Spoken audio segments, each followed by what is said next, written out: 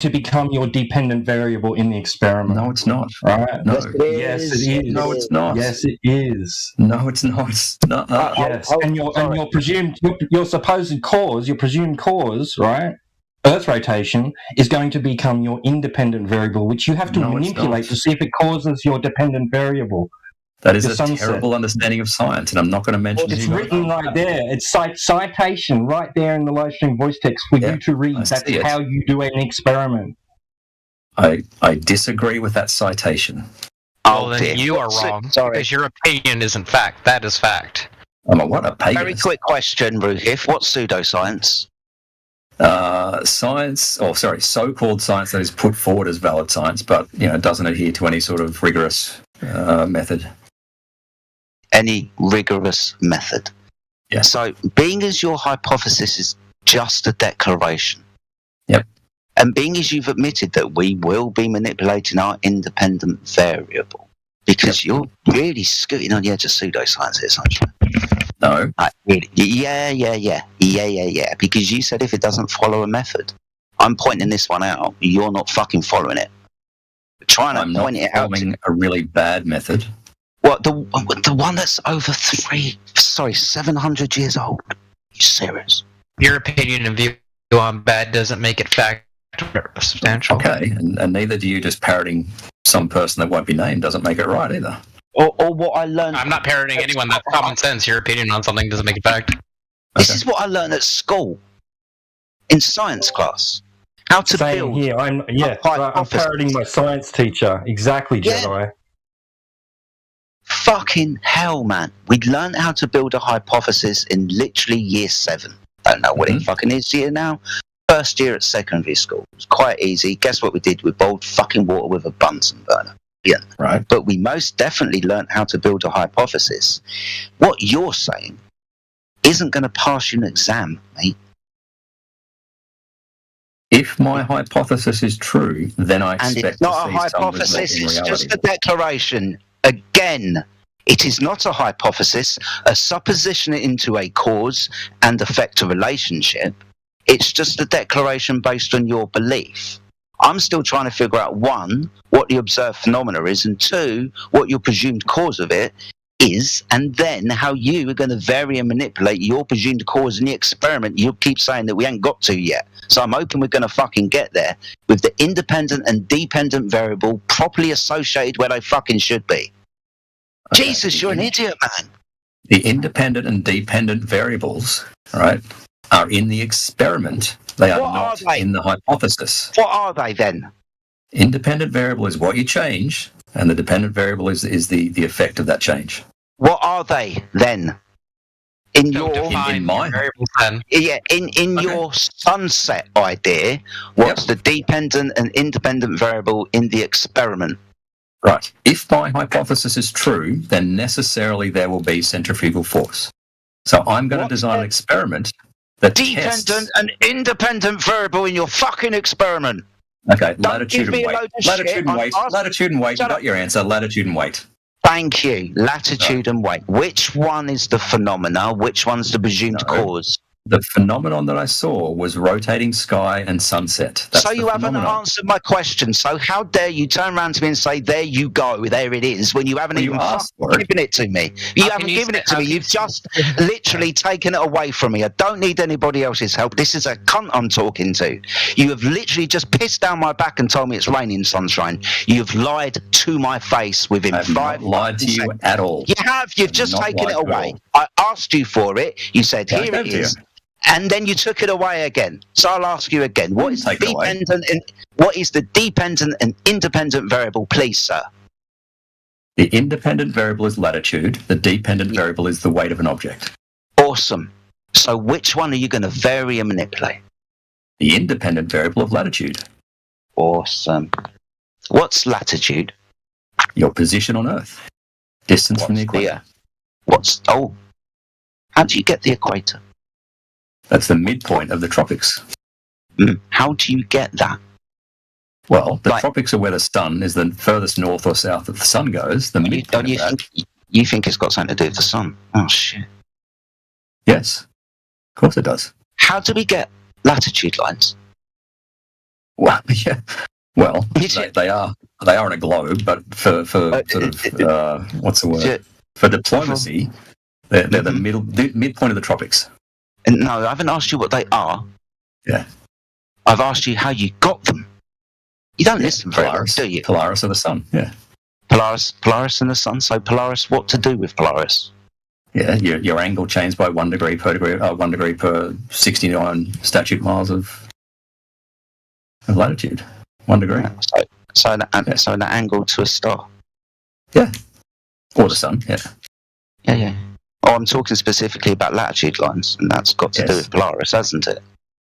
Well, so you'll understand that to get latitude lines, that's elevation angles to Polaris, right? Right. Which requires the Earth to be level, because I said the word angle. No, it doesn't. Oh, shit. You think we can't get an elevation angle on a globe? Do you honestly believe that? How did you get your latitude lines? Yeah, from angles to the sun or stars, yeah. Not to Polaris. Sure, Polaris is fine. How do you get an angle on a curved surface? Yeah, you hang a plumb bob. Mm-hmm. Yeah. Make something perpendicular to it. That's one direction. And then the other direction is the direction of the star. Awesome stuff. Underneath the star, what's that called? The GP. Awesome. And what's the angle underneath the star? Between what 3 points? Between the floor and the straight line. Because you only need 2 lines. The one down from the star. Right, so from the star to the GP, right? And what's the other line? The floor. Right, but the floor is curved, so what straight line? Ah.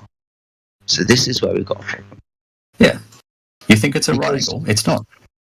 But it is within celestial navigation. Pretty much every single... Hold on. Pretty much every single depiction, it's a picture, drawing, with crayons for you, shows a box underneath the GP of a star. You know what a box represents, don't you? A square. You know what that represents? That represents 90 degrees, doesn't it? Doesn't it? Right, so the cherry-picked drawings you've seen... No, doesn't it? Not cherry-picked. This is how you do celestial navigation. We'll go round this again. Underneath the GP, you've got a 90-degree angle, haven't you? If you're going to say no, I'm just going to kick you out because you're lying. It's not 90 degrees at the GP to the observer. You can kick me out. I really need a citation for that, mate. Because you understand that every star's got a GP of 90 degrees, right? Again, it's not 90 degrees at the GP. I have done celestial navigation. You have not. Yes, I have. So underneath the star, there is not 90 degrees, right? How do you get your angle, mate?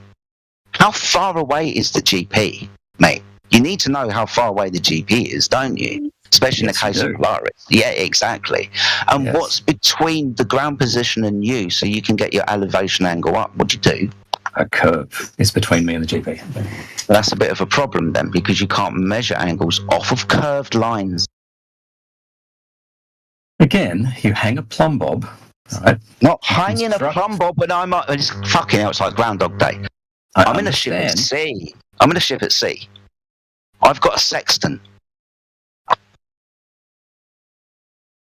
Okay, you're at sea. Plumb bobs at sea, bro. Yeah, we're going to be using a sextant in this instance, okay, Ruby? Okay, I'm getting pretty tired of just being muted 3 seconds in for nothing. So we're at sea. We're using a sextant. All right. We know because the Earth is a globe and our height above the water, what the angle will be between horizontal. They didn't know this 400 years ago. Yes, they did. No, they didn't. Okay. Yes, they did. Mute me and I'll go. Did they use sticks and shadows too? Did they use sticks and shadows out at sea? Yeah. Do they have a nautical sticks and shadow kit? Yes. Timbo. Is he from your country? I'm really sorry, man. I'm so sorry. It seems to be going around in circles, and we need this 90-degree angle I mean, we need this not 90-degree angle. Where's that? I just don't know. I just don't know. I apologise again. I will not be lied to. I won't be lied to in front of people, and I'm definitely not going to fucking miss it. He gives me stuff and he takes it away from me. He's an slimy cunt. Independent variable, dependent variable, and then stars, sun, moon spinning overhead. Just God's sake. You made a claim that Snell's law is built upon experimentation. We all agree it's built upon experimentation Right. with two different mediums. Can you give me experimentation of a singular medium? All right, Snell's law comes from Fermat's principle. It is derived from Fermat's principle. That's correct. Can you Right. give Okay, me so you accept Fermat's principle then, correct? Do you two accept Fermat's mediums? principle or not? You need two mediums. You need two mediums to invoke Snell's law. Do you Or agree? a gradient. Or a gradient. Okay, then show me Snell's an law experiment is a of that. special Show me an case of experiment. Fermat's principle. Why can't you show me an experiment of that? Oh, I can show you the mathematics of it. It's just Let me ask you a question. Since there's this refraction going on all the time, 24 hours a day, 7 days a week, is the horizon physical or optical? The horizon that we see. Depends. Depends. What's it depend on? It depends on the variables that you're leaving out. So you don't realize what question you just asked. You just asked you a basic. Yes, I did. If there's a very low refractive day, it's going to be pretty much geometric.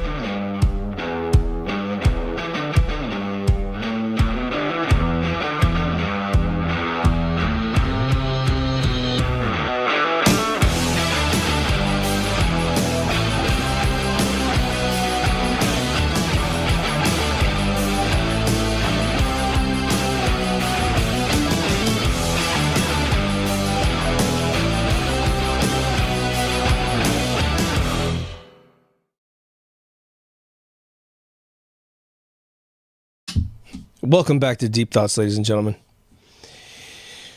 We're back at the lounge here, so I figured this is a good place to record, if any.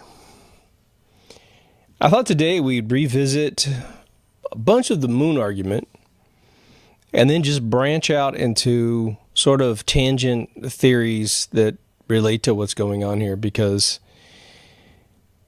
you know, I know that you guys experience this too, where you get on a particular conspiracy and it's interesting to you, so you break it down. You go for it.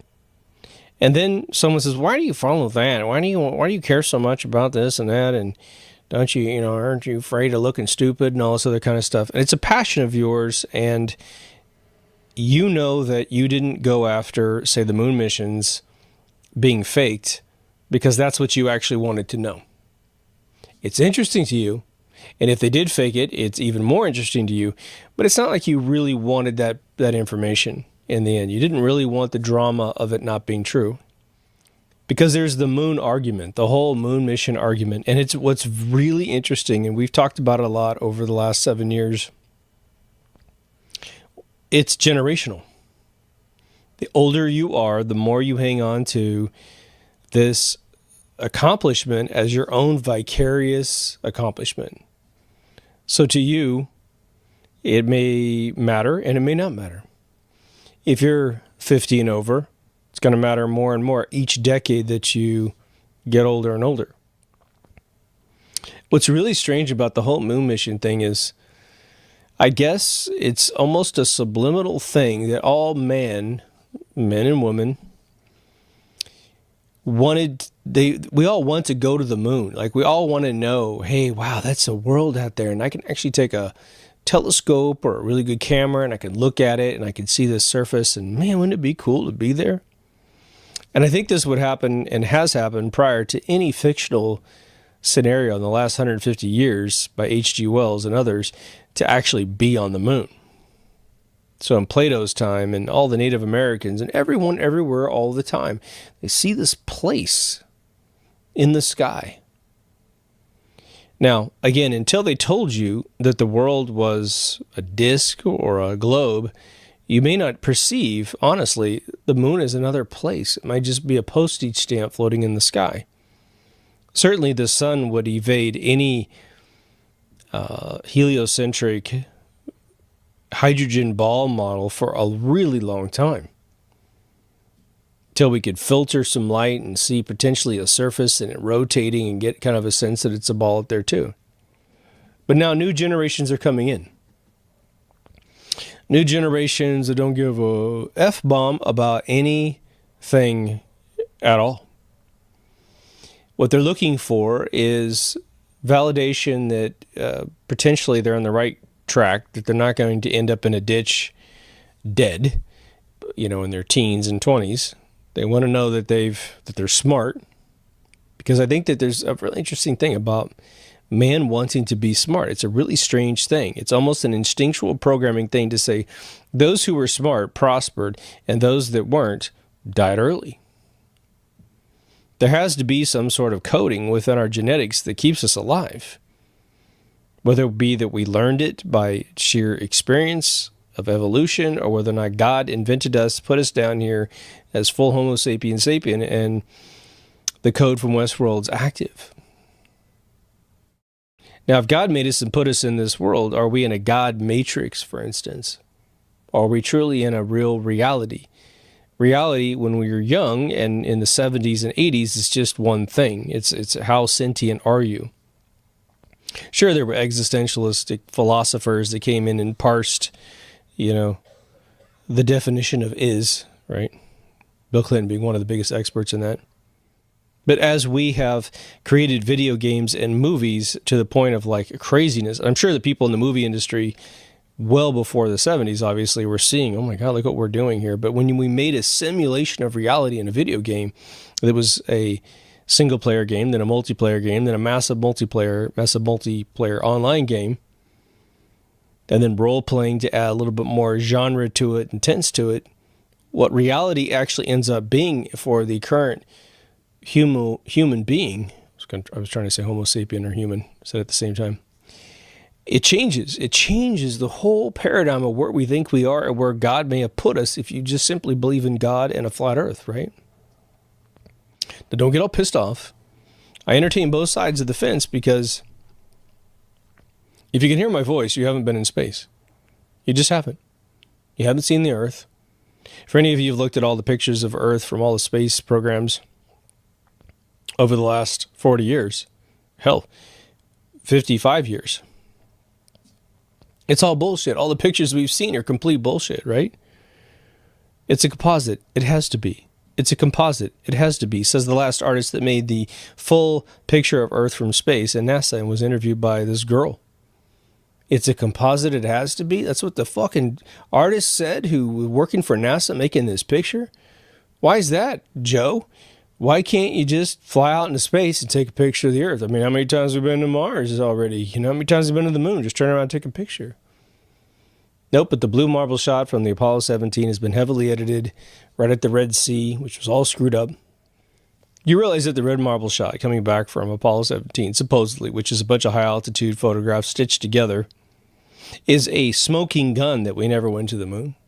That's all you need. You don't need anything else. There are hundreds of examples of why we didn't go, but all you need is that one. Isn't that phenomenal? They messed up the Red Sea. It's all ziggly-zaggly.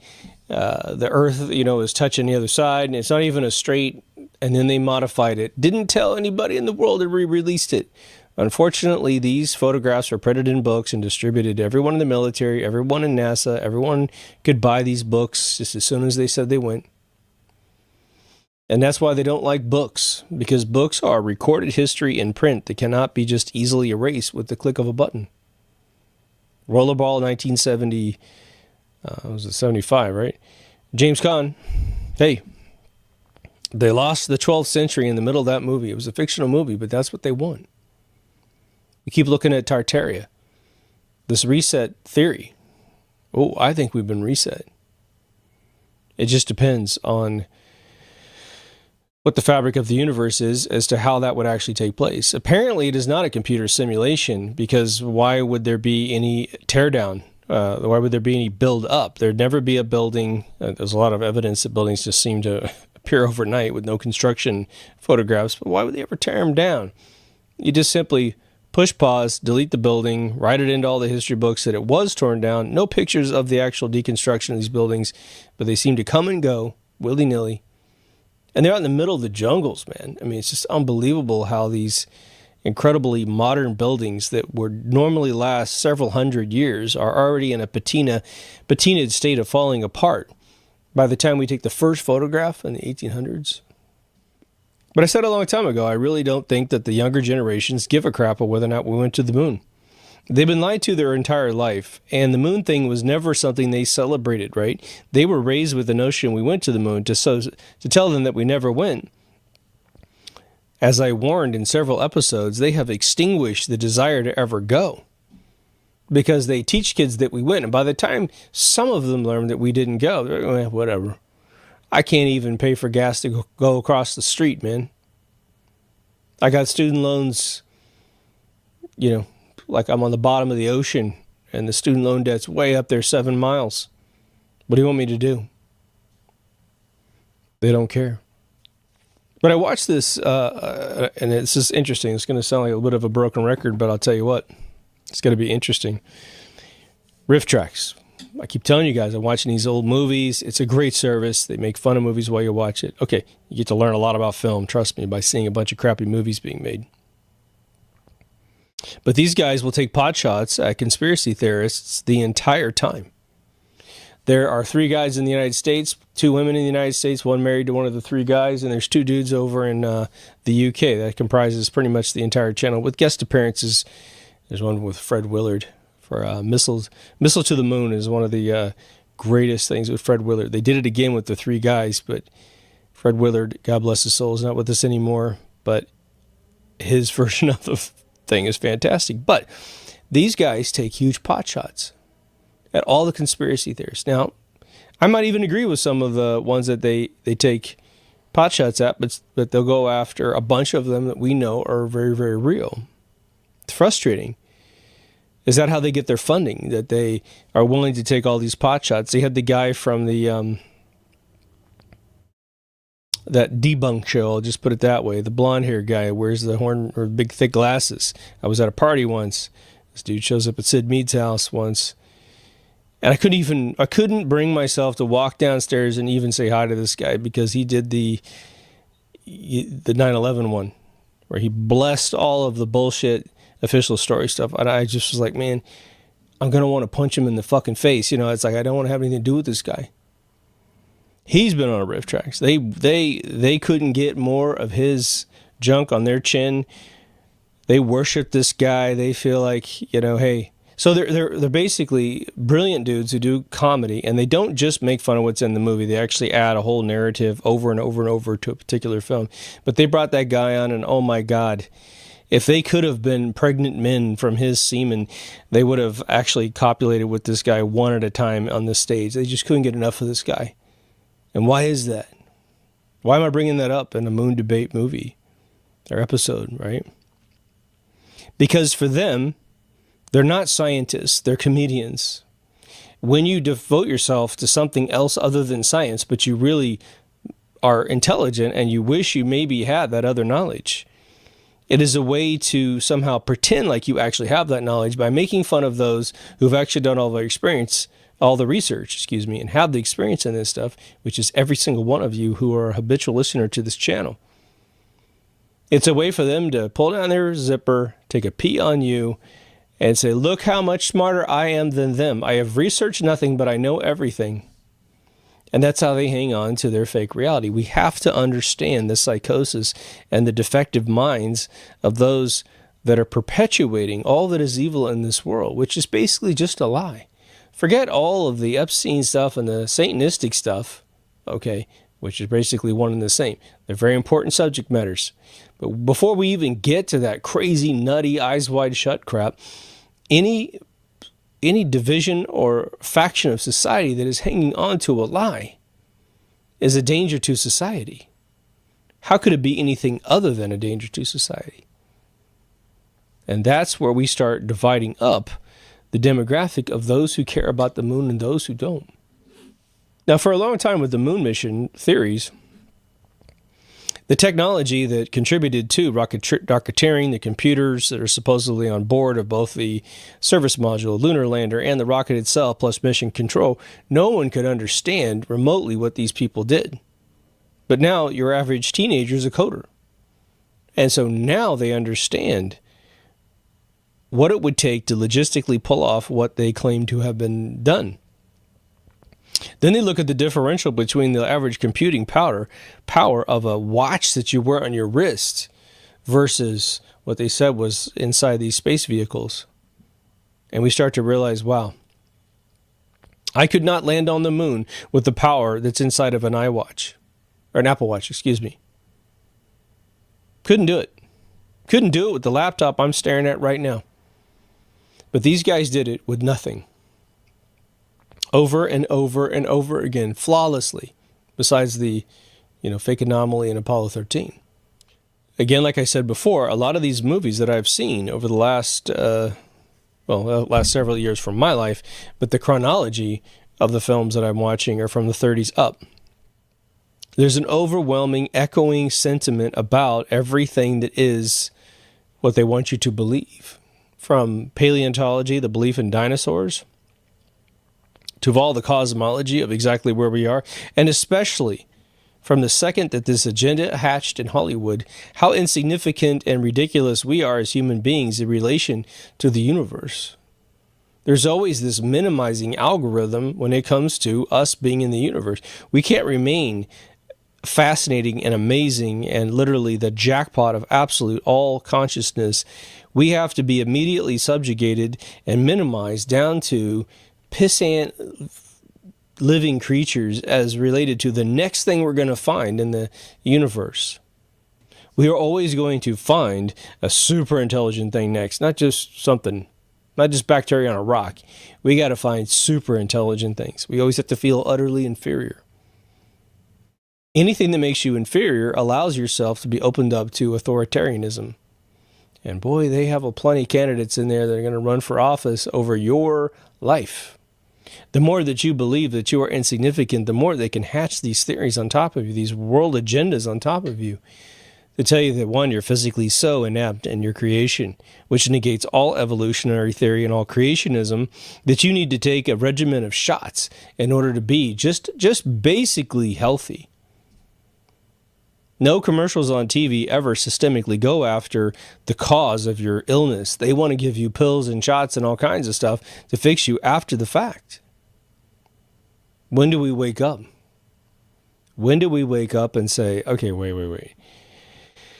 Yeah, you told us that cigarettes were super good for us in the 20th century, 1900s, and we're done. We're done with that bunch of bullshit. You snuck a bunch of GMO foods into our food supply, thus all the fertility clinics blow up because no one can have any kids because these GMO foods are terminated in their gene sequence, thus terminating the gene sequence in human beings.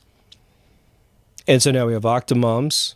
Then our guts get so damaged in the 21st century, they launch probiotics so we can basically mask the horrible effect of what they've done to our food supply. No one's planning any change, and no one's making any change. The only thing you could possibly do as an individual is take your family to an organic grocery store and say, if it doesn't have this little label on it, then don't buy it.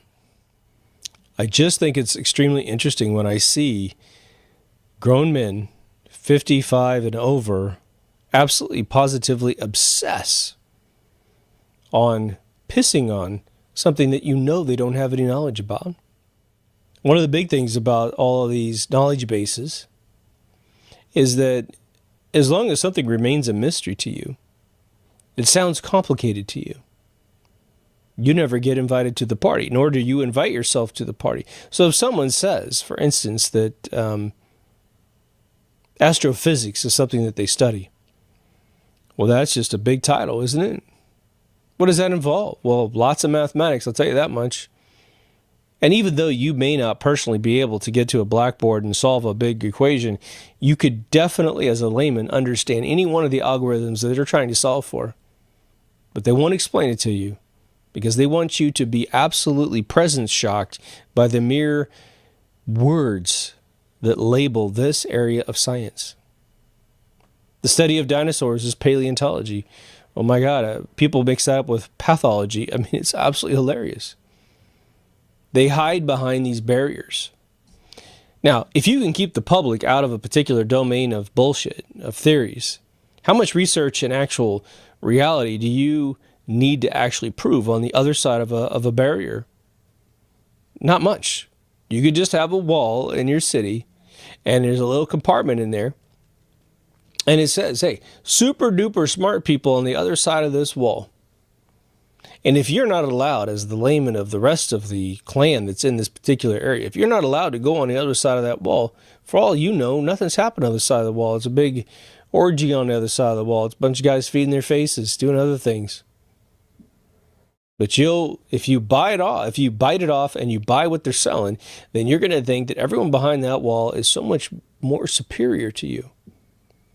If they come up with a few clever little sayings to get you confused, then you'll be like, okay, I'm going to try this out. I'm going to go on the other side of that wall and I'm going to prove that I'm as smart as them. And then they ask you something, some little riddle that's on a popsicle stick, and you just don't happen to know the answer to it. See, you're stupid. Go back on the other side of your wall, peasant, sheep, cattle, and mind your own business. A friend of mine sent me a video, and it's a video I posted on the Facebook page. It has to do with an Indian guru that tells a story about Carnegie, the famous Carnegie, the super successful Carnegie. He got so successful so quickly, he made so much money that the Senate apparently pulled him in and questioned him about his entire business dealings. And they basically told themselves, we're going to find the scam of how this guy got so rich so fast. But they found out that he was completely legit. And then they asked him, they said, well, how did you amass so much money so quickly? And he said one thing. He goes, because I can concentrate on one thing for 5 minutes or more. That's how focused I am. And of course, the Senate laughs, thinking he's telling them some riddle. And so he conducts a test with the Senate to prove to them that not a single person in that building could concentrate on anything for 5 minutes or more. Ironically, when I told the story to a friend, the friend diverted within 20 seconds to run off to some other theory without listening to the rest of the story. And I said, isn't it funny? I'm telling you a story about a guy that was able to focus more than 5 minutes. And in telling you this story, you couldn't listen to me for more than 20 seconds. Isn't that interesting? And of course, this person's a host, so they just kind of go, doesn't look like anything to me, right? Going back out to a Klaus Schwab agenda.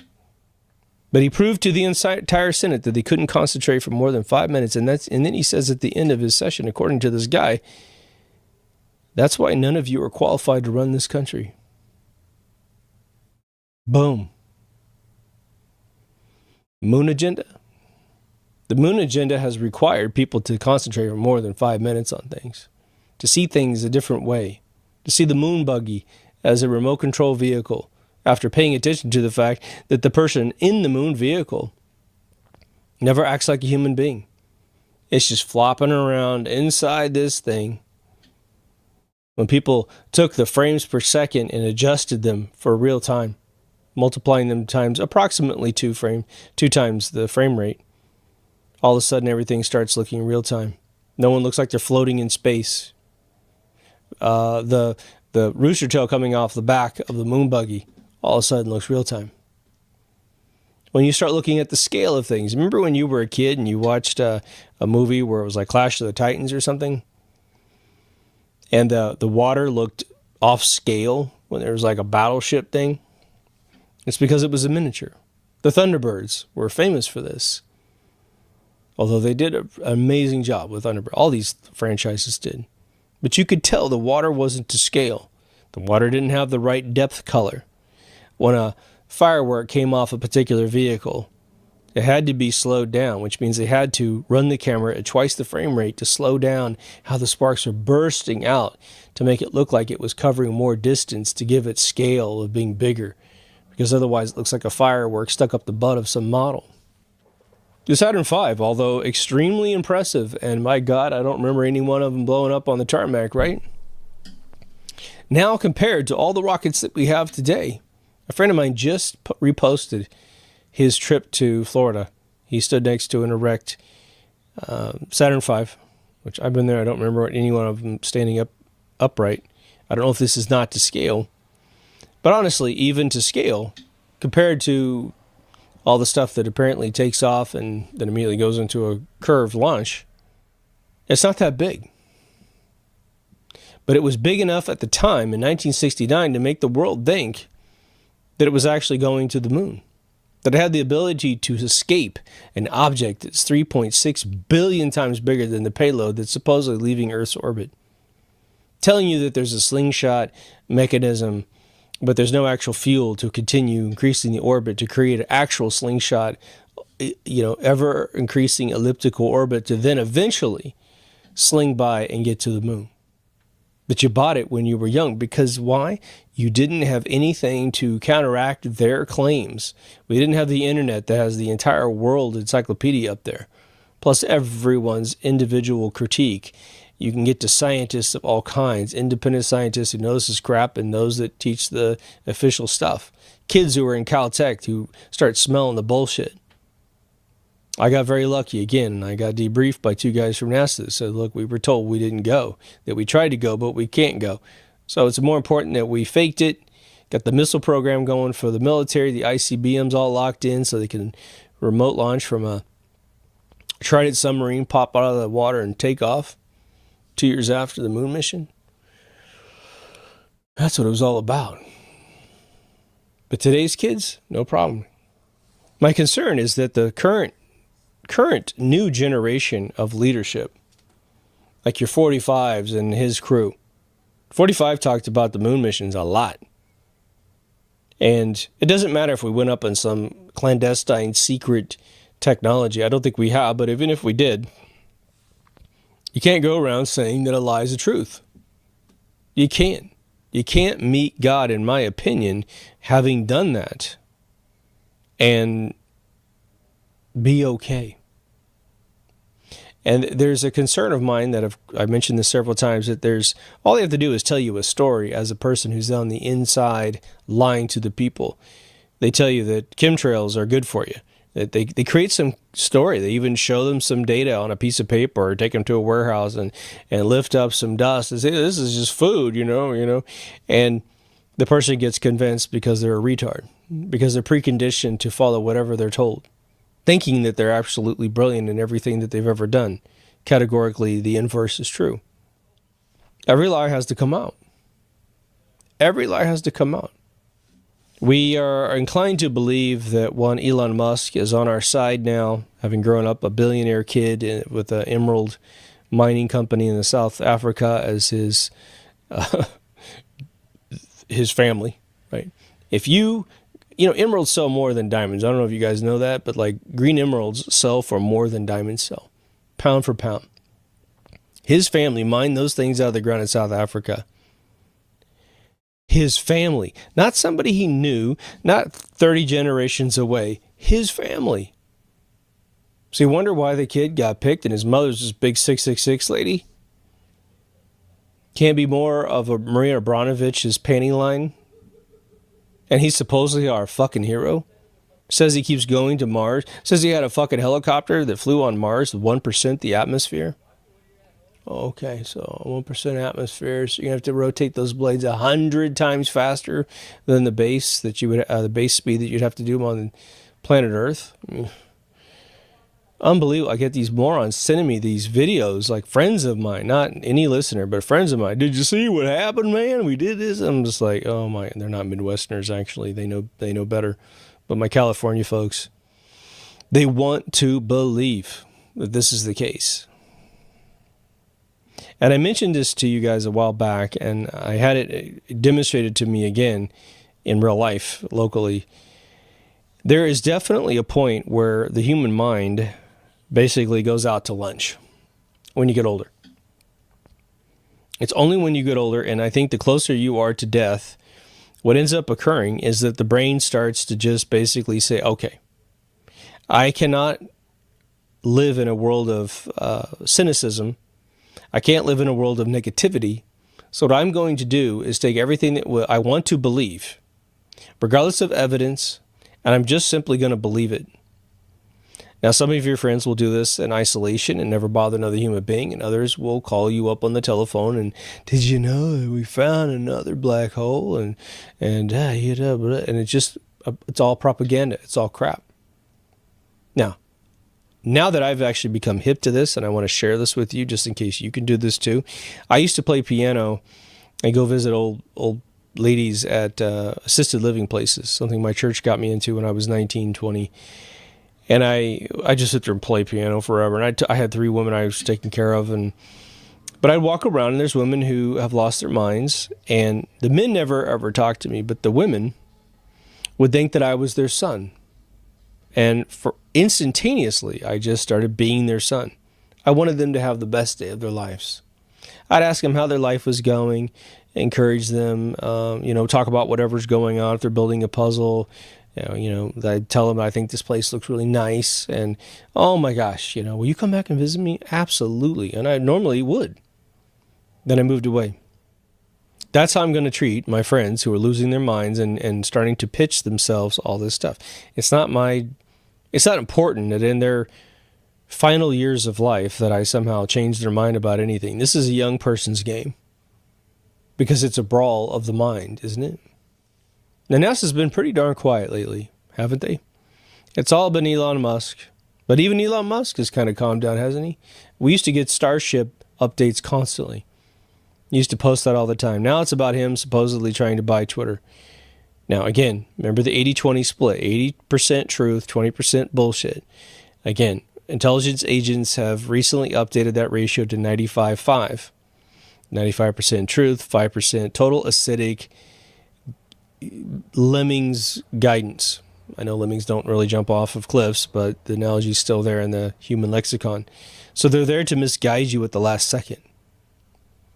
Now, there's a bunch of rumors that say, maybe Elon is trying to escape his captors, Well, as long as he goes to a ball with his mother and his mother's in there going, Maria Abramovich, she's my bitch, you know. Sorry, he doesn't get to come into my club. That's all I got to tell you.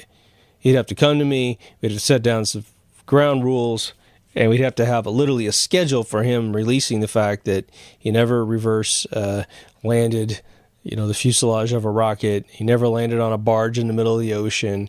He never put a roadster in space. He's never been to Mars. I mean, all that's going to have to be in the schedule, and I need to see the first item drop before I'm going to believe his heart is in the right place.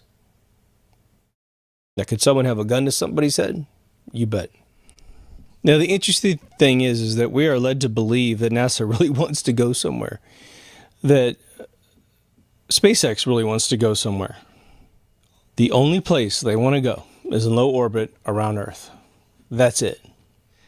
As I said before in several episodes, there's an effort from them to convince you that nothing can go in low orbit. That is developing a Kaiser Sose algorithm in your mind. Well, there can't be anything up there in space because space don't exist. Says the person who is going to have no capability of conceiving why they've lost their mind here on Earth. Yes, there are cellular communication technology that is sitting around as an absolute ultimate threat to humanity. People come to me all the time, do you think that this stuff is actually affecting our health? Hell yes, I think it's affecting our health. For a very, very long time it's been affecting our health, but no more than right now, for sure. Just in its natural operational capacity. But what you got to understand is the second that 45 or the 17 dude tries to do something, they're just going to go click. All this shit's going to go 1,000,000x broadcasting strength. And people are going to drop like flies. If they want to. NASA ain't trying to go anywhere but to serve the communication needs of, I think, the hidden powers of the world.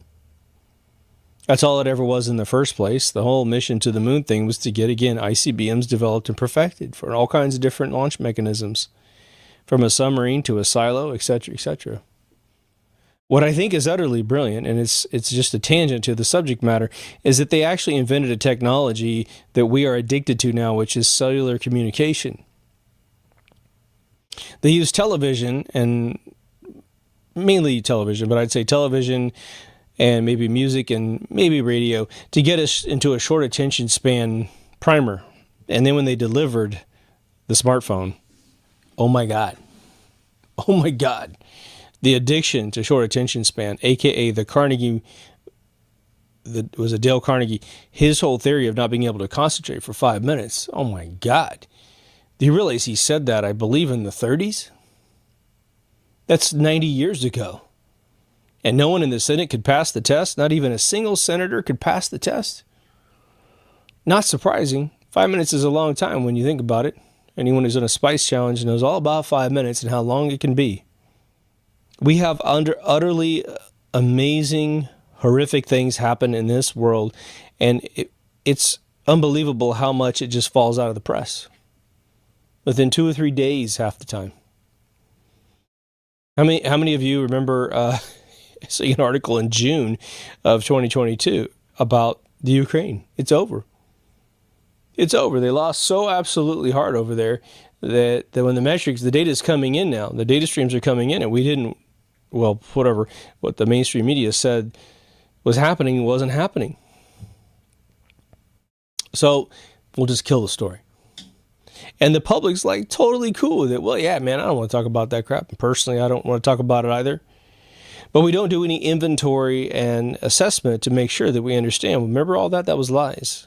The reason why the story died is because it was all lies. And now they don't have to cough up the truth because they just kill the story out of your head. I was talking to a new friend of mine yesterday. We're involved in a business situation. But we got on the thing about premonitions and having either premonition dreams or premonition moments in time. She had an out-of-body experience right before 9/11. She said that this elderly sort of ancestor of hers came to her the night before 9/11 and said, something bad's about to happen. You don't have to stay if you don't want to. I can take you with me right now if you don't want to be here. And she said, you know, just instinctively, being in a dream state, not being completely conscious, okay, I'll go with you. And so immediately she said, I started feeling my soul lift out of my body. And she just had a son. And so she's like, whoa, I didn't mean like, okay, I didn't understand exactly what you meant. She went back down to her body, woke up the next day, and boom, 9/11 happens. I had the premonition of something horrible happening the next day. I saw planes at my ceiling, you know, and next day was 9/11. Could be that we're all getting messages from our ancestors, but it also could be that some of this low atmospheric technology that some people don't want to believe and to run around the internet chastising everybody who believes in it, they've created the 13th floor, the mezzanine floor that doesn't exist in the building, but it really does exist, and it's where all the evil occurs, right? And so maybe at that level, they're broadcasting down to the world, something bad's going to happen, and you're going to be okay. Something bad's going to happen. So when it happens the next day, we get the trauma that they need to program our minds with who did it and who done it and what's going to happen as a result of it. Maybe I was fully conscious when mine happened. I mean, fully conscious, not even remotely in a tired state, but maybe that's how it happens, you know? The mind manufactures an illusion based on the empirical data that's coming in. Maybe it's actually some of my theories about bubbling time, that, you know, as you start entering a bubble of a moment of time, you start seeing the echoes coming into the past, as well as obviously the trauma that corresponds after. The moon argument is just super interesting, isn't it? There's been a sort of a mental settling that I think has occurred in the last 24 months, as per everything I've seen online. There's a fantastic group that I believe Tim, our moderator on Facebook, he got me into it. It is probably one of the best moon conspiracy channels on Facebook I've ever seen in my life. They debut new stuff I've never seen quite frequently. But it all comes down to one thing. Wasn't it obvious that we didn't go? When you looked at the lunar module that landed on the moon, wasn't it obvious that that hunk of shit was not capable of protecting anyone inside? That it was merely built to look sort of scientific, atypical to any prop in a science fiction movie or sci-fi movie? So then it starts taking on a more literal belief system. And of course, you want to believe back in the day that it was true. And so they gave you everything you needed to believe it. I don't blame anybody who is, I'd say, 7, 8, 9 years or older seeing that on television and believing that it actually occurred. I don't blame anybody. It still convinces people to this day, even though we have massive special effects, right? But there was a definite shift that was very quick in Hollywood, and I mean very quick, and it simply got more and more every decade that went by, exponentially more, where they were trying to force these paradigms of scientific theory on the audience. What's interesting about it is if you look at the old Buck Rogers movies from the 30s, where space is basically the sky, as clouds all the way up there as far as you can go, you know, and they always have like these sparklers coming out of the back of the vehicles. If you really go back and watch one of those, and they're a little hard to watch, they're actually in sort of a medieval space. It's interesting. It's beautiful. I mean, hats off to these folks just blazing a trail for science fiction back in those days. They don't care if you believe the Earth is round or whatever, how a space agency is going to do something, how human beings are smart or not smart. They're just all about drama. They took a bunch of medieval classic novels and recreated them in a space setting. King Arthur became Buck Rogers. It's actually very clinical and very beautiful. You get into the 40s, you're getting a little closer to something, but there seems to be, almost because of the war, I think, sort of a recession in science fiction content in the 40s. But boy, by the 50s, oh my gosh, you got The Day the Earth Stood Still, Forbidden Planet, all the B movies, Plan 9. It's off the chain how much was going on. And then if you listen to the scripts, that's what's super duper important. You have to listen to the scripts and exactly how something is said. They don't only debut new theories, but they explain them at nausea in true exhibition format, which you're not supposed to do in films. And then it's always in a condescending manner to some other character within the film, which is always vicariously you, the viewer, especially back in the time. Don't you know this? Don't you know that?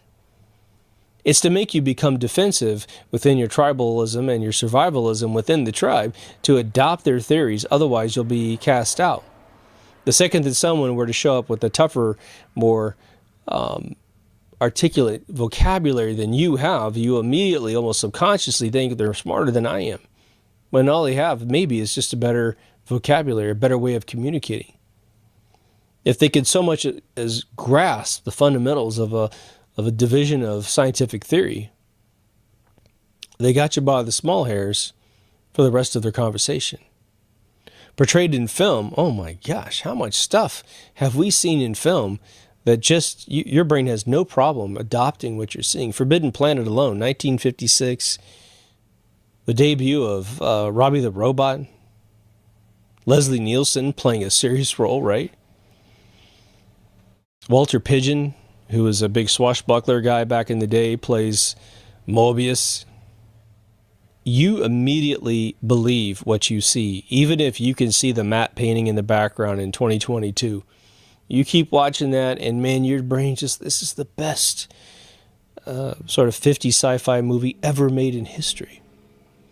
Forbidden Planet is the crown jewel of the 50s science fiction realm, or I should say, yeah, it's pretty science fiction-y versus sci-fi. And then 2001: A Space Odyssey in 1968 is the massive upgrade 12 years later. What I really appreciate about 2001 is they don't do any of this agenda crap. There was a little bit of an agenda in Dr. Strangelove with making fun of people who believe that fluoride was bad for you, among other things.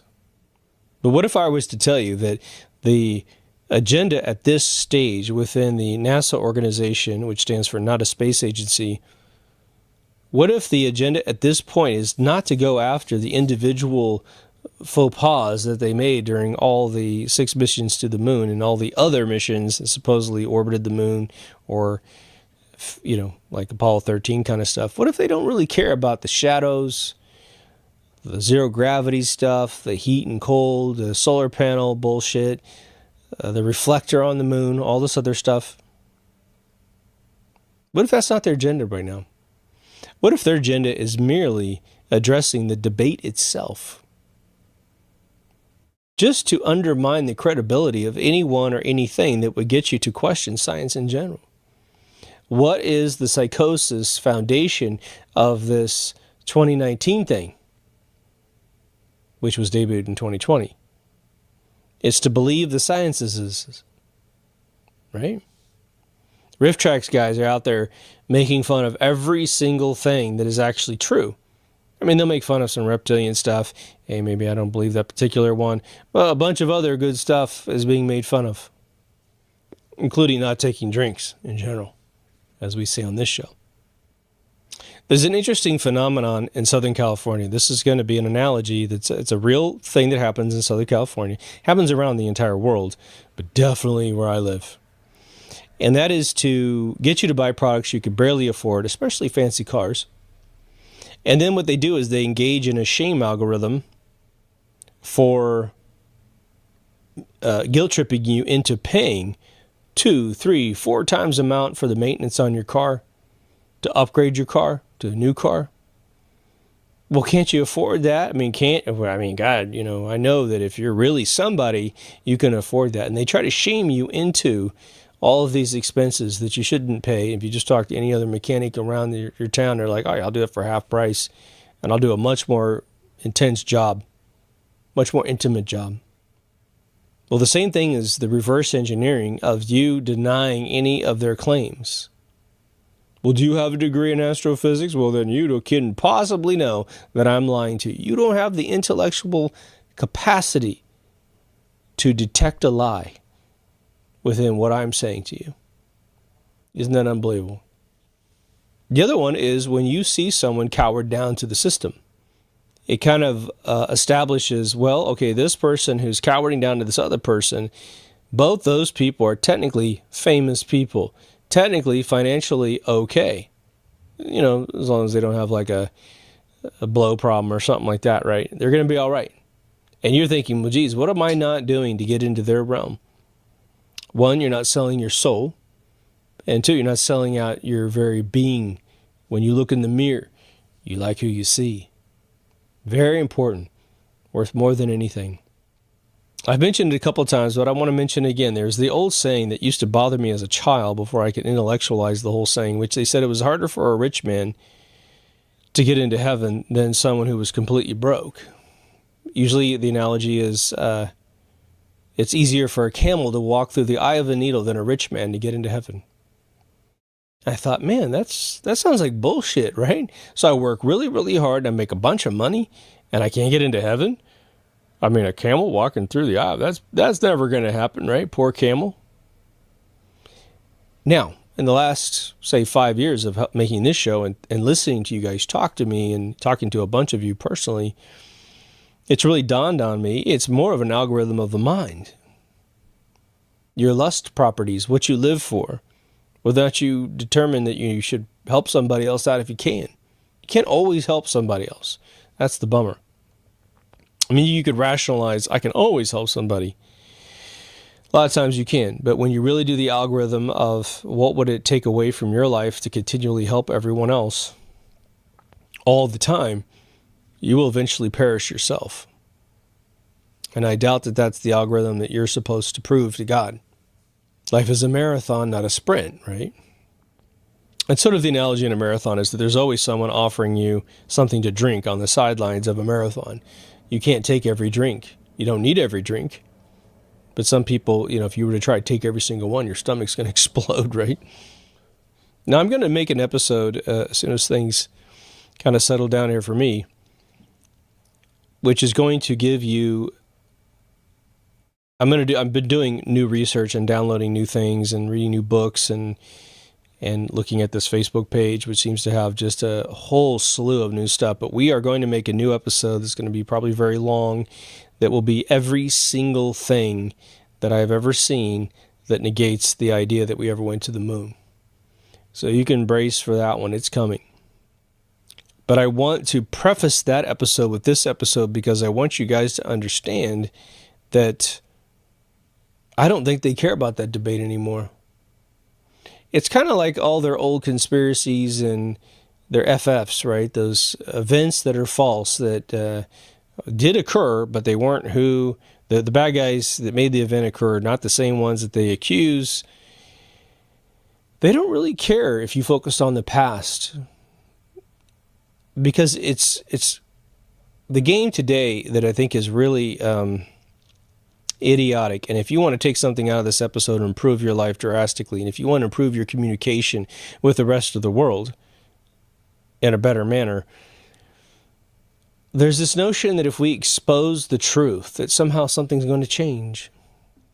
And I think there's no excuse, I should say, that we understand that's bullshit. I got family members of mine, not that many, but at least a couple, that if I showed them video of the most heinous acts on planet Earth, let's just say I showed them 20 videos of one person who's their hero, a political hero, someone who works for one of the political heroes, conducting the most egregious crimes against humanity, where it's a crime so bad that there's not a sect in the world that doesn't go, oh, that's pretty fucked up, right? These two people in my family will write some blank check to that person claiming a deep fake, which they don't even understand the concept of it, or something else. They will absolutely expunge their record immediately. Because if I don't, they're going to walk into their backyard and take their hemlock kits and kill themselves. And they don't have the courage to do the hemlock. So they're going to continue being Satan's little minion. They're going to be on the menu of Satan, being a menu, making sure that all of this deception continues and continues and continues, right? So exposing the truth is really for us. Yes, you can onboard people. The only thing I could possibly agree to as an effective model for our future moving forward is everyone to get out there, take whatever. That's why I love the moon missions, because it's sort of an easy start, because it didn't. Gus Grissom and the other two guys didn't make it, and I'm sure there's tons of other kind of JFK disappearance kind of situations, but overall it's a fairly clean one to onboard to somebody. It is a gateway drug to everything else that's out there, to show them, and maybe, just maybe, it trickles up to current day situations. But you will find that everyone has their little barriers. And I mean, it is unbelievable. I will talk to people all the time because I have locals that know I do this show, and they're all plugged in. But I'll get to one subject matter and they can't cross that barrier. I'll tell them fact after fact after fact of what we know to be true, show them photographs of things, and they'll even look at the photographs and go, oh my God, I had no idea. I'll show Blondie cutting up a cake of her own body and holding up the heart in front of, Will Ferrell and John Legend and Gwen Stefani and Hugh Jackman and all these people at this satanic party. And, oh, that's bad. But they're just like, I'm not going any further than right now. That's it. Maybe they do later on, but I doubt it. I see these people over and over again over the course of months. There's no progress. They go right back into their little kind of blissful ignorance. All right. Not everybody fights a war, that's for sure. It'll be an interesting conversation with God, in my opinion. But I wanted to kind of talk about one of the enabling things that I think onboards people to the dark side. As I said previously in this episode, they tell you a story at some point about any one topic that they know that they're doing something bad. Spraying a bunch of chemicals in the sky. They must tell people who help that process out, who have the temerity to ask a question about, well, this is pretty fucked up. What are we doing here? It's all good. It's all good.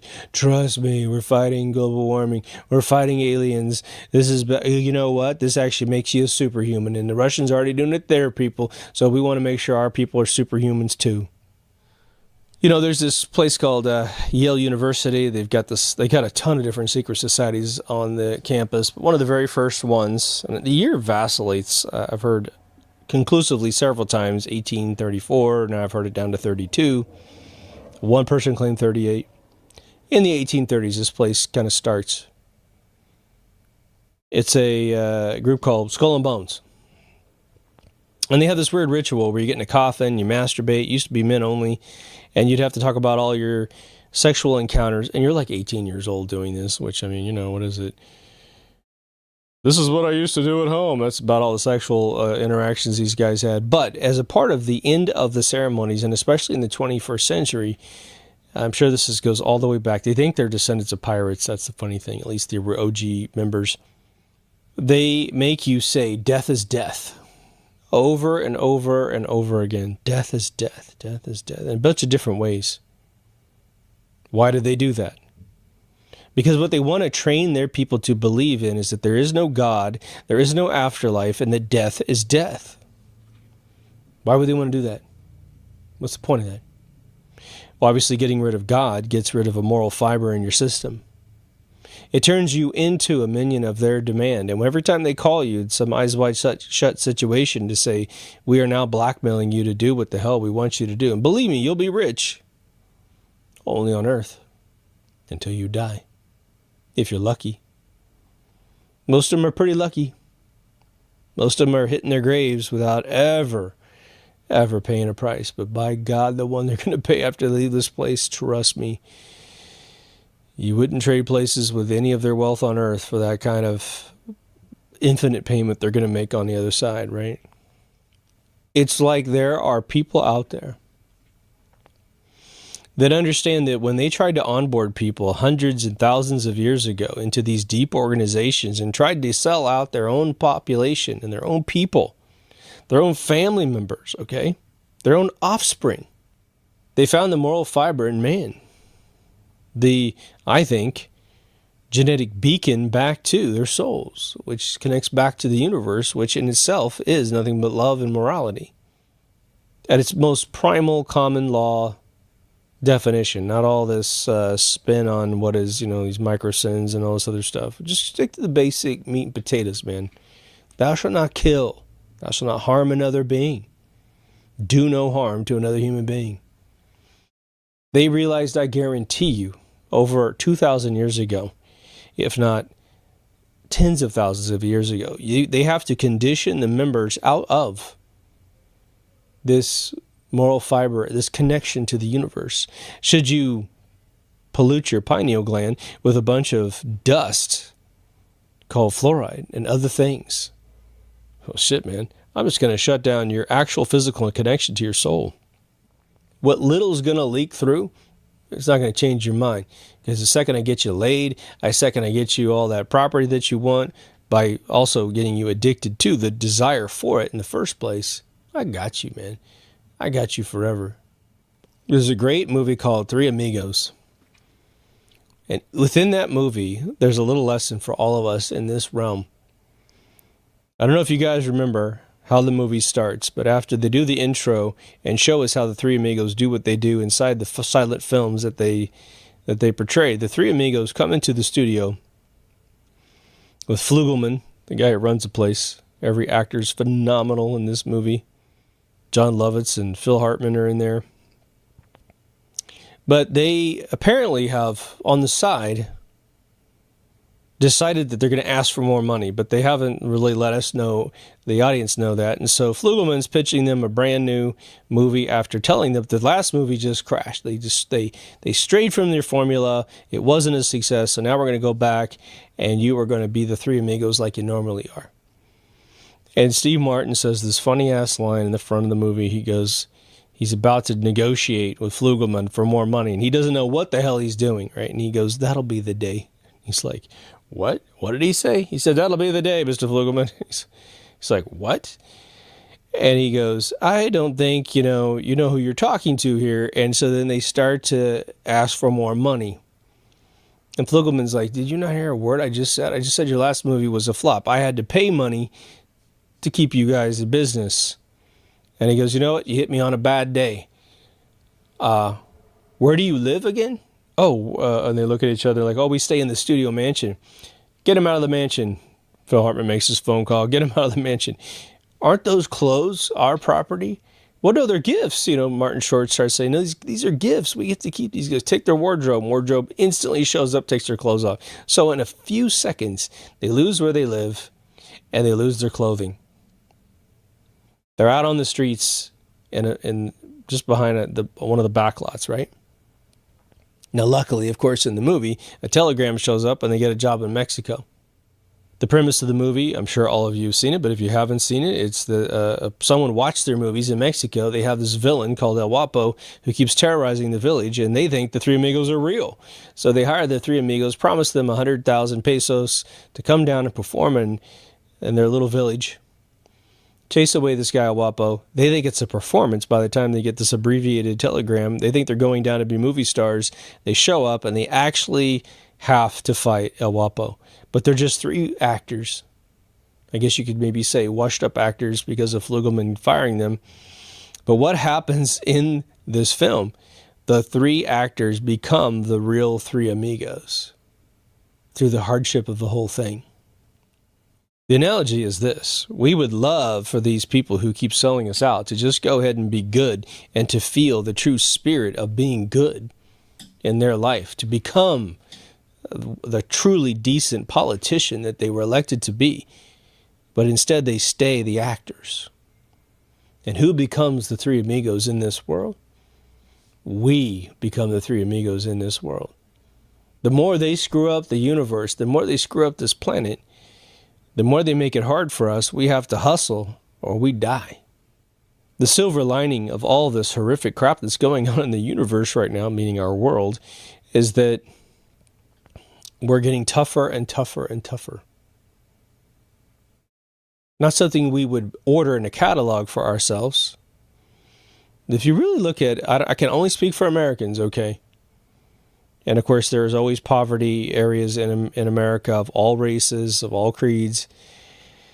But the most affluent areas of this country have definitely spent 3 decades inside opulence of ridiculousness, engaging in purchasing things they do not need. How do you think we have hoarders? I mean, is a hoarder a society that is balanced, or a society that is providing too much to crazy people who have stacks of brand new items up to the ceilings in their houses, to the point they just have about an 18-inch corridor to get to the bathroom, to get to the kitchen, living in complete fire hazards of toxicity? It's because this country gained too much too quickly with no education about how to maintain a normal, balanced life. One of the things RiffTrax does is they make fun of shorts.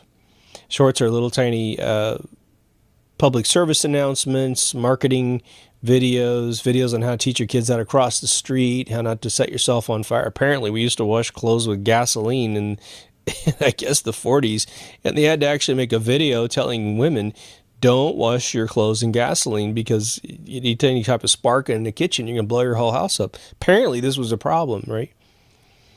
But what I think was interesting, there was a point in the 50s, the Leave It to Beaver sort of era, where women were watching these videos, I mean, men too, but it was aimed at women to show them the kitchen of tomorrow. You know, washers and dryers were a big deal. The way an oven worked was a big deal. Having a timer on an oven was just like space-age technology. Those were good progressions in technology, good improvements in the way that we were running our world. But today it's like your 10-year-old comes to you and says, I deserve a $1,000 telephone with a $60 a month plan. Plus I deserve that $1,000 PlayStation 5, plus $80 video games. I need to have at least 50 games. I have to have the best clothing. By the way, I want the earbuds. Oh, I lost my earbuds. Can I get new earbuds? Oh, I found my old earbuds. I'll just give them to my friend. I deserve a brand new car the second I can drive. This is where America, I can say, unequivocally lost its way. The parents don't help because the parents are looking at the guy down the street. Man, I always thought that the Jones Me thing sort of died in the 80s when the British series came out called Keeping Up Appearances. I thought that had actually externalized the lunacy of the algorithm of neighbors copying neighbors. He's got an RV, I need an RV. He's got a golf cart, I need a golf cart. Jet skis, fancy car, blah, blah, blah, pool in the backyard, whatever. No. In my world, in Southern California, and I've heard this the same way in the Midwest, it's still completely off the chain. This country, without major change, the world is going into a depression, higher and bigger and better and faster than the depression in the 1930s. And people are still blowing money like it's falling out of the fucking sky, man. Think about that moon mission. Think about the sentient thought process that needs to take place to identify the fact that it didn't occur, to study facts, to have even 5 minutes of thought to focus on the fact that anything is wrong in your world at all. People who are new to this show, and I haven't had this in a really long time, which just kind of makes me happy, they say, oh, why don't you make like 5-minute versions of your show? Dude, you really need to make like 15-minute versions of your show. And I said, look, man, did you watch an episode? Yeah. Did you like it? Oh, totally, man. I was just totally zoned out to it. It was cool. And I was like, okay, what the hell would make it better if I made it 5 minutes, man? What kind of theory could I drop on you in 5 minutes? 15 minutes? Half an hour? We'd just be getting to the good part, and I'd be done. All because you have a short attention span? What are we trying to do on this show? Rebuild society from the bottom up. I've been saying that since 2015. Big part of it is critical thinking. And I think indirectly, I didn't even realize this was my byproduct, which is to have an attention span. I just assume you did, and most of you do. I mean, anyone who watches the show all the time, you have an attention span. Your mind is doing great. We may not even agree on theories, but it doesn't matter. We could sit down and smoke a stick, and boom, we would have the best conversation on planet Earth. Somehow, one of us has to invent a teleporter so that we can all do that. But I'll tell you, there's a sort of a paradigm shift that I have personally experienced that I've shared with you this several times in little tidbits. And I think I've had some epiphanies on how I've been perceiving this whole thing. So I want to share it all in one batch for you, just in case you're on a similar journey that I'm on. which is that we, as I always say, we grow up the pinball and the pinball machine. We're not controlling the flippers, the bumpers, the kickers, the magnetrons. We're just being pushed around this pinball machine. And at some point, arbitrarily, in the age of each one of us, we start to realize that we're actually a pinball. We start to realize that there are kickers, bumpers, and flippers. And so we pull the brake on this whole thing. And we say, you know what? I don't think I'm going to let you control me anymore. Some areas I don't mind. Some areas, like I want to go on an amusement park and they just entertain me, man. That's, I want to go to Vegas, just entertain me. You're releasing your control, but you still took yourself there. And you still are sentient to when you want to get off the ride, sort of thing, and not ride any more rides. But what I have figured out, I don't know if I want to keep this analogy rolling, but what I have figured out for me personally is my perception of reality itself is so different. And it has to do with many of your comments on YouTube, many of your comments on Facebook. Again, I'm moving over to Truth Social. Just go to Deep Thoughts Radio on Truth Social. You'll find me there. I'm on Rumble. Still just kind of rumbling a rumble. I'm not sure that this reality that I keep trying to parse, I keep trying to make sense of the moon missions, which exist 100% within the sort of off-the-shelf reality that I was born to believe really exists in my life. I'm starting to look at the whole thing going, maybe it's not even remotely what I think it is, right? I can't shake the fact that, and you guys recently heard me say this, that the moon is a burned out sun. It is an ash object in space. It is spherical. You can see the perspective foreshortening around the craters, but they're not craters created from meteorites. They're craters created from volcanic pops because it used to be on fire. It used to boil. If I needed you and challenged you to find a substance here on Earth that looks like the moon, you'd have to go to a fireplace. That's where you're going to find it. Around a volcano, perhaps, maybe oxidized volcanic ash, maybe, is going to look like the stuff that the moon seems to be blatantly made out of, right? But you're not allowed to say that. Well, if that thing is some construct, and if Plato's talk about the time before the moon, where his elders never saw the moon, apparently Native Americans, according to one of your comments, also had no knowledge of the moon for a long time and said it suddenly appeared. There's a book called Who Invented the Moon, man. Now, do I believe David Icke's thing about it being in a space station? No, I don't. Do I believe John Lear that we have space bases all over, alien space bases all over it? I don't. I could believe that, but I'm going to need a whole bag of different information. How does the moon perfectly eclipse the sun? I apparently just found out recently that, I think it was Robert Heinlein, he also said that the moon cannot just be some arbitrary rock in space. It has definitely been placed there. It is that size for a particular reason, which is actually fascinating because the idea is that the sun would be, if any of this is true, the sun is literally built to be a specific diameter with a specific heat. It is absolutely perfect for photosynthesis inside our plant life and also keeping everything with a heart pumping.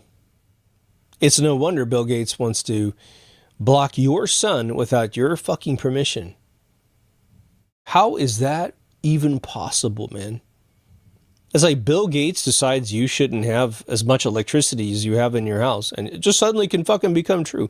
Bill Gates wants you to eat fucking GMO food, and suddenly you have to eat GMO food. You don't have a choice, man. You know, what is it? They want to release these genetically engineered mosquitoes. You don't have a choice. And this stuff could be plugging you with all kinds of crap. Zika viruses and that kind of shit that's all fucking patented by the Rockefellers, right? At some point, we got to organize. At some point, we got to fight back this crap. At some point, we get a vote. But I think, the summation of what I'm trying to say right now is that I think I've been fighting to somehow make sense of a matrix. And that if you start to look at a matrix and divorce yourself from its existence, and again, I don't think it's quite the software matrix that we have for World of Warcraft, where it's like, I don't like building, make building go away. Why would there ever be any mud flooding? There wouldn't be any mud flooding. It'd just be these buildings disappear. And again, I want to stress that, just as a follow-up to the Tartarian thing, that a ton of the buried levels underneath buildings has to do with the fact that buildings were built on soil before it was leveled to be a town. Imagine you had a little village and you're just building huts where there's a clearing. Later, that village becomes a town. The town becomes a city. And you eventually go, okay, we need plumbing, we need electricity, and we don't want to have the land doing this constantly, right? It's not going to be San Francisco. So we're going to start leveling the earth, and you're going to start losing. Some of you are going to lose a lot of your first floors. Now, I don't think that's a mystery. Now, the ones in Europe where you've got entire cities underneath, multiple levels, that's where you start going, okay, that doesn't look like leveling the ground. That looks like somebody built on top of another society. So there's still a theory there, but don't get all caught up just because one level gets buried underneath some mud. It's just, they put the mud there in most cases. Again, in the 1800s, 1850s in, I think, London, there was 10 years where they told everyone, you have been given a letter about how much of your property needs to be leveled up, and you are responsible for leveling up the street in front of your place. Otherwise, we'll do it for you and we'll charge you for it. So that actually was a real thing. It's been heavily documented. So not everything's a conspiracy, but there's still some stuff there. But I was thinking about the UFO hearing thing I did. And the fact that these guys seem to be kind of wink, wink, nudge, nudging through the entire hearing about the word extraterrestrial versus terrestrial. Let me throw this out. And I think one of you gave me a comment, and I think this is what you might have been alluding to, and I read it, and I didn't quite understand what one of you said. I think I got this right. There is this ever-growing theory of a map where we're in this container with an ice barrier around it, and that outside that ice barrier is another set of continents, more plentiful and bigger than the ones inside, and that beyond that there's more rings and more continents, and that we might be on a ball, but it's just absolutely gigantic. I don't really give a shit about what size it is. But imagine that these other societies and these other continents would, I think, most obviously be human beings in genome, probably different in some cases, like the Basque brain or that's something like that. And that some of these vehicles are just simply coming in from those other continents. So these guys sitting in the Senate hearing are saying, no, we don't have anything that's extraterrestrial. But what they're telling you is everything's terrestrial. It's just you don't know where we are. And you don't know who lives on those other continents. Maybe grays live on those other continents. Maybe a bunch of freaking species live in these different continents. I'd be shocked if we had, not that shocked, but shocked if there were truly another species living in the outer continents and that we're somehow some zoo cage in the center. But I mean, there's plenty of Twilight Zones and other sci-fi movies where they capture human beings and keep human beings in sort of a controlled environment to observe.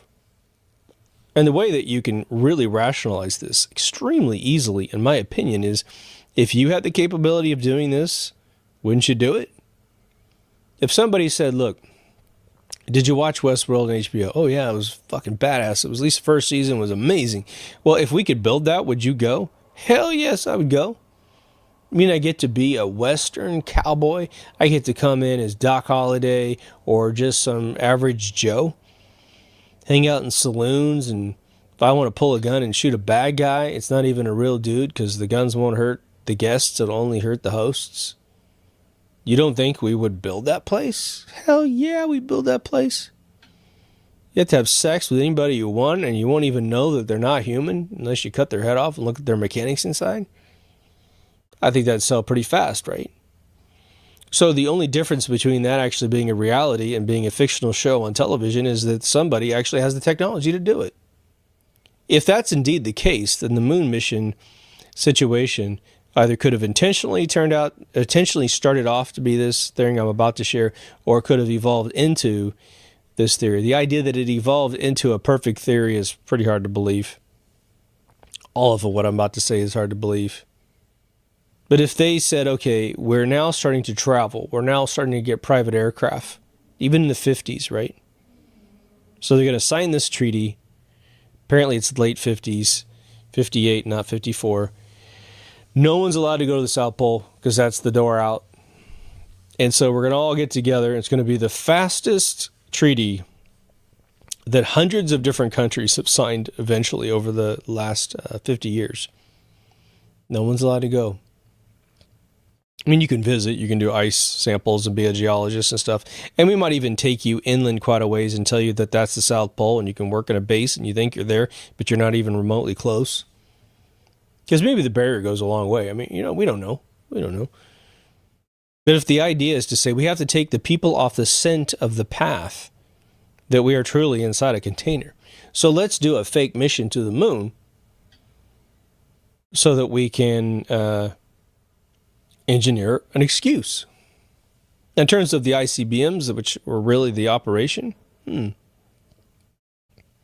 there's a bunch of debates as to whether or not atomic bombs are real. I'm still like trying to figure out how Hiroshima had people seeing this bomb go off and a bunch of people disappear, and how suddenly they, who are PTSD'd for life, and we're talking, there's a few people that get on television, but there's tens of thousands of people who are mentally ill after that. But again, you shouldn't be able to live at ground zero for a long time based on the principles of radiation of a nuclear bomb, but people went right back into ground zero, rebuilt Hiroshima, and it's fine today. My friend was a person who was born in 1944, and by the early 50s, his father was a test pilot for the Air Force, and he grew up in Hiroshima. He saw the damage that this bomb did. So if it's a firebomb, whatever. But anyway, a mechanism to control the people in the container was also had by ICBMs, by making everyone fearful of their surroundings. Wow. So you get a theory of where you are, plus Hollywood's pounding this narrative in your brain. Dinosaurs existed, which really didn't, and space exists, which it really doesn't. We've been to the moon, which we really haven't. We're going to launch this bullshit stuff to Mars, which we really haven't. And we're going to freak you out because we're going to start a Cold War between the two biggest physical countries on planet Earth. Sounds pretty ingenious to me, man. Now, I'm going to take a step, put a little toe in Tartarian kind of theory. It's not a Tartarian theory about those people, but the guy that owns this lounge is doing lots of research on old maps. And he has proven that my previous episodes were just the tip of the iceberg. I thought I had a decent understanding of old maps, and I had nothing of the sort. There are dozens and dozens and dozens of maps that are hundreds of years old, and they are longitudinally correct. They also have maps of entire areas like Russia where there's thousands of cities all over the maps. I mean, like every square foot of the entire continent is completely captured and has a city name on it.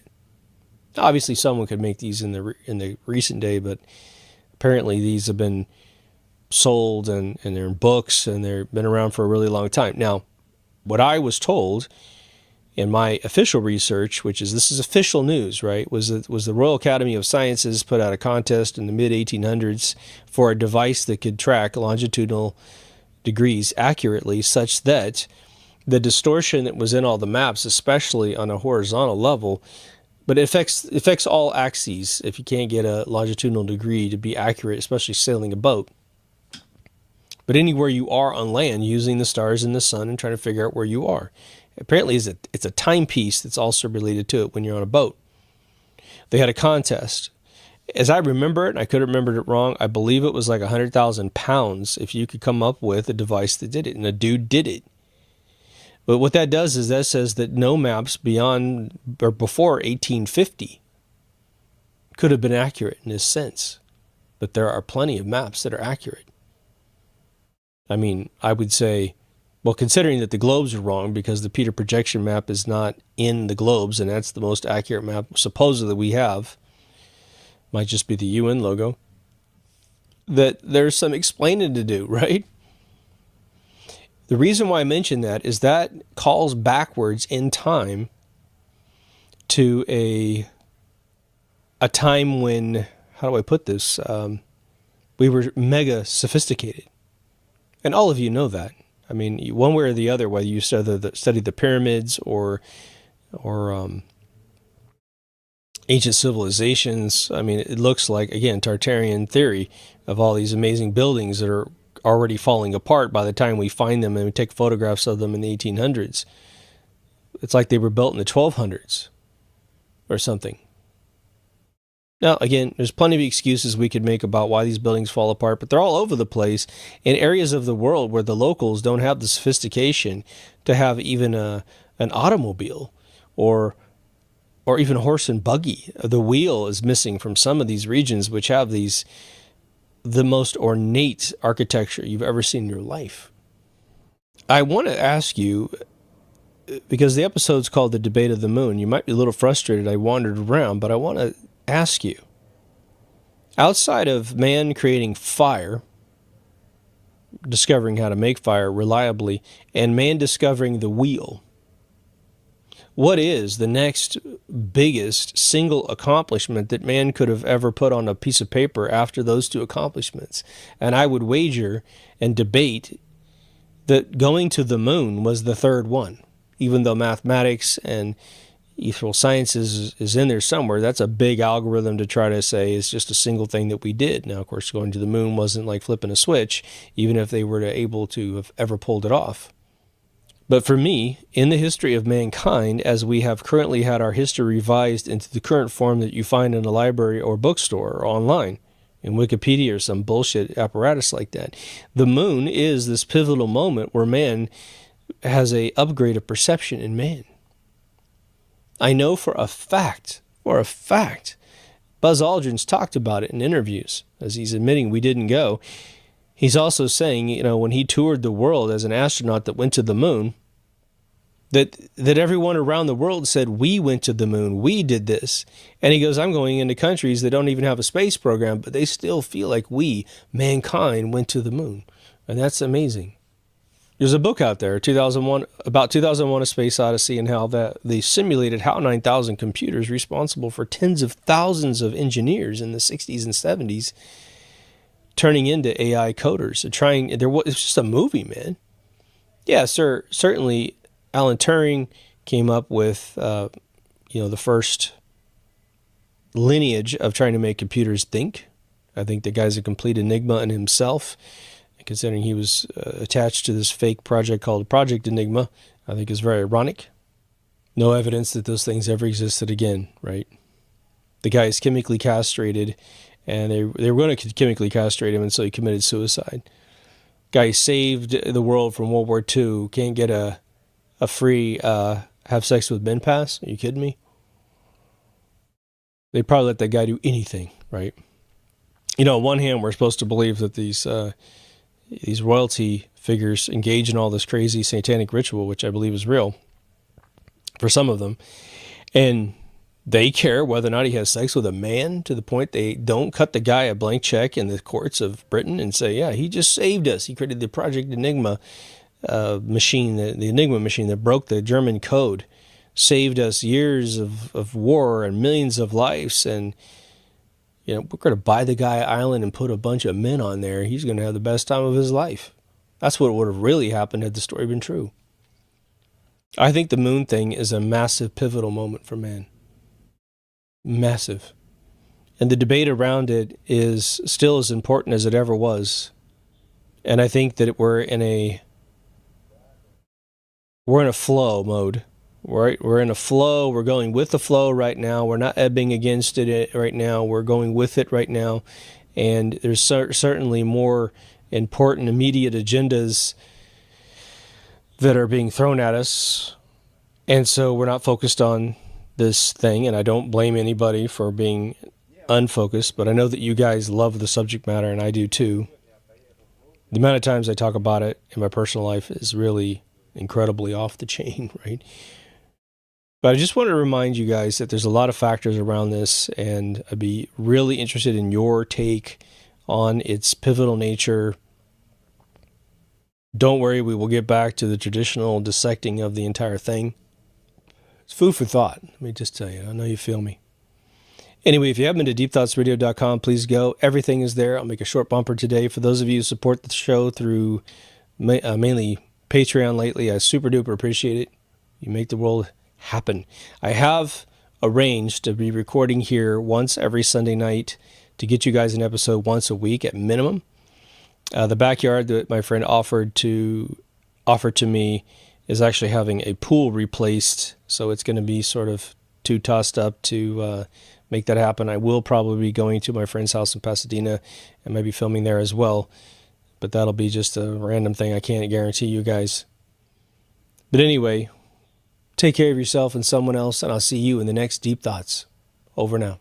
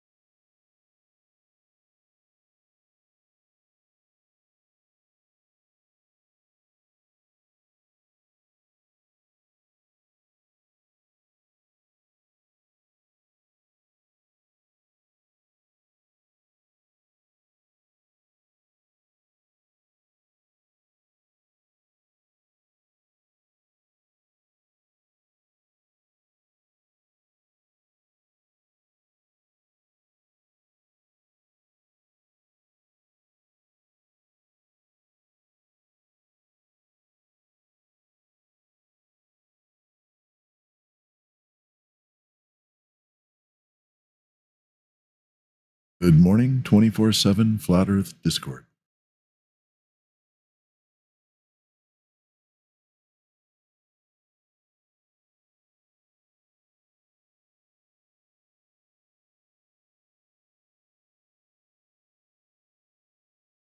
Perhaps everybody is out taking care of their Saturday morning, afternoon, or evening chores. Whatever part of the world you happen to be at. Wherever it's at, it's all flat.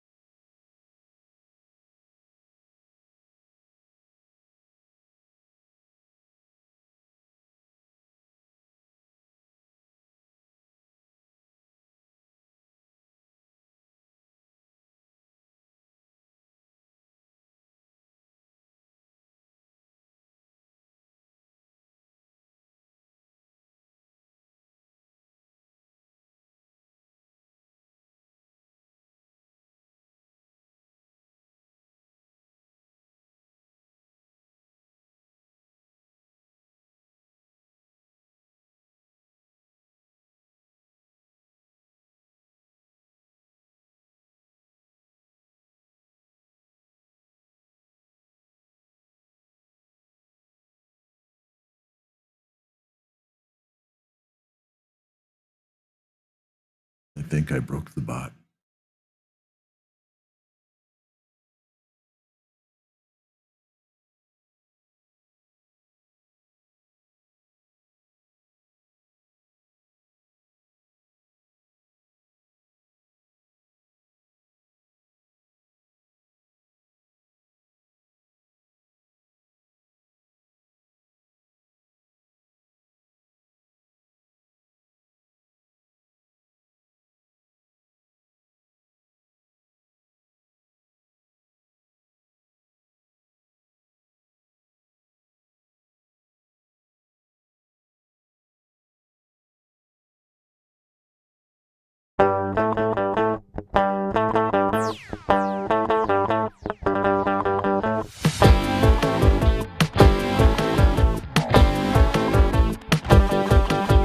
Dinosaurs in space, dinosaurs in space, dinosaurs in space. Dinosaurs in space, dinosaurs in space, all over the place. They're everywhere I look.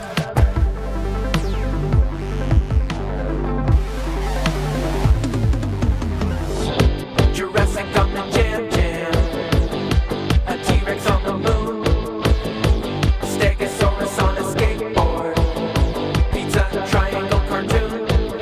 Dinosaurs in space, dinosaurs in space, dinosaurs in space.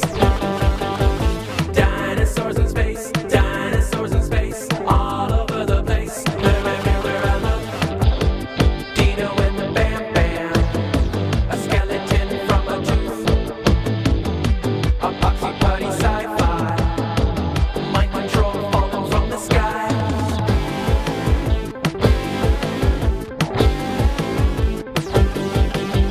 Dinosaurs in space, dinosaurs in space, all over the place. Extinction in a book, Bone Wars, George Jetson, Doomsday, Jim Henson, Momo, Solar System, Nursery War, not the mama.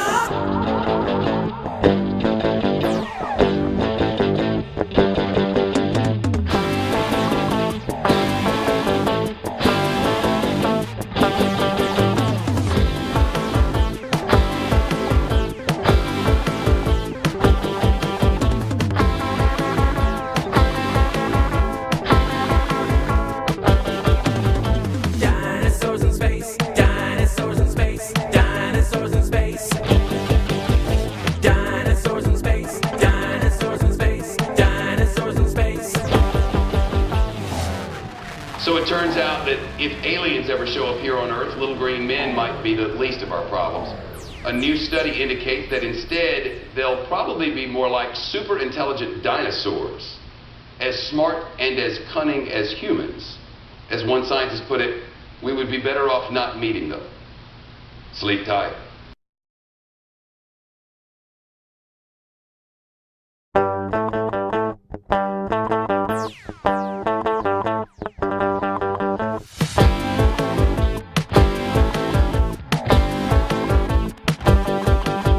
Dinosaurs in space, dinosaurs in space.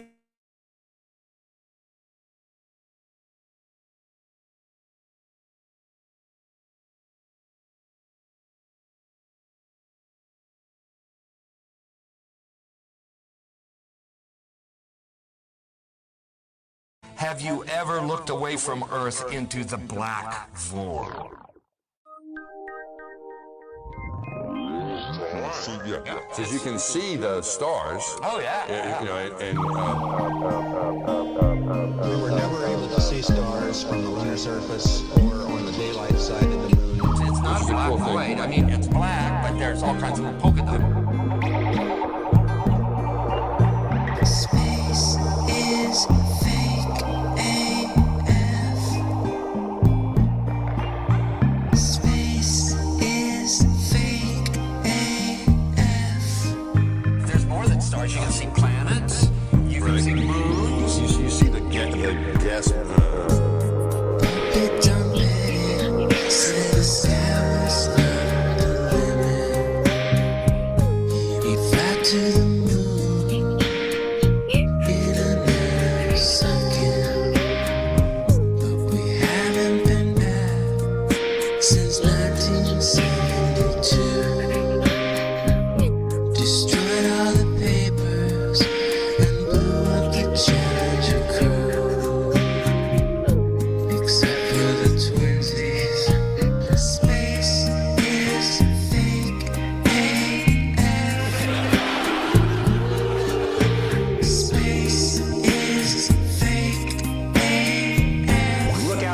space away from the sun is the darkest sky you can imagine.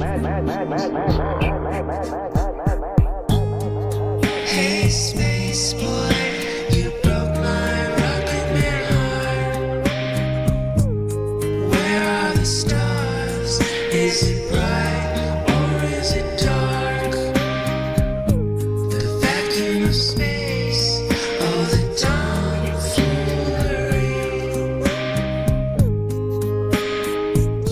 What happens if you get a leak on that? You have a leak.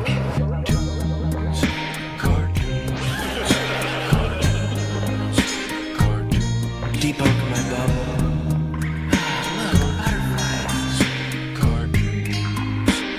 It's hard to comprehend. Space is fake. AF. Two little bitty O-rings. Space is fake. AF. It's not what you think, homeboy. Space is fake. AF. It's all just start doing this. Space is fake. AF. Research Eddie Bravo.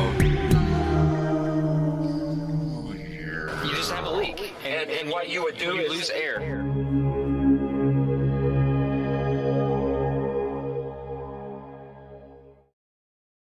I have come here to chew bubblegum and kick ass. And I'm all out of bubblegum.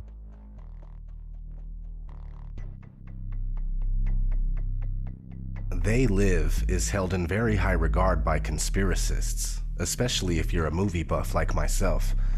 This movie was, or is, The Matrix of the 80s, a film that portrays a sinister hidden reality most people can relate to because they know deep down that something in the world just isn't right.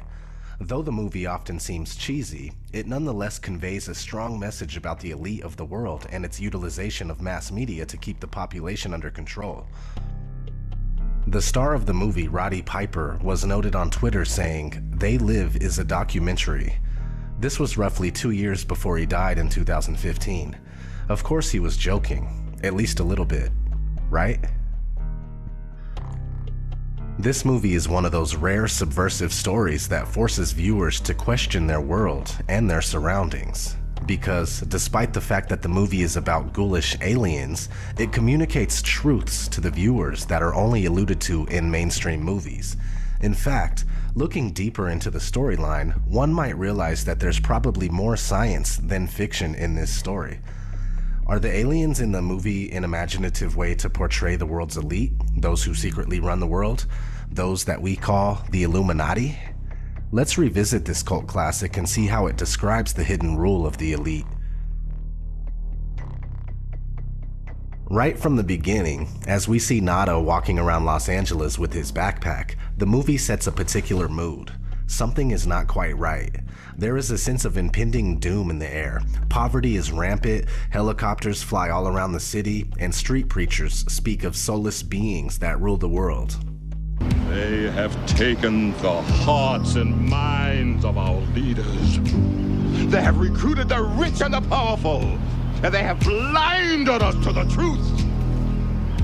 And our human spirit is corrupted. Why do we worship greed? Because outside the limit of our sight, feeding off us, perched on top of us from birth to death, are our owners. Our owners. They have us. They control us. They are our masters. Wake up. They're all about you, all around you. Is the preacher's description of the masters applicable to the Illuminati? As we follow Nada's aimless drifting across the city, the camera often focuses on people gazing blankly at television screens, mindlessly absorbing the feeble messages it communicates. Regular Joes appear to truly enjoy their television shows, until an obscure organization hacks the airwaves to broadcast subversive messages about the hidden rulers of the world. Natural looking, easy to apply nails, pre-colored in 7 luscious hues. Just... Our impulses are being redirected. We are living in an artificially induced state of consciousness that resembles sleep. Oh, goddamn hacker, that second time night that asshole's cut in. The movement was begun 8 months ago by a small group of scientists who discovered, quite by accident, these signals being sent through. It's giving me a headache. Yeah, tell me about it. Us took the hackers months to figure out how to do this. The poor and the underclass are growing. Racial justice and human rights are non-existent. They have created a repressive society, and we are their unwitting accomplices. Their intention to rule rests with the annihilation of consciousness. We have been lulled into a trance. They have made us indifferent to ourselves, to others. We are focused only on our own gain.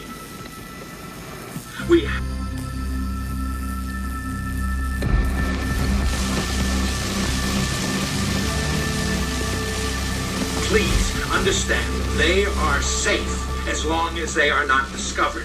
That is their primary method of survival. Keep us asleep, keep us selfish, keep us sedated.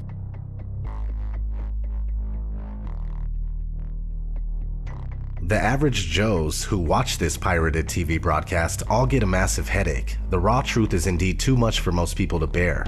One such viewer switches the channel after telling the guy on TV, "Blow it out your ass." Just like today, most people do not want to hear about this kind of stuff. They just want to go back to playing on their phone or mindlessly viewing television.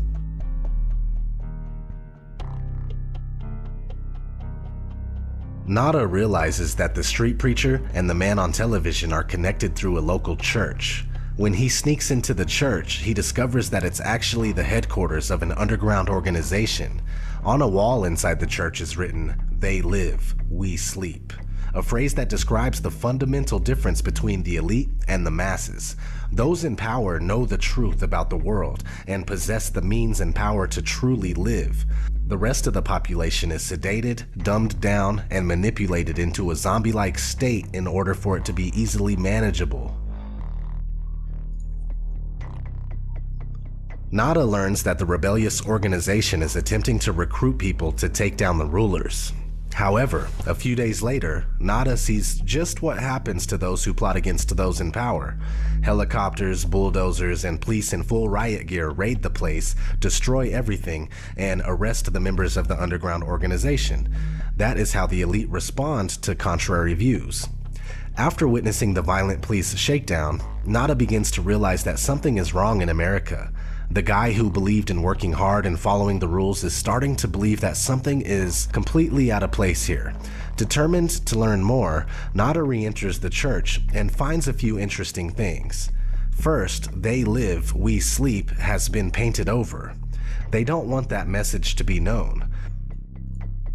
More importantly, Nada discovers a box full of sunglasses. While the sunglasses appear on the surface to be worthless, they actually provide Nada with the greatest gift of all, the truth.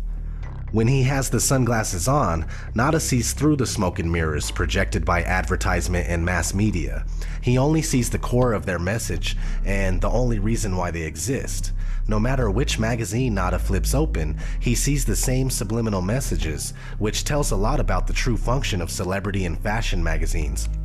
Despite the fact that they are all different, they all ultimately serve the same purpose, to reinforce messages from the elite to the masses. Nada also quickly understands the truth about money. It brings a whole new meaning to the phrase, "In God we trust." Nada's most shocking discovery concerns the people around him. Some people are not human. They are from another race that has infiltrated society.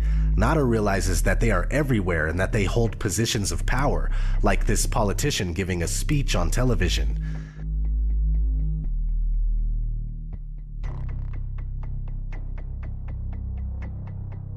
When the aliens realize that Nada can see through their disguise, they immediately alert the authorities, saying, "I've got one that can see."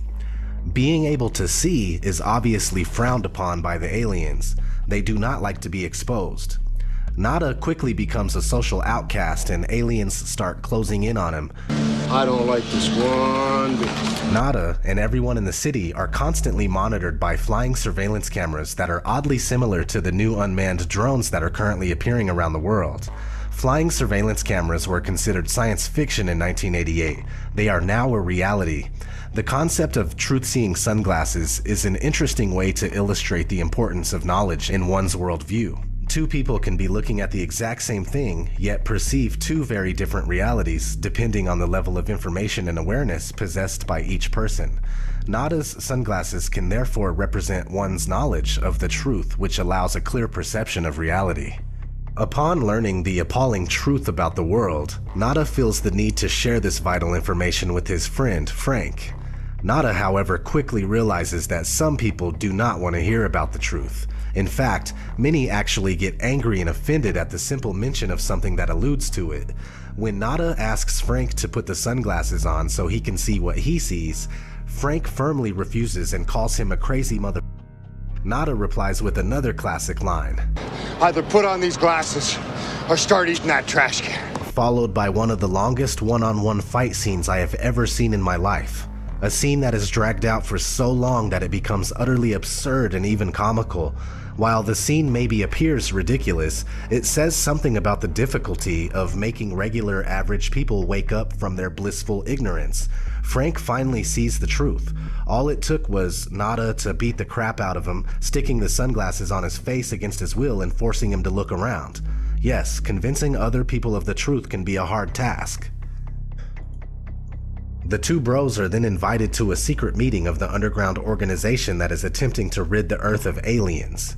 During the meeting, Nada and Frank are given truth-seeing contact lenses. The sunglasses gave truth-seers a nasty headache, especially when they are taken off. When first exposed to the truth, adapting to the new reality can indeed be difficult and even painful. However, after a while, it becomes a seamless part of a person, a little like wearing contact lenses. Nada and Frank also learn that humans are being recruited by the aliens in exchange for wealth and power.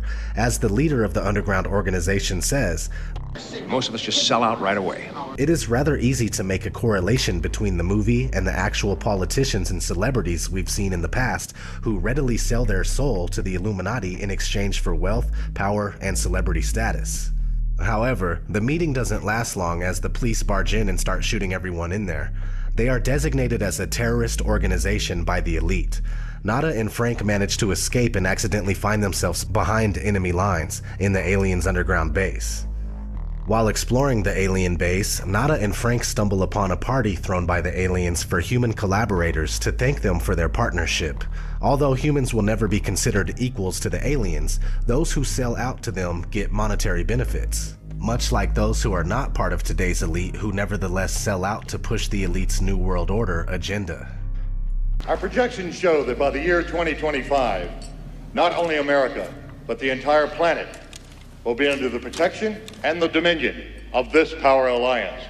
The gains have been substantial, both for ourselves and for you, the human power elite. Frank and Nada then discover the source of the aliens' brainwashing signals, a television studio. The aliens use the network to broadcast hypnotic and subliminal signals to humans, blinding them from the truth about their rulers and the world. This is hardly science fiction. The message that is communicated here is that mass media is the elite's favorite tool to indoctrinate the masses and keep them in servitude. Nada realizes that the only way to save humanity from the grips of the aliens is to go to the roof of the TV station's building to take down the emitter of the subliminal messages, disguised as a satellite dish. Indeed, without an elite-controlled mass media, indoctrinating the masses will be a lot more difficult, so Nada and Frank start shooting their way towards the roof. Not an easy task. Nada met Holly Thompson, a Cable 54 network executive, at the beginning of his wild rampage. While this lady appeared to be nice at first, she tried to mislead, deceive, and even kill Nada during his quest. She ends up shooting his pal Frank in the head. She's the equivalent of a disinformation agent trying to stop any resistance to the established system. While Nada appears to be somewhat enamored with her, she always somehow brings trouble. During the terrorist organization meeting, Hawley infiltrated the group posing as a sympathizer and claiming that Cable 54 was clean and not the source of the alien signal, which was false and misleading. Today, disinformation is widely used by the elite to confuse and mislead those who attempt to discover the truth about the world. While Nada rushes towards the roof of the network's building, Hawley appears again, claiming that she wants to help him. However, she is simply trying to kill him before the mission is accomplished. She is therefore another human that's sold out to the aliens, being used to disrupt non-corrupted humans attempting to liberate themselves and others. Nada manages to take down the alien transmitter and saves humanity, but he ends up being shot dead by a policeman in the process. Nada therefore becomes a quintessential hero, sacrificing his life for the greater good of humanity. Even though it cost his life, Nada visibly does not regret exposing the aliens to the world. With his last ounce of strength, Nada gives the aliens a unique parting gift.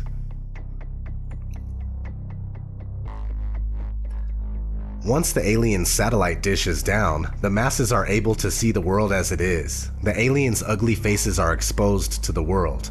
TV viewers all over now realize that those giving the daily news were also those who controlled them.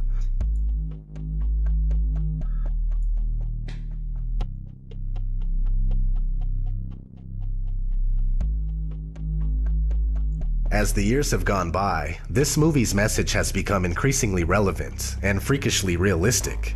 In the movie, the rulers are portrayed as a completely different race that perceive humans as inferior, something that can easily be correlated to the attitudes of the bloodlines of the Illuminati, or even the Zionist Jews that refer to all non-Jews as Goyim. Working behind the scenes, this secretive elite constantly work towards a creation of a worldwide system that would serve its interests, a new world order, ruled by a one-world government.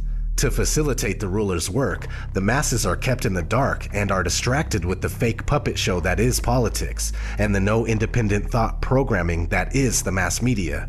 They Live can indeed be interpreted as a documentary on the thorough and systematic conditioning of human experience in order for a hidden elite to covertly control, manipulate, and exploit the masses. You still don't get it, do you, boys? There ain't no countries anymore. No more good guys. They're running the whole show. They own everything, the whole goddamn planet. They can do whatever they want.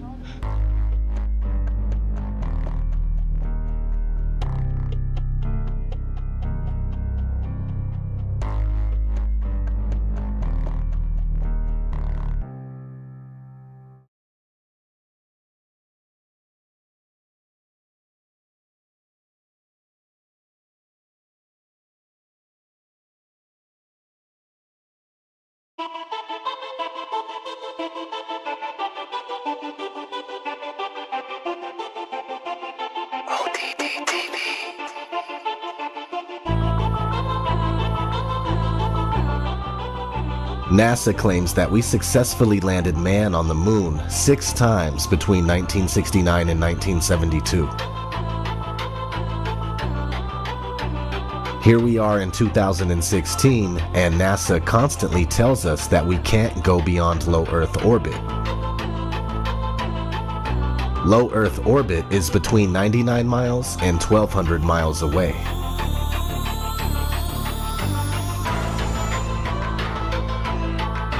The moon is claimed to be 238,000 miles away. That's a big difference.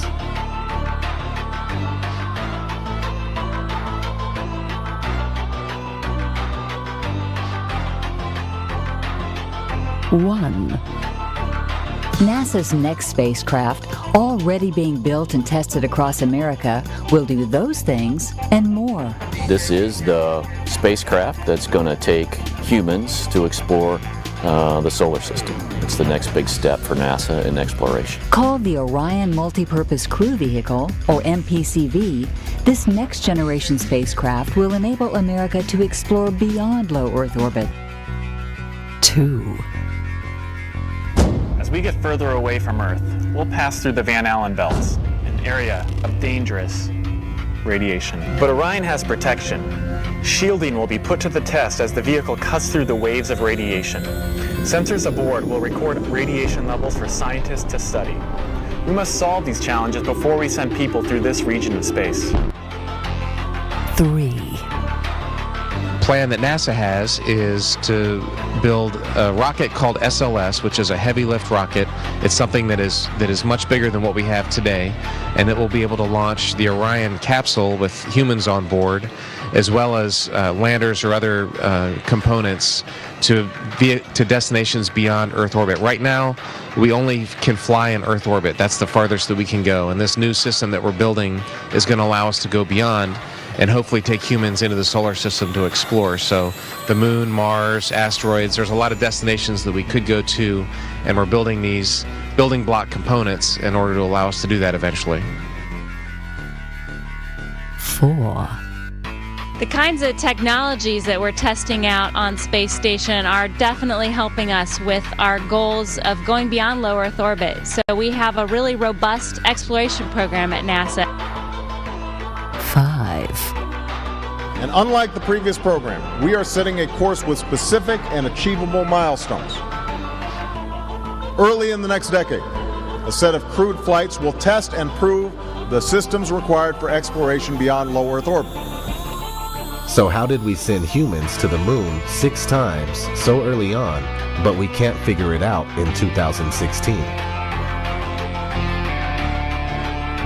How was it so easy to go to the moon in 1969 using this flimsy lunar module?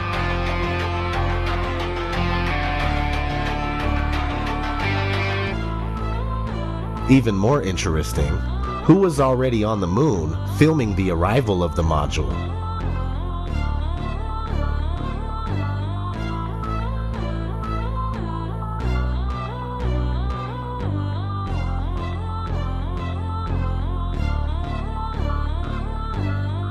Was it the same person who stayed back on the moon and filmed the departure of the module? 4 stage, push. Mission arm is destined. Okay, I'm going to get the pro. 99, proceeded. 3, 2, 1. Ignition.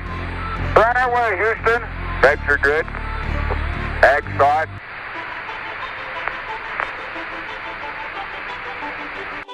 Just wondering. This is ODD TV. Thanks for watching. Hi, my name is Dalton Spurlock, and my question is for Kate. Why is it not possible to physically land on or explore other planets?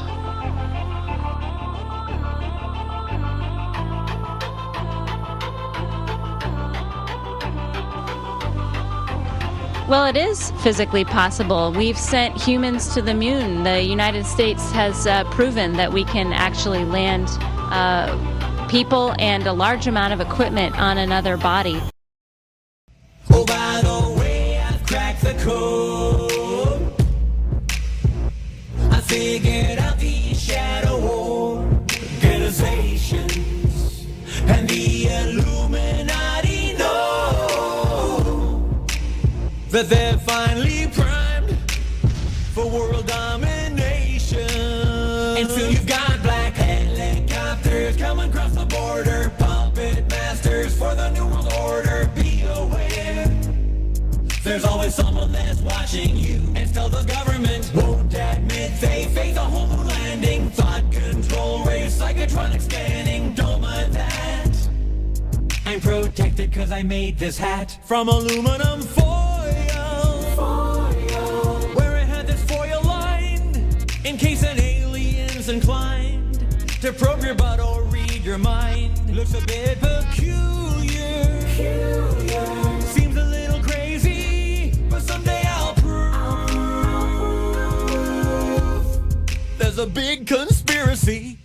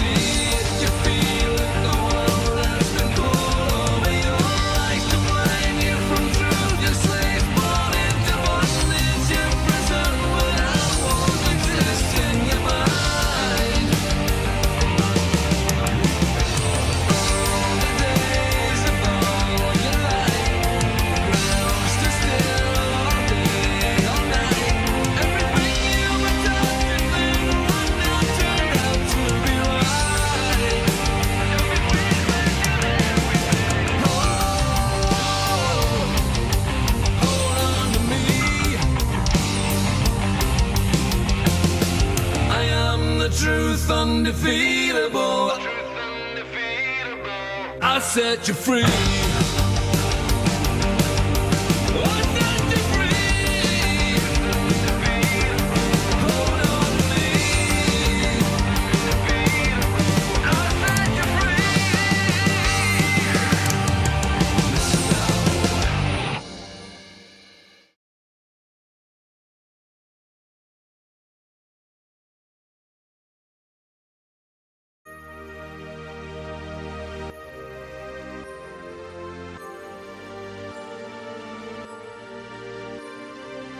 Ashes to ashes, and dust to dust.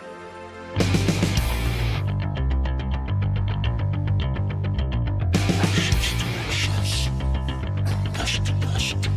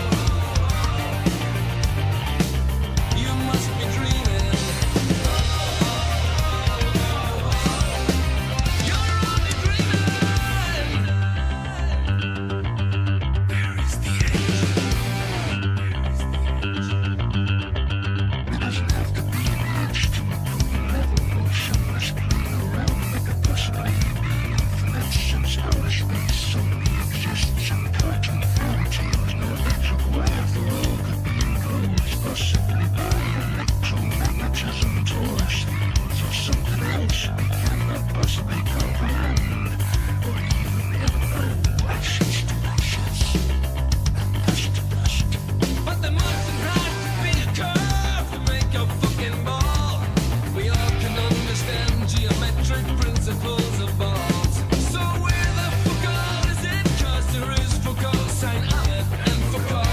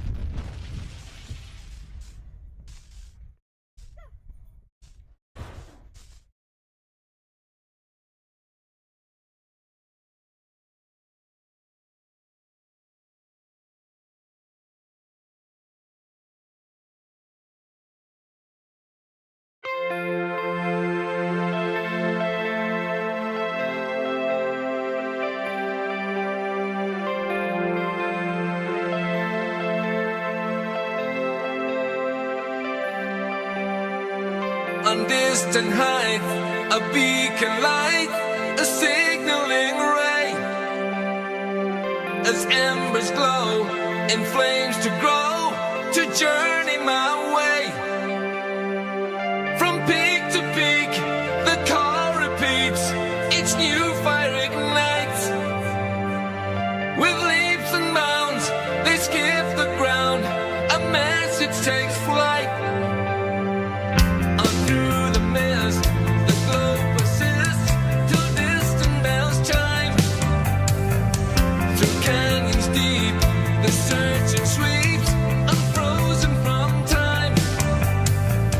Till finally, inside of me, a feeling is found. It's calling me, commanding me to turn homeward bound. Sure as the glowing moon, never-ancient moon, guides me through the night. Sure as each day born at the break of dawn brings the morning light, I long to see home.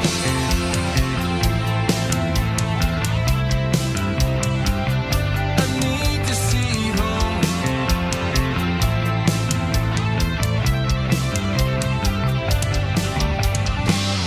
The years they pass, like weeks they flash, too quickly to feel. The waters flow as on we roll, oblivious to real. The seasons change, the hopes remain, some memories can hide. Till thoughts return for all we earn, that fills us with pride. Sure as the glowing moon, never trusted room, guides me through the night. Sure as each day born at the break of dawn brings the morning light. Where I call my land, where my ancestors stand, is where I owe my life. I'll find my way home, cause I'm bound by a guiding light.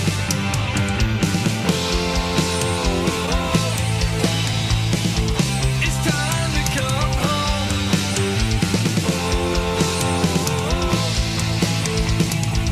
I'm called to come home. As lightning flash and boulders crash, realization dawns. Our time is short, to live we ought, before it's all gone. And years from now, we'll wonder how our dreams did escape. Too often we, too selfishly, are asleep when awake. The winds may blow, regrets will grow, while our purpose awaits. Into someone's eyes, returns a prize, before it's too late. Sure as the glowing moon, never-ancient moon, guides me through the night.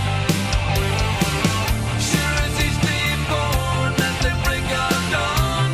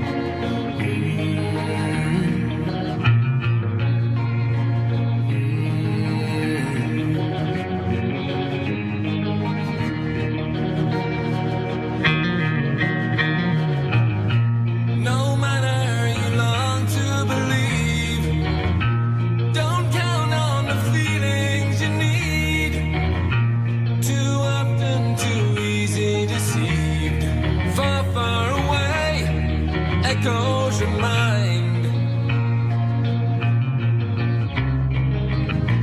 Don't place all your trust in your heart. Never know what you could from the start.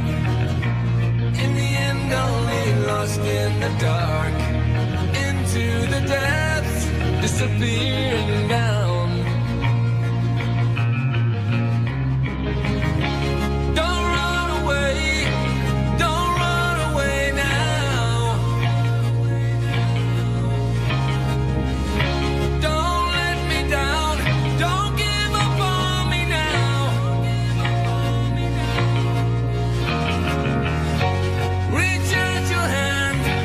Just throw me a line, don't let me go.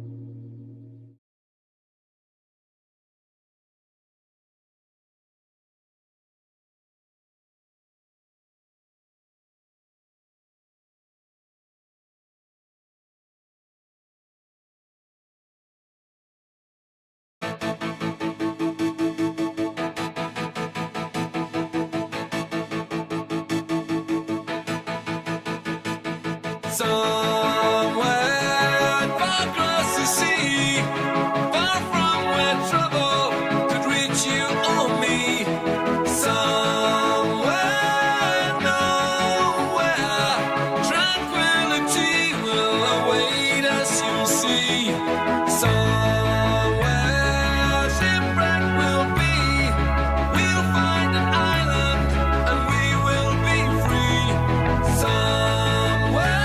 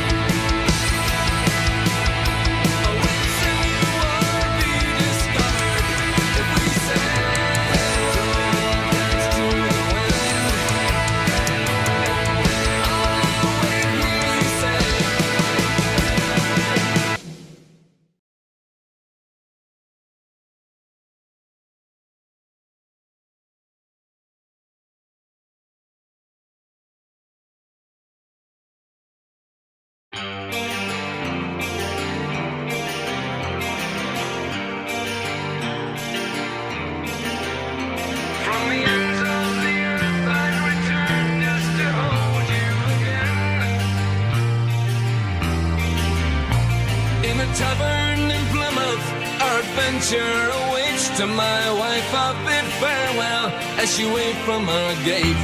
With the voyage at sea destiny, I have date for 8 pieces of silver. I boarded my fate. With 2 years of provisions, from sauerkraut to nails, 9-ton hogsheads of rum and cask full of ale. We made ship-shape the rigging from crow's nest to keel, and with the weather eye open, Captain Cook set sail. Hang on to the winds and head out to sea. Beyond the horizon, the ends of the earth beckon we. In 3 years of discovering new lands for the crown, 200,000 leagues of boat had sailed around. On a mission for the mythical southern continent bound. Well, we searched the world over and it could not be found. Like a turn in the year 1773, 194 men sailed into history. Crossed the Antarctic Circle, first ever we'd be. Unknown, uncharted waters, first known, ever seen. Hang on for your life, we preach and you see. Onward beyond the horizon, the ends of the earth there to be. From the heavens of lush Polynesia, a dream paradise, to a great barrier reef of impassable ice. Frozen islands, volcanoes 12,000 feet high, rising up one above other and into the distance, and every attempt impenetrable resistance. Gigantic glacial mountains lost through the clouds to the sky. There's no way through to go. Like the edge of a wheel. There's nowhere around to go. Like the edge of a wheel. At the end of the earth.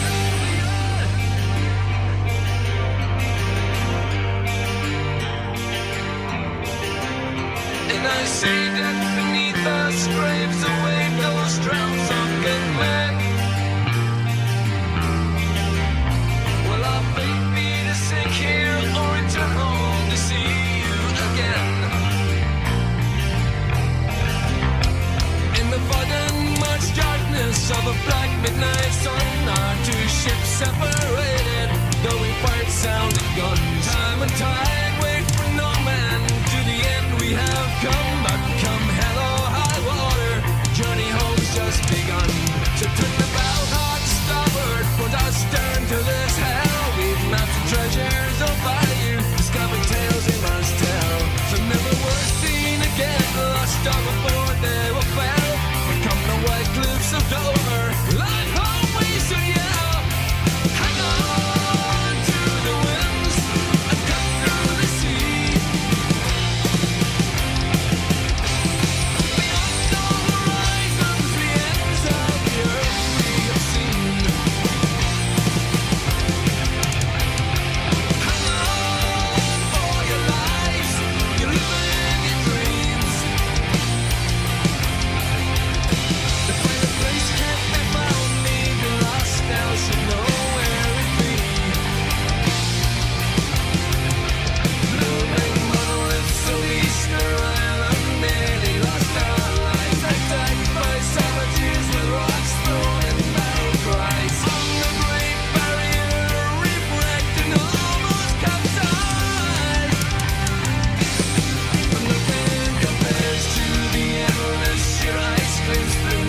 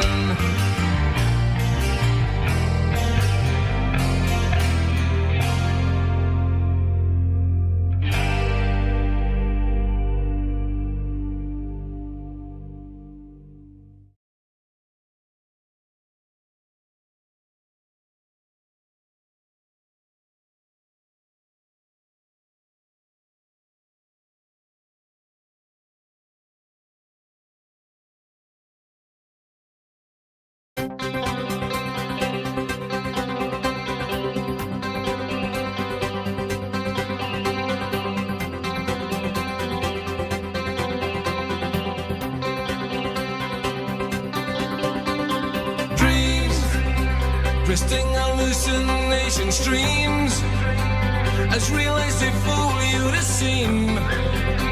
Decipher you can't what they mean.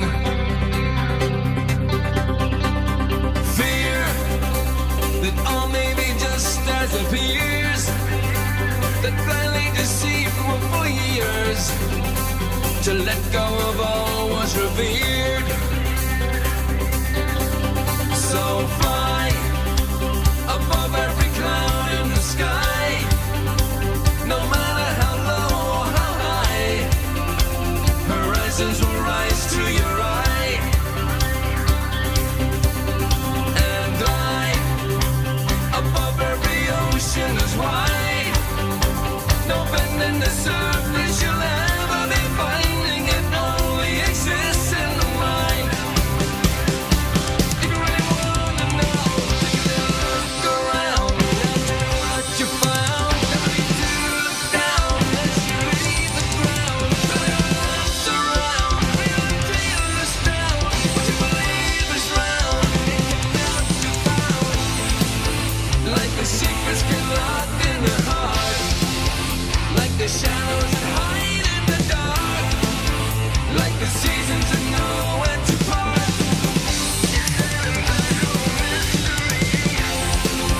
Like the tides only breathe in the seas, like the saints that turn eternally, like the moon and the sun synchrony.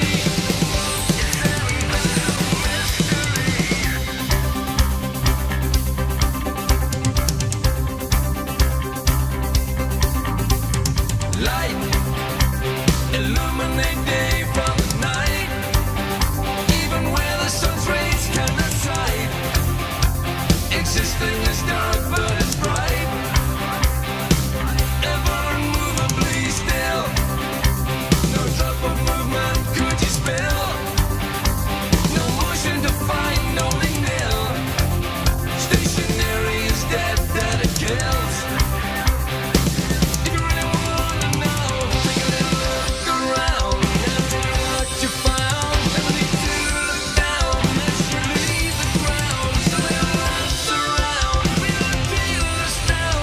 What you believe is round, it cannot be found. Feel it, look around.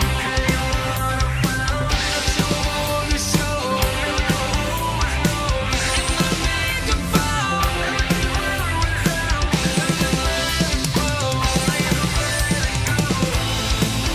Like the darkest secrets of the heart, like the shadows that hide in the dark, like the reasons that love falls apart. From where the waters created the seas, DNA everywhere shows symmetry. How the wandering stars came to be, it's an impenetrable mystery.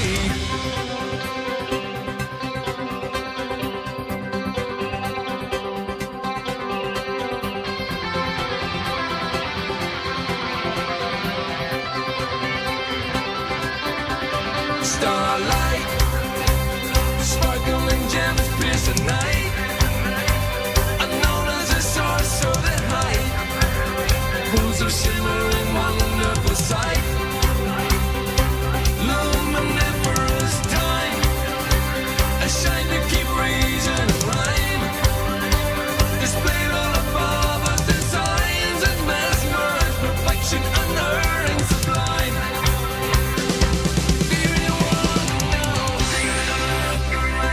Now do what you find.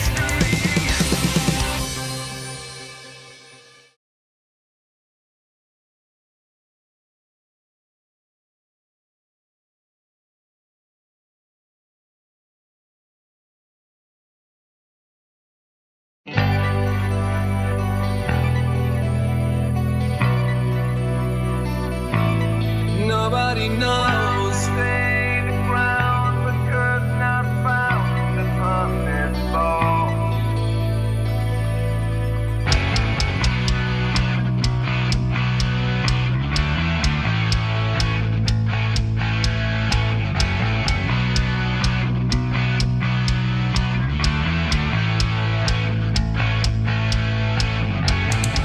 Just give me one good look up to your face. Now that you're floating there in outer space, no way to see it from my point of view. I need to know what I'm living through. You leave us lost if you can be found. All that I know is we're on the ground, where we both speed up, slow down, overtake. Only one face revealed as you rotate. No gyroscope for us covered you round. Wasting my cool if more reflects it down. We spin so fast yet we cannot feel. Is this merry-go-round really real? Round, round, wherever we go. But where do we go from here? Does anyone know? Up, no, we go. If we pass through the atmosphere, how far can we go? Round the carousel goes. If we're spinning, one thing is clear. We're spinning out of control. Gravity shows, but until an arc appears, nobody knows.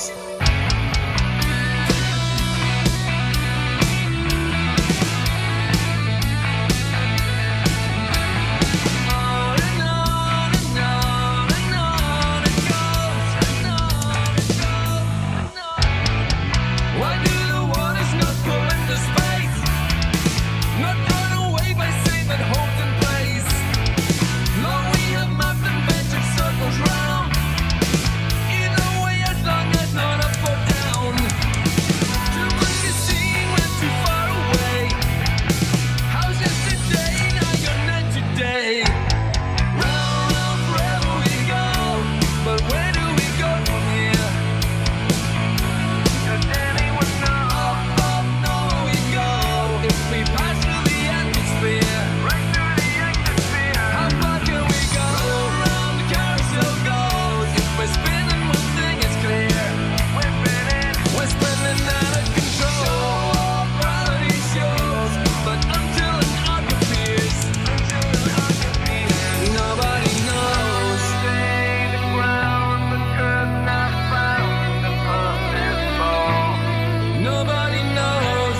Water around into a ball, impossible. Nobody knows. On and on and on and on and on it goes. Nobody knows. And on and on and on, but still nobody knows. We move so far, yet still we see the same. When halfway there, familiar shapes remain. Wandering stars are hanging chandeliers. Even the moon's known to be seen clear. Are we ridiculous or ridiculed? Are we the fools or too easy fooled?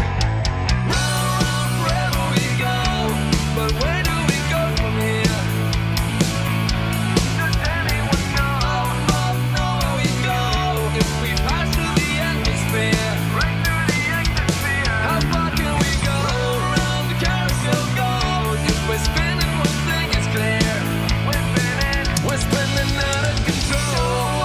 Gravity shows, but until an arc appears, nobody knows. Round, round, wherever we go.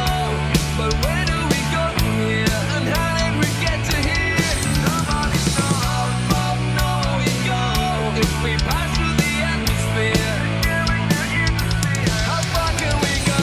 Round the carousel goes. If we're spinning, one thing is clear. We're spinning out of control. Go on, gravity shows, but until an arc appears, nobody knows. Stay the ground, but could not found upon this ball. going on and on and on and on, but still nobody knows.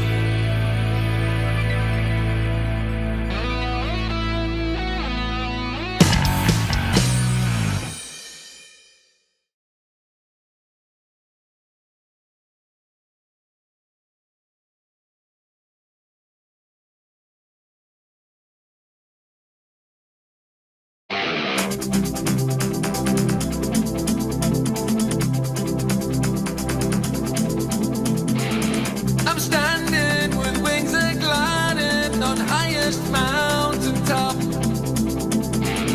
I'm circling in rings deciding to dive into or not.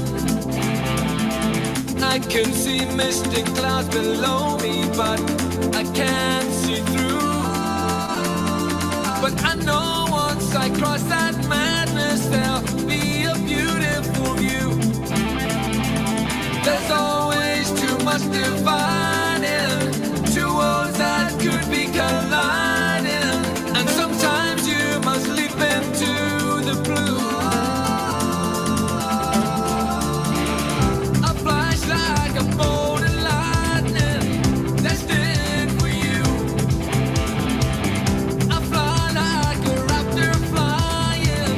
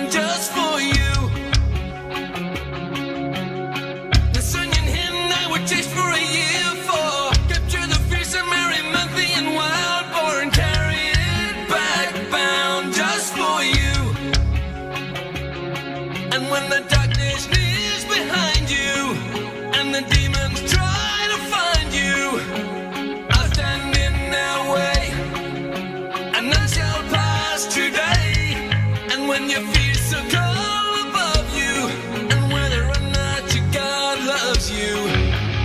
I will find a way. I will find a way. I clean out the Aegean stables in one day. Uneaten birds, something failure. I slay their bronze beaks. I pray for you. The Cretan bullet catch a throttle to its knees. Still a fire-breathing mess of Diomedes. A tame their wildness just for you. And when the dangers try to hurt you, you know I will not desert you. From you I will not sway or ever walk away. And when your fears circle above you, and whether or not your God loves you, I'll be there that day, 'cause I will find a way. And when the storm I'm fighting, or whether struck by lightning, even if I tack under a battle bolt of thunder, whether it carries you away, whether a flood rains 40 days, whether seas won't pass their waves for me delay. When your fears circle above you, and whether or not your God loves you, I will find a way, loyal to the end.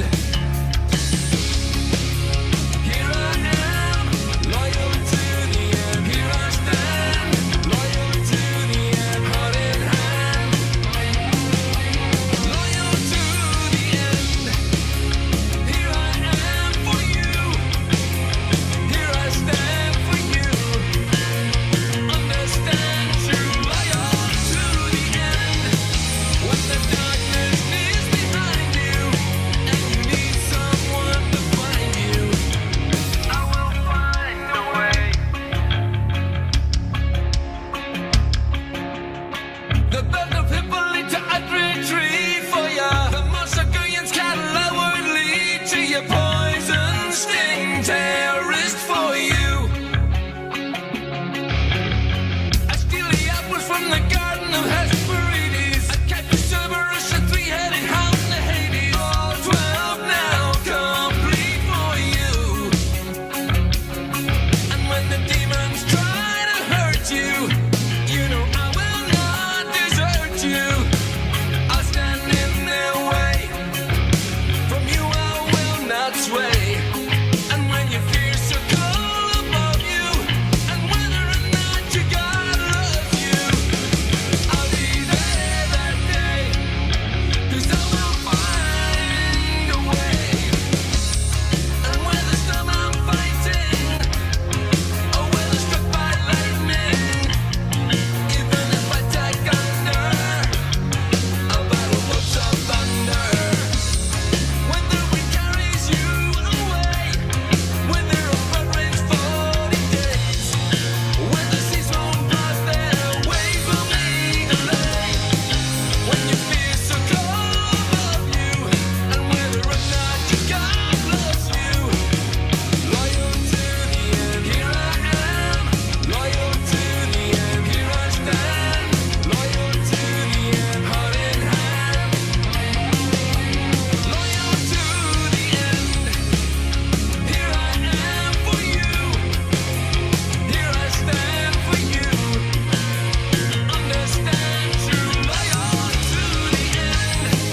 When the darkness is behind you, and you need someone to find you, I will find a way. I will find a way, loyal to the end.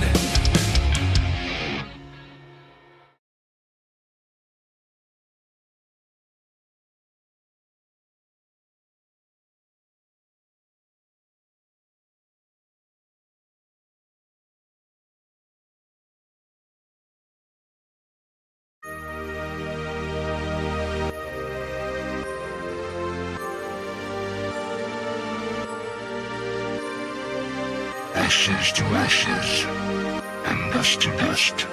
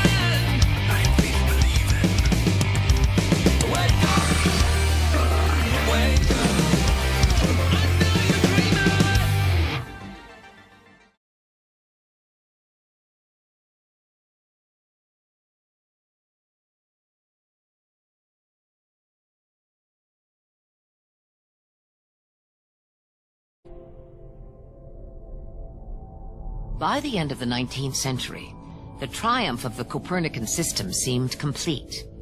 Only one tiny detail had eluded the experimenters. Physics at the time, including Maxwell's famous equations for electrodynamics, was based on the assumption that space was filled with a substance, an ether through which light and other electromagnetic waves would propagate. But all attempts to directly measure the motion of the Earth around the Sun through this ether had paradoxically resulted in an apparent velocity of 0. The stage was set for one of the most important events in the history of physics, the Michelson-Morley experiment. 1887 Michelson-Morley experiment. If the Earth were moving through an ether, then a sort of ether wind would be created at the surface of the Earth. A light beam projected directly into this ether wind would be expected to move slower than a light beam projected across the ether wind. If we project the beams across a known distance and then recombine them, we would expect the two waves to be out of phase by an amount that would tell us the distance the Earth had moved. If the Earth is moving through the ether, then light waves going one direction relative to us should travel at a different speed than another direction. It's like if you're in a fast-moving river and you're swimming along with the current, you're swimming much faster relative to the shore than if you're swimming against the current. So what the Michelson-Morley experiment was designed to do was measure the speed of light in one direction versus another direction to see how fast we're moving through the ether. And what it discovered was it's the same in one direction as the other. Michelson-Morley couldn't measure any effect of Earth's orbit, even though the assumption was at the time that that would affect the measured speed of light.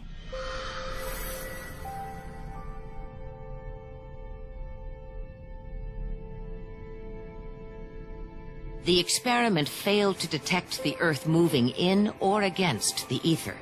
The problem was serious. Although various solutions were advanced, in the end, science was faced with a choice. Either discard the ether or admit that the Earth wasn't orbiting the Sun. It was Albert Einstein who came up with the solution, which now forms the basis of our physics. In 1887, an experiment shattered the scientific community. Michelson and Morley tried to check the speed of the Earth through the ether as it orbited the Sun by passing light in two directions, one in the direction of the Earth's travel and one at right angles, and then comparing them for differences. They expected to measure a speed of about 30 kilometers per second. To their amazement, there was no movement of this order. They called it a null result. They actually measured 1 to 10 kilometers per second, but it was still called a null result. They rushed out the theory called the Fitzgerald-Lorentz contraction. This claimed that the tube in line with the direction of movement shortens as it moves through the ether. There was no evidence whatsoever for this. It was only a way of getting over the implication that the Earth was stationary. Later, in 1905 and 1915, Einstein produced his relativity theories, which overcame the troublesome Michelson-Morley experiment by simply abolishing the ether. The whole theory is riddled with contradictions and problems. In 1913, Sagnac carried out a simple experiment of passing light in opposite directions around a table and recombining them. This produced interference fringes. He then rotated the whole table at 2 revolutions per second and found that the fringes changed. This result has very significant implications in science. It works as follows. A beam of light leaves the light source at the bottom left-hand corner and is split into 2 different beams, which we have coloured red and blue just to distinguish them. They travel round the circuit in opposite directions until they eventually reach the splitter, which also recombines them. There, they then go on to the photographic plate, where they have interference fringes. In this simplified version, we see that the beam is split into two, the red and the blue again, and they go round the circuit and are recombined at the splitter and recombining prism, so that they again produce the fringes on the photographic plate. Now let us rotate the table. Before we do so, there is the very important subject of the effect of the ether. The Michelson-Morley experiment failed to detect the 30 kilometers per second motion of the Earth through the ether. So as to overcome this problem, Einstein simply abolished the ether in his relativity theory. The very significant result of the Sagnac experiment was that it proved that the ether existed. Let us see how it did this. It is a fundamental feature of relativity that it claims that as there is no ether, light travels away from a source at the same speed relative to the source, whether the source is moving or not. Thus, whether the table is turning or not, the fringe patterns should stay the same. But if the ether exists, once the light has left the source, the speed of the light is controlled by the ether, independent of the speed of the table, mirrors, etc., as we see here. So let us see what happens when we rotate the table. Here, the light is split, and the red and blue lights go in opposite directions. But notice that the left-hand mirror has moved around in such a direction that the distance the red light has to travel is further. Now in relativity, the same time should be taken because the splitter is also moving and the distance between them is the same. But now imagine that the ether exists and the speed of the light is controlled by the stationary ether. Imagine the ether like a thick treacle that limits how fast the light can travel, independent of the motion of the light source, the splitter, or the mirrors. The result is that the red light takes longer to reach the left-hand mirror. Similarly, the right-hand mirror is coming towards the blue light, so it reaches the mirror quicker.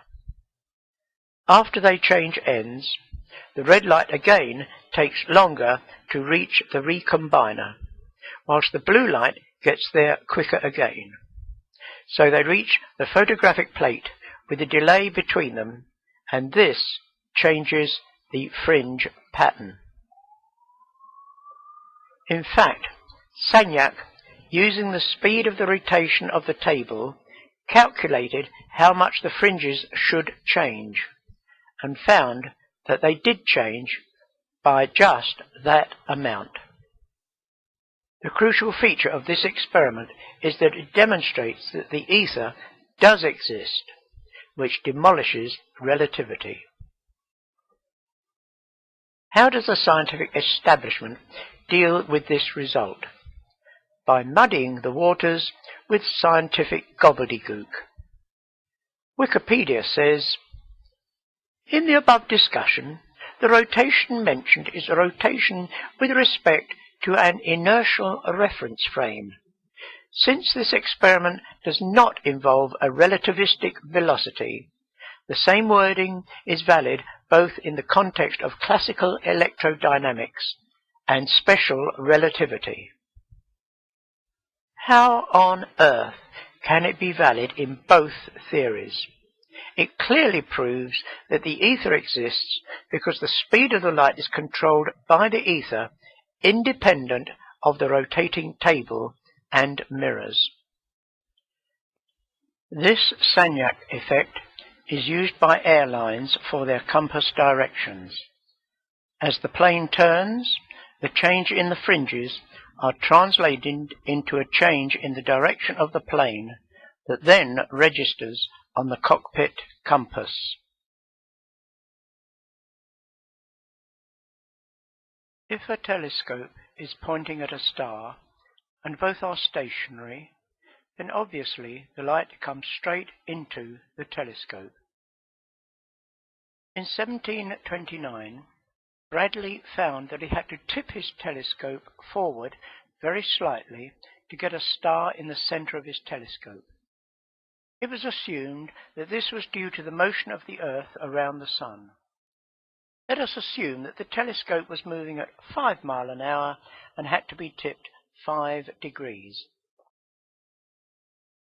This 5-degree tipping, however, could equally be caused by the ether moving at 5 miles an hour, carrying the stars around the Earth. As we see here, the light would be coming in at the same angle, and the telescope would still have to be tipped 5 degrees. So tipping the telescope does not tell us whether it is the starlight moving or the telescope moving. However, there is a simple experiment that can determine whether it was the Earth that was moving or the ether and starlight. All that you had to do was record the tipping required for any particular star, then fill the telescope with water, which greatly slows down the speed of light in the telescope. So here is the moving telescope filled with water, tipped at 5 degrees, and you can see that the starlight does not now reach the eyepiece at the bottom. This is because the starlight moves much more slowly when passing through water. However, if the telescope is tipped further, say 10 degrees, then the starlight will then be visible again in the eyepiece. It has to be tipped further because the light is now slower when in the telescope. But if the starlight is going past the telescope at 5 miles an hour, then when it is filled with water, no further tipping is needed because the light is coming in at 5 degrees anyway. The starlight stays on the same path but is only travelling slower in the water. To recap, if it is the telescope that is moving, then when it is filled with water, it has to be tipped further to see the star. If the telescope is stationary and the starlight drifting past us, then it does not have to be tipped further. In 1871, George Biddle Airy, the Astronomer Royal, performed this experiment. This is a copy from his original report. You can see that the two readings are virtually identical. If it had been the telescope that was moving, Airy expected a figure of 30 seconds of arc. In fact, he only managed to read 0.8 seconds of arc difference.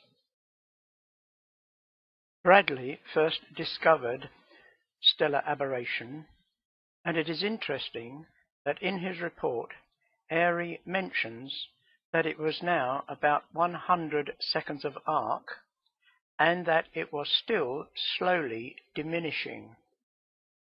This indicates that the speed of light was still decreasing in measurable amounts when Airy performed his experiment in 1871.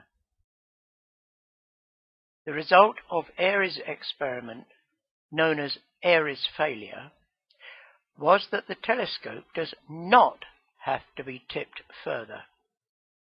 This proved that it was the incoming light that was moving past a stationary telescope fixed to the stationary Earth.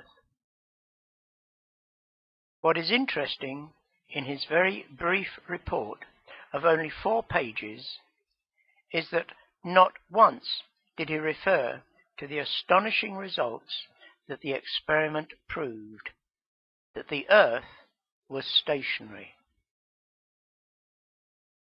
This experiment was also dismissed by Wikipedia, which said, "Ether drag test," under the main article, Luminiferous Ether.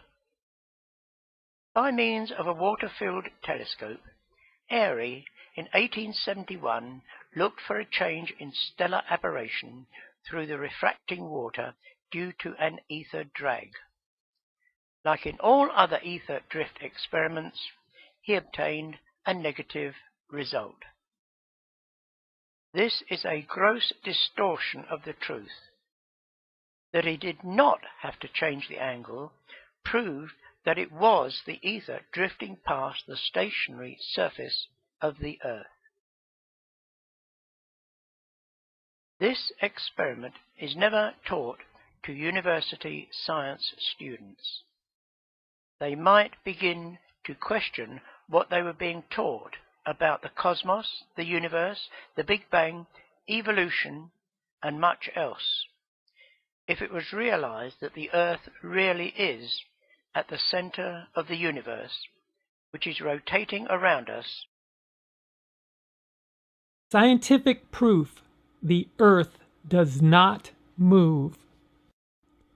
Many attempts were made to prove that heliocentricity was true and geocentricity was false.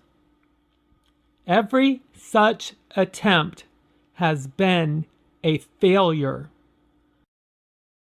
The most famous, because of its precision and irrefutability, was the experiment done by physicist A.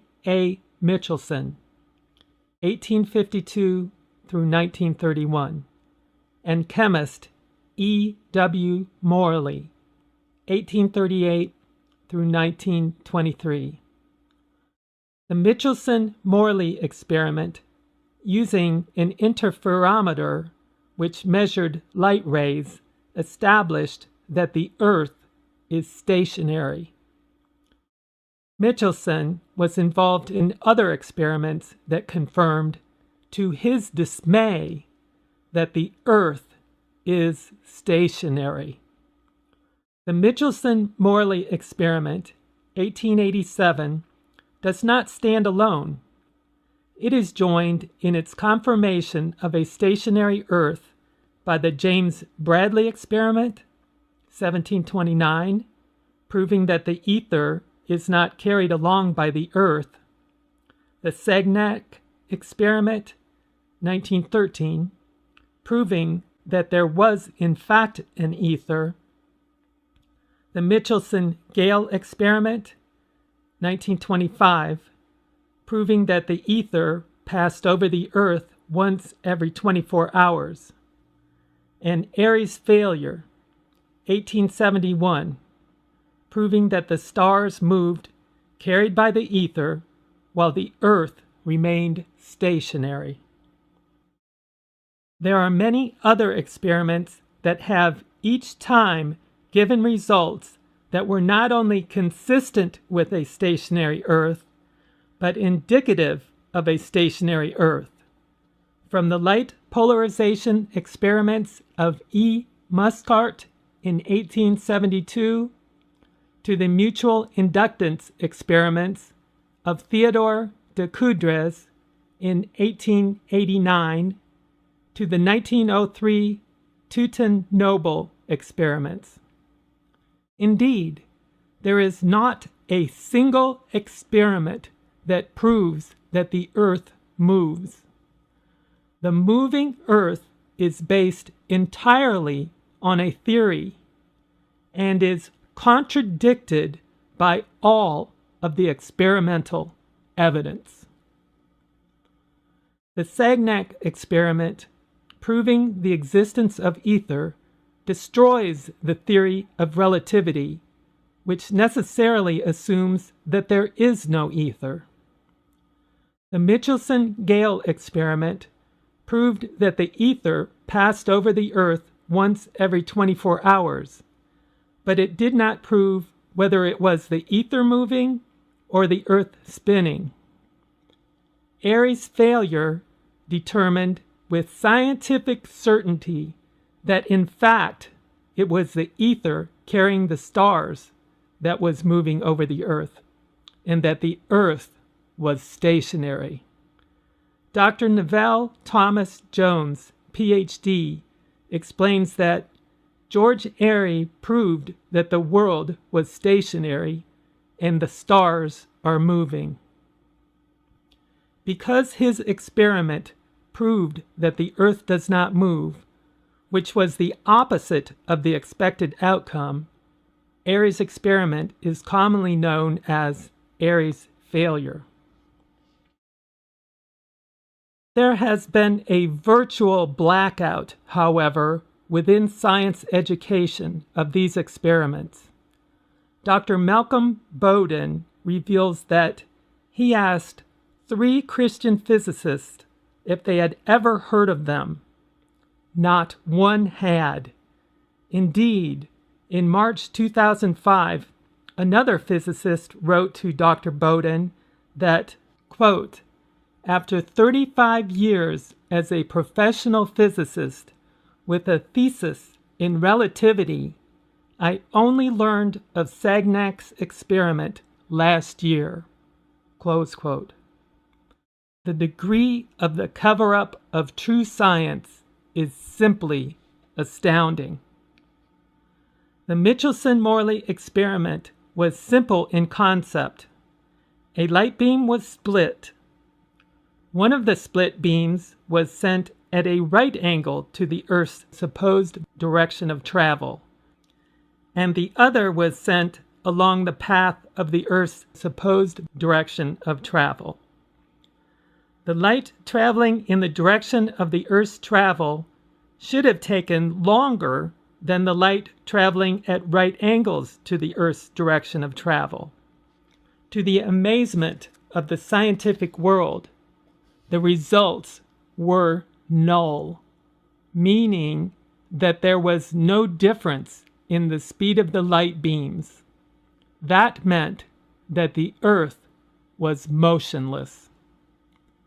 The Michelson-Morley experiment shook the scientific world.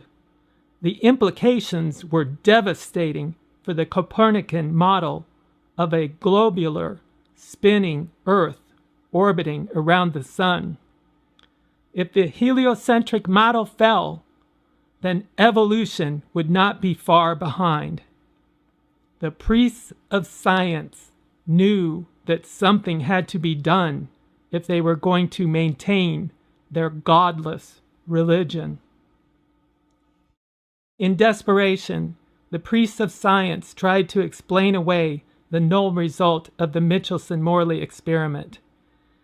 Hendrik A. Lorentz and George Fitzgerald swallowed their pride and put their formerly good names to a ridiculous theory that the null result in the Michelson-Morley experiment was because the solid steel arm that was pointed in the direction of the supposed motion of the Earth became shorter due to the Earth's movement through the ether.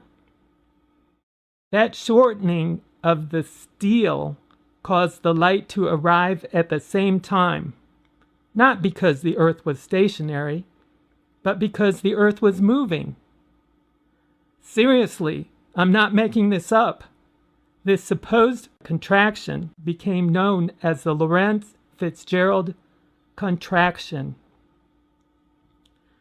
There was absolutely no evidence to support the theory of the Lorentz-Fitzgerald contraction, but it was all they had to try to keep the spinning and orbiting Earth model of heliocentricity alive. They only came up with the theory of the Lorentz-Fitzgerald contraction because they had nothing else to explain the null result, and they were not going to abandon the Copernican model. Some scientists aver that it is a misnomer to call the Lorentz-Fitzgerald theory a contraction, since as first theorized, it was supposedly the transverse arm of the Michelson-Morley interferometer that was lengthened, so it should actually be called the Lorentz-Fitzgerald expansion. Regardless, if it was called an expansion or a contraction, it was an inane theory that was unsupported by any proof. Arthur Miller described the Lorentz-Fitzgerald contraction as physics of desperation. Indeed, it was more akin to a fairy tale for adults than it was science. It was not long before Einstein was pressed into service with his theory of relativity. Notice that the scientific community rejected acceptance of a stationary Earth, not because there was any scientific evidence that contradicted it, but because it had become the central faith of the godless scientific community. The Copernican theory was simply not to be abandoned, no matter what the scientific evidence showed. Einstein to the rescue. Something had to be done about the results of the Michelson-Morley experiment. The high priests of science simply could not allow the world to discover that the Earth did not move. Enter Albert Einstein and his theory of relativity. Einstein announced his special theory of relativity in 1905 and his general theory of relativity in 1915. Einstein's theory of relativity was able to explain away the null results of the Michelson-Morley experiment. According to Einstein, the speed of light is constant, and consequently, an object moving through space would not show movement if light was used to measure the speed of the motion. According to Einstein, the speed of light is constant for every observer, no matter what speed the observer is traveling. Armed with the theory of relativity, scientists argued that the Earth was moving despite the null result of the Michelson-Morley experiment. They alleged that it was incorrectly shown not to be moving in the Michelson-Morley experiment because the light used in the experiment, which was expected to show the speed of the Earth through the ether, could neither increase nor decrease in speed. The Michelson-Morley experiment was designed to measure the expected speed of the supposedly moving Earth through the ether. Einstein could not have a constant speed of light, as he theorized, if there was an ether. Einstein solved that issue by simply announcing that there was no ether. Einstein, by theorizing that there is a constant speed of light and there is no ether, solved the Michelson-Morley null movement result and saved the heliocentric model of an orbiting, rotating Earth. Light travels in waves, which is a fact that Einstein accepted. A wave needs a medium through which to travel. Imagine a wave in water without the water. It is an impossibility. The medium through which light travels is called ether. This simple law of physics that a wave needs a medium through which to travel is something that is easy to understand. The corollary of an ether for light to travel through, however, will seem foreign to the reader because it is not taught in schools. The educational system has been given over completely to the mystical theory of relativity, where the ether is simply not allowed to exist. Einstein removed the ether from existence by edict. The problem is that a wave of light cannot exist without a medium for that light. Professor Herbert Dingle explains the absurdity of light waves without an ether through which to travel. Light consisted of vibrations in that ether that had physical properties, which also were, in principle, determinable. What Einstein was proposing, therefore, was to retain the finite velocity of light without the existence of any standard with respect to which that velocity had a meaning. Light consisted of waves with a definite length, frequency, and velocity in nothing. It was the grin without the Cheshire cat. The physical part of the theory was expendable. Only the equations needed to be saved. Einstein saw a way of saving the equations and did not consider it worthwhile to, quote, explain light. Einstein was satisfied to, quote, explain it in terms of things that we understood nothing of. In other words, not to explain it at all. If his assumptions were granted, he did save the equations.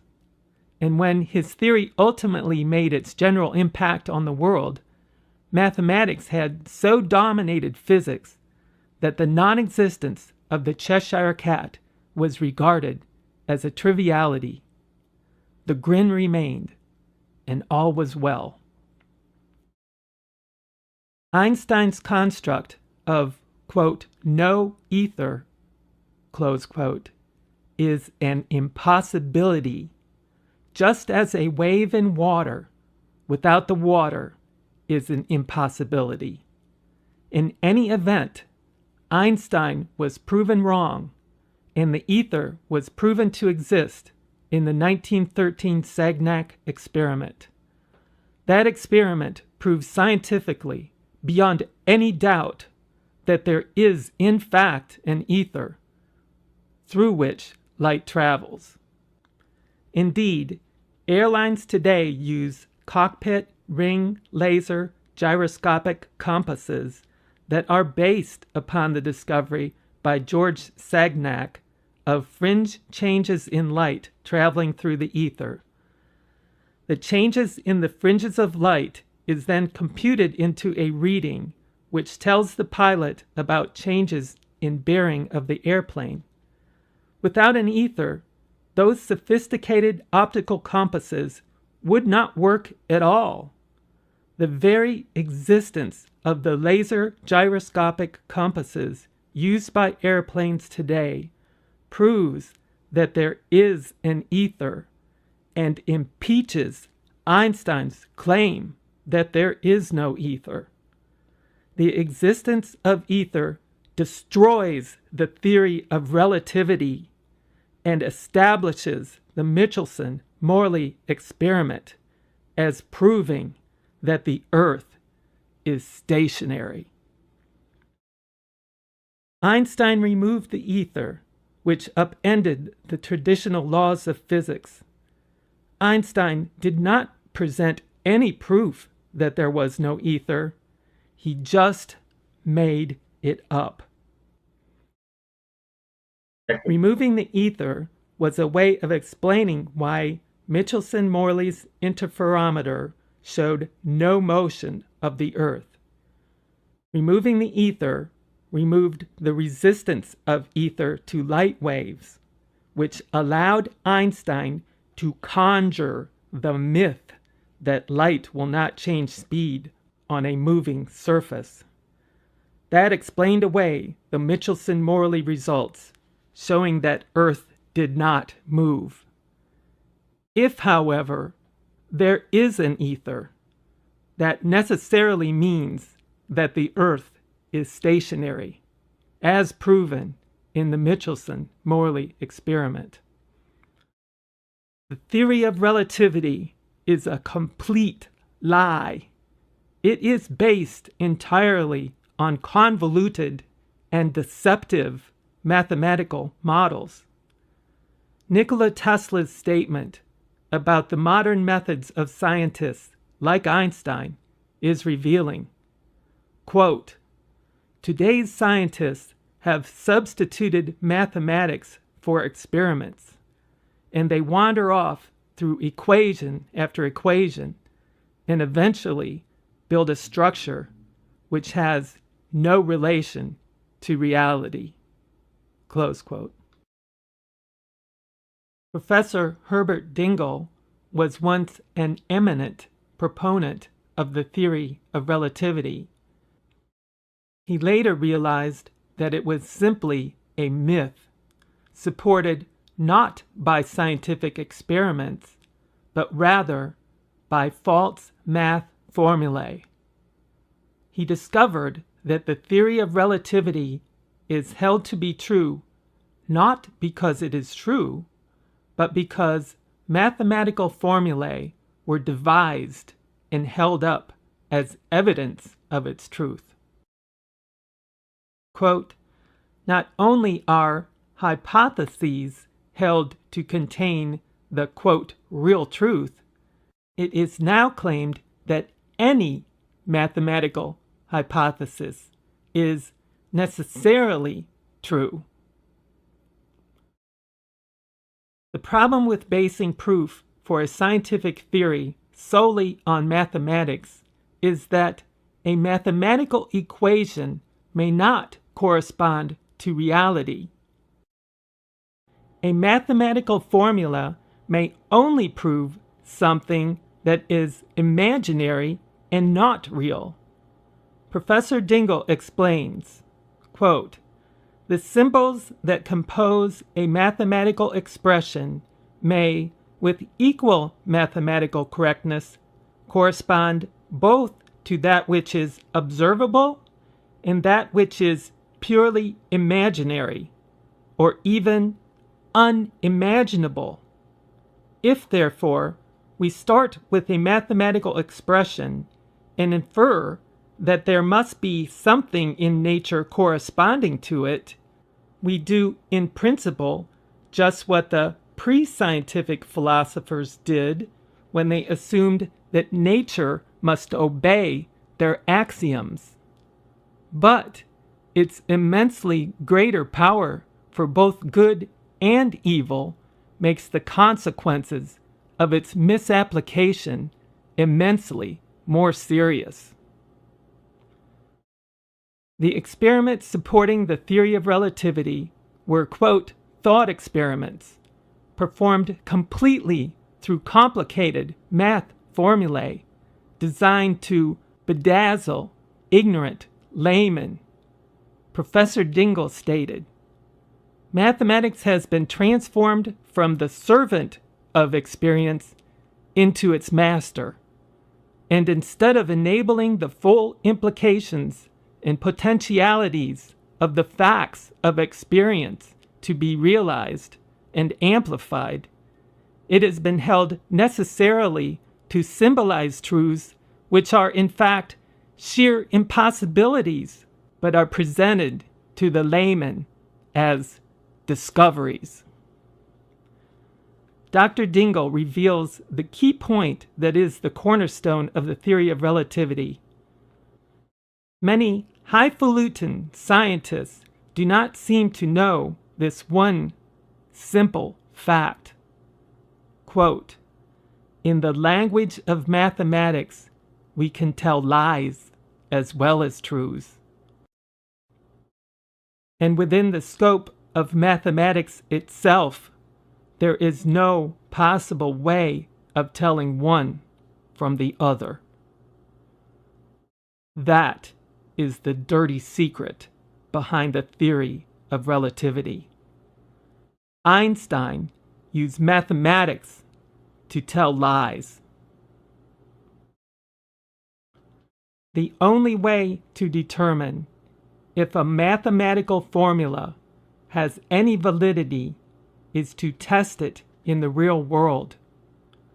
Dr. Dingle explains that, quote, "We can distinguish them only by experience or by reasoning outside the mathematics, applied to the possible relation between the mathematical solution and its supposed physical correlate. Physical experiments are not something that have been done with much success in proving the theory of relativity. Consequently, scientists resort to thought experiments using mathematical formulae which have no correlation to reality. How can math be used to tell lies, as alleged by Professor Dingle? A simple example will illustrate how math can be used to support a falsehood. If one were to say that a glass that is half empty is the same as a glass that is half full, that would be true. One can use mathematics, however, to make that simple truth be the foundation for a falsehood. Let's put the half-full glass equaling the half-empty glass into an equation, where E represents an empty glass and F represents a full glass. 1/2 E equals 1/2 F. That equation, 1/2 E equals 1/2 F, is accurate as it is presented. A half-empty glass is equal to a half-full glass. Now, in basic algebra, if one multiplies both sides by the same number, it does not affect the accuracy of the equation. Thus, to multiply both sides of the equation by 2, one would get the result of E equals F. Under the rules of algebra, that is supposed to be a true statement. We know, however, that in reality, an empty glass does not equal a full glass. Thus, in reality, E does not equal F. However, mathematics can be used to present a falsehood as truth. E equals F. That is the type of unreal reasoning that permeates the theory of relativity, where the scientific testing is done in thought experiments using mathematics. This creates a fantasy world of relativity. The theory of relativity is not science. It is mysticism, supported only by mathematical models. Physicists gave up trying to understand the absurd results of the formulae used to explain the theory of relativity and simply capitulated without much of a fight. They accepted the mathematical formulae of Einstein, even though they often gave inaccurate and incongruous solutions. Dingle explains that, quote, with the apparent success in 1919 of Einstein's general theory with its then quite new and terrifying mathematical machinery of tensor calculus, came the fatal climax.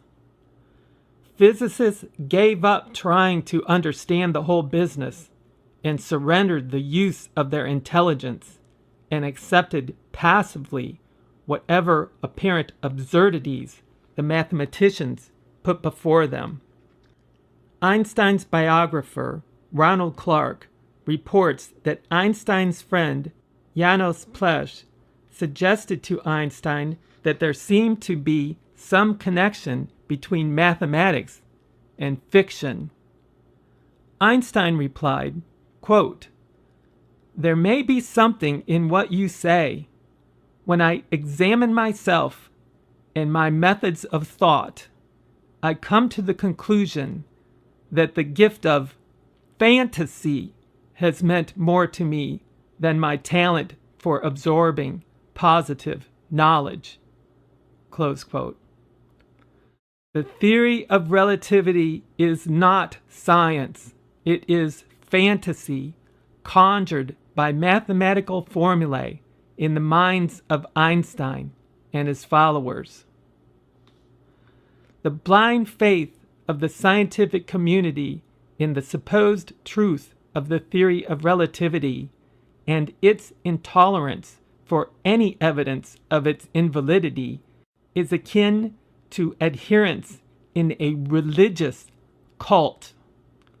When one realizes that relativity is more a religion than it is science, it explains why the ascension of relativity is in direct proportion to the descent of Christianity in society.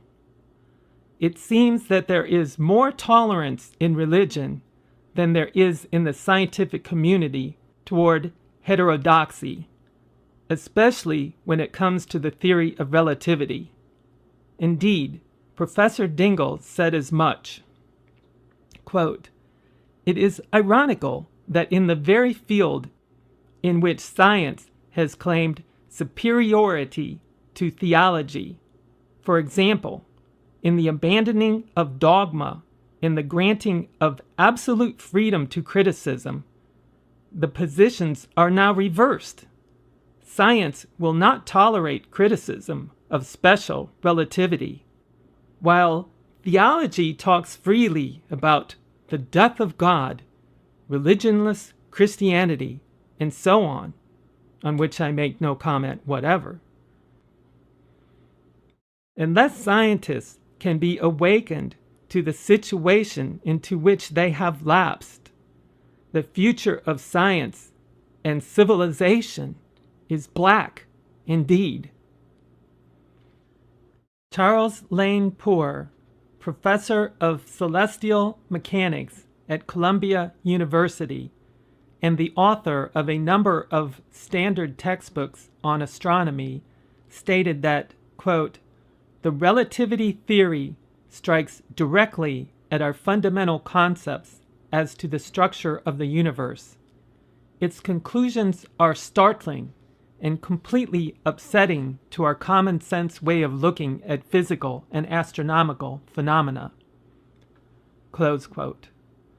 Dr. Louis Essen, a distinguished mathematician and fellow of the Royal Society, stated that the theory of relativity was not truly a physical theory, but rather simply a number of sometimes contradictory assumptions. Lord Ernest Rutherford is considered the father of nuclear physics. So eminent was he that chemical element 104 was named Rutherfordium after him. Lord Rutherford has called the theory of relativity simply, quote, nonsense. In 1922, Professor Herbert Dingle wrote Relativity for All, one of the first standard textbooks on the theory of relativity.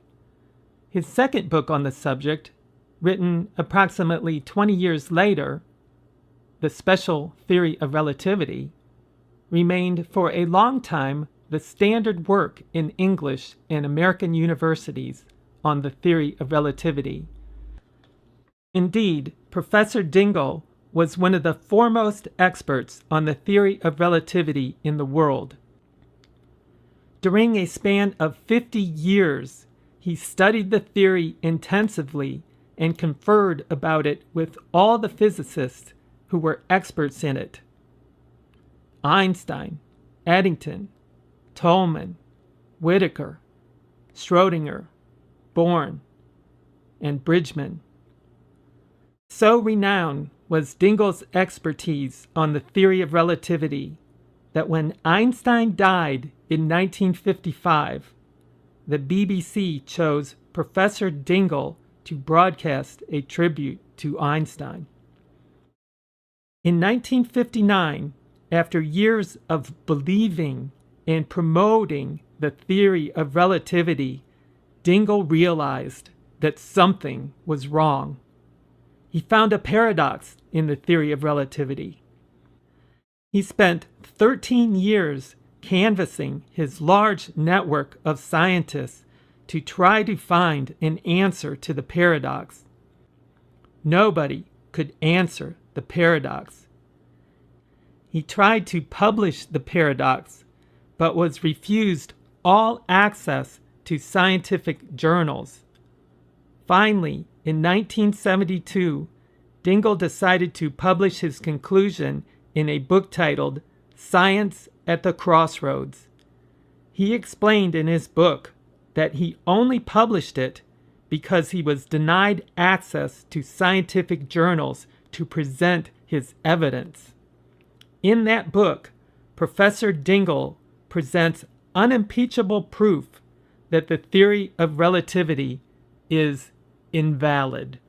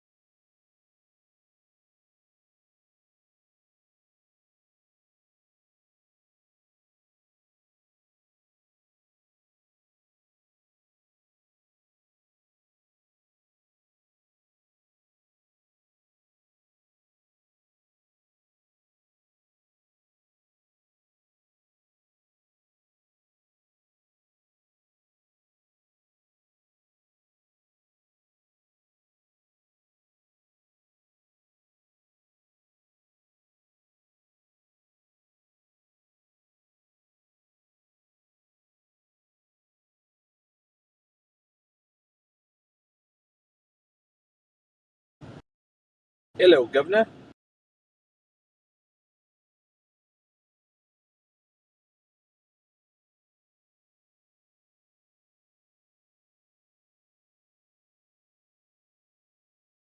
You guys playing the quiet game or what?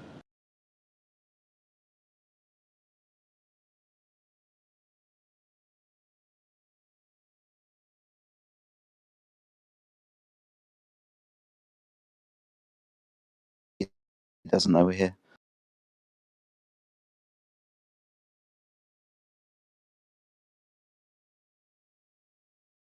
Guess it's just me and you, Jedi. Just like old times. Just like old times. I'm waiting for some guy called Proto Fad to turn up.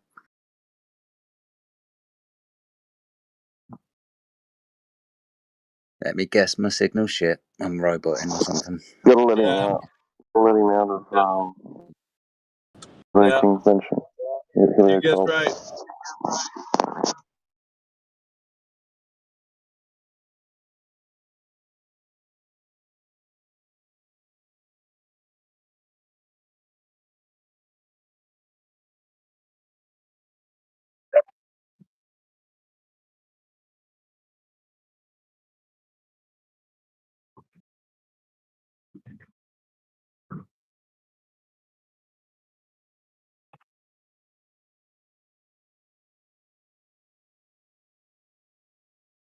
Probably come in here, Jedi, unless he's out of the Helio cult room.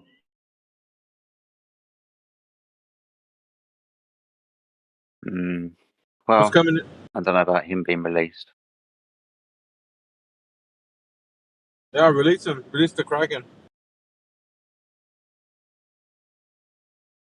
I wouldn't call him a Kraken, mate. Maybe a little kid.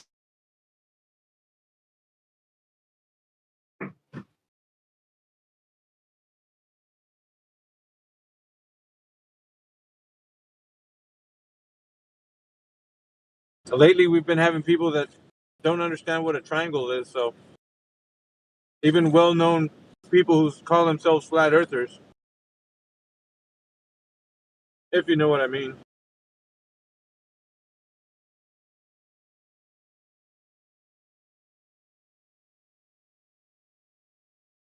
Yeah, I know what you mean.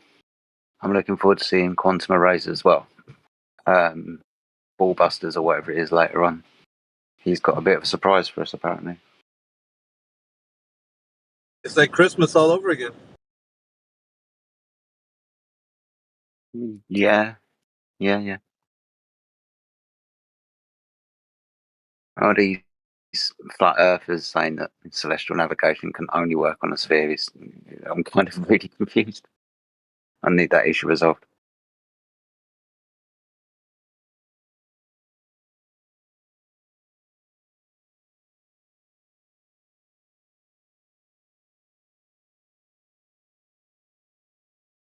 I just like for somebody to come in here and argue with you about it.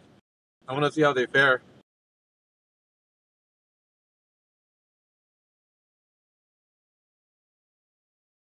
A signal holds up. And again, we're just arguing about triangles and basic geometry, mate. So it's like arguing with kindergarten kids, isn't it? I mean, after that, you'd probably have to go through your 1, 2, 3s and ABCs, right? I would assume. Well, hopefully I've done our ABCs and 1, 2, 3s before we get onto elementary geometry, mate. But yeah, backwards and forwards, round and round in circles we go. I'm gonna love to hear you speak with Prototype, Jedi, because it seems that you need until plane.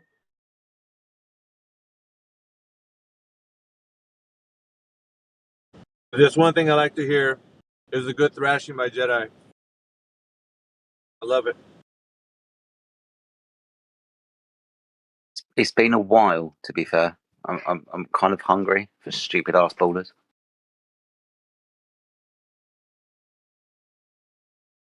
I try on TikTok arguing with children. Pointless.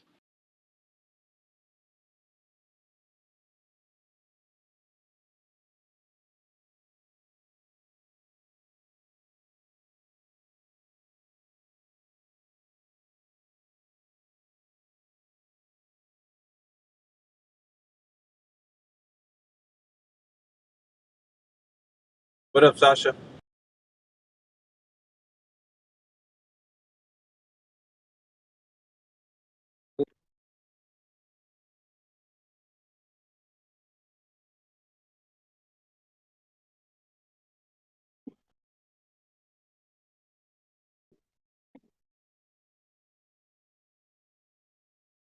Little something that he said in room.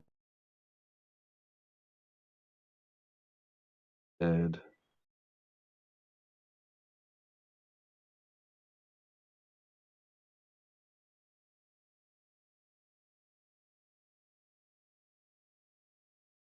I know I owe it to FPD to jump in VC after he went to all that trouble of campaigning to lift my ban. Crazy busy the past week, but I could probably jump in VC later tomorrow.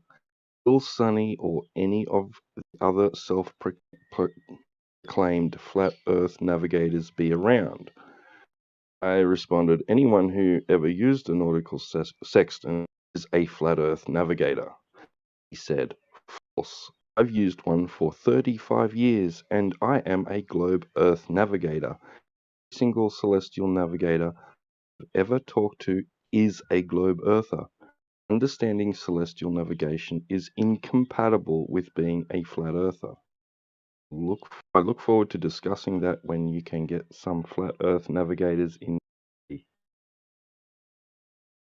Yeah, we're gonna have to do some heavy prayers on that one to get this guy into this chat with Jedi. Please, I just want to hear him come in here. Just once. I'll settle for 10 minutes. That's all. Just 10 minutes. I just wanted him to tell me what the ground position of a star is and what the angle is. Just that. That's all we need to talk about.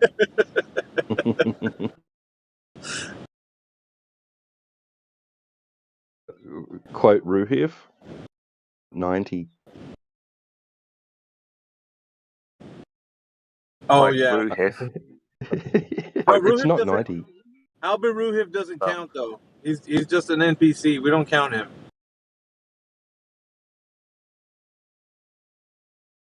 You gotta be What is it then? Who's Kyle? We got Kyle in the chat. Let's have a little look-see. A little looky-loo. Oh, Kyle's on the fence. He's alright then. He's not Team Baller yet. We're looking for people on Team Baller.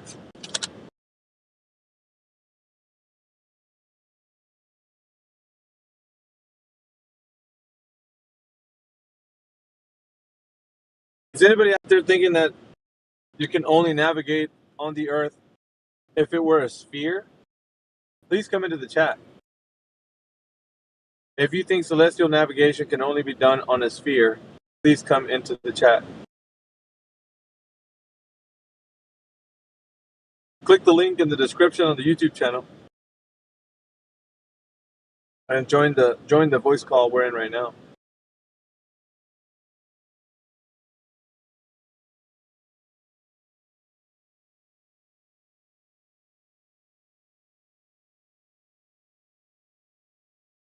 You guys listened to the ballers that were in here last night? We had a group of like 5 of them. Oh no, I missed it. What happens? Tell me more.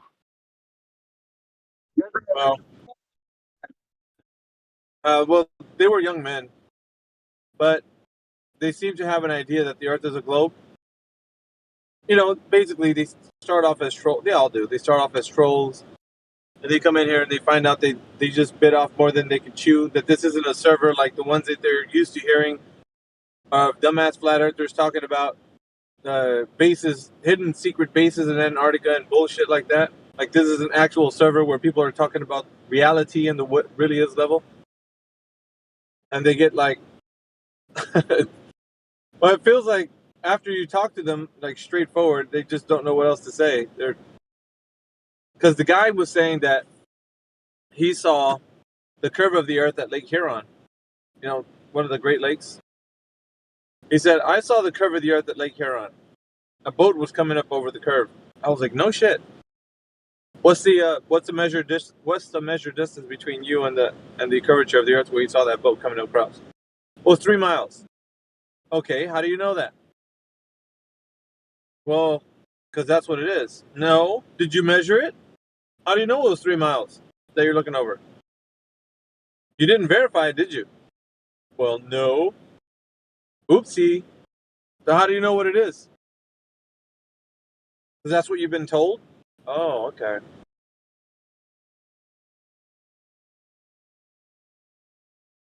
Yeah, they're just ridiculous. The thing about it is, man, people don't know how badly they've been bamboozled with this information until they actually start getting questioned, like how they know shit. And then they're just like, well, I mean, that's because that's what it is. No, that's what you think it is. How have you verified or checked that that's what it actually is? You've never done that ever in your life. That's what doesn't make any sense. It's weird, right? Like the globe, like saying anything that has to do with the globe is people that only talk about things that they've never done before. They only just like trust this information that's supposedly like the gospel truth on what the earth is, based on some people that consider themselves intellects, spouting off this knowledge, or they're reading it off like some book or some shit. Ridiculous, man. Epic levels of stupidity and laziness, because nobody wants to go check out the information. Nobody has to deal with it.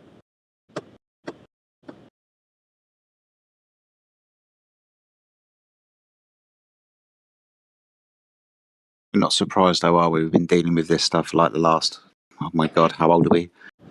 5, 6, 7 years. They don't check it out, they just blindly believe, right? No, I didn't see the bottom of the boat. Must be Earth curve then. Well, I asked him too. I was like, "Are you sure it was Earth curve?" I'm 90% sure. Would you bet the farm? Yeah, I would. You'd fucking lose the farm. You'd lose it along with your 90%. 90%? What the fuck?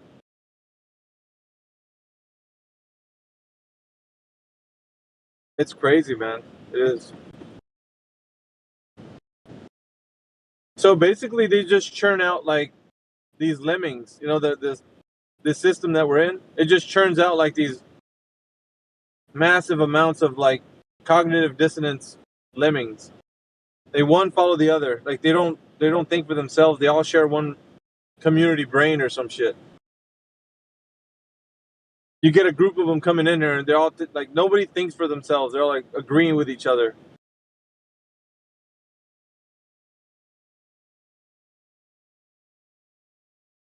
It's the baller pack mentality, mate. It's all I've got. Numbers. Oh, lots of people believe the same shit I do, therefore I'm right, because lots of people believe the same shit I do. Exactly.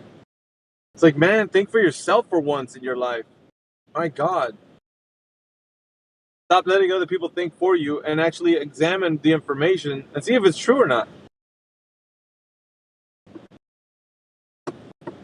And then they start to ask you questions. Well, how do you suppose I need to do it? Don't ask me. I don't think the Earth's curving. I don't have to look it up. It's not my problem. It's your problem. You figure it out. Well, I think that you saying I don't know is just hiding behind a veil. Shut your dumb ass up. Like, if that was the case, when I ask you the specific question, whether you know or not, you would definitely damn tell me, I know. Here's the specifics. Here you go. There's the information. That's all the specifics you need to know. Or you say, I don't know, and be intellectually honest. But he was saying that the reason why he didn't want to say he didn't know is because it's like hiding behind a veil. What a moron. That's why he didn't want to admit that he didn't know. Because it sounds like saying I don't know is just, being somebody who doesn't know anything. It's like, I don't know. I think you said it last night. Was it last night? Or I remember you saying that you didn't know about car mechanics. Like, you're not going to have a debate with somebody about it. That was last night, mate. Yep, good memory. I almost forgot about that. But yeah, I'm not going to start debating people about shit I don't know anything about. That's stupid. At the same time, if somebody asks you questions about it, you can say I don't know and just be happy with like I don't know. Fuck, you want to lie to you? Like I don't know about this. Like I've never worked on a car. Like you can say something where you know that your experience has never been that you verified that. Strange. But in this arena, you don't get that. It's like everybody's a car expert. You know what I'm talking about? Like you just can't bullshit your way through this. There's no way.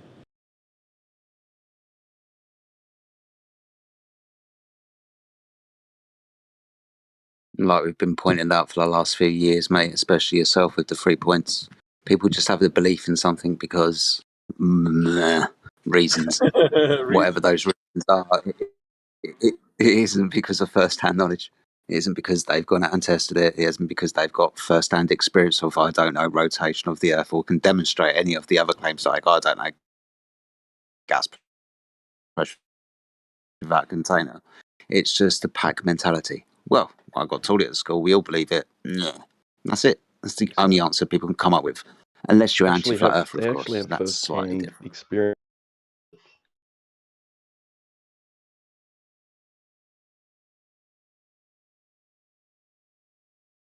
Kind of cut out there, T-Dub. So I was saying they actually have first-hand experience of the opposite, given that's what they observe and experience. Well, that's why. Oh man. When people start talking about you can only navigate on this Earth as a globe with celestial navigation, I'm just like, you guys are out of your fucking minds, man. Like, I don't even know. Why would you be, especially some prolific flat Earth types that consider themselves flat earthers, and then start to agree with a dumbass baller? I don't know. Hey, look, I'm not going to shy away from saying anybody's names, mate. So I don't know what is happening with the two sides of the camp, because they do seem to have developed two sides to the Flat Earth camp over the last, 3 years? Ever since Nathan Oakley called up Bob Nodell, God rest his soul, to apologise, about using science to prove the ether with a fucking gyroscope. That's where it all began, mate. And now we just got two sides. And it's starting to piss me off, because now we've got people like Jeranism. All right, thank you for all of your videos and shit, mate. Do appreciate that. But now we've got people like Jeranism turning around saying, yeah, celestial navigation only works on the curved Earth. Oh my God. Yeah. Okay. I mean, if you're sure. But I don't like it. It's something doesn't I'm just smell saying, right though, to man. me, mate. I mean, it hasn't done for a while. It undermines all the fucking hard work that you've done to cook. Like, you spend hours at times laboring over the point, you know, with these guys in the VC and stuff, just to have somebody come and say, nah, man, these flat earthers, man, they're just, you know, I don't know what they're talking about, but it works with a globe. Like, fuck off, dude. You mean to tell me that my friends in here and all the time that we spent talking to these ballers about how the Earth is not a globe and it can't work that way, you just undermined the whole fucking shit from how far back we've been doing this till now. Just in one fell swoop, in one nice little live chat with a dumbass glober. I mean, really, right? It flies in the face of all the shit that we've done, like, to get to where we're at. That's what it irks me, dude, because it's like, so what are we talking about now? So now everybody's gonna be like, well, I like some of his shit, but at the same time, the other shit is like, I disagree with that. Well, he just fucking sabotaged the entire thing. He undermined everything that we've been trying to do thus far. And he just he just fucked now the millions of followers, I don't know, I'm just human, millions, but many people that have been following him are just like, well, I guess now, you know, we're gonna have to look at and review all this shit. I don't know. No, I'm in your camp, and I was listening to Elijah last night as well, and he's pissed off too. There's a few of Yeah. us who have kind of taken this a little bit personally. The more I think about it, the more angry I'm getting. No, but what I'm saying though, Jedi, because like, you imagine, dude, like, because we're dealing with enough shit with these guys coming in with these baller excuses, right? Dude, we're dealing with the McToon shit that they come in here. They're McToon puts a lot of shit on the anti-flat Earth propaganda out there, and a lot of these idiots who don't know much just show, "Oh, look at McToon," and then now they're gonna point to, well, your own side, journalism is saying this shit. Now we're gonna have to be dealing with celestial navigation. I'm telling you, man. Mark my words, Jedi. You're gonna hear some people coming in with this shit. I promise you. Because whatever transpired off of that, the Maulers are probably kicking about like, man, this is great. This is amazing. Finally, a flat earther that can actually, say the things we want him to say. So who knows, man? I'm not one of those conspiracy types of like he's getting paid or whatever. I don't know the agenda. So whatever the fuck reason that was said, the way it was, it lent credence to the McToon crowd,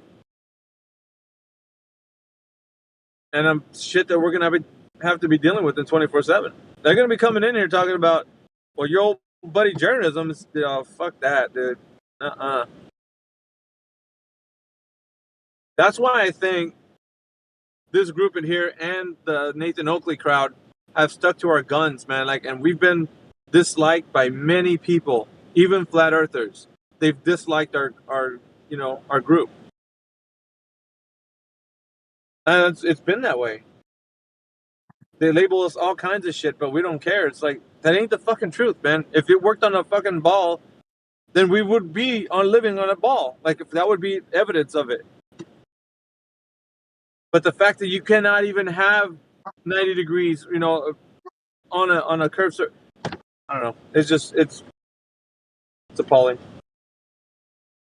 It's because people have been bamboozled by pictures and drawings and a few maths equations, mate, and they don't understand the magic trick. If they understood what a circle of equal altitude was, or the equatorial plane, then they've only got to look past our own fucking hands to figure out what that is. Oh, that's the flat, straight, horizontal that we're all going to be taking our measurements from. This is why I try to remind people that, your corrections that you need to do, your dip angle correction, your altitude correction, why do you need to do that? Oh yeah, because it needs for you to go down to the surface to create a horizontal line between you and the what? What was that? Oh yeah, the GP of the star. What's the angle of the GP of the star? 90 degrees. How many stars are there in the sky? Yeah, thousands. So thousands of GP angles all at 90 degrees to you after you do your corrections when you think you're on a ball. That's the magic trick, mate. All of your calculations take you down to a flat horizontal baseline. You might think that you're starting off on a ball because your ball earth in a textbook tells you that you're on a ball. But if you actually study those calculations and look at those pictures, area of circle of equal altitude and that equatorial plane, yeah, that'll be the flat horizontal baseline you're taking all of your measurements from. No, the flat bit, yeah, that's the earth. So they've just been bamboozled by pictures, mate. It can work on a ball after you do all your corrections, mate, if the ball flat.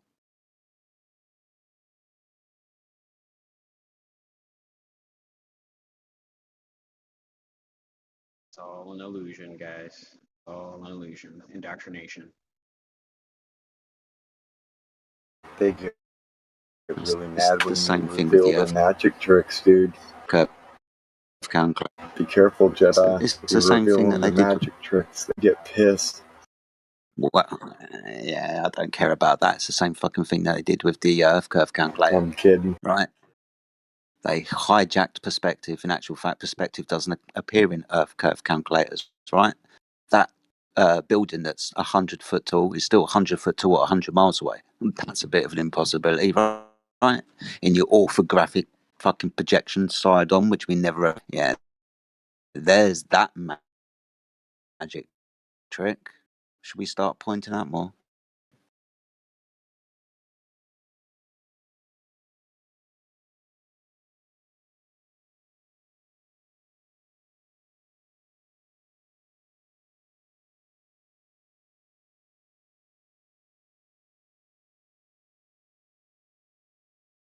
Yeah, you're right. It's been festering for a while, man. But this fucking line in the sand is already it's laid out there. You know? There's no more agree to disagree. That ship has sailed, bro. Yep. It ain't a line in the sand. The line is the non-existent curvature of the Earth. The line's the fucking horizon. The geometric horizon of their claim. And hey, look, it stays flat. Where's the curve at, guys? I'm with you guys, honestly. What you're saying, like, there's no more agree to disagree. The agree to disagree begins when a discussion starts. And the initial discussion when somebody disagrees with you. Okay, we have now just agreed to disagree. And then the conversation continues. There's no more agree to disagree. Lines are drawn. It's the fake flat Earth types, dude, that really annoy me. And the It's prolific not drawn in ones too. sand either. It's drawn in something much more permanent.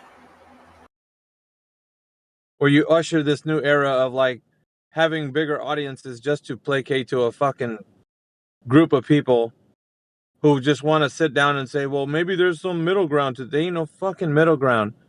It's either right or wrong, and we're either right or we're wrong. What's the middle ground? It's flat on one side and it's a fucking sphere on the other, and it's just floating or some shit. Oh, come on, there's no middle ground. That's bullshit.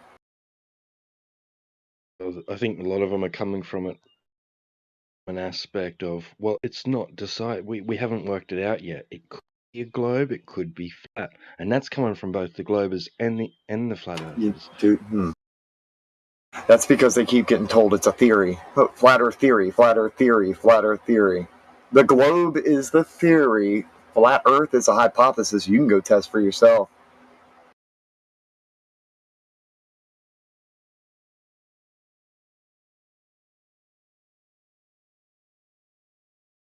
I'll keep saying it, man. Weird conspiracy theory too. Just this magical curve that exists, but nobody can see it, but it's there. And it's biblical, everybody. It ties into good versus evil with everything else. If anybody else is doing any other awakening steps, it just goes right hand in hand with all the other lies. Sorry about cutting you off, Mayhem. I didn't mean to do that. Yeah, biblical truth is also good and well, but when it comes to demonstration, there's no ifs, ands, or buts. There's no like, well, it says so in this holy book, but it says different in another book or whatever. But what we're talking about here is creation speaking for the creator itself, being that it's not what they're saying it is when it comes to a globe. So when they, and they start talking about like, well, it is a globe. Well, fucking show me where. How?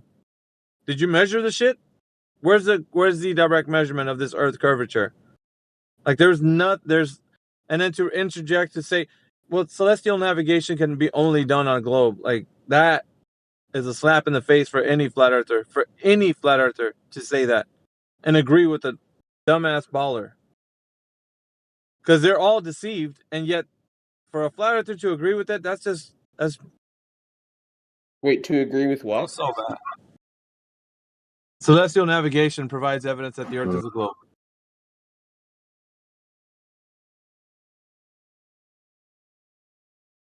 Do you hear me? Yeah, I don't think it provides evidence of a globe. That's another claim. I mean, doesn't it kind of provide evidence of flat Earth? Speaking. That's Zodiac 420. He's VC verified and has been here for a little bit. He's brand new. I don't think I've known Zodiac. About a year. Do I know you, Zodiac? Well, I think he's been in the server for about a year. Here it says June 14th, 2022. He probably just hasn't nice to meet spoken you. much. Yeah, nice to meet you too. Well, we deal with a lot in here, so it's kind of hard to tell where people are actually in their walk with like flat Earth. You got from like the just beginner level to the intermediate to advanced. We don't know where the people are at right now with what they know. So it's kind of scary to actually have a conversation in here because you're speaking to somebody who you think already should know what they should know, and you find out that they're like, well, I've been in here 10 years, know with the flat Earth. Well, it doesn't sound like it. Not the way you speak about it. Like, sound like you're a novice, bro. Like, Fuck. Drop my phone super hard. What's up, y'all? don't crack the glass. Yeah. All right. How's it going, Elijah? These cases are fucking amazing. I would have never guessed. But yeah, man.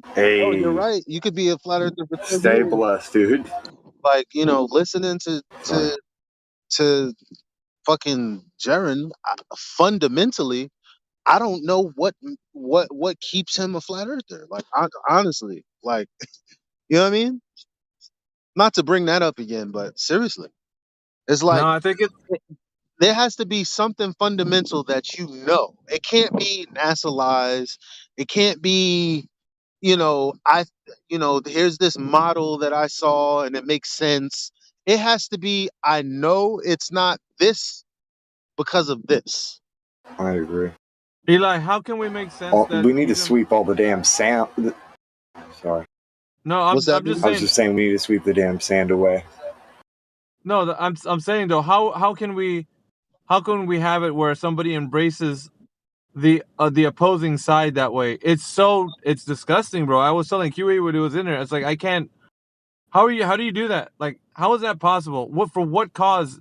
Is it for the cause of growing an audience or just having more people in your Why would you do this? Like, what is the purpose? I don't see it, man. Honestly, Honestly don't see it.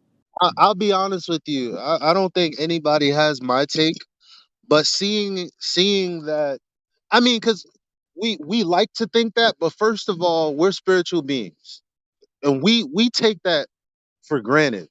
Words are spiritual. Words are spiritual. This world, like for instance, everything that we see around us, this technology that we talk on, the reason that animals can't do it is because they don't fucking have words, bro. We have words. We have a way of using words to translate feelings. I can take my feelings outside of me and put them in another person with words. So I think on a spiritual level, there's more to this because the spiritual realm is the reality, and this is just the byproduct of that reality. This is the step two to reality. This place here, and it's like sometimes I don't think people are aware of what they do because I've spoken to family members and I'm like, how the hell does this person sound like Simon Dan when they've never even been in this conversation before? It makes no sense to me. And it's just like, what I think is, things got away. People have pride. I think QE or FED may have, when you try to tell someone the truth and they want to do it their own way, and it's like, oh, I'm not gonna do it. I'm gonna do my own thing. And it's like, oh, I don't really like his approach. There's a lot of that. Then, there's a point where, um, he blew up on FED, and he called FED a scammer or whatever FED did. Made Witsit feel away, which is why this energy just went in that direction. And so now he can't let that go. So every time, look, I mean, he got his own channel. People hit him up like, "Damn, how you gonna let this dude slay you on elevation angles and blah blah blah?" And I'm sure he knows who broke the ice on that topic. It is what it is. So it's like, of course, you don't want to be carrying around the people's that you despise argument. I don't see it that way because I'm like, the truth is the truth. So what? Like, it's not an argument. It's you having the truth revealed to you. But they look at it as, oh no, that's their argument. So you know what? I'm not even down with that. So it's like, now you got a whole bunch of people in your comment section and they're telling you, oh, you should have smashed him on this and blah, blah, blah, blah, blah. So you have a conversation with McToon about something you really don't know about.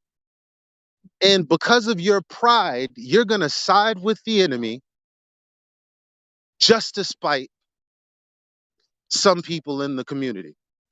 That's all I think it is. I'm still not down with, the super undercover agent. No, I think they're all real people. And I just think they got shit fucked up. I could be naive, but I mean, it's still bad anyway. It just is what it is. I don't know. I don't know if any of that Well, made sense to y'all, but it did, because it would be the equivalent of I him understood. saying, all right, Sorry. yeah, so, okay, refraction. Oh, yeah, okay, so, yeah, the black swan does work, then we'll give you the refraction. It's the equivalent. yeah.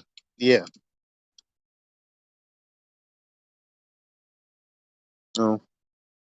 Shit's got to settle eventually. Yeah, I'm more Yeah. of the type like I don't care whether it's an agent or whether it's the event happened and it undermined the work that people have put in this server with laboring over points that actually were just in one fell swoop, just like fucking undermine everything. And it was a slap in the face to everybody who's ever had a rough go with these guys in here. Yeah. So it's like, well, you just said fuck you to everybody, and I'm just gonna say what I want. Oof. And it's like you didn't take anybody's hard work in consideration, because Yeah. we're all in this Yeah, together, because it's man. not even. Yeah, because it's Shit, not. dude. He didn't spite just FED. It's No. everyone in here and everyone else who is coming here, listen to us, and who God knows what they're doing out in the world. Take it like just because people aren't on, you know, the we don't know what they're doing. They could be in school killing it with elevation angles. You know what I'm saying? And Yeah. this dude has this platform with reach, and he just says, "Yeah, so all you guys were wrong." And it's like Yeah. you don't Yep. have the authority. What the Exactly. That's like? where I'm at right now. I'm like, who the fuck just made you the king of flat Earth, and you just over here saying, nah, man, these motherfuckers over here, fuck those guys, because I don't like their style anyway. Fuck them. Now you're right, McToon. I'm like, fuck you. If you want to take this approach, you fuck off with your platform somewhere. You're not a flat earther. You fuck off with that. And people are like, wow, he still puts out good content, man. He just fucking undermined the whole entire shit, man. This everything we've ever done. And so now, and I was saying this to Jedi earlier, I was like, what's gonna happen? Because it happened when the Behind the Curve came out. We had to deal with all that. People were coming, well, thanks, Bob. Rest in peace, B.O.B. But I'm saying though, but they would come in here and be talking about that shit like as if we had something to do with it. We're like, well, flat earther provided evidence. Right. Yeah. And it I was see just what the you're saying. aftermath. It was the aftermath of that. And it was like, dude, Yeah, I don't want to be fucking, I don't want to have to The deal with now. tribalism, dude. Fuck, dude. Like, now we're going to have to deal with that shit. Like, I don't, and not that it's going to be a pain. You know what happened today? What? You know what happened today? Maybe I'm wrong. Okay, so I'm leaving it for me to be wrong, but it's like every time I'm like I come through with just something that's objectively true. It's like, yo, I don't. Jeremy be on the wrong side of me a lot of the times, fam. It's just weird, and it's crazy because I love the dude. I really do. It's like, but earlier, like Matrix was like, yo, because we were talking about this 200-mile long train track or whatever. He's like, dude, he asked me, do I have a calculator? How much curve would that be with zero elevation? And I was like 28,000 feet. And so he's like, Jeremy, you know how crazy it is? Yeah, I had Eli do the numbers, and he said it was 28,000 feet. And Jeremy said, just like this, Eli, nah, that shit don't sound right. And I said, nigga, what the Fucking fuck shit. do you mean? What, nigga? Like, and then he's like, why are you coming at me all spicy, bro? I'm like, what the fuck does that mean? Like, oh, Eli. He's like, oh, nah, feet. Oh, I thought he said miles. Nah, my bad. I'm like, no, you Fucking didn't. Jeremy. No, you didn't. he's all, I every could be time he says wrong, shit, but every time Jeremy says shit, he's always dead ass, dude. Like he's straight on game, man. And you're like, dude, what the fuck did you just do, man? Like now I have to come back and explain to this guy because you didn't understand what I said, so you just misconstrued everything and just you made your own shit out of it. You know what I'm saying? Like I know Jeremy. He's that type. He's always been that type, though. Shit. It's just weird, man. So basically, we're going to be mopping up more bullshit for the rest of the year. Well, it just depends. Like, listen, like there's already people that. How many? What's his channel like? Like, I Anyways, wonder what would happen if I go in there right now. If I go right now and I'm like, yo, what's up with your boy journalism? I wonder how I would be received. Would I be received I as a don't know, brother, or would there be bro. because everybody objectively knows that shit was wrong. That was wrong, bro. That was wrong. And if you don't say that it's wrong, and if you're in the flat earth community, there's something wrong with you. There is something wrong with you. If you listen, if you start making excuses for what happened, you're on the wrong side of shit right now. Like you just are.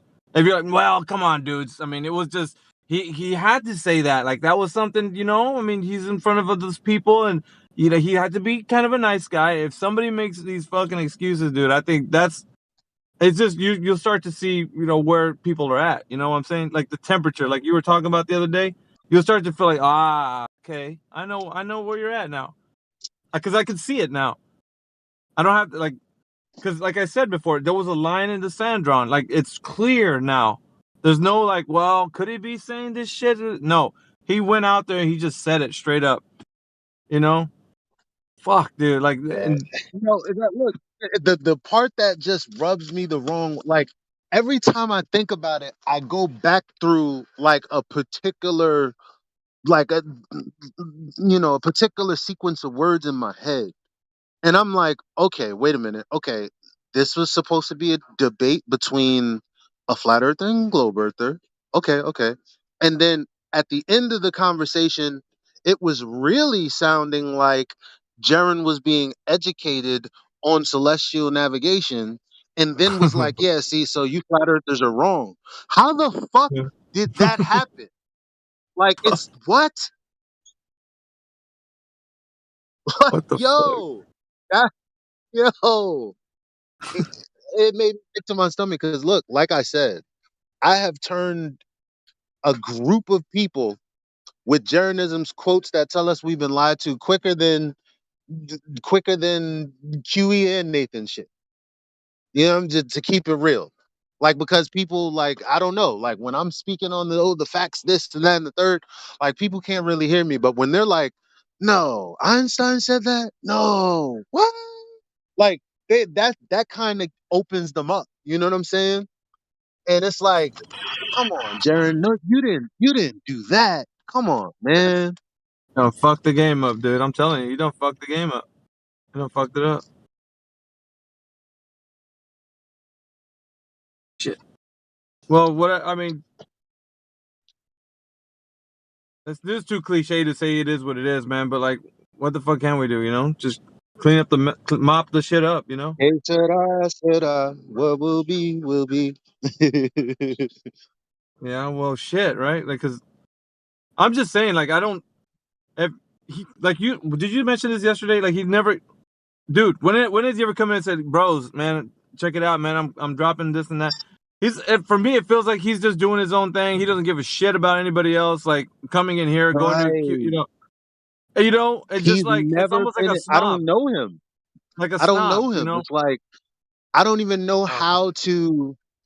I don't even know how to be cool with him. Like, okay, maybe I could go watch his show and then maybe somehow, like, but I asked, like, I asked Witzel a long time ago. I mean, I don't know if things have changed. Perhaps I can get on Globebusters. I don't know, because he's like, oh, they're gatekeep. Because Witzel said that FED are gatekeepers and blah blah blah blah blah. I'm like, really? You think so? So I can get on Globebusters because I'm not gonna be crazy and be on some fuck y'all da da da da. So I could get on Globebusters and say my piece. He's like, yeah, man, sure. Oh, I don't think I so. wonder. I don't I think wonder. because you're not. You're not cut like the rest of them, man. I'm telling you, you're from a different piece of cloth, man. So if you do say something, they're They're gonna be gonna like, be like, bro, oh, man. the density is set by the dielectric accelerator. No, I'm not fucking with that, bro. I am not. Yo, I was debating with a dude in here at 2 o'clock, 3 o'clock in the morning, right? And I had a little some dude that I'm sorry if you have been in here and I'm supposed to know you, but don't. But honestly, I don't know a lot of people. Like I know y'all by voice sometimes, but there's some of you new guys that look at me and you're like, yo, you're mad cool. No offense. I don't be knowing y'all. So it's like, this dude was just in here and he was like, hello? Oh shit. So he was like, hello, no. So I'm talking to the dude from Brooklyn, and basically, uh the guy is like, yeah, what really sets the up and down and density is the dielectric acceleration or electrostatics or something like that. I was like, nah, bro, I don't know who the fuck you are, but nah, you take a seat. You take a seat. 'Cause no shade, but no, not just no, like, hand wave dismiss, no, but that's yet to be proven. Exactly. I was just gonna say And that. I was just telling the dude, there's no globe argument that doesn't start with a begging the question fallacy or an affirming the consequent fallacy. And he's gonna say that and just Yep. undermine what I just told this dude? Nah, I can't let you.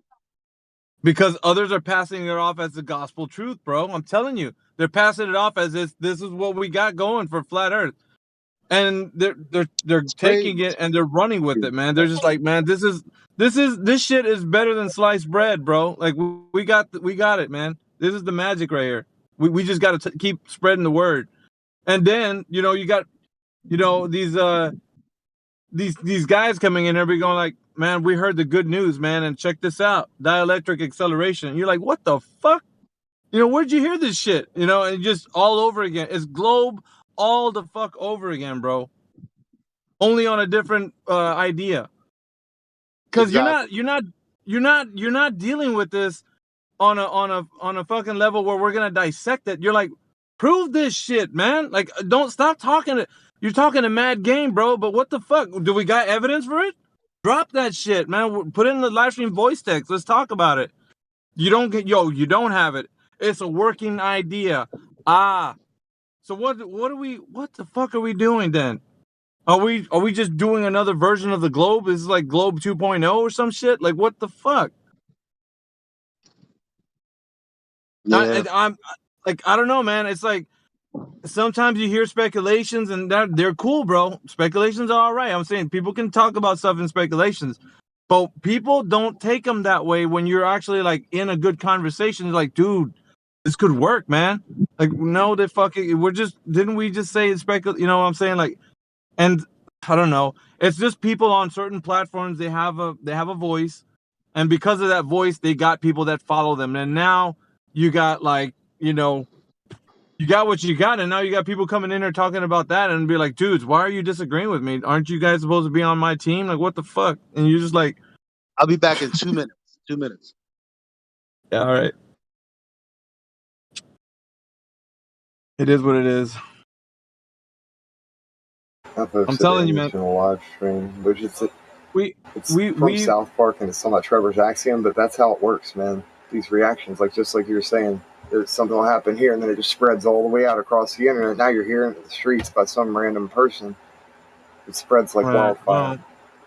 Well, the hard part about it is that we're done talking about like things that are ideas and these concepts. We want the evidence to back them up.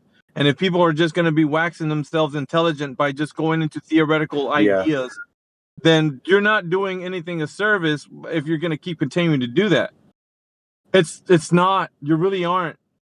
Unless you're able to provide some evidence for the thing you're talking about, then we got nothing to talk about except for your, ideas of what it could be. I don't know. But see, that brings I'm all for somebody bringing like a hypothesis, but these theories they suck. You can't be tested. Anything that's unfalsifiable is not proof. Yeah, but you're looked at as a villain because you're stopping progress. You're hindering, you're hindering thought processes that could lead to a breakthrough. I don't know. Yeah, I've been seeing a lot of flat earthers that I follow. By the way, I talk about. Sorry. No, go ahead. No, you're good. Good. We just started talking at the same time. Go ahead, man. All right, you're good. One of you go. Well, damn, I can save my thought. You're good. Go ahead, man. No, go ahead. I was Fuck just me. gonna vent. Ether, just take it, bro. Fuck. Okay, well, I've been dealing. The reason why I've got kind of an attitude right now is because I've had to deal with some mind virus issues on Facebook today, and it's exhausting.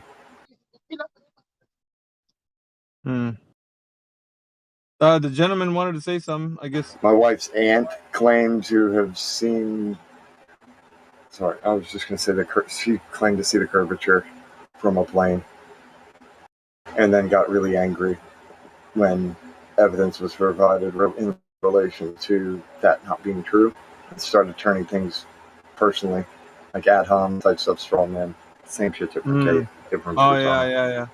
Well, especially go if they're- ahead, Zodiac. You're good. Yeah. Yeah. We'll let Zodiac come through. I just want to add real quick to that is that when it's that close, it does kind of hit you a little bit harder than just your average cognitive dissonance person on the internet. So yeah, I could see why you're a bit ticked off about that.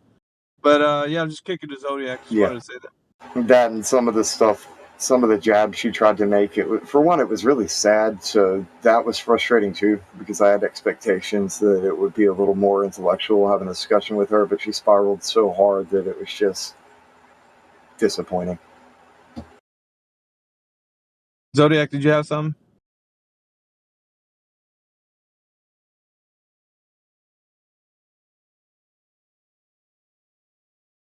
Can I Well, you chime didn't in, forget it, did Mayhem? you? Oh, go ahead. I'm sorry. Go ahead. No, you're good, Jim. Hey, yeah, that curvature from an airplane has messed a lot of people up, hasn't it?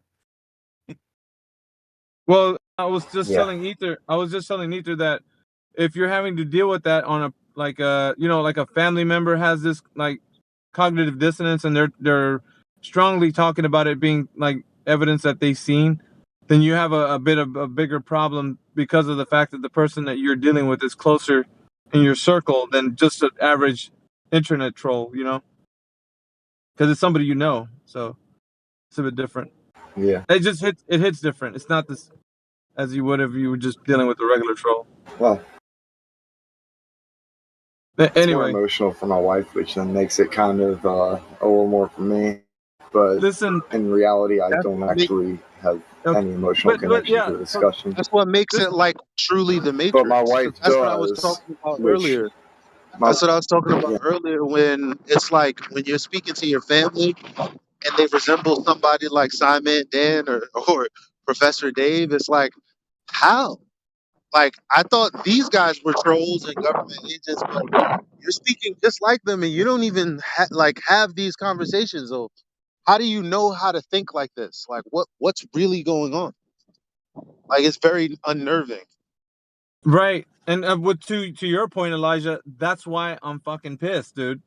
Because a person who should be careful with what they're saying, a prolific flat earther, is fucking it up for the rest of us with people whom we care about. And like such as the example that Ether's talking about. Like, you see the trouble he's going through right now, yet some other prolific flat earther who should be doing due diligence has just fucked the shit up. I mean, he screwed the pooch, man. And now we're going to be having to deal with that shit. But on Wait, the what level happened? that he... Are you guys What? saying Zodiac? No, Ether. He was dealing with well, you didn't hear the conversation, but he dealt with I think his aunt or somebody who was a close relative of his on Facebook. My wife's aunt. His wife's aunt, yeah.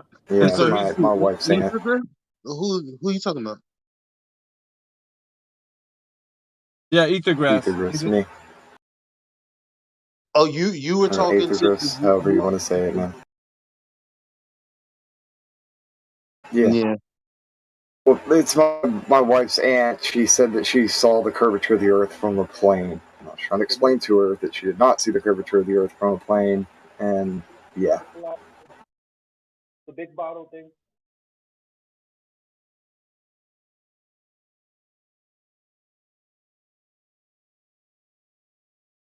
Well, I mean, it's that that's what I was saying. I'm just saying, For man. one, she You asked get me if I'd ever flown a plane before because I guess she thought she was going to be a smartass, and I'm like, yes, actually. And then she tried to ask all the details about it, and I'm like, non sequitur. And B, it's flat at an altitude higher than the flight of either of the altitude we went. But it doesn't matter. Neither of us have been high enough because we have not been to the Red Bull Stratus space jump height, where it is flat at 120,000 feet. And she could not handle that at all. He kept on trying to bring it back to the ad hom and the straw man, like directly trying to attack me. And then tried to play. Oh, she tried to do emotional, like love bombing and this emotional manipulation by using the word love multiple times, and then trying to use this passive aggressive talk with the way that she was typing. God.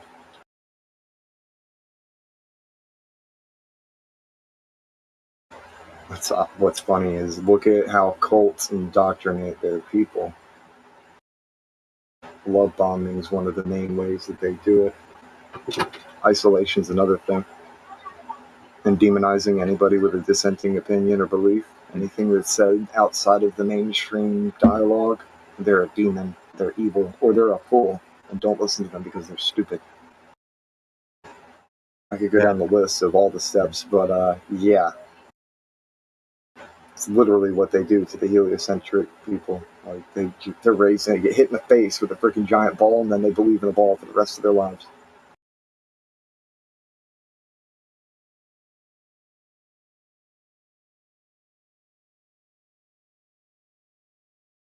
You know, lots of people just assume what they see from 35,000 feet is correct, just like they assume from the beach that what they see is boats over the horizon. And so, those are just, those are two cogdiss things that are sometimes very difficult to get past.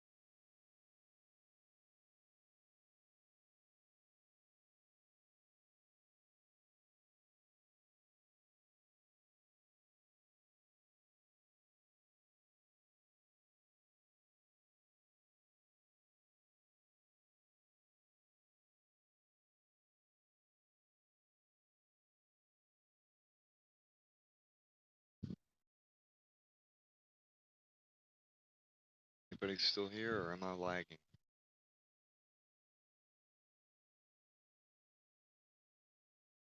Connection dropped, so I had to jump on the. I'm just listening right now. I'm driving though.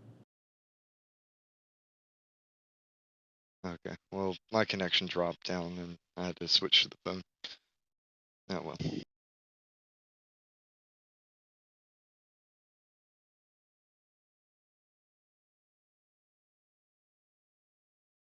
But yeah, that's exactly why when I joined in here and y'all were talking about that, like there's more bullshit that's gonna end up getting in the way of just pure logic and rationality with things. That's why it kind of frustrated me. Like, we don't need any more shit in the way. We need to get the sand out of the way so that there's a foundation to build on.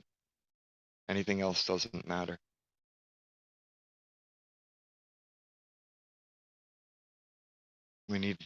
We don't need theories. We need hypothesis. We need something we can test, something we can prove.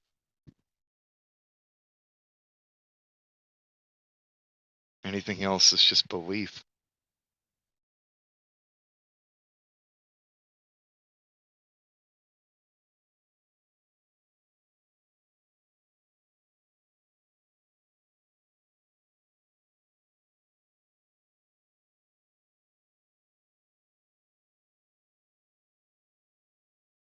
And this is the animated GIF that I was trying to share earlier about indoctrination.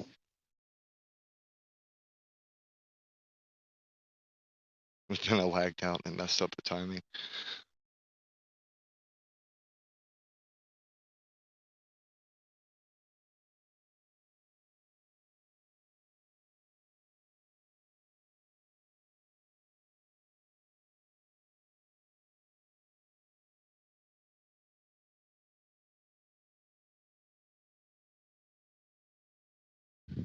And the reason for that was an accusation made in relation to indoctrination.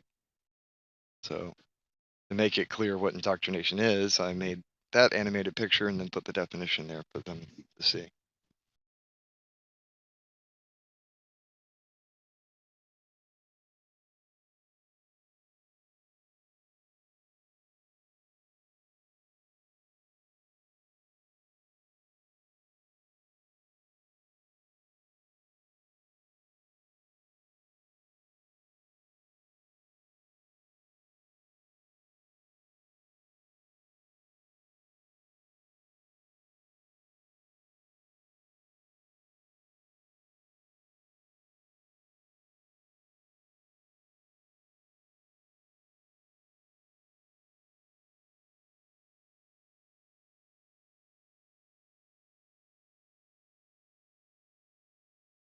I'll be back after a while, guys. Thanks, Mayhem. Yeah.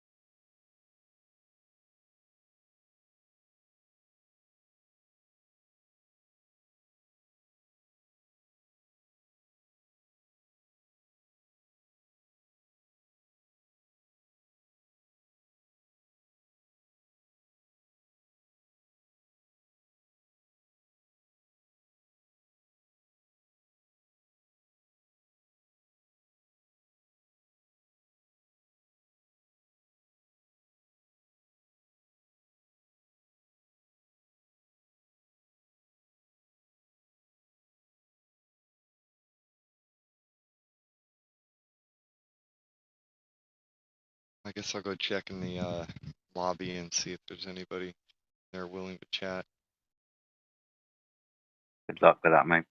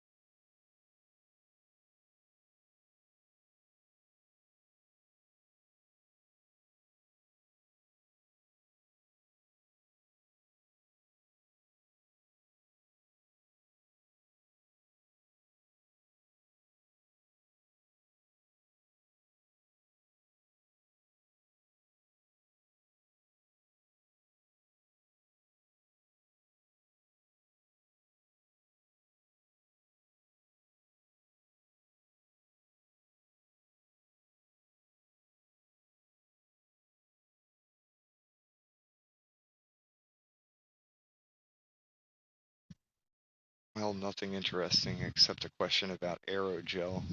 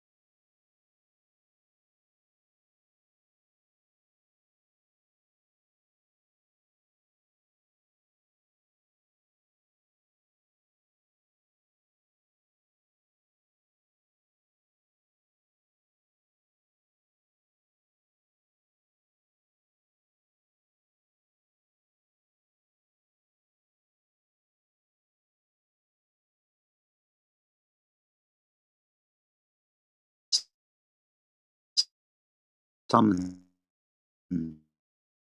by Protofad to live stream 2 because check out the Helio Cultist room. Anybody wants to catch up with the chats? I don't know if there's any moderators around. If he's been restricted with roles and can't enter a live stream or whatever, but I assume he can.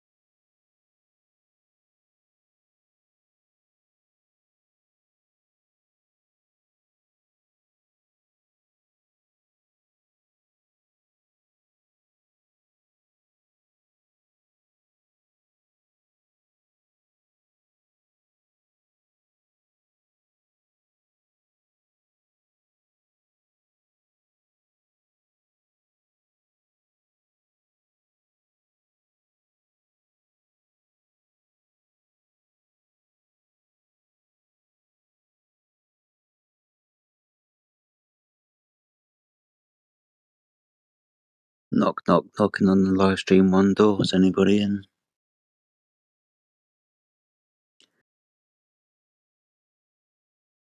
Looking for somebody with some ability to give Protofad the ability to join live stream 1. Don't know if Ethergrass is still around.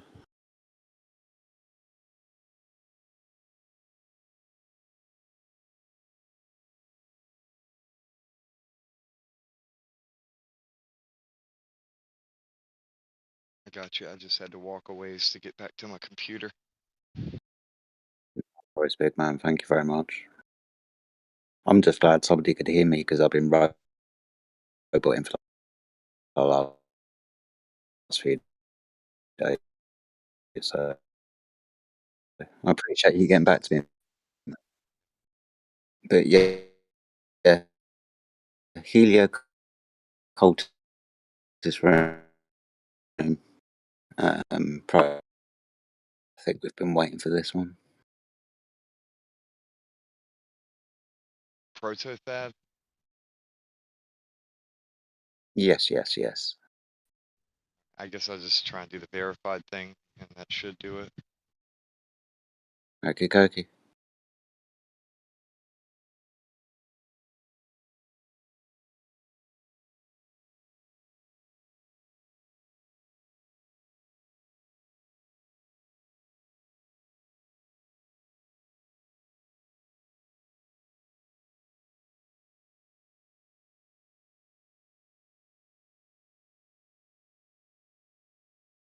All right, it's done.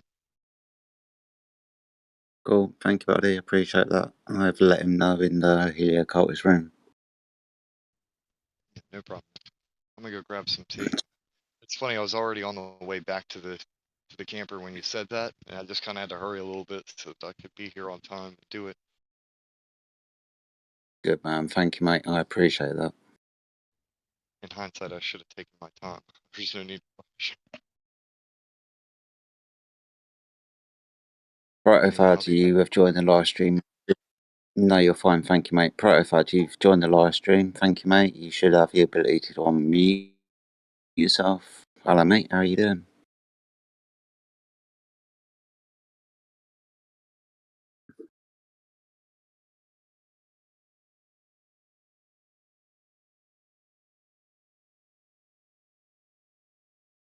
You'd also be able to see live stream voice text as well.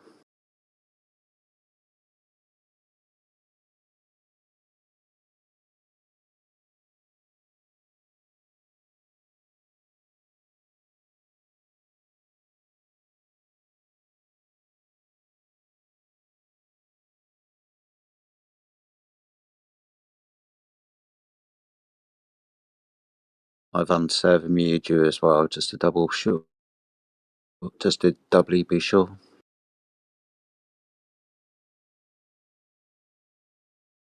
And I'm seriously going to need to charge my phone too.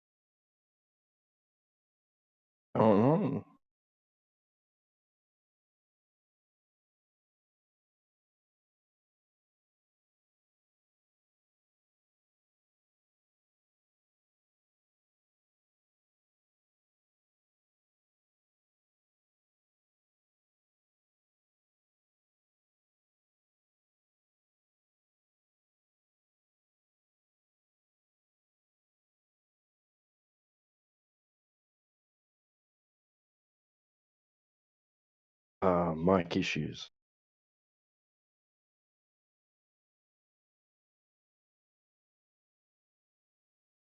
Okay, can you hear me now?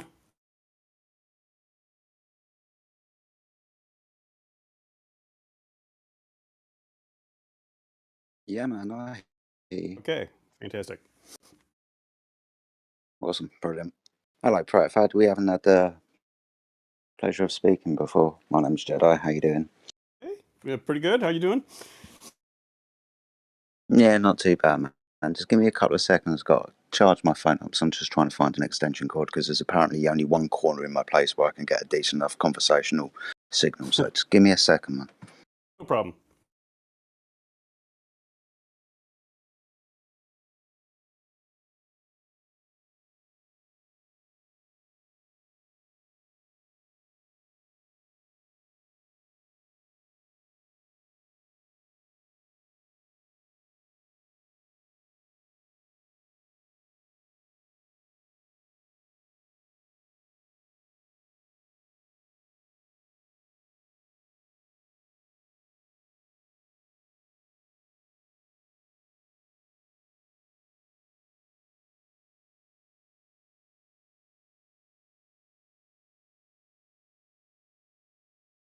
All right.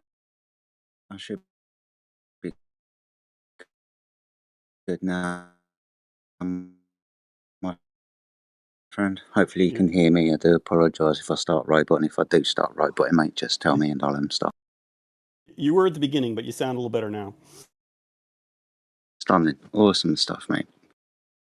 So, celestial navigation can only work on a globe, apparently. Yeah, you were breaking up there a little bit then, but I think you were saying celestial navigation will only work on a globe. That's my position. Yes.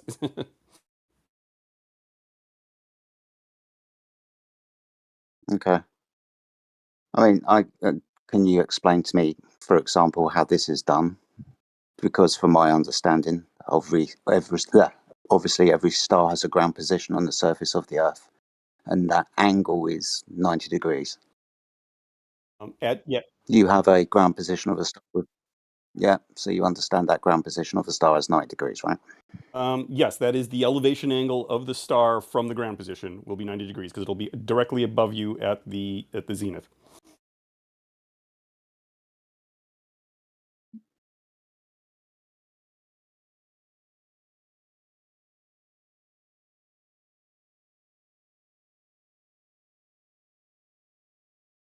I don't know if you're talking, I'm not hearing anything.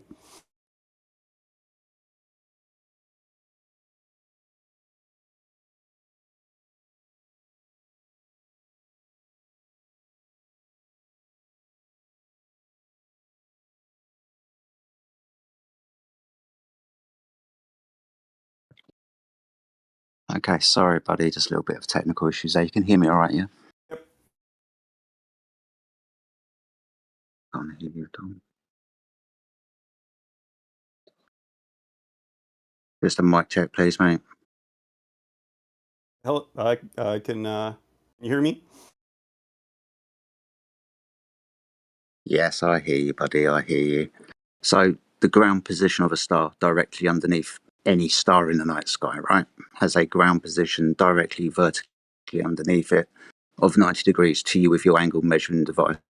It is the sextant, yeah? It is not 90 degrees to the observer. It is 90 degrees to if you were at the ground position, or elevation angle to that star would be 90 degrees. The horizontal at that ground position is not the same horizontal as your at your observation point. Okay, so correct me if I'm wrong, and I know you will do. Whilst doing celestial navigation, and what I'll do is I'll remove all of the dip correction and altitude corrections that we would have to do if we're on a surface. I'll put the sextant on the floor to make things easier for us, all right? So we don't have to do those dip corrections and other corrections. I can measure a angle up to a star. Let's call that angle 45 degrees, okay? And now vertically down from that star is a straight line, and it meets the surface of the Earth, and then a horizontal line to you. That angle between the vertical and the horizontal is 90 degrees, correct? No, it is not. There is not a horizontal line between the ground position. Can you provide me with a citation with that, please, Em? Absolutely. Can you provide me with a citation for that, then, please? Awesome Sure. stuff. Because see, this is where everything gets a bit confusing, because I can provide you with citation from many a celestial navigation book that talks about the ground position angle of a star at 90 degrees.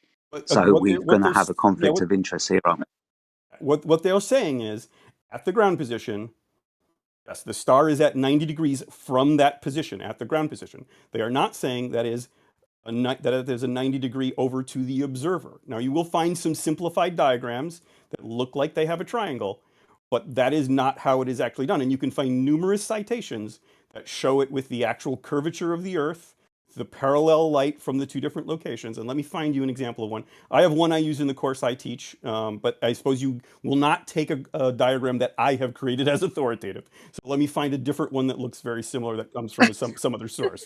So let me look. I have so many damn folders I'm here. gonna draw a picture over there. That might help him. Gonna have to. I have to get the crayons out for him. Let's see here. Oh, look, I drew a horizontal line. Look, proof. Okay, here's a good one right here. Let me.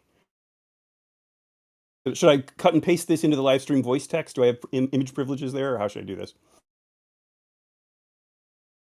Yeah, should do, or you can post it to me if you don't, and I'll post it for you. He can post links, but he can't. They won't embed, so he can only post the link. Okay. Well, I can No, that's I could fine. DM this to FE Jedi, unless someone wants to temporarily give me image privileges just to make everything go a little faster. I mean, I'm only going to be posting We don't nerdy cell nav stuff. don't have a so- moderator in here with that ability Okay. at the moment. Okay. Well, let me go ahead and send something to one of you here. Hold on. Somebody Moderator. do me a favor and ping a moderator. Yeah, if there's a moderator listening, I'll also tag them. Thank you, buddy. Okay, I just sent an image to FE Jedi if he wants to copy that one. Let me see. Remember, do I have the actual source? That comes from a particular navigation book. Which one did I copy that one from? Let me look around a minute.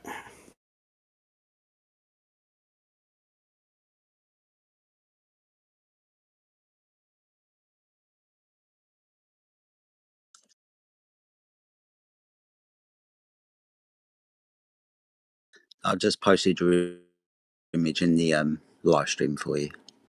Okay. This is an example of the kind of things you can find in a variety of navigation texts.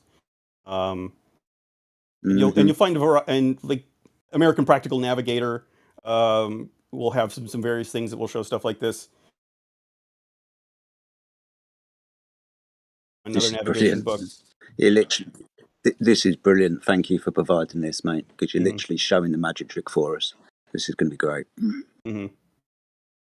So what you're saying is you're actually measuring the angle from the central radial point of the Earth and the Earth's equatorial plane, yeah? We're measuring the angle from the observation point.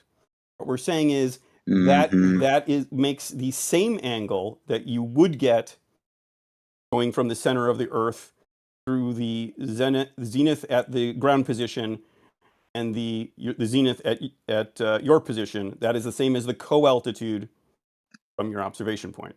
You're obviously not tunneling down into the center of the Earth, but the fact that you can... No, obviously not. Obviously not. The fact that you can get that angle then allows you to then calculate that arc length over the surface.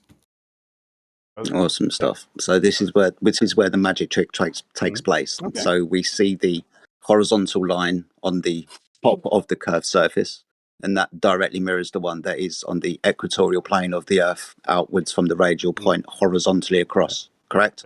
It's technically it's not the equatorial plane unless you were at the North Pole. You notice it's labeled as the celestial horizon on there. We're showing the orientation as regardless of where on the Earth you are, we're orienting the observer up above. But I mean, so that celestial horizon could be tilted relative to the equatorial plane. But otherwise, what you said, yes. Yeah. So we noticed that there's at least two horizontal lines, one placed on the top of the ball, like a seesaw, and the one that's cut straight through the middle of the Earth, like a flat horizontal line.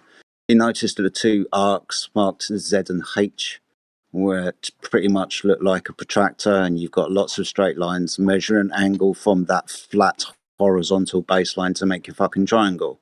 You see that magic trick there?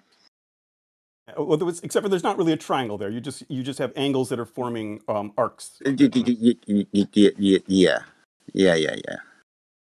But you do, don't you? You two have two straight lines from, let's say, your measurement point, just to keep everybody on track, is from the center of the Earth. Or we can use the one at the top of the ball. Doesn't really matter. You've got two horizontal flat lines to measure that elevation angle up to, haven't you? Right? You've got two horizontal lines, big man.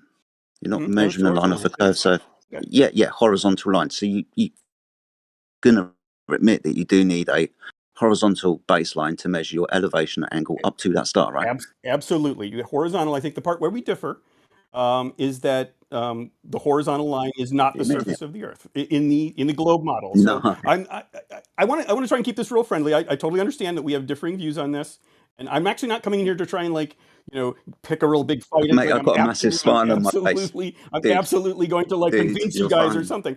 I like to You're fine. I just like to explore where it is we differ. And I've tried to do this before. I actually went on Oakley's show like a while back and was hoping, and it was silly because I didn't like know what his show was like that much back then. So I mean, let's have this discussion. Let's talk about where we differ on this. I'd love to hear the flat Earth view on how they see it working. And of course, they just piled on and just like made it into a dumpster fire. It would be wonderful Yeah, if we get to have a indeed. friendly conversation here instead. So That'd be fine. I mean, you're literally just pointing out and have illustrated the magic trick for me, mate. So as far Mhm. as I'm concerned, you can still call you want because you've already said horizontal line. Horizontal flat baseline for you to measure your elevation angle up to the star. We can use the one on the top of the ball, but that gets superimposed down to the central radial point for that horizontal line, the celestial equator, correct? So that horizontal line is where you're going to get your elevation angle up from. Because you can't get an angle from a curved surface now, can you? Unless you bastardize the idea, do some maths, and then give me this little drawing with two horizontal lines on it. And I mean, if getting a tangent is bastardizing, yes, I will agree. We are bastardizing our way to a tangent in order to get this. Well, angle. actually, and I will so, again say hold though on, it's 2 not. seconds. 2 seconds. Tangent line, that's fine. But Mhm. remember, I put the sextant on the floor, didn't I? Mhm. Yeah, well, Just to make things simple, because if we're an elevation above that surface of the Earth, we're going to draw a tangent line from our observer point down to the horizon. Our next calculation is going to take us down to the surface of the Earth, which is why I made everything easier and put the sextant on the floor, so we don't have to draw tangent lines. Right. Well, you still have a tangent line. You now have To a where? tangent line that is the horizontal. The horizontal. To where? Just To where? to the in there it's labeled geoidal horizon. Basically, what's happening. In fact, I could give you guys a link to a really slick tool that shows you what's happening there. Where if you have an eye height yeah. that's above the ground, you have an angle that's going down to the curved surface. Your horizon is off in the distance. The point on the horizon off is in the distance.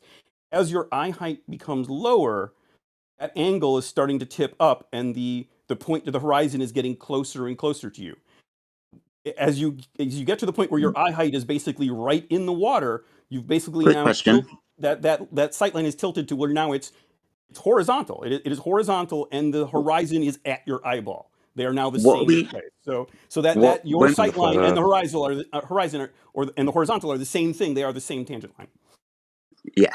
So when we're making our reference to the horizon, it's not actually the horizon that we're interested in, is it? It's actually the ground position of a star that's a known distance at a certain time of year, because the stars come back this, that, and the other.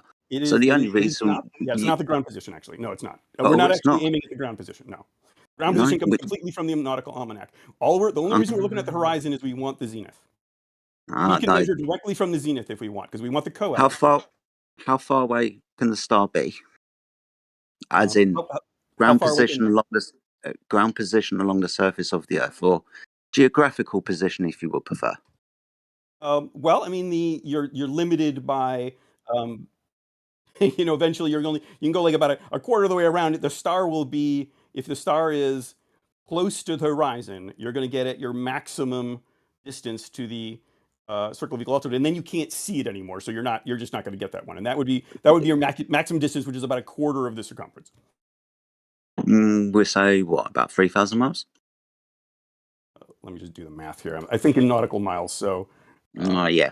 So this is again maybe an area of contention that maybe you and I should discuss, because that geographical position or ground position of that star is on the surface of the Earth, and we know the distance to it from me or you with the sextants, and we can say that star is 2,000 miles beyond the horizon, for example.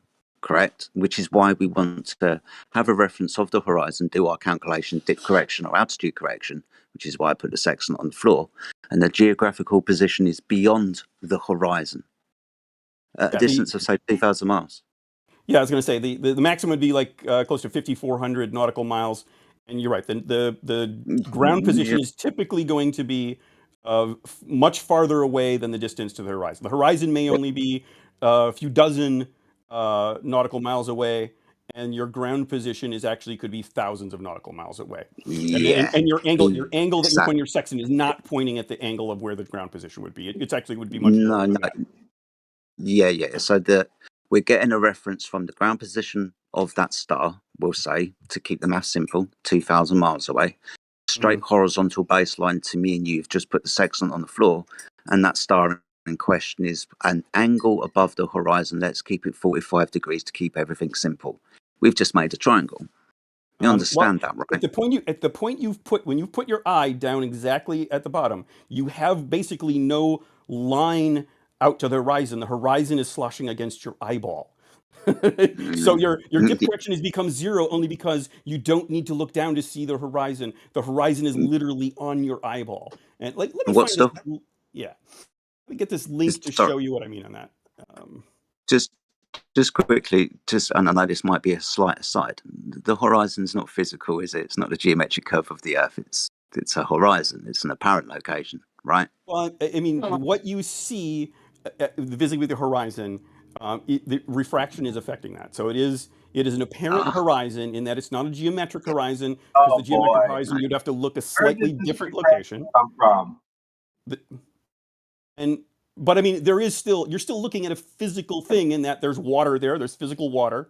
But it's just that the position, the angle to it is slightly different than it would be if we had no atmosphere. That's all we really mean when we're saying we're looking at an apparent horizon rather than geometric. Geometric is what you'd see if we never had refraction, but we have atmosphere, so of course we have refraction. So.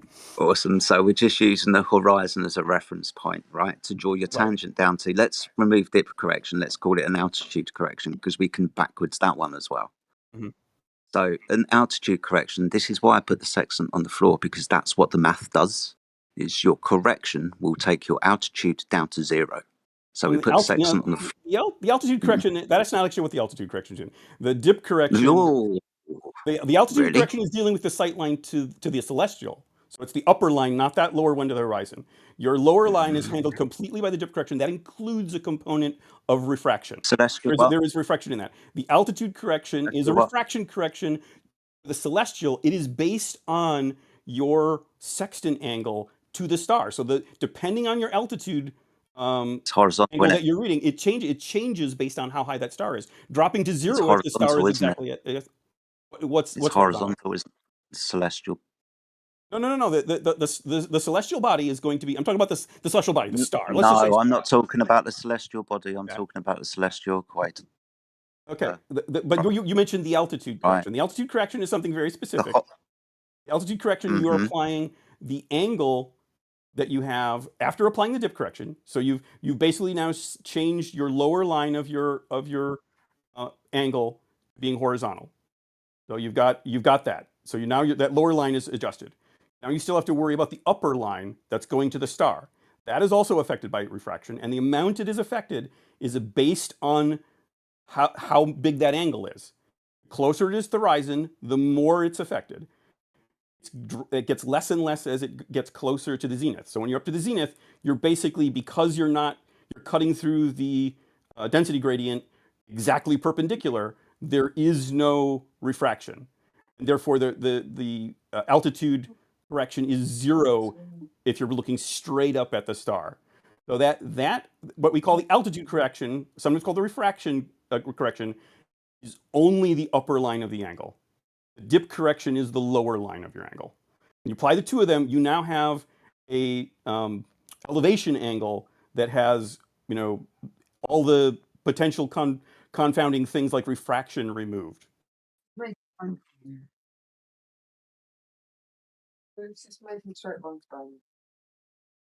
Yeah, I mean, you got that.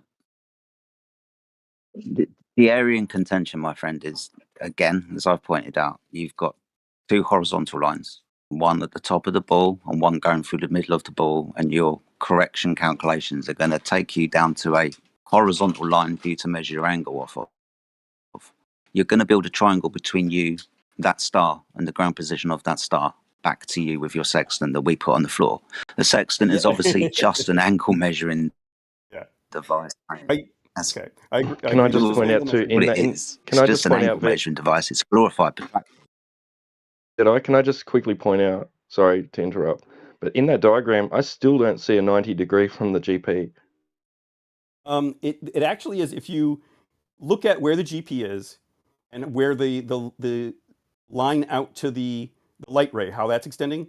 If you were to like rotate that so the GP was up at the top, you could create a tangent line at the GP similar to that geodal horizon, and that would be 90 degrees. A tangent line at the point of the GP to that curved surface will be 90 degrees to the light ray. What they're saying, when they say that there's a 90 degree at the GP, they're not talking about it being 90 degrees to the observer. They're talking about your angle. If you were getting an elevation angle to the star from the position of the GP, it's directly overhead, therefore that elevation angle is 90. But I understand that from the flat Earth perspective, there's this belief that, well, of course, the surface is flat, therefore there must be a horizontal line running between the GP and the observer, and that would then form the base of a triangle. And that is helped That's along how by the it's fact described. that you do find some diagrams that look like that. I am here to tell you that those diagrams are very simplified things just to get the idea across of having an elevation angle. This diagram I'm showing you here is the way it's applied in the process. And I've actually demonstrated that by showing how that distance between the GP and the observer is an arc. We get a citation for that. Like of my actual demonstration? Yeah, I have a video. I don't know how many of you have Can seen. we get a citation for that's how it's done in the process? Well, what I posted right here is an example of it. Actually, probably an even better example would be the guy who created the process, the guy who invented circles of equal altitude was Captain Sumner, like about 100 and some years ago. Let me see if I can find one of the pages from that book. Hold on a second. Citation is, don't you? I know if I'm not going to go to all the doing it like I'm defending my thesis, but I can provide you a link or the what the actual the book is that you can get this information from. And I'll give you the page from the book that has the relevant section. So hold on a second. It's not the folder it's in. Appreciate you guys being patient. I think it's in this one.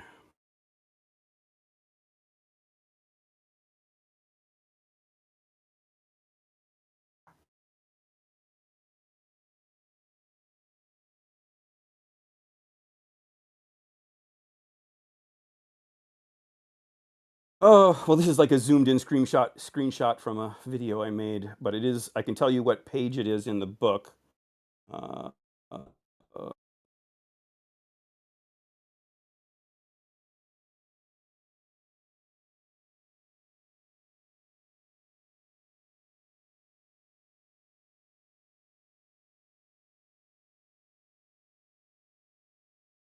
Oops, that's not what I want.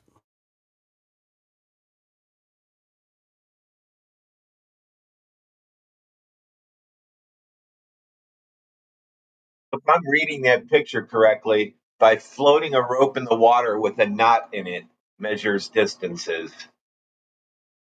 You're talking about the original way that we measured speed on boats. Yeah, you trailed a rope behind, and how many knots would pass, along in the water as you would count, and then that would give you your speed. We have more accurate ways of doing it now. We have little devices you can trail in the water, and it'll measure the speed of the water much more accurately. But actually, I was using one when I was sailing just a couple days ago. Yeah, so let's see. Any of that stuff requires flat Earth too. Okay, so this is a section where the Captain Sumner, the guy who invented the kind of the circles of equal altitude method of navigating, is describing how you're getting the distance from the observer position to the basically the edge of the circle of equal altitude. He's describing it an arc of a great circle passing through this pole, which is equal to the complement of the sun's altitude. That's the co-altitude. So he's describing it as an arc. He's describing it as the. I gave it to FE Jedi again because I can't do images unless someone's gave me those privileges. So I can tell you exactly what page that is, and actually I can give you even a link to the book. Why don't I do that too? I can post that right in the chat. Let me find my actual. Find the.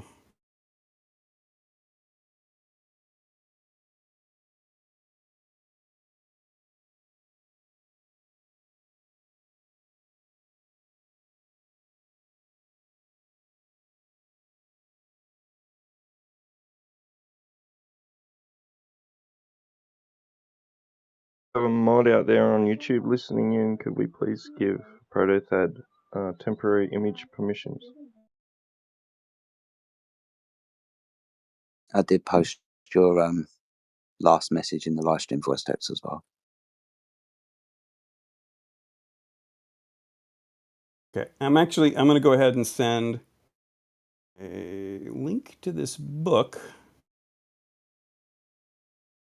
Google Books does these disgustingly long URLs.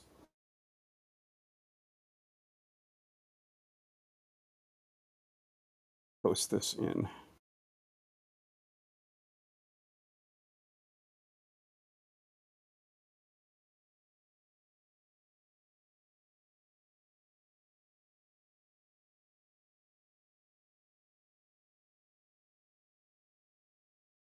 Let me know if you guys can open that book. So it's to a PDF of a copy of this book written by Captain Thomas Sumner, who's the one that kind of invented the concept of circles equal altitude. He does go in there and talk pretty extensively about how it's based on arcs over spheres, and all that sort of thing. I have a video I made specifically commenting to Brian's logic, where I actually go through a bunch of these pages. This is in fact, this graphic I posted earlier, where I talk about where it has the highlighted part about the measured on the arc of a great circle is from that video, and there's some other pages I highlight in that where it's basically kind of him describing what's in that previous diagram that I posted of the way you're getting that distance from the observer to the GP is an arc of a great circle, going from that observation point. Actually from the GP. It's actually from the GP to your observation point, because your observation point is on the circumference of the circle. And what I've done is I have another video. If I don't know if any of you ever seen my response to 10th Man video I did. It's the one that got me banned from the Fed server. that whole kerfuffle. If any of you were around for that. Where I actually halfway into that video, I walk through a position fix, where rather than doing all the complicated spherical trigonometry of site reduction, I literally skip the math and just directly apply the co-altitude angle to get an arc length. And I use that, and I measure that arc length on the surface of a globe. I draw the circles of equal altitude on a surface of a globe, and I show how they intersect at the latitude longitude coordinates. So it's taking the lines as they exist in the real world, that like we have circles we've created that are a specific distance from the ground position. I'm recreating those circles, just shrunk down, and showing that on a globe, they will then intersect at the correct coordinates. I've done some other stuff where I've attempted to recreate that on a flat map, and it does not work on a flat map. Flat map? Yeah. Flat map? Who provided you with this flat map? Which one out of the thousands of flat maps did you use? This specific. You understand? I said thousands. Yeah, there's all sorts of different projections. So without sorry, chatty.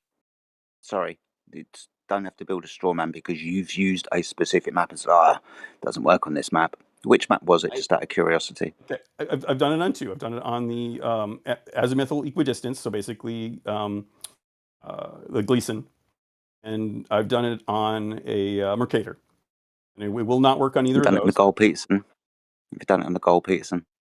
I don't think I have. I think maybe someone else has done that one. Someone else. Bacon might have done the Gold-Peas. I'd have to go look. He's done some other maps he's done it on. So, but I mean, if you think about it, I mean, go ahead, mate. You're very chatty. I thought this was going to be a conversation, not you just spouting your word salad for 10 minutes without anybody being able to interrupt you and call you to task on what you said. I'm just jumping over. I've done this on the flat map. I just don't want you to build a straw man and burn it down, mate. No one's provided you with a map. You've just picked one at random, haven't you? Yeah, but if you want to provide me a map, I'll try it on any map you like. Yeah. How did you get your latitude lines? When were they developed, and how were they developed? The latitude lines are derived from the motions of the celestial bodies. The fact that they travel in set. Which one? All of them. So which one? What do you, which North celestial Star, body? Pole Star. No. I mean, the North Star. I mean, No, that's one that you can, you can determine your latitude roughly. It's not exactly at the celestial pole. But what I'm saying Had it is, been the original one was used? it's the fact that when you Would it track the have been the ground, original one that was used? Would it which have been the original one used? which original one? What are you talking about? North Star. Would it have been the original one used? A long time ago, there was a different one, evidently. I mean, I'm not going to say that I'm an authority on was it really that way or whatever, but it's like supposedly, if you look at some much older text, you can see that it's shifted, and there was at some point a different one that was closer to being in the middle. I'm not talking about whether there was a different one. I'm just talking about, was that the original one used to over determine it? 250,000 years ago, before the sextant was developed. Yeah, it's the same. The point I was trying to make is that the fact that latitude lines track in the direction that they do is based on the fact that that is the direction that ground positions of stars move. That latitude lines are not arbitrary. We didn't pick the way they're laid out as some sort of arbitrary thing. They are meant to represent direction that ground positions move over time. And you would have And needed also a reference point. Because they move, you couldn't use them to determine it. I mean, well, we pick. Then you've got, of course, longitude is perpendicular to that, and we've picked sort of an arbitrary prime meridian. We then use as an offset, and then the distance between longitudes is entirely based on how quickly does a celestial move at a particular latitude.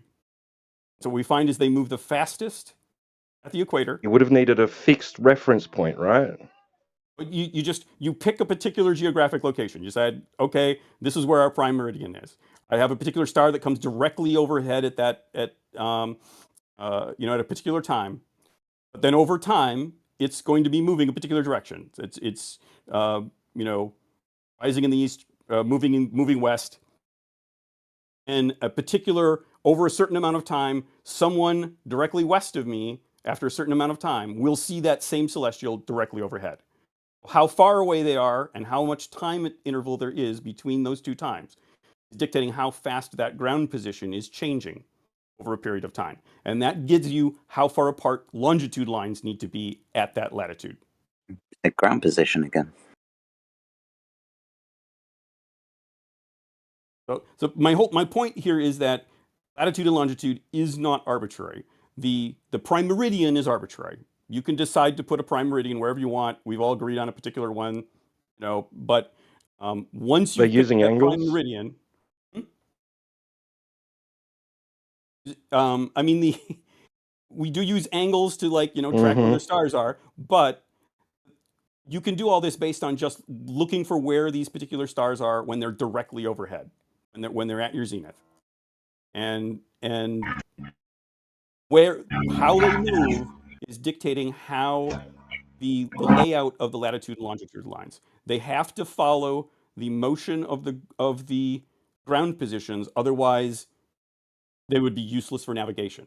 The latitude longitude lines have to match the direction of motion and the speed of the ground positions, otherwise they cannot be used for navigation.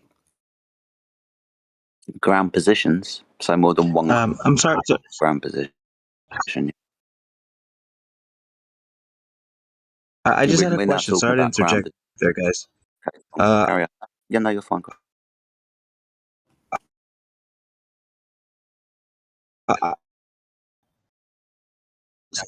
Sorry. You're roboting, mate.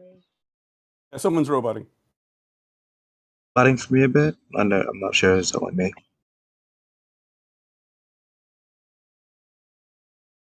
You're roboting pretty bad.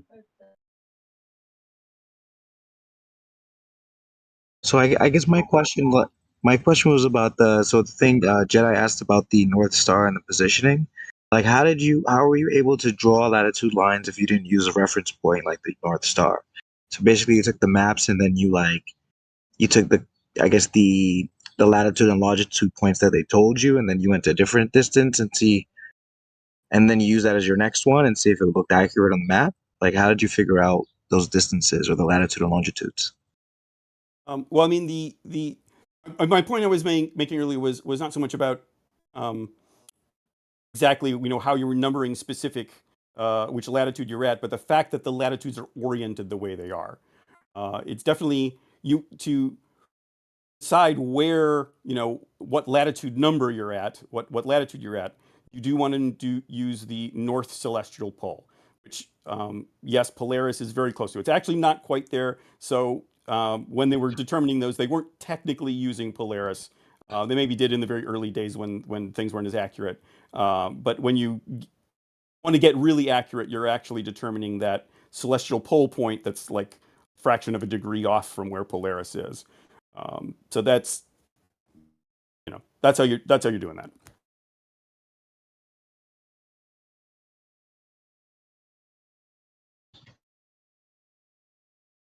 So when I'm directly underneath, sorry guys. So when I'm directly underneath, for example, the pole star, it's 90 degrees. I move half the distance from the pole star to the equator. It's 45 degrees. I'm at the equator at 0 degrees, correct? Correct. I mean, it's pretty much. Awesome. Sorry, you noticed I said angles there as well. So 45-degree angle up towards Polaris, 0 degrees up towards Polaris, and 90 degrees underneath Polaris, and every single increment in between 90 degrees and 0 degrees, right? Right. That's an angle we're talking about. So this is how your latitude absolutely. lines were actually made. Yep. So again, angles. I've never said it's not 45 angles. degrees up. Flat Well, baselines. this is the thing. If you're going to be measuring angles off of a curve, you can't measure angles off a curved surface, now can you? Absolutely, you certainly can. You can. Let me Hold on. 2 seconds. We're going to have to ask you a very simple question. You know what a triangle is, right? 3 straight lines meeting at 3 vertices where the interior angles can be measured and added together to reach 180 degrees. If I curve one of those lines, 2 of those angles I can no longer read, correct? You don't it's need no longer a triangle, correct? You don't need a triangle to get a single angle. You just need 2 points from your vertex, which is your eye. You just need 2 points to aim at, and you can get an angle. And you will agree. Come on. And those would be straight lines. Those would be straight lines, wouldn't? Yes, those would be straight lines, correct? Sorry, two points make a line. I don't know what the fuck he just said. A vertex, and then 2 points that you're aiming at. I should say 2 and right. you're going to be using. Let's say 2 sight lines. A vertex and 2 sight lines can create an angle. You do not need that third line. You don't need that opposite side to your eyeball. You're just getting an angle. You don't need anything more than that. Because okay, so Effie Jedi, you've used a sextant, right? You've measured angles with it.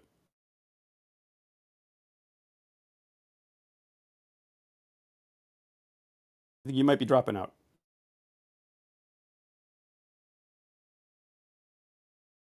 I understand what you're saying about you only need 2 lines to measure an angle. Yeah, no, that's fine. I completely agree. You just need 2 lines. That's fine. But those lines would be. Hold on. There's a question following, chatty. Don't make me lose my patience, mate. I'm being really cool with you. So those lines would be straight, correct? Sure. You didn't say that very loudly. We do have refraction. We have refraction adjustments, but we eventually end up with straight lines. Which refraction model are you talking about? And I don't want to then go off on another segue and start talking within the weeds, because we're going to be talking about celestial navigation from boats at sea from the mid 1700s using an angle measuring device. Right. Yeah, sure. Which is based on the premise of a triangle, a 90-degree triangle, right? And that's where we disagree. Take you well back. Okay, so then you're going to have to provide citations for this. Celestial navigation was developed in the late 1700s, right? And I gave you the book. I sent a link of the guy who did it. He goes in there in extensive In fact, let me get another page out of that where he says it's based on spherical geometry. Well, let me Spherical give you the, geometry. he's let me, and I'll read the passage out loud, but let me get the page where he specifically says that, the guy who invented this navigation process. Let's see, I'm on the wrong thing again. Okay, here it is. In the right folder, at least. Yep, this is the one. And open with. You don't get to beg the question with tangents, so don't go there. He doesn't use the word tangent, but this is back into. Okay, so I have image privs now? Can I post this right in the text stream? I'll just try it. Up there. Don't think I do. I'll send it directly. And okay, this is a page from that. This is a page from that same book. And let me just go ahead and read it for the other people while you post it. Explanations of the principles upon which this method depends. Facilitate the understanding of the theory of this method, a reference to the following common definitions relative to spherical bodies may be necessary. And then it goes on to talk about if any plane or a flat surface pass through the sphere, the intersection of the surface of the sphere by the plane is the circumference of a circle. And he's laying the groundwork right there to talk about what we call the circle of equal altitude.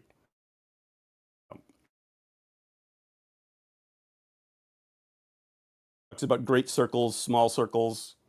Later on in the book, he talks about how that relates to parallels of latitude. But if this specific book, he goes in quite a bit of depth describing how the distances over the surface are arcs, and how this is happening on a spherical surface. And then I actually, in a video, I go through that section where I talk about the arc of the Great Circle passing through the pole in the complement of the sun's altitude.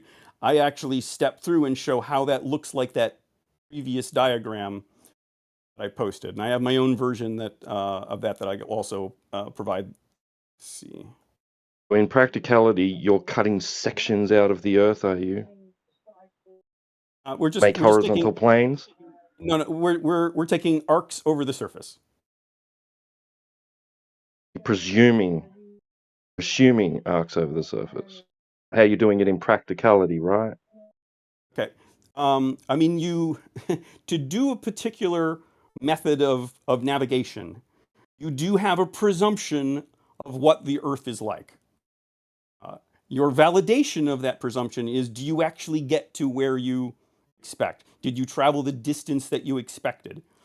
I have tested this by actually shrinking down the geometry described in the process and drawing it on the surface of a globe. There's a fellow who does a video. I'm trying to remember his name now. You guys may have seen it. It's the one where on the teaser for it has the Pink Panther holding a curved L, angle measure. But he goes through showing how if you draw circles on a Mercator map and project it back to a globe, they get distorted. Opposite is true. If you draw circles on the surface of a sphere, project them back to something flat, they will always be distorted. It is impossible to take circles you've drawn on a sphere, project them to any flat surface, and have them still look like circles. So the fact that I can make them intersect at correct latitude longitudes on a spherical surface, on a globe, means there is not any way to actually make them intersect on a flat map. Now, I've made that claim. I don't know that there's any way I can prove that to you unless we do it on every single map projection that's out there. I've tested it on a few. But if you accept the geographic reality of it is impossible to take a spherical globe surface, project it flat without distorting the distances, the fact that circles of equal altitude intersect correctly on a globe means they will not intersect correctly when drawn flat.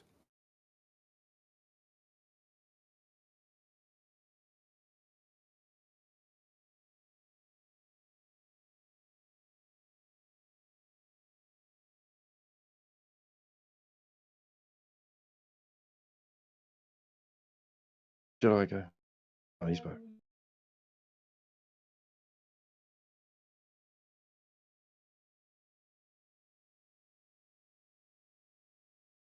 Okay, hey, FA Jedi, just see you posted a diagram there. It's interesting. That comes actually from a video by a guy called oh, I forget now the name of the YouTube channel, but I've been to it before. He does a variety of tutorials, and he actually in the description for that video talks about that it's not actually doesn't actually use triangles. It actually uses spherical geometry.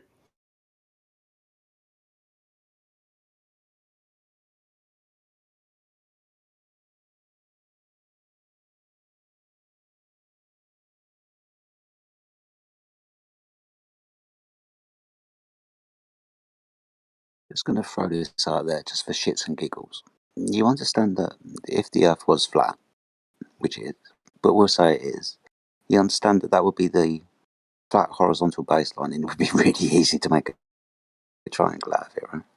I mean, if the world was flat, I would agree that you would use right triangles, probably, to do some sort of, to find your distance to your ground positions, to your navigation.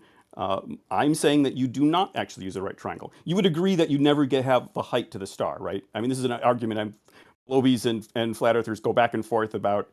Globies saying, oh, if you have the triangle, you should be able to arrive to the height to the star, and then flat earthers say, well, celestial navigation, you don't have the height to the star. We actually agree on that. You don't have the height to the star, which, as far as I'm concerned, is need it. that you don't need it. Okay, you don't need it. Okay, you don't need it. Can you get it? Can you get the height to the star? Yes. Okay, so you can use trigonometry if you have the angles of your triangle and you have one side. You can solve a triangle using trigonometry, right? Yes. Okay, so we should always be able to find the actual height of any star, because when we're getting the distance to the ground position, we know the angles. We know that there's a 90 degree over at the ground position. We know that there's an angle from our observation position. We can complete the final, if it is a right triangle, you can complete the angle up at where the star is. You've got all three angles. You've got one side. You've got the base because you know the distance. Therefore, you should be able to complete the other sides. You can use trig. You can get the height from the ground position to the star and the distance from your observation point to the star. You know exactly where that star is.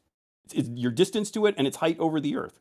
The problem is when you try and do that math from different locations on the surface of the Earth, you end up simultaneously with different heights to the star for different observers at different places, because it doesn't obey the rules of trig. When you multiply that angle, the complement angle, by 60 nautical miles per degree, that is not a trig operation. That is not how you find the opposite side of an angle in trig. That is the arc length formula, exactly like that previous document showed.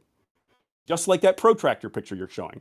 You can see that as you increase the angle, the distance along the curving part of that protractor increases by a steady amount with the angle. It increases by the same amount as the angle, essentially, at the same rate.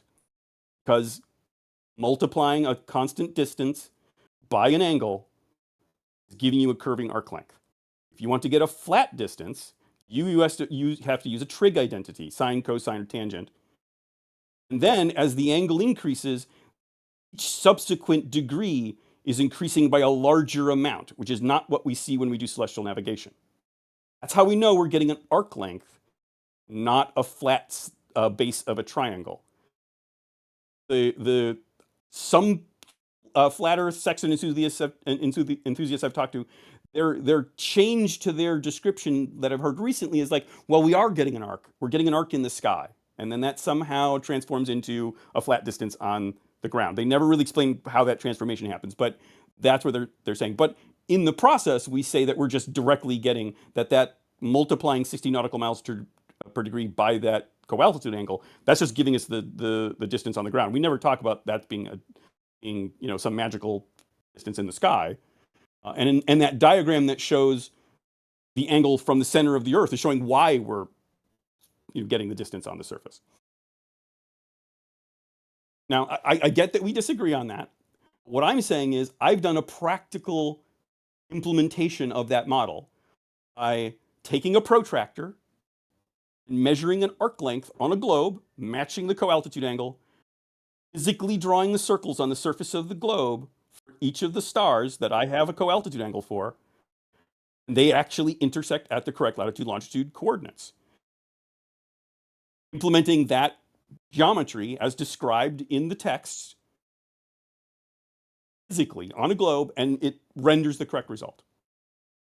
If the Earth is flat, there should be a way of doing something like that flat and getting the latitude longitude coordinates. I have been asking for over a year. When? You said you cut a section out of Earth. You admitted that that's your concession, that you can't use a curved surface to obtain your angles. I don't use a flat plane when I'm getting that distance. I'm using an arc over the curving surface. Are you cutting a section out of Earth then? I mean, that's just saying the geometric concept of you can have a surface, the circumference of a circle be on the surface of a sphere. Just use the curved surface. Then just use the curved surface. I just use the curved surface. I don't use the No, plane. you can't use a curved surface to obtain elevation angles. Absolutely. Let me post you another picture. I mean, we already agreed. Absolutely. You said absolutely, like you can do that. Angles require straight lines, not curved surfaces. Right. But the surface, we don't use the surface of the Earth as a line in the angle. And therefore, it doesn't matter that the surface of the Earth is curved because the angle we're getting is not using the surface of the Earth. Because you can't use a curved surface to obtain the angle. That is the fundamental. I understand this is the fundamental disagreement that we have. From the globe perspective, and this is what plenty of the documents describe, angle that we're getting, not on the surface. The line for that angle is not on the surface. Meets the surface only at a point. And it's getting us... Begging the question? I said no tangents. I said no tangents. You would be begging the question, sir. I'm just describing the way we're doing the process. We can validate this by doing the process. I did send... use colorful words and try to mix it all up. You're still using a tangent. And he said, no, you're not using it. Well, then you're not going to do celestial navigation. So it's like, I guess I'm telling you how I do it. Now I posted something like before I left the coffee house earlier today, where there was some actual sextant angles. In case supposedly a couple of you guys have actually done this stuff. I wanted to see, if you wanted to work through those sextant angles and show how you use a right triangle to do it. I would love to see that. The process as I do it, I don't use a right triangle. I'm using when you use the sextant, when you use the sextant and you're establishing a horizontal baseline, a use of the horizon to get your elevation angle, is it a tangent? Is it a tangent? Yeah. When I'm aiming at a point on the horizon, my eye is above for that. I mean, you can look at the diagrams that show how dip correction is done. I mean, technically, you do have a little bit of refraction. So there's a part of your initial sight line is slightly curved. When you correct out the refraction, you have a line that is a straight line that, and then to that, then you adjust. What would that refraction be based upon? What would that refraction be based upon? It's empirically derived from the fact that we've been studying this stuff for centuries. You I think, made a good suggestion earlier of like, let's not get hung up on refraction because it's a relatively small. You're talking about arc minutes, and you could ignore it completely if you want to use a bubble sextant and just measure from horizontal directly. In which case, you're not aiming at the horizon anymore. You're aiming at a point above the horizon.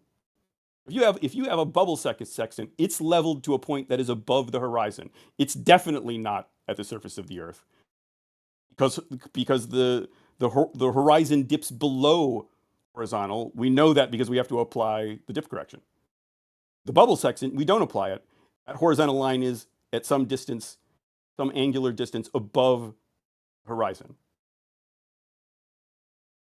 So we can, if we can use a bubble sextant, we can just not even worry about the horizon. Don't worry about dip correction. We're almost getting the elevation angle directly. We still have to deal with refraction adjustment, the altitude correction for the line up to the celestial body. But we can apply that, and now we have a elevation angle, a classic elevation angle. It's horizontal at one point. It's got an angle up to a celestial body. But at no point is that the surface of the Earth, because that horizontal, we know it's not pointing at the Earth, because we know that the horizon dips below horizontal. Otherwise, we wouldn't have a dip correction. That's a funny word, dip correction. Dip correction. What's the dip? The dip is the fact that the angle from your eye to the horizon is pointing slightly downward. It's not pointing forward. It dips.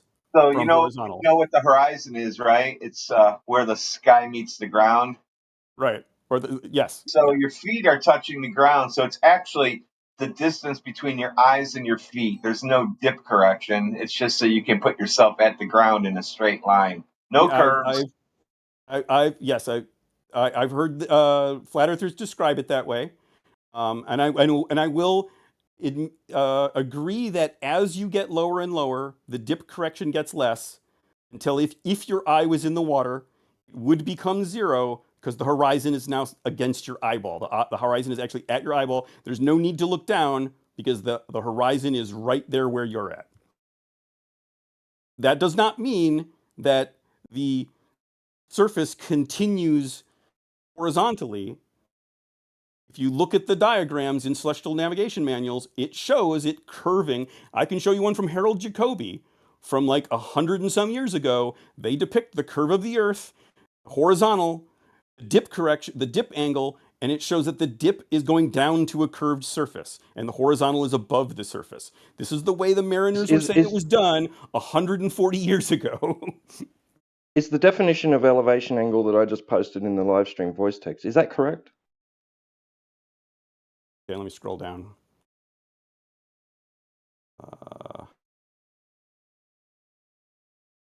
Elevation angle is an angle between the horizontal plane and the line of sight. Yes, but do you believe that the horizontal plane has to be the surface? Is that the surface of the Earth? What you would be establishing with the sextant, right? Yeah, he agreed that the horizon is where the sky meets the ground. Now, ask that question again. Do you believe the horizontal plane is the surface of the Earth? If I'm standing up at the top of a building and I'm getting an elevation angle with a horizontal plane that's with my eye, is that horizontal plane the surface of the Earth? And remember, there's a dip correction, so the horizon is always going to be pointing lower than horizontal. Do I have someone else? Can you take this?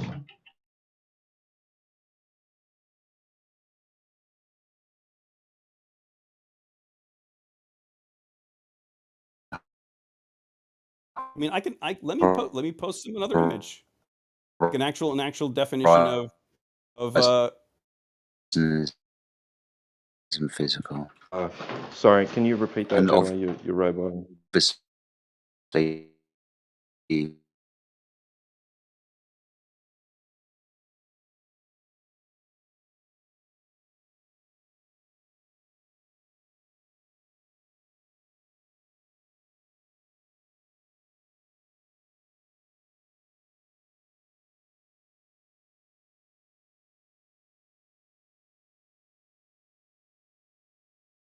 Okay, I'm posting another one to FE Jedi.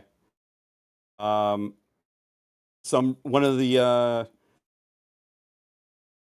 if you do a Google search on elevation angle or angle of elevation in Google, this is one of the probably right off the first page. I added the red text that says, "Note: the Earth's surface is not aligned in this angle," because you have the angle of elevation is above horizontal, and below it you have the angle of depression. The horizontal is at your eye level.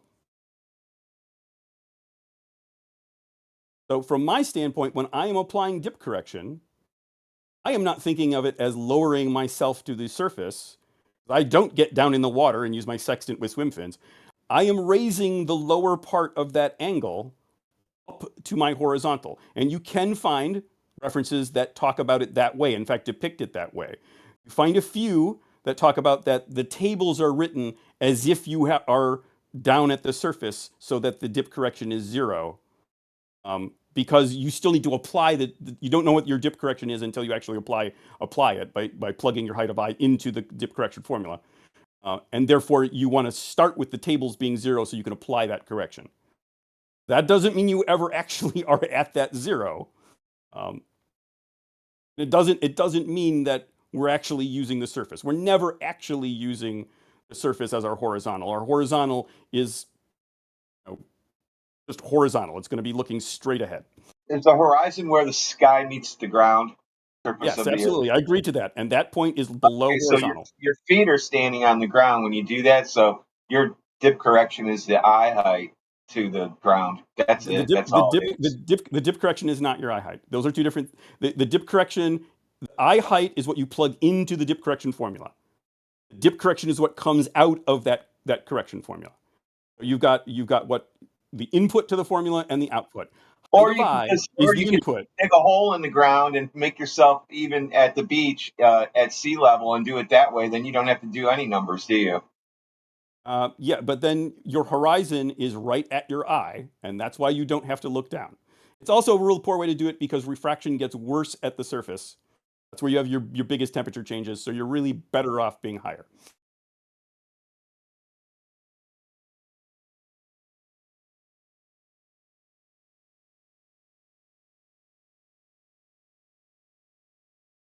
Something I was going to post before we kind of went off on a little bit of a tangent. Let me see if I can find it.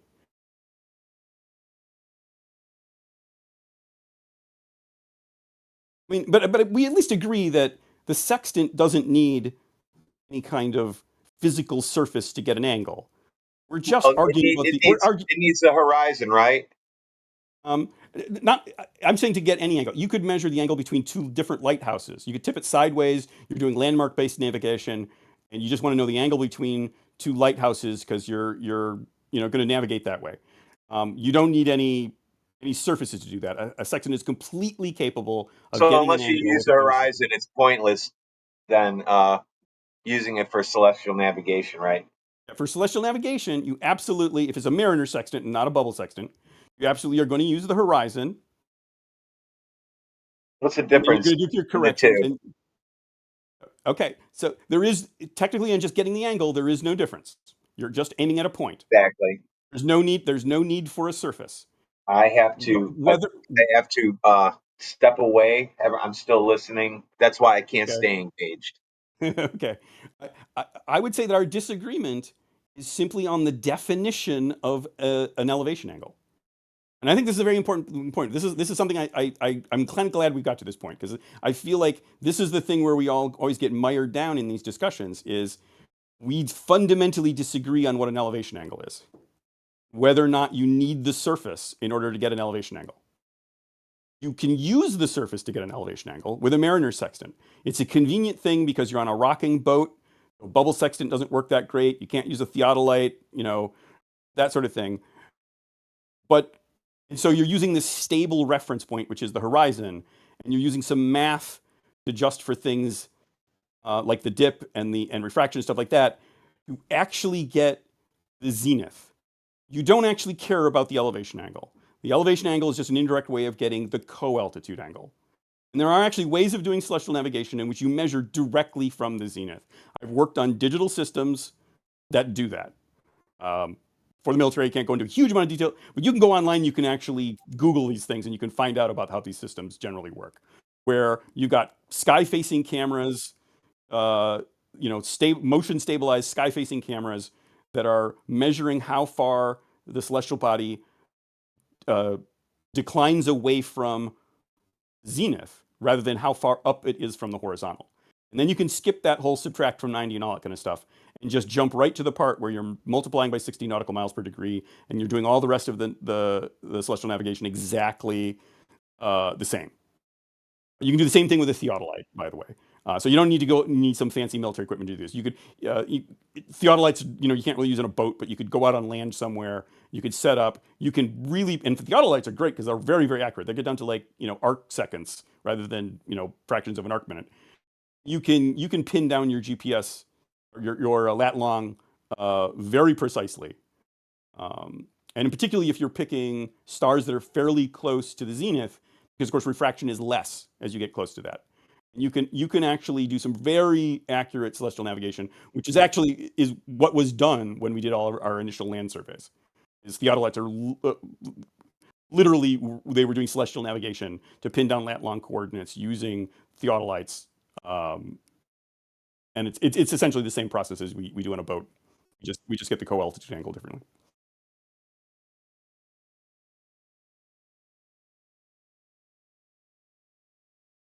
I take a poll of the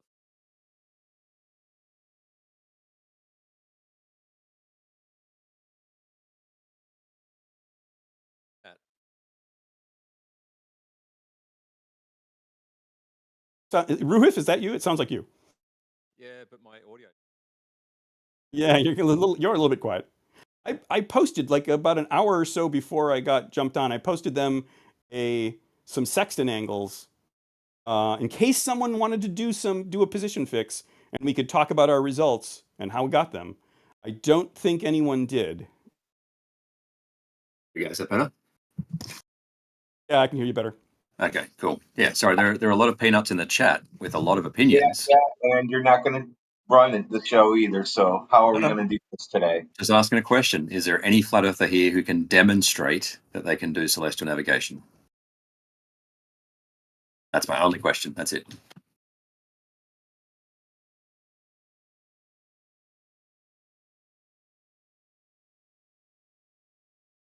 Celestial navigation or done a position fix. I did ask the same thing earlier, and I don't know that I've gotten a definitive answer. People were saying earlier that there are people who have done. Are you asking if people have used sextants in here? Just whether you can demonstrate getting a position fix. It don't have to be a sextant. I mean, you can get the angles from whatever device you want to use to measure the angles. You can get them from someone else who's actually used the sextant to get the angles. The question is, can you take the sextant angles, the elevation angles, and turn them into latitude, longitude coordinates? There's numerous challenges that have been put out there. I posted one to the Heliocultist channel earlier with a set of 3 sextant readings that if anyone wants to show that they can do it, I've got I've got a really good set that I did just here off the coast, on the coast of Lake Michigan, that I do in my video, my response to 10th man video that I did last Christmas. Anyone wants to hop on and do those? I give the answer in the video, so you can check your work. The question is, can you use a nautical sextant without the use of a horizontal plane? Yes. I mean, you're not actually directly using a horizontal plane when you're getting that angle reading, because your sight line is not. You are mathematically establishing a horizontal plane. You just literally just said you don't need a horizontal plane to obtain an elevation angle. That's what you said. Use a sextant. You said use a sextant. You didn't say get an And elevation. what is the sextant used for? What is the sextant used for? Is it to gain elevation? Elevation angles. Thank you. That is one use. Okay. I'm sorry if we kind of got it, cross points there. That's what it's used for. Just let it be. Okay. But I'm saying that we disagree on what that elevation angle is. That horizontal for the elevation angle is not the surface of the Earth. And I can give you survey text that cite sources that say that horizontal is not. You're saying you don't need the surface of the Earth to navigate the surface of the Earth? That you don't need the surface of the Earth to get an elevation angle. So what do you get an elevation angle from? You can get it from horizontal. If you're talking about with a marine horizontal section, what? Okay, let me make sure I'm a little more clear here. The surface of the Earth is not a line in that elevation angle. What is the line? The line is just horizontal, which is not the of surface. what? The angle, the elevation angle. We have a horizontal angle from what? From the observer's eye. The observer standing on. On the deck of the boat. And where's the boat? The boat is in the water. And where's the water? The water is all around you. Uh-huh. Contained in the earth. Yeah. But right, so the observer getting the elevation angle is getting the elevation angle up from the earth. They're getting an elevation angle from their eye. I know that the flat Earth interpretation of that is wanted to say that you're bringing your eye right down to the water level, and then somehow that magically means that the horizontal at that point must mean that the surface now is flat. Because the horizontalness is of the earth. And that's not what particularly the water. That's not what the sources say. I gave Well, they're wrong. They can't defend that. You're saying the celestial navigation sources describe horizontal as being tangent. Sorry, I said the dirty word. As being a line that only touches the surface of the earth at one point. Those sources are wrong. A line that touches the surface of the earth. Correct. That's so an abstract entity is touching the earth. I mean, yeah, you were. That's what you were. Yes, it is. You were the one who was getting very adamant about the fact that our boat is in the water. That point where we're making contact with the surface. You're the one citing sources about celestial navigation. I didn't cite a source. You seem more enthusiastic than me. So yes, there is no sense in saying that the horizontal line is the water, the earth. Right? There's no sense in saying that. That's unintelligible. I guess I'm not quite 100% sure what your point is, but it necessarily means that the horizontal line is the water, the earth. No, I disagree with that. So if it's not the earth, then what is it? It's a point that's just extending straight forward. It's a point. A point is a geometric concept, which is abstract, correct? It's a sight line, if you want to call it that. A sight line that's going from whatever point you're starting at, which is typically your eye, straight forward, horizontal, perpendicular to down. An elevation angle from what? Up from what to what? From my eye. You want to say that it's from your eye? You want to say it's from the surface? I disagree on that. We fundamentally disagree on that point. What sense does this make? You have to avoid the obvious conclusion. You know full and well the pattern of reasoning that the flat earther is arguing for is clear and not obscure and sequitur. You have to obscure what the horizontal line is at the bottom of the triangle, and then even have to deny that there is a triangle in principle involved. There isn't a triangle. I've never seen any flat earther demonstrate how they use that triangle. So the celestial object, number one, the observer, number two, the tangent point underneath the celestial object, point number three. Those 3 points with 3 lines between them connecting them. That's a triangle. The line, your sight line to the celestial, and the zenith line from the ground position up to the star are parallel to each other. That is say it again. What'd you say? Parallel. Parallel. What did you say? They do not converge together. Say what you said again. Your sight line from your observation point to the celestial body, the zenith from the ground position of that celestial body, are parallel lines. They do not. They're not. The point of a triangle. You see that they're not parallel. Then how can a bubble sextant read the same elevation angle at different eye heights? There is no sense in what you're saying. The line stretching from the ground point up to the celestial object is vertical. The line stretching from your eyes to the celestial object is diagonal. They're not parallel. They converge at the celestial object.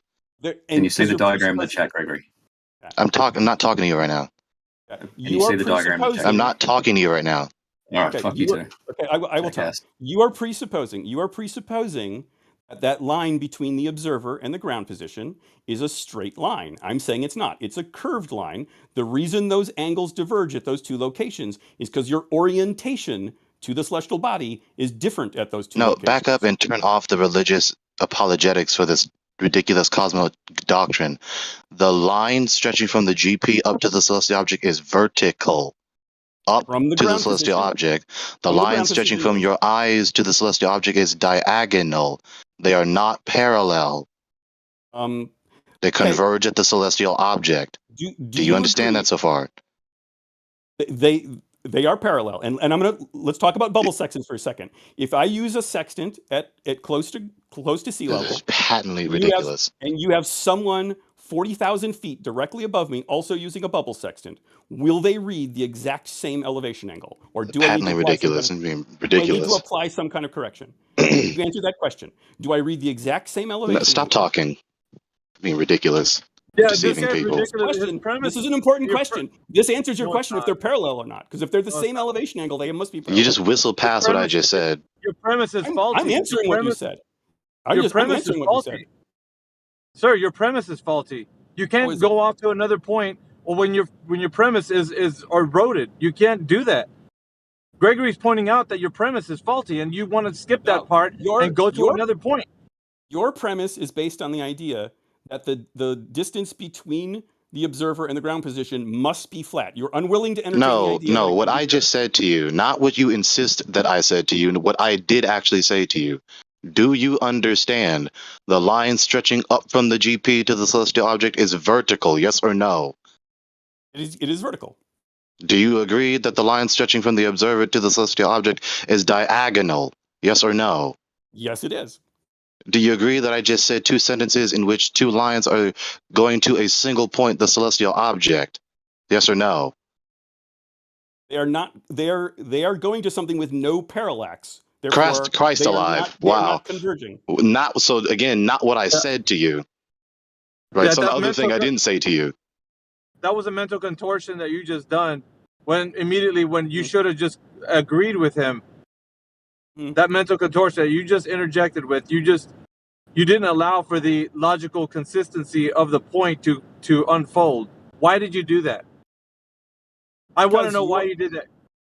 Because Go you ahead. were trying to jump to a conclusion Jump about the to a celestial object. He's Yeah. leading. he's Jump to a leading conclusion. He's leading you. He's directly leading you from point to point on the conversation. I mean, everybody can hear this except for you. You're trying to divine his thoughts. You just stop doing that. Just go along with what he's saying. Either agree or disagree, and then if you disagree, then you better back it up with why you disagree. Okay. So he's basically either agree with what he's saying or but we don't hear that. You just jump to your point and you forget to say, well, I disagree with that based on whatever logic. You don't have anything. So either agree or disagree with him based on the logic that he's presenting. So resuming at the last question I said to you, do you agree I previously said two sentences which are talking about two lines converging at a single point, the celestial object, yes or no? No, they do not converge. So I didn't just say that? I'm saying you may have said that. I don't agree that they converge at that point. Why?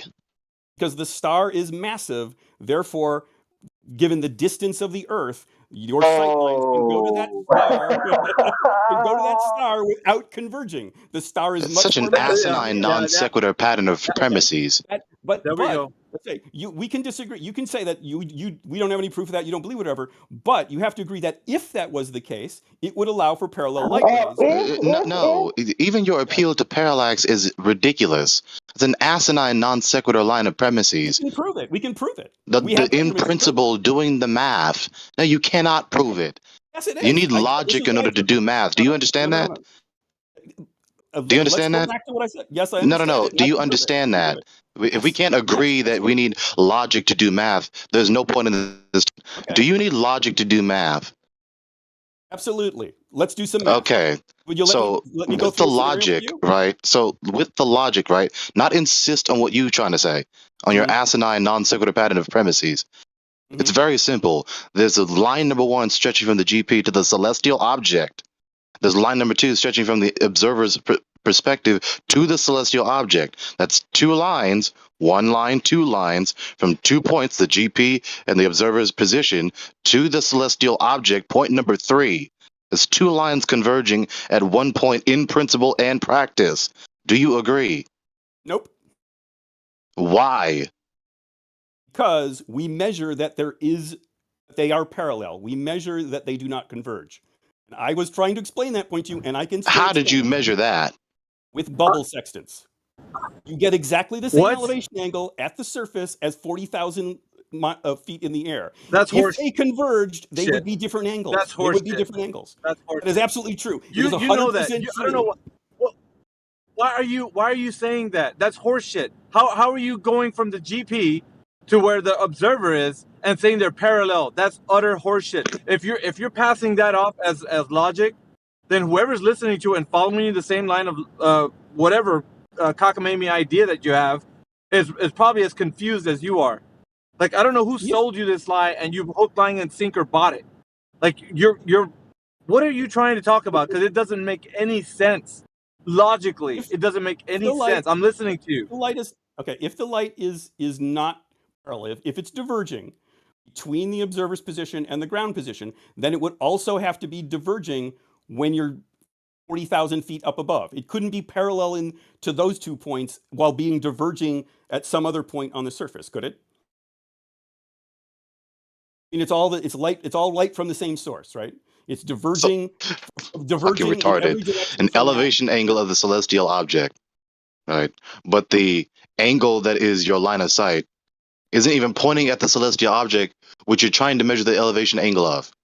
But somehow you successfully got the elevation angle of that object, which you're not looking at, because that makes sense. You're looking at it in both cases. Listen, dude, a protractor can debunk your horse shit right now.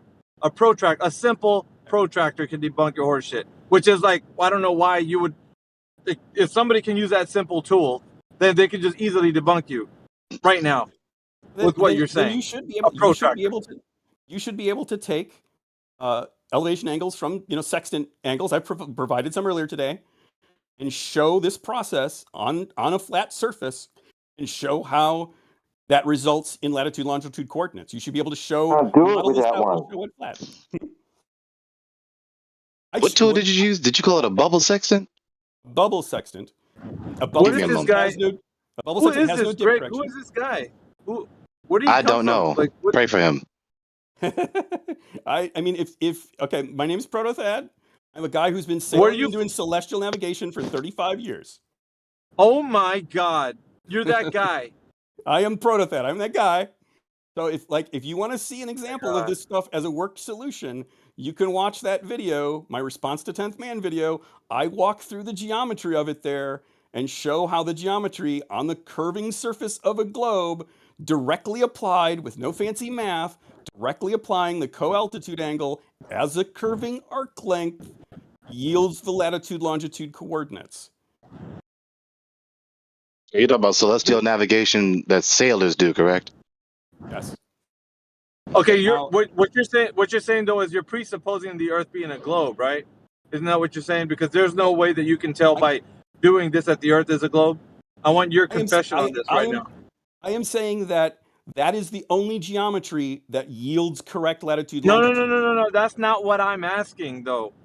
Is it evidence that the Earth is a globe? I need your confession in this chat right now. Yes. Okay. Yes. Okay. So you're telling me with using this, we know that the Earth is a globe. Yes. Doing celestial navigation. You're presenting this information, and it is like a just so case, right? It's got to be right, because there's no other solution. It can only be this. It can only be a globe. I would love according to you. Yes. Well, okay. There's one kind of crazy thing. If you want to imagine, there's some sort of really wild reverse refraction where we're actually on the inside of a sphere, and everything's being refracted and bent such a way that it only appears like it's not all bunched up in the center. The math, the curving math of doing the actual circles of equal altitude work on the inside surface of a sphere the same as they do on the outside. So if you want to become a concave earther and say, oh, look, sight reduction and celestial navigation, the surface plotting that we do, the actual navigation, the distances all match up on the inside of a sphere. Okay, enough. On the outside. Enough. Look at what I tagged you in the live stream voice text. They do not work flat. They absolutely do not Look work at what flat. I tagged you in the live stream voice text. Okay, let me go. On Wikipedia, as it simply says right here in the screenshot, ships had long used sextants for navigation, but sextants had problems in aircraft navigation. A ship at sea is on a relatively flat surface and can use the horizon, which is horizontal, flat, to measure the altitude of celestial objects.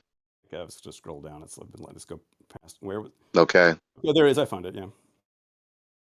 So sailors are on a flat surface doing celestial. So if you're going to, if you want to grab that and say that proves that Wikipedia proves that the Earth must be flat, then that means Attack the source. Why is the source not okay? No, I'm fine with Wikipedia because Wikipedia has countless. Okay, so the source is fine. So I proved my point. So countless other articles that says the Earth is a globe. So if you're saying this one says that the Earth is flat, then you must say that the other ones that say the Earth is a globe. Well, why not accept those? So now because it's incoherent. It's logically incoherent. You're playing a game of confirmation bias. This is just confirmation bias. In principle, whether they do, I doubt that they really do. But in principle, if they do, I reject them because they're incoherent. Untenable. So that confirmation bias. You're rejecting the ones that. So not confirmation bias. It's a specific objective premise that says it is logically inconsistent, implying absurdities. But I am saying that I have gone out and done the worked solutions to show that the geometry is spherical. That's you've done what? The actual work solutions, the actual getting latitude longitude coordinates on the surface, navigating distances between the position fixes over the surface, getting those distances. So you worked it out. You worked it out, Proto-Thad. You worked it out mathematically, and therefore it's a globe, right? Because you worked it out mathematically, correct? Isn't this what you're saying? I'm saying that I measured distances, actual distances on the surface. No, you worked it out. Cannot You work worked on it a out flat surface.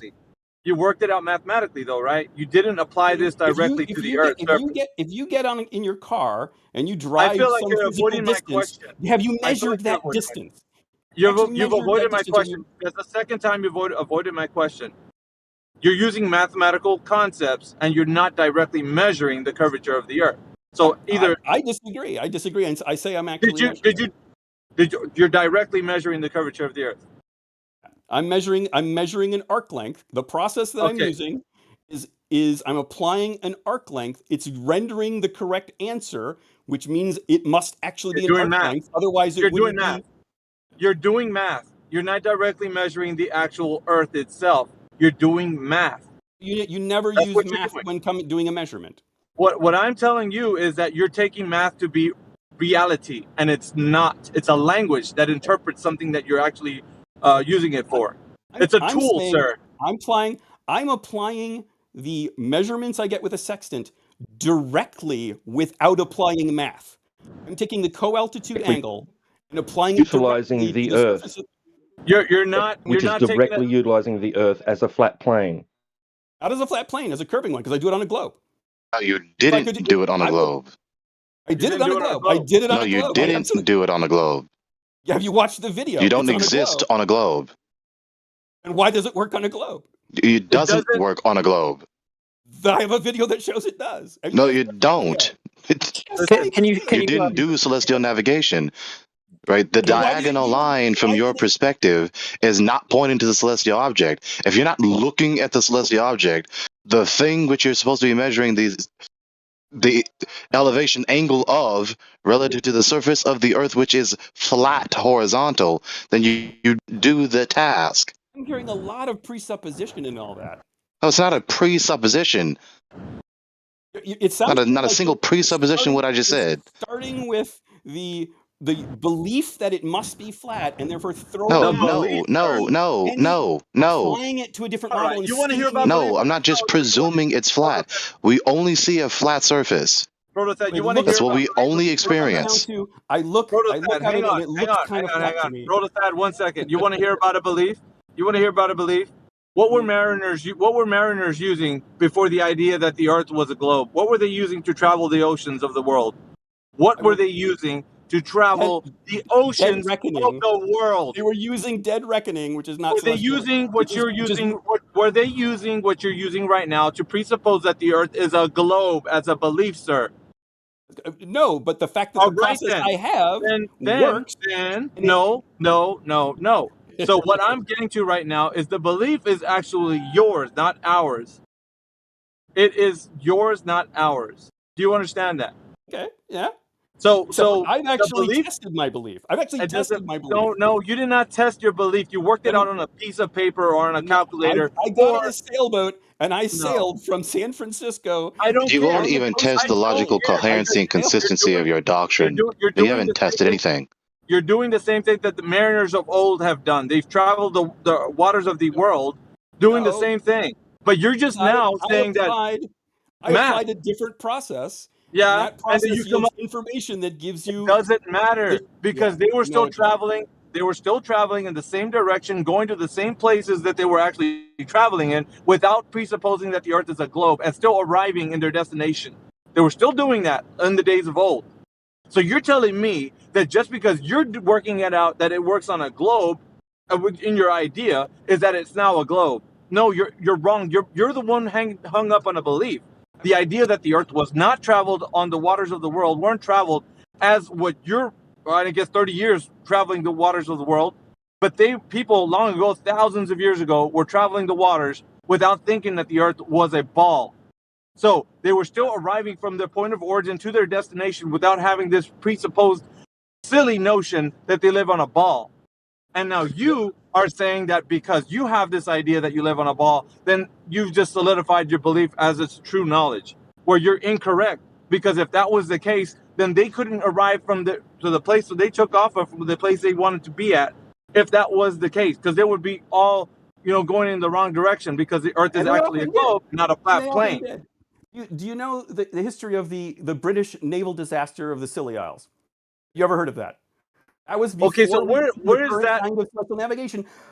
Thousands of sailors died because they weren't where they thought they were. Okay, so you're using a very hyperextended event just so that you can make a point, but you're not looking at the overall understanding. You're not looking at the overall understanding here, Protothat. You're overlooking thousands of years of travel over the oceans to your 30 years of thinking that the Earth is a globe. Yes, you are. That's what you're doing. So you're the one. You're the one. How the Polynesians were way ahead of their time. But you're the one. Polynesians were way ahead of their time with celestial navigation. But You're the one who thinks you live on a globe. Two position fixes. You're the one who thinks that you live on a globe, and the globe is actually the new kid on the block, because a lot of people didn't know that there was thought of that the Earth was a globe until like almost recent times, and you know this. You know this. So people weren't bamboozled by this information. I'm drawing light to the fact that you're actually making light of that. You have this understanding that the Earth is a globe, but you failed to mention that before the times where you're talking about, thousands of years ago, people were traveling the waters of the world as a flat and stationary plane. And you keep negating that by talking and opening up your incoherent pie hole to say that you're traveling over a globe. You need to mention that. Protothat. Can I say something? I absolutely do not negate that, because in the celestial navigation class that I teach, I start with talking about the Polynesians and the type of celestial navigation they did before we could do precise position fixes, before we could actually determine longitude and those sort of things. And I give mad props to the Polynesians. They sailed thousands of miles, and they did it with some very innovative techniques of watching the seabirds, of looking at the ocean currents and understanding how the surface of the water looked different on the down current side of islands. They had lots of really great things they could do. But they also still were not able to get it as precise. More of them were lost at sea. They did it successfully anyway by your own premises. They could, regardless of how precise or imprecise you arbitrarily want to make it. But I think the fact that you're saying that I totally discount that and that's really unfair. No, the people who I didn't hear it. Or we could do. I didn't say Bro, that you in didn't this even thing, but I mention want it. to. On I your did mention opening it, but I'm statement, mentioning it on your now. opening statement, when you were talking, you did not even have a mention of this, and I was only hearing that you were saying, "Well, you guys have the belief that the Earth is flat," and you didn't mention, "Hey, guess what, guys? Before even the Earth was I thought of as a globe, people were traveling on the Earth as a flat stationary plane." Yeah, You did flat not earthers mention that. successfully did celestial You navigation did in their not sailing mention that. endeavors. So what we have here, is somebody muddying the waters or poisoning the well, as it were, with your idea that you think that you're going to trump this room by saying that, oh, we got it right now. But what were they doing before? You didn't mention that. Where do we start with? And then has the nerve to fix his mouth to derogate me as having a confirmation bias. Okay. Can I talk now? I just That's want why to I see wanted this globe. I just want to see this globe that celestial navigation is working on. Can we just get to that? I mean, do you want to see the video where I actually walk through? No. How we I actually want did to. the circles of equilibrium? No. I would like to talk a bit about No. about the people who navigated before I our want to current systems. see the globe it works on. The globe it's working on. I want to see that. Just an image of the globe that I've personally used to do it? No, the globe, the one outside that's supposedly being navigated on. The image of the globe you personally use, so a toy, a fabricated toy. But the arrangement You said of the that latitude there's and longitude lines. there's horizon dip, right? Because the surface is curved, right? The audacity of these globe believers, man, I cannot stand it. How they want to. I just can't stand it. It's the audacity for you to come in here in a room full of people who understand history, and for you to say that, well, we know that you guys have a belief because the Earth is a globe, as a matter of fact, and it's your belief that the Earth is flat when you don't even go through history. Well, you should, right? At least. Can I talk a bit about history? Because, hey, mad props to the people who managed to get from place to place without being lost at sea, without being able to get a precise position fix. The fact that we can now get a precise position fix. But you didn't mention, what was the method? Protothat, you can't skip. Listen, if you're giving mad props to these guys, then tell us the method by which they use to navigate the waters of the world. If you know it. And if you don't know it, listen, if you don't know it, don't miss. Protothat, if you don't know it, don't misrepresent them. No, you're talking about you're talking about a culture. You're talking about the Polynesians. You're talking about only one specific culture, where you're negating the fact that many other cultures have traveled the waters of the world. I could talk about the Vikings and their use of a sun compass. They basically were hitting on the idea of latitude. Okay, you realize you're shooting yourself in the foot. This is where we get annoyed with people the likes of you. Exactly. Like you're literally conceding that there are flat earthers who successfully did celestial navigation, navigating the waters of the world. That's a refutation to you. No, it's not. Because if you how is it not? How the celestial navigation system works and the information it yields evidence of a globe. No, it doesn't yield evidence of a globe. Have you ever done it? Have you ever done a position fix? No, I've never done celestial navigation. I'll be the first one to admit this. And still, with what I do know already, I can clearly conceive of the logical sequitur premises that you have 3 points all intersecting one another, and you have a horizontal line like I just read at the bottom of that triangle like I just read on the Wikipedia article. If that worked the way you said, then bubble sextants would not work the way we see them work in reality. The bubble sextants are working. And there's the horizontal line, which is the flat surface of the Earth, and especially the surface of the waters. You just refuse to come to that conclusion. Well, about that flat surface of the Earth, Protothat, I remember you saying that the surface must be curved because there's a dip angle to the horizon. Is that true? I will say that is what the formula we apply. We're applying it in part because of curvature, and I've actually graphed the formula, and it shows that it creates tangents to a curving surface. If you wanted to believe that actually it's yielding those results because there's some sort of funky refraction that's actually bending the light in such a way, you could make that argument, but that doesn't negate the fact that the measurements of the surface that we do yield curvature, and that's you're where saying my argument comes down. There's a dip. Look, you're saying there's a dip angle because the surface is curving, right? That is a large part of it. Refraction plays a role as well, but majority of it is based on the curvature. Okay, you're already trying to get your excuse in there. So the horizon must be geometric then, right? We do not see a geometric horizon. Oh. The horizon we see is a result of both geometry and visual effects like refraction. No, you can't have it both ways. That's horseshit. You can't have it both ways. Protothad, stop being disingenuous, bro. You cannot say it's geometric and optical. You cannot do that. Don't do that in the chat. You're gonna have to choose one or the other because But that sentence is vague on its face anyway. you can't do that. That's ridiculous. You're saying ridiculous. That it stopped being a No, physical sir. thing? It's ridiculous what you're saying. You want us to believe a human being is telling us that something can be static and fluid at the same time. No, Like, I'm saying really? that you're seeing a physical thing that is slightly shifted by an optical effect. Shifted. Just like you see through your Slightly glasses. shifted. You're seeing a physical thing that's slightly Correct. shifted. Oh, so then You're saying how the visual appearance how of it is on earth- slightly shifted, but it's still there's still a physical location where that Let's wa- see you're it. seeing that Let's water see at it. the horizon. Let's see it. Let's see That it. isn't You're even the looking at it, definition in your paradigm. That isn't even the when you put definition. your glasses on and it changes things optically, does the thing you look at cease to be a physical geometric thing? What are Does you it- talking does it- about, We man? need to pause and pay That's what attention to you're his saying. If you're words. We saying- need to if you're- pause and pay attention to his words. saying- Yes, we live on a saying there's no concrete real geometric object, thing. that's the earth. And the concretely real object that is the earth, the surface thereof, the general topographic geometric surface of the earth is flat, level, a plane, You believe not that? I believe curving, that.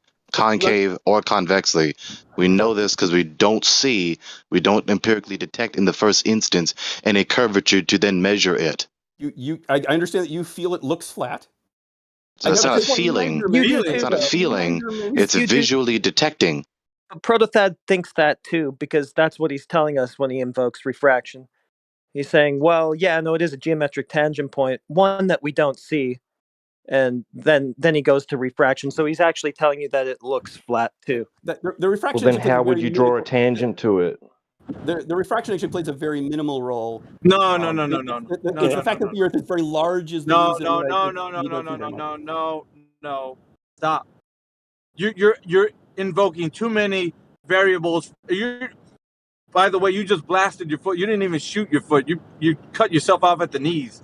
Like you're really hindering any thought process for you to you're projecting this idea that we can't know anything anymore. Because how are you going to tell? If what you're saying is true, how is anybody going to know anything? How are you going to measure to this distance? If it's something that looks like it's maybe there, maybe not, you don't really know. Well, How are one thing measurements going to be done on this supposed globe? You I don't mean, have he a says way that he out. did it. He says he did it with a horizon dip angle to a geometric horizon that he also said he doesn't see. How's that work? Yeah, one The that's dip moving around because it's moving around. The dip 'Cause correction you don't know. includes a refraction adjustment. It's No. a geometric tangent point. That's why there's a dip angle, but it's a geometric tangent point that you do not see. Therefore, there's a dip angle. Come on, man. No, it's the correction that we do when we do the dip correction. It includes a component that is because of the geometry and a component that's refraction. They're Would done be together circular in the same- reasoning. It definitely is circular What's reasoning. refract? I'm just telling you Yeah, what the source we know says. that we know there's a refracted horizon because there's a geometric one that we don't see.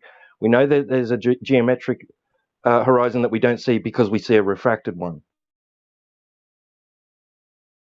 Yeah, But there's a dip empirically angle measured because of the effects of geometric one, refraction, not the it's how we refracted one made that the we table. actually see. Get the dip angle from what? You contradicted yourself, Protothad. Congratulations. If you guys want to like doubt, what you're seeing out there off on You the do. horizon or whatever, that's fine. Stop projecting your error onto us. Yeah, that's what you're Because doing. the That's proof exactly what of you the told us. globe You're the is one. not You're the one based on saying that. those angles. Protothad, The you proof of just the finished globe telling is us. the long You just coordinates finished in the saying that it's geometric and it's also optical at the same time. You're the one doubting what you're seeing, not us. We know the thing that we see in the distance is there. You, however, are saying it may be or I may think not it's be. there too. I think it's there. I think we're having a breakdown in language. I mean, let's lower the heat a bit here, guys. No, It's like, you're not going to make your position true by repeating yourself ad infinitum. Stop trying to be a witch. We all heard what you said. That's why we're telling you that it doesn't make any sense and that you're projecting onto us your thoughts of it not being real. Because we're telling you. Okay, So you're saying we both agree the ocean is a physical thing. That when you're looking out at the distant horizon, that there's. So you're going to try to repeat it again. Because repeating what we just refuted is going to make it true, right?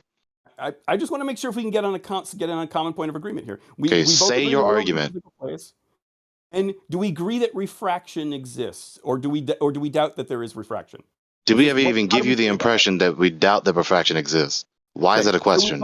So we both agree that the world is a physical place, but the refraction affects how we see it. I Uh-huh. don't see where we disagree. I don't see where we disagree. Light behaves according to the medium that it's emitting in.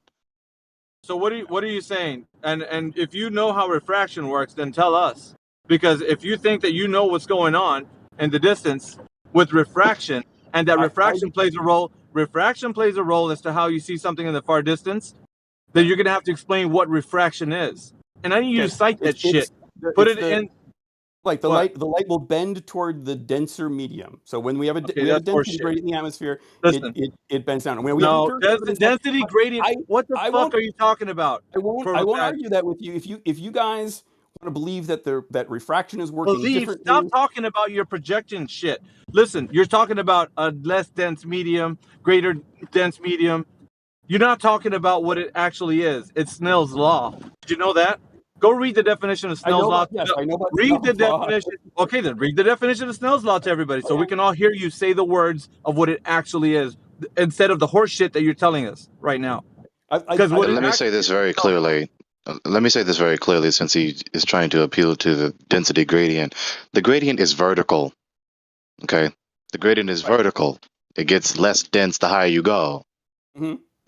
So when we're looking horizontally, the gradient is not decreasing as we go away from us horizontally. So your appeal to a density gradient is insufficient. And that's not even refraction anyway. So go ahead and read Snell's law for us. And can somebody post it, please, in the live stream voice text? So in case he misrepresents it, we'd be able to correct him on it. I want you to read it. Read it to the whole class, if you don't mind, because you're incorrect, and you're going to find out here in just a moment. Okay, so I assume you're going to find something where you're going to interpret as they have to be different mediums, like different. So you know. Density. So you know. You think that air of different density doesn't qualify as? No. You already know. So you listen, Protothat. It seems like you already had this in the hopper. You already know where we're going with this. I've heard other people make the same argument. Yes, I've heard other, but you can see proof that that's not the case. You can see demonstrations of refraction in the same medium with just a density gradient and see that the light reflects. That's horseshit. That is utter horseshit. There are videos that are online of lasers being bent through a density gradient in a medium of one fluid.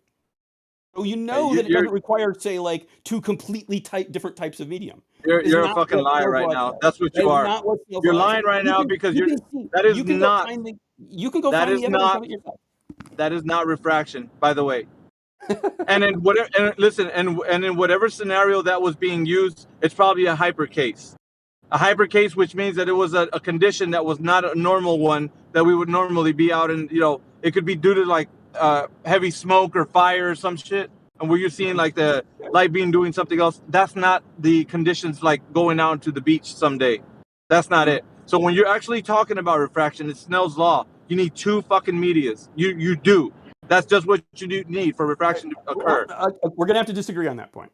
Well, no, it's not about No. It's not about a fucking disagreement. This is just a right or wrong thing here. You're just wrong, and we are right because this is how it actually operates. It operates this way. I have applied it in my job, and a density gradient in the atmosphere, absolutely Snell's law applies to that. I know you're not going to believe me, but I guess we're just going to have to move on that point. Okay, Protothat, no, listen, just listen. Snell's law is a formula used to describe the relationship between the angles of incidence and refraction when referring to light or other waves passing through a boundary between two different isotropic media. You're fucked. You're fucked, dude, and you know it. He read you that's the fucking definition. You're fucked. You can't get out of this. There's no way out. You're done. You're fucking toast, bro. Nothing. So you believe refraction doesn't happen in the atmosphere? So you think refraction you're denying. No, fuck. I don't want to talk about that. I want to talk about how you're just wrong about what it is. Because he read you the fucking definition and you're not agreeing with it. You need to agree with it. And if you disagree with it, then tell us how you disagree with it. I Because that's disagree, the definition. disagree with That's it the because same materials of different density qualify as mediums of a different density. Then fucking rewrite it then. Go back into all of history and academia and rewrite that shit. Why hasn't that been rewrote? Because that's not the fucking definition for refraction. Snell's law is that he read it to you right now. So you're fucking toast. You're done. So your horse shit is not going to pass in this server as gospel truth, as you like to say it is. Because you want this fantasy global fictional narrative to exist. I'm sending you a link from UCI.edu that talks about how Snell's law applies to the atmosphere. It's the very some first other hit- some the other very fucking first zealots. hit So on you're gonna refer to some other zealots, such as Sure. yourself. Some other zealots, such as yourself, speaking out of context. I don't want that. I want somebody to The disprove. context is atmospheric refraction and how Snell's law applies No. to it. You're not getting away from this. You're not getting away from this. You're gonna. This is the hill that you die on right here. This is the fucking hill you die on right here. So you need to tell us how Snell's law is right. incorrect. Tell us how Snell's law is I'll- incorrect. I'm giving you the link to it right now. So let's see. Am I in the live stream voice chat? Yes, I am. Okay. This is worthy of also being mentioned. We already know why you're going to argue in defense of this doctrine the way you are with the devotion that you do, because you are stuck in the sunken cost fallacy.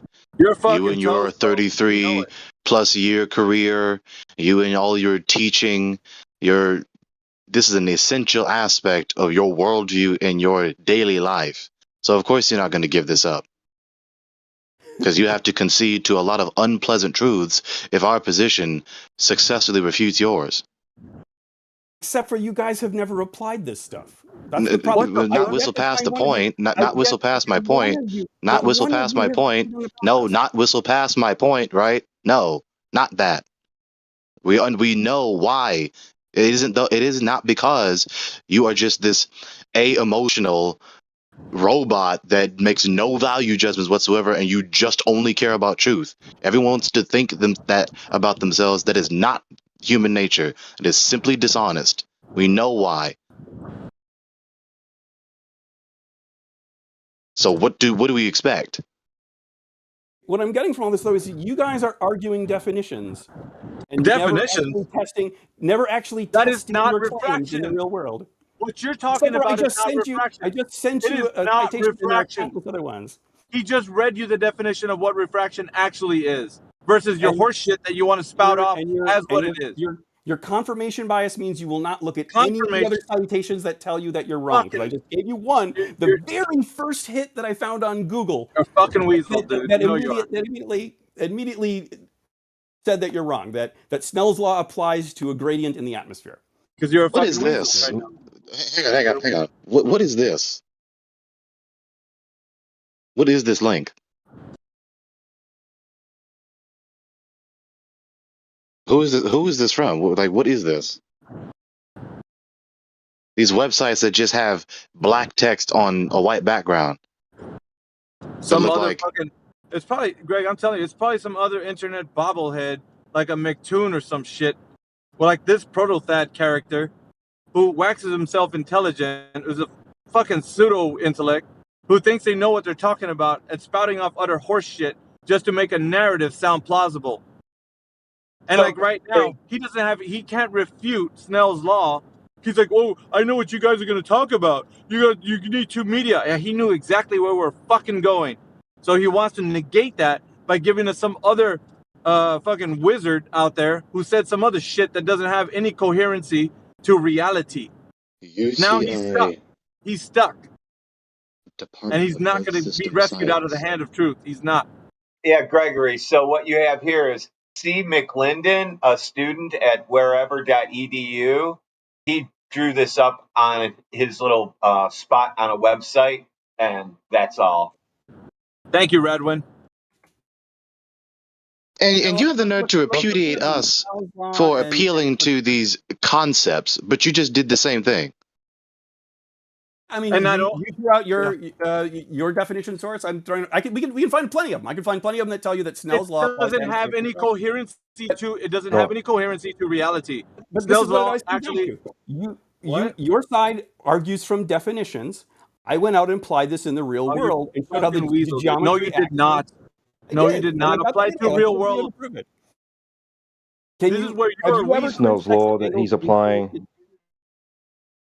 Snell's law that he's applying, and it's not a predictive model. It's added in after the observation to match expectations, and it's based on a presupposed radius of the Earth. And when you go out and do the act in the world, it's one medium, the air. That's it. It's air with differing densities. And the differing densities is vertical, not horizontal. Right, which is why it refracts downward. No, that's You're not not gonna why. keep saying the same thing. You're That not. is absolutely what the sources on this tell you. If you do, no, if you you go- just- if you're you, spouting if more- you didn't just stop at that one definition that you felt confirmed your bias. If you just stop together one definition that confirmed your bias. You would find the explanations that go into You would great find the depth. explanations if you would stop together the definition that confirmed your bias. He's mad because he knows he's wrong and he doesn't know how to spin it. You don't know how to spin it to rescue. You're not going to rescue yourself from this. This is the hill that you fucking die on right here. Because you can't rescue yourself from here. You need two fucking media. And as Gregory pointed You're basically out, saying there's you no only have atmos- air. You're saying there's no atmospheric refraction. Are you saying that? Are you just saying there is atmospheric No, refraction? we said what we Snell's law doesn't said. apply? There's the air, and the density gradient is vertical. Okay, so it's vertical, and what's the significance of that to you? Right, and so the refraction which you see, right, the distortion of the light that you see is not because there's Earth curve, and it's not because there's two media there.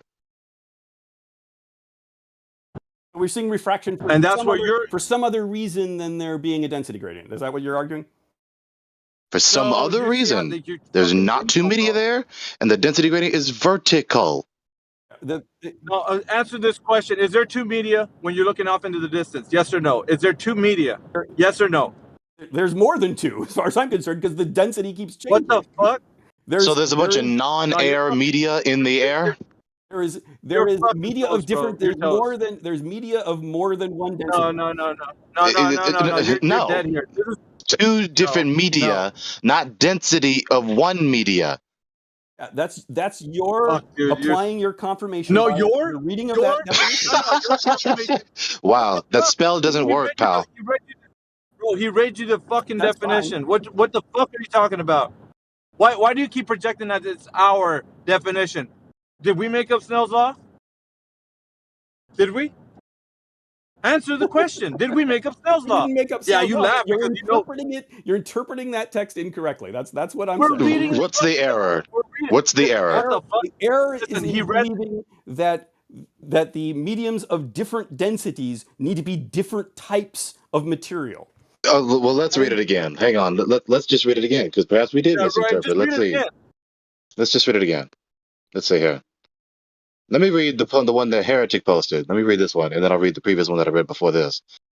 Snell's law in optics. Wait, what the hell? Sorry, it wasn't meant to be a response, so I reposted. Go ahead. Snell's law in optics, a relationship between the path taken by a ray of light and crossing the boundary or surface of separation between two contacting substances and the refractive index of each. Right? You have the air and you have non-air, supposedly from you. But we only have air, one substance, one medium. You're fucking toast, bro. You know it. Okay. You fucking weasel, dude. You know you're toast. Or how about this one from Physical Classroom, again posted by Heretic? It reads, quote, refraction is the bending of the light path, the path of a light wave as it passes from one material to another material. Okay. You're done. Okay, what? You're done. You're fucking toast. And lastly, before you talk, but hang on, hold on to your butts. Last one, the one that I read in the first place, that Radwin posted. Snell's law is a formula used to describe the relationship between the angles of incidence and refraction when referring to light or waves or other waves passing through a boundary between two different isotropic media, such as water, glass, or air. How did he interpret that differently? How are we misinterpreting that? He's reading it verbatim to your dumbass, and you're rejecting it. Are you still rejecting it? Yes, I'm rejecting that your use of No, you're Snell's law nothing. is- I'm talking about the fucking definition. How are you rejecting that? Not what What we're is our error in the interpretation of the passages I just read? What is the error? my use of Snell's law in actual engineering, optical my engineering, use. No, you fuck can have you. Fuck you can have you. the same material, different No, densities, no, and no, it no, still no, no. applies. Stop. No, I don't care about your horse shit. Refute what we just said. What Gregory just read to you. Refute that shit. What is the error in our interpretation of the passages we read? That the different mediums have to be different actual materials and not just different densities. Okay, that's not an different density. The density is a property of a particular single given substance. That's why it's called density. It's a property of a particular substance. Okay, so when the air is at a Right? different density, So that's is it not now a an different instance of two different substances. Yep. That's it. You're toast. You're fucking toast, you weasel. If you have air of different densities, then you're saying they're No, now no, no, no. different You can't keep repeating. That's one substance, You can't not keep repeating. two So you're or saying there's no more. refraction. Are you saying there's no refraction? No, I said what I said. Refraction is not due to Snell's law. Snell's law plays no role in refraction. No, no, no. You're adding that horse shit It's the antithetical to what I just read to you. You're adding that horse shit right now, and he didn't say that. You're adding that horse shit. You're saying Protothed. You're the one denying that two or more media is required for Snell's law to be manifest. That's you, not me, you. Again, not me, you.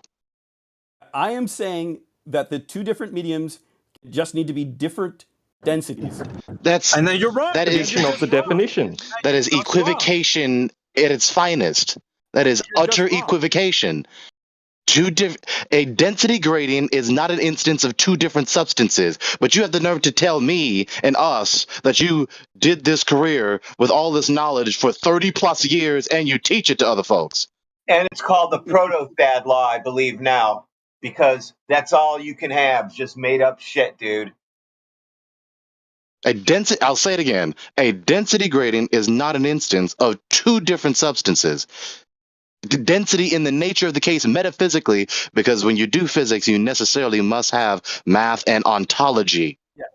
So why okay, is it so that- what you're well, saying why is is it when you ontologically inconsistent and absurd. Why An is it- instance of density is a property of one substance. There's a density gradient in the air, not the air and the non-air. Can I You're not get a getting word away in from here? this. Can I'm we sorry, get it? you're Can not can I getting get a away word from in this. there? Can I get a word in No, there? you're gonna be. This is the hill that you're not gonna reach. You're gonna die on this hill, man. Everybody's gonna know it, Protothad. You are why gonna is either it- be outed as a fucking weasel, or you're gonna die on this hill, where you're gonna Why try is to it that when make we- your excuses up. Why is it when we compute the attenuation of radio waves in an atmosphere, essentially the refraction of them, that we apply Snell's law? Why are we using Why Snell do you law? apply something that is not appropriately applicable because you made an error according to your fallibility and depravity of man? How about that for an answer? I like it. Give us a citation. Give us a citation for that as well. Okay, let me do a little bit of Google searching here. You don't have it, you fucking weasel. You just You made can write shit out up. my No, no, no, no, no. fingertips, You just made something up on the spot. Now, fuck you. You just They made that have- shit up on the spot. You just He made says that he shit up on the uses spot. Yeah, he uses it every day for the last 30 years, but he doesn't know where to find it. Exactly. He just made that shit up, dude. You're a fucking weasel right now. Let me look it up. What about the 30 plus years you fucking navigated the oceans, you dumbass? And we're getting pretty far off track from celestial navigation on arguing this because We're getting off track from celestial navigation, even though there's air everywhere, including on the water and the air. I mean, this applies in the dip correction. Once you get that angle, How you compute your latitude, longitude coordinates on the surface is spherical geometry that cannot work on a flat surface. And if you walk through the process, What do you do?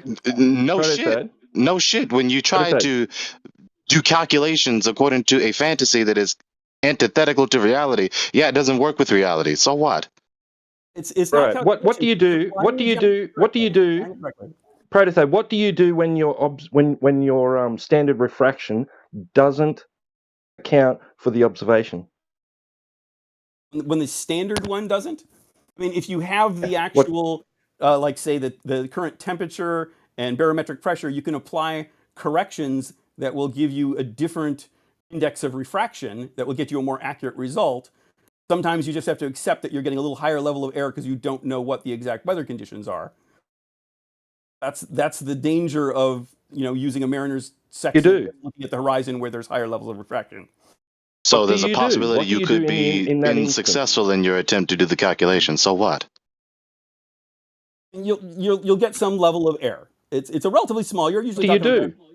What do you then do when standard refraction does not account for the observation? What do you then do? When it does not account for you're saying like you see something like a black swan or something. You're saying the observation you're making, and you're using standard refraction, and it doesn't account for the observation because it's not matching your expectation. What do you then do? I mean, if I'm doing celestial navigation, I'm just making my observations and doing the best fix I can, and I may get a higher level error if there was more refraction than I thought. I guess I don't get what you're asking. You people just cannot say the words, I don't know. Because that's obviously what you're indicating to us. I mean, you just won't allow yourself to say that. If you want to argue that what we see at the horizon can be very variable because weather conditions cause optical effects, refraction, I agree with that. I have always said that. That's why something like the black swan is a crap argument for flat Earth, because we have refraction. We have very variable effects. We have optical things that happen. Say the logic sequence. Say the logic sequence. Boom, boom, boom, boom, boom. Premise to premise to concluding premise. Is not based on what we see at the horizon. It's based at how we navigate the surface. It still doesn't make any sense. I want to hear the logic sequence. What logic sequence are you looking for now? You're sitting here trying to refute the black swan, the appeal to the black swan. What is the logic sequence? Okay, the logic sequence is when you argue the black swan, you start out with a straw man. You say that the distance to the horizon can be no more than some distance. That is not the globe model. The math, why is that incorrect? That is not a straw man. It is in the globe math. It is not. I want to hear. I want to hear. Why is it incorrect? It is incorrect because that formula that you're using, that 1.22 times the square root whatever, that is assuming no refraction. You apply a refraction correction, you actually get a slightly then your paradigm, your formula is wrong. But that is not the formula that we use. That is a formula. What do you use? We use standard refraction, which is a different constant. I don't have it right at my fingertips, but I could find it for you. Find it. We're not going to move anywhere until you find it. We also apply 7/6R. Yeah, we also apply a correction when we know different weather conditions. So that number, that distance to the horizon, can shift quite a bit if there's a large amount of refraction. And so the distance to what? Horizon. The distance to the horizon. That's what we're talking about when we talk about. So the Earth is changing size all the time? Of course not. So then the horizon is not moving. The horizon moves because refraction changes. But the Earth doesn't move. You just told me. We're not saying the Earth moves. We're saying that the path of light is being refracted. What is the horizon? Horizon is that point where the edge of the sphere, yes? So the horizon is the edge of the sphere. The horizon can only change if the sphere changes, correct? Nope. Because no. Bends the path of light. Horizon bends the path of light. Proto-Thad. The refraction bends the path of light. You bend the path of light. The path of light to what? To that point. What are we seeing? The horizon is the edge of the Earth, right? So we're looking at the Earth. The Earth didn't move. The light is bend not the path being of light, distorted that much that the Earth is increasing in size, the my Earth guy. is not moving. How do you not get this? The Earth is We not get moving. it. You don't realize you just won't allow yourself to see that I'm reducing your premises to absurdity. The horizon in your paradigm is the Earth, the edge of the Earth. Right. The horizon can only move if the Earth moves. But the Earth isn't moving, so the horizon isn't moving. You're seeing a different point on the surface because the light is being bent, and therefore where that sight It's line complete idiocy. hits the You don't surface increase the is size being at a of, you don't have this refraction you're talking about through the air itself. No, you do not.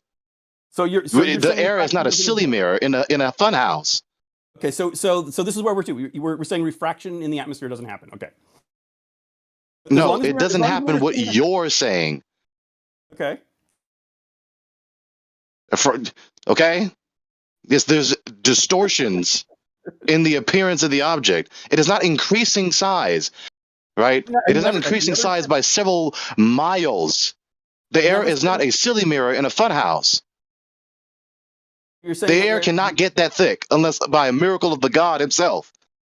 Okay. I mean, I understand that you seem to have very strong beliefs about that. Okay. Okay, so acknowledging that I believe what I said is no refutation to it, so the refutation stands. By your own premises, you don't see what you saw, what you suppose you saw. You wanted a link about radio attenuation. I'm going to post something there since we got a little far off track, but I will come back to this. Hold on one second. I just don't want to say that. I don't want you to think I completely forgot that we were talking about that. Where is the? We were discussing your supposed refutation of the Black Swan, and we just got to the point that you think that we're using a straw man against your paradigm. Then we established what your paradigm truly is, supposedly, and then by that paradigm that you said that you suppose, you still don't see what you suppose you see.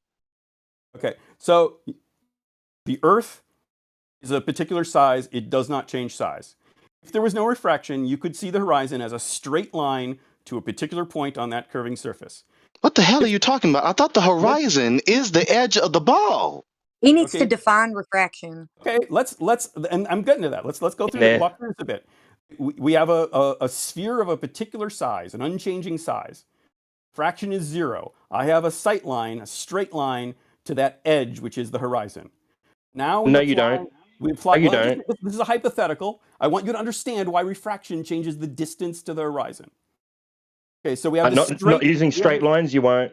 Not No, using straight lines, you will not. Let me Define walk- refraction. Let him finish. Let me walk through the hypothetical here. We have a straight line, no refraction. This is a hypothetical. It gets to a particular point on the sphere. Now, let's apply something that causes that straight line to bend downward.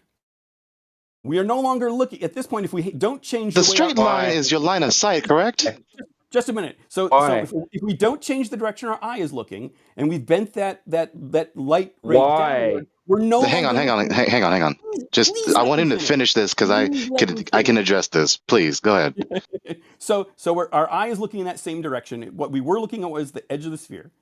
We have this effect of refraction, it's bending it downward. So now suddenly what we're seeing is not that edge, but something lower. That means it's more forward. We're now looking at an area of water ahead of that edge of the sphere because we bent down and we're hitting the surface before we've reached that edge. So Okay, please now- finish the sentence.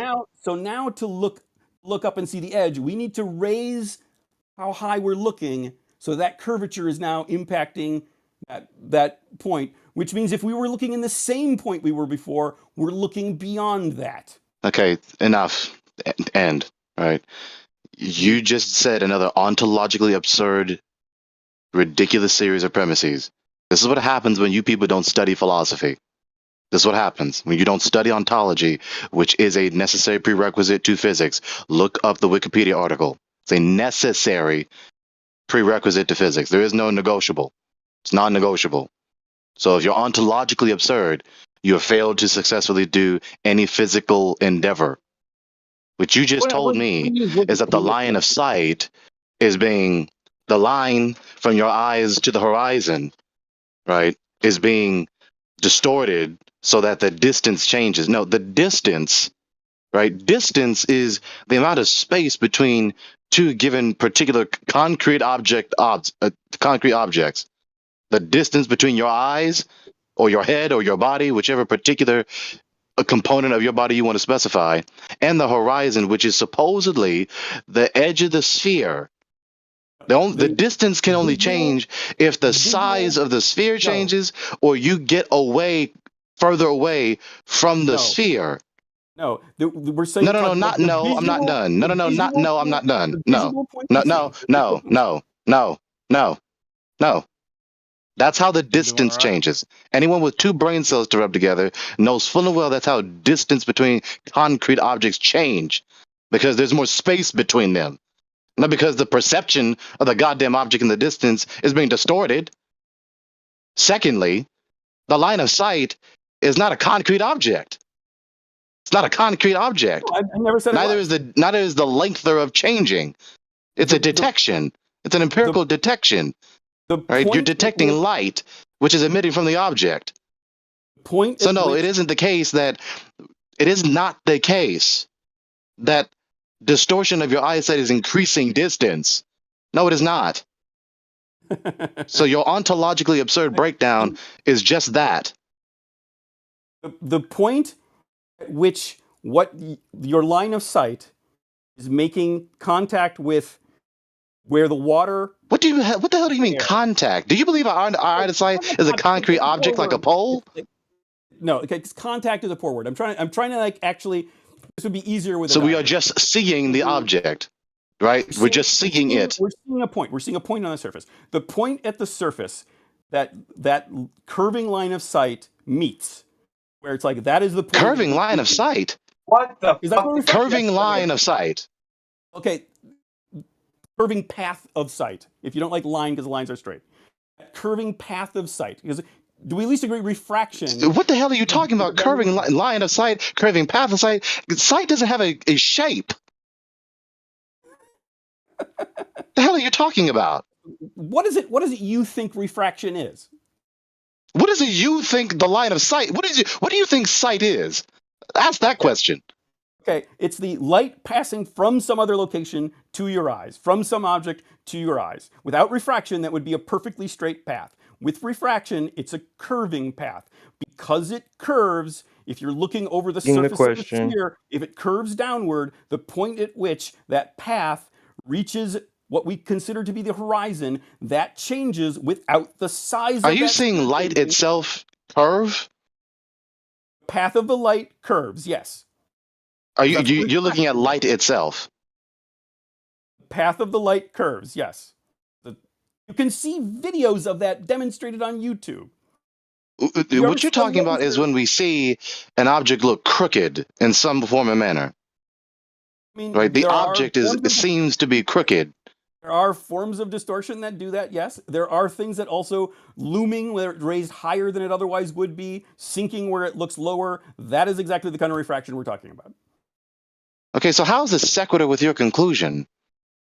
What is the logic sequence? When you have downward refraction, it is looming things in the distance upward. That means that the so begging the question that this is happening on the sphere, right? This is the explanation for why the distance to the horizon changes. Right, an a priori appeal to refraction, presupposing that you're on a ball when this happens. Okay. Fallacy. So you have decided to believe that distance invokes geometry. What I empirically detect. I've decided to believe what I empirically detect.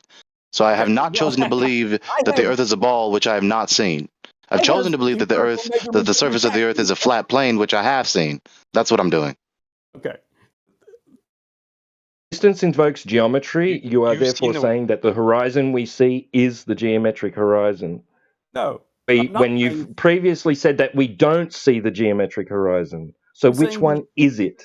No, I've never said it is the geometric horizon. The geometric horizon would only... You've invoked it by saying distance to. You've invoked it by saying distance to. There is a point on the surface we're seeing that there is a distance to. That distance that would be geometric. That would be geometric. The distance isn't changing. Absolutely not. Because the path of the light that's coming to our eye is curving. The distance is not changing. The distance to the point that we call the horizon is changing. No, it's not. The only way the distance to the horizon, aka supposed Earth curve, could change is if the Earth is growing or we are moving away from the Earth. Nope. A constant size. What kind of fucking sense does that make? Because if the light is curving, that has the same effect as if the light. It's just you detecting the object.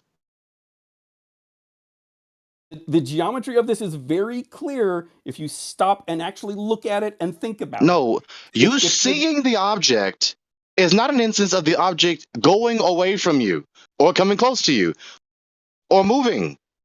The object is not moving. Optical distortions is not an instance of distance change. This is not the object getting closer or farther away. This is you seeing a different location on the surface. The light refracts downward, you see a farther away. So begging the question that this is happening on a globe.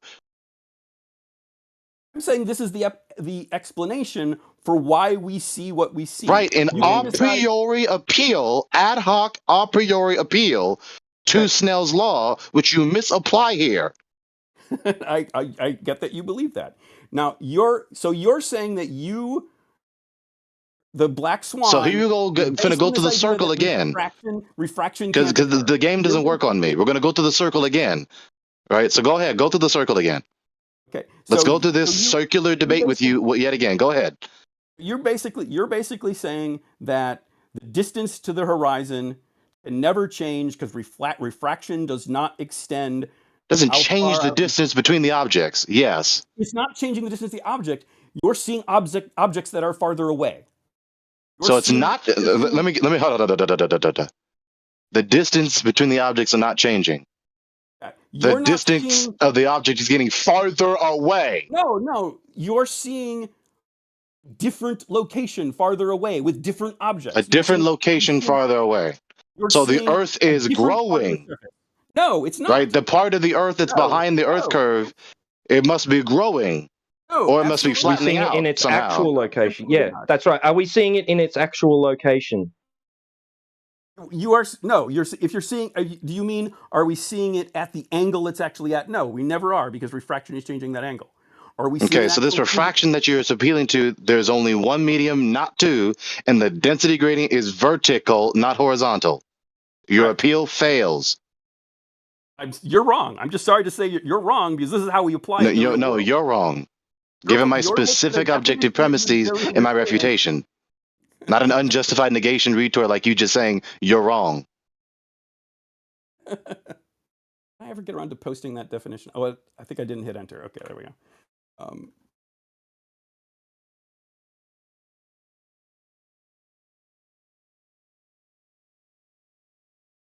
Anyway.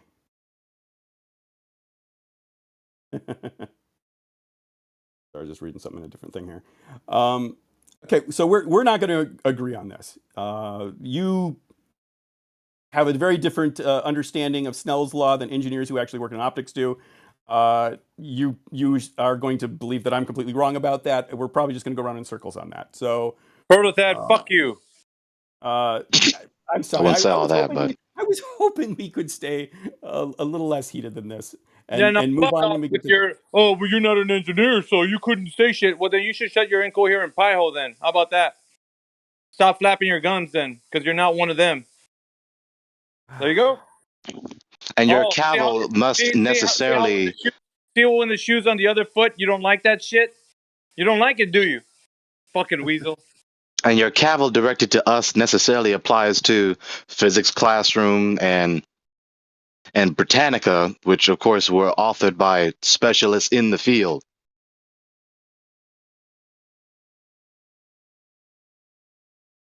Okay? Okay. So you act as though specialists in the field know better, but it was specialists in the field that are saying what we just said about Snell's law. Right. So you must have this in-house disagreement about this doctrine. Snell's law, you absolutely. I suppose. A classic example of applying Snell's law. You have, like, say, a lens that's made of glass. You have the air. You have very discrete boundaries.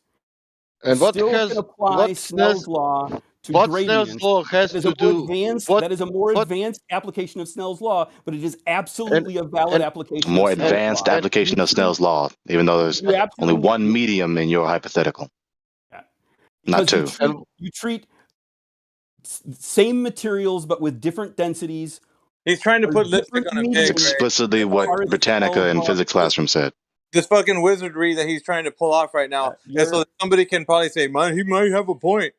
That's why it's like, I'm and treating him like fuck off, like you don't know This is if you this if this you is weren't this is able to factor refute confirmation Snell's bias in that law, if you read you a were little not bit able to farther, refute you'll Snell's find the law. sources Why are you that talking? talk about.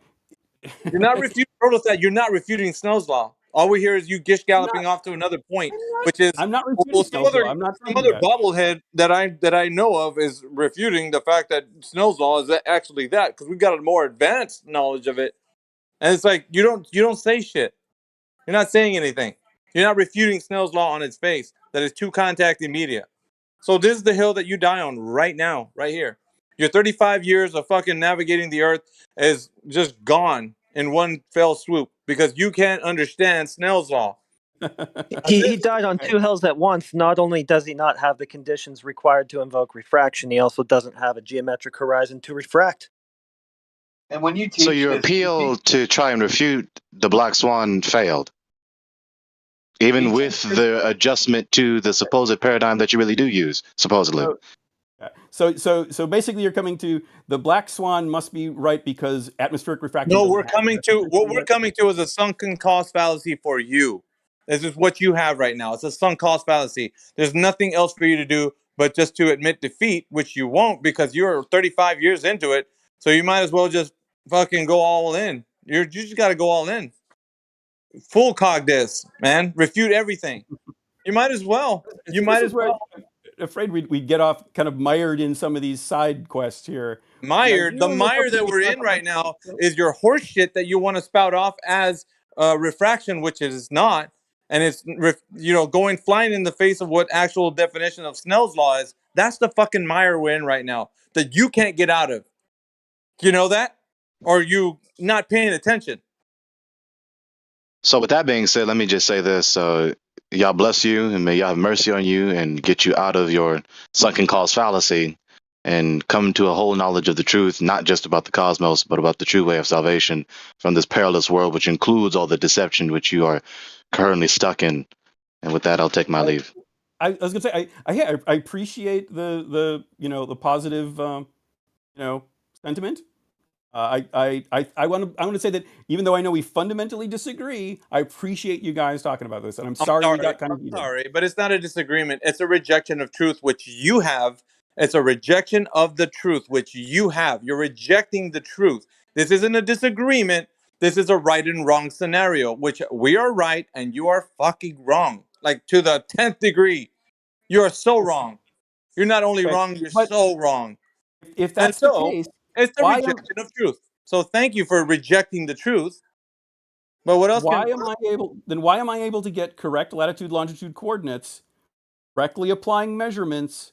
You can superimpose. You can superimpose any fucking thing you want on top of this flat and stationary plane and call it Yankee Doodle Dandy, and then say that you just came up with a new idea, because that's all you got is this fictional idea that you live on a spinning globe Earth because your math works out.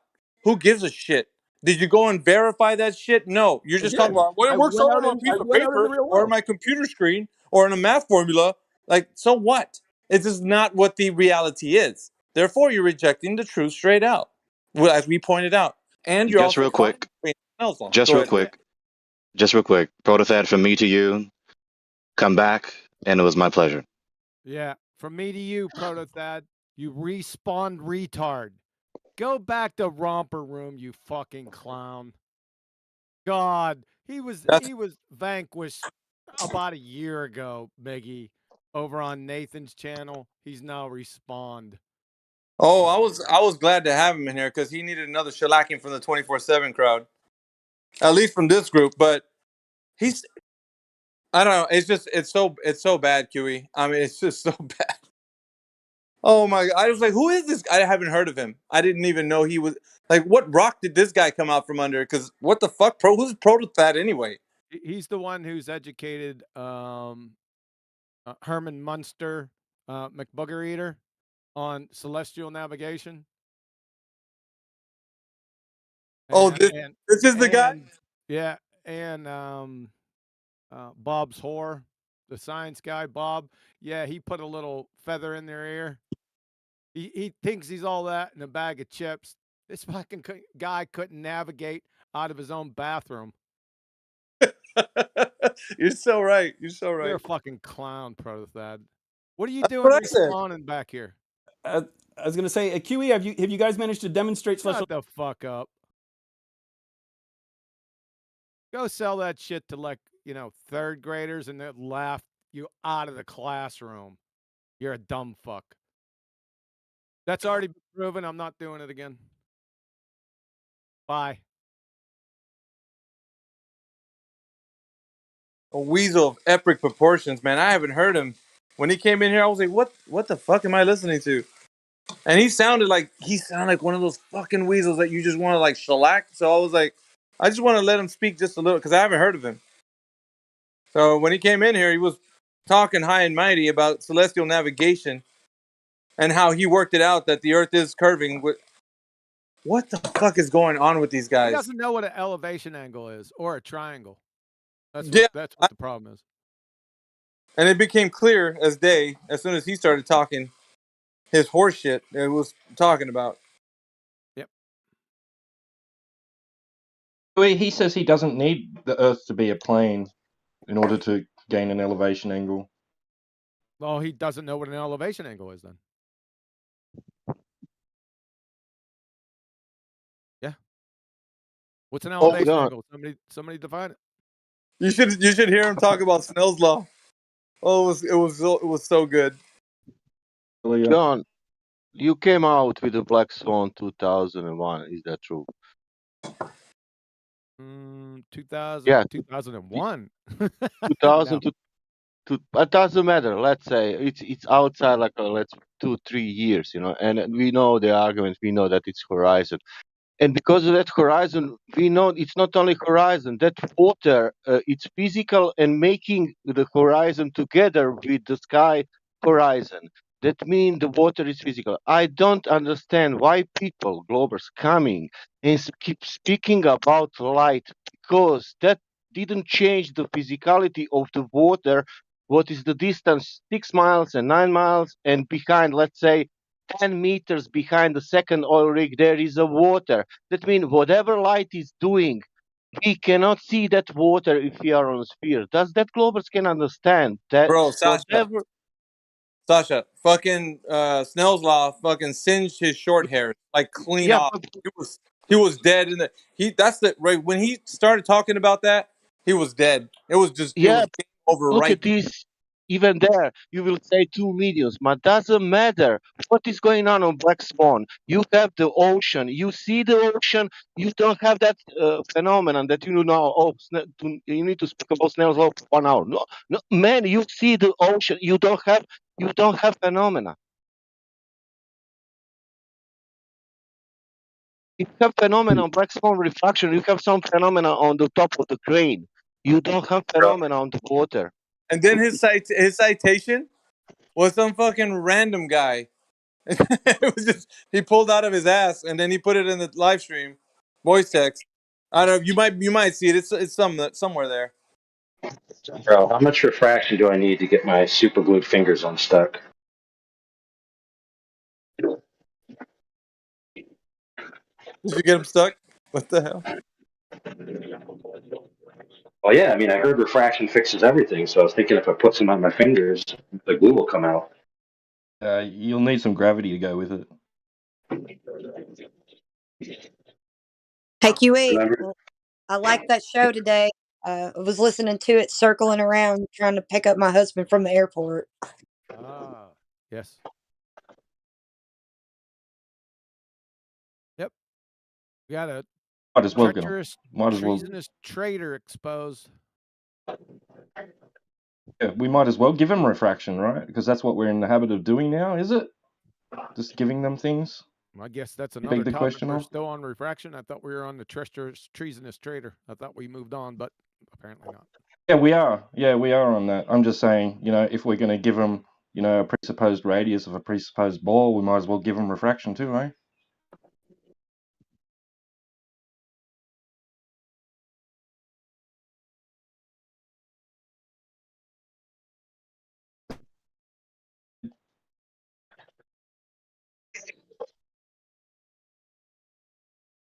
Dude, imagine having a refracted radius.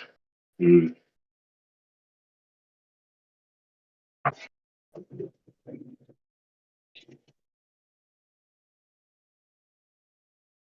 All right, since we're all on refraction, what did the numpty define refraction at? Just kick him. Just put him in. Just kick him out of here. Do something. Somebody do something with him. He's not speaking while I'm in here. That's for sure.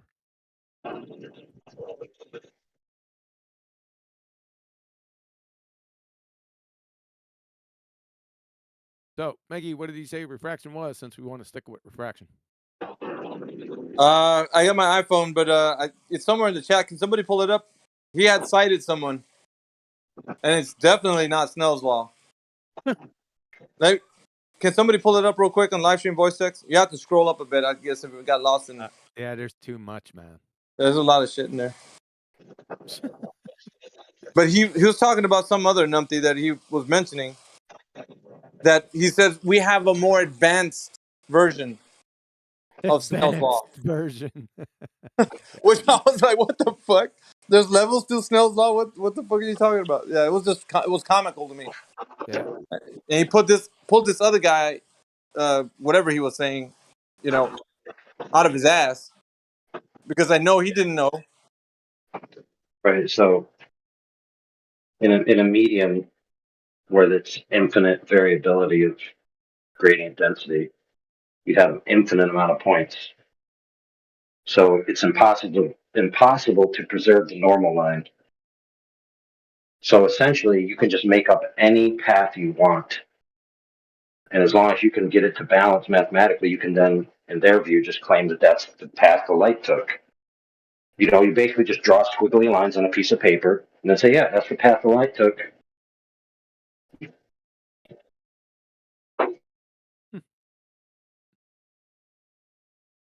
I asked him for a citation of refraction with the propagation of radio waves, and he posted that. What I just posted in the live stream voice text, that's what he posted.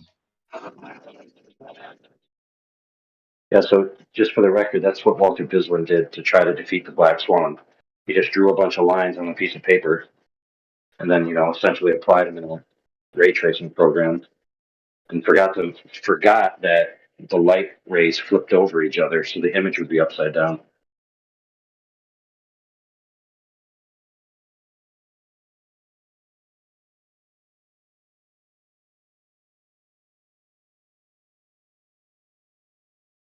Hey, there's no predictive model of refraction for the globe. It's all post hoc. There's no. It's already defined. Snell already defined it, so they got nothing with their fairy tale atmo. Their atmosphere, it's a paradox to begin with, but they got nothing. Zero. What really drives me insane is that it's already defined. They act like they can redefine it just during the debate, as if it is even a debate, and then act like we can't understand what it is when we clearly do. He had the audacity to say, well, the way you guys are misinterpreting it. How the fuck are we misinterpreting it? We just read it verbatim to your dumbass. Where the fuck is it misinterpreted at? Fuck, dude, that was annoying. He kept going on about saying that. You guys are just misinterpreting. I'm like, where the fuck are we misinterpreting it? Point it out. Refute that shit. And he did it. He was like, well, we got some other guy over here that's, we got a more advanced version of Snell's law. Shut the fuck up, dude. Yeah, we got some obscure black and white text from a no-name on the internet that I just Googled. Yeah.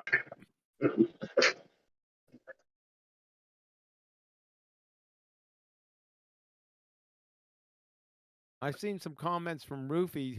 Was Roofy in? He must have been in. Was he in the VC? Was, yeah. Yeah, no, he was in here, though. He was cheerleading Protothat. They get their champions they all rah-rah behind? when they're in here? I seen him post a comment to Heretic, and he said, "So you deny the definition of Earth?" And then I posted what Roofy said of definitions. They're fucking meaningless. That's what I'm saying. They're abject retards, right? They contradict each other. They contradict themselves almost within the same breath. It's like it's like dealing with my sister's kids.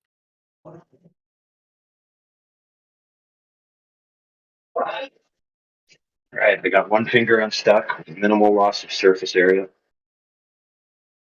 I had this kind of like this feeling. I was like, I bet you anything, QE he knows this guy, because he doesn't sound like your regular crayon. Oh, dude. He doesn't sound like a Mickey, regular. we named a whole logical fallacy by him. Yeah, there was a logical fallacy named after him. No kidding. Yeah, I think AI was the one who named it after him, if I'm not mistaken. You are correct. I can't remember what it was, though. It's been too long. Well, we called it the proto-error, but I can't remember exactly what it applied to. Yeah, you'd have to go back to that video, and I don't think Nathan titled his videos at that point in time. So, But the general premise is that you have a set of situations where there's a known error that's going to express itself down the line. So you have a plan for how to handle it when the error presents itself, right? Which admits you have an error. And it had something to do with, obviously it had something to do with celestial navigation or something, but I can't remember exactly. No, he fucking died on Snell's Law. That's where you're not leaving this fucking hill. You're dying right here. Fuck that. I was pissed. It was like we were talking about this every fucking day, and so he went off about some advanced version of Snell's Law. Shit, what the fuck are you talking about? Where? Who said that? And he pulled that other guy, I'm on my phone right now, but I'd find where he cited this idiot.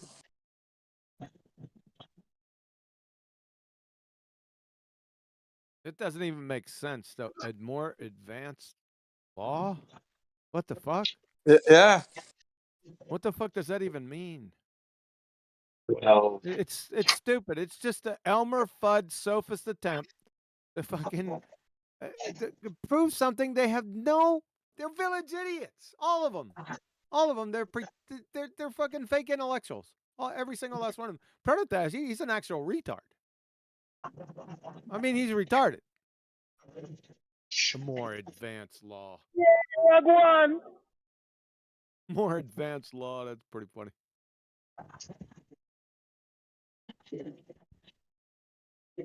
Yeah, you're laughing. I was laughing my ass off on my way home because I was driving. Like this fucking clown. What the fuck? What did I miss, brethren? you missed Proto coming in here trying to pretend that him and Dogs Are Gods are friends. Well, Gregory was in here giving him like at least a little bit, but I lit his fucking ass up on Snell's Law. Like he was trying to get away, talk about some other advanced version of Snell's Law. Like fuck you, refute Snell's Law right the fuck now. Like I wanted him to, and he just didn't want to. He was like, no, well, we got fuck you, refute Snell's fucking law, dude. Like what the fuck? To contacting me, like he didn't want to do it. I was like, this is the fucking hill you down, you weasel. Like you ain't. Fuck that. Nope. Not today. Now you bit off more than you can chew, huh, Proto? You thought it was going to be an easy win. Fucking weasel. Hey,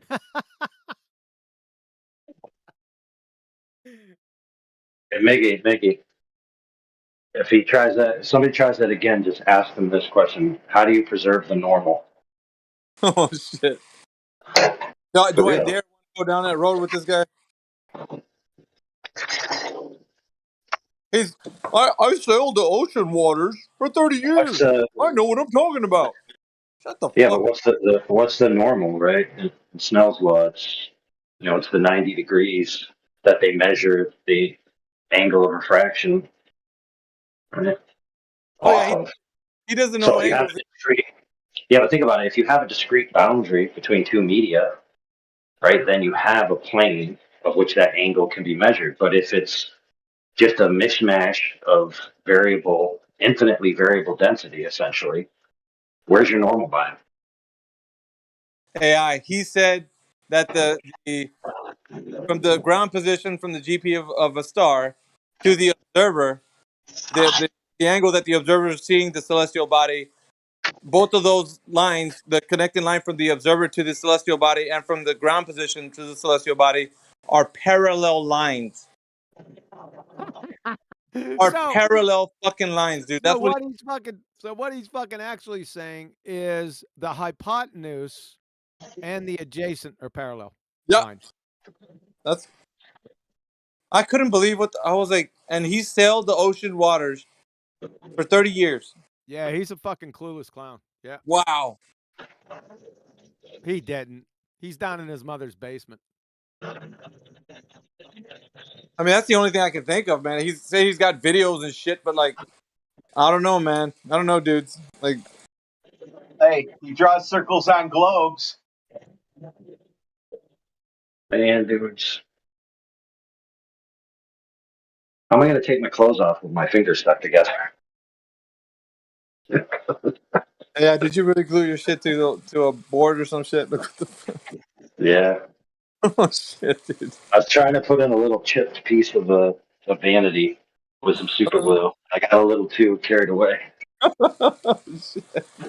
He was actually serious about it. I thought you were joking around, bro. Like,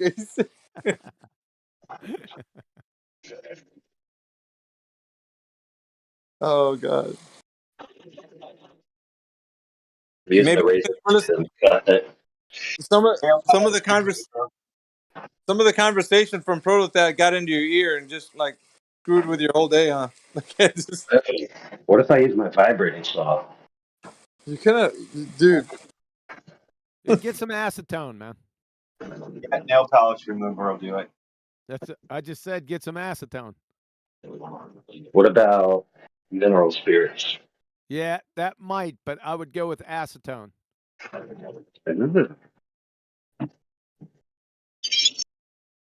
You don't have any acetone, do you?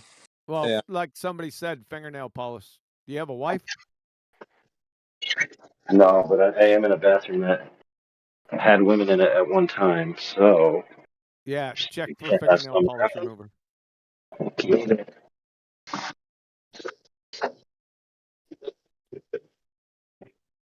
And it isn't going to just take it off right away. Just let it sit there. It'll come off.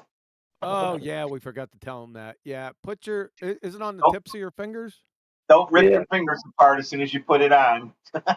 Yeah, no, you need like a little Dixie cup or something, pour some acetone in there, and then put your fingers in there and let them soak for about a minute or two.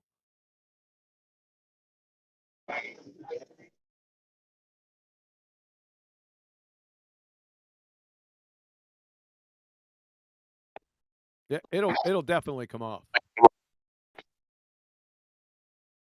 Or you'll be able to separate it off and be able to take it right off. I use that with my arrows. Take all the super glue right off.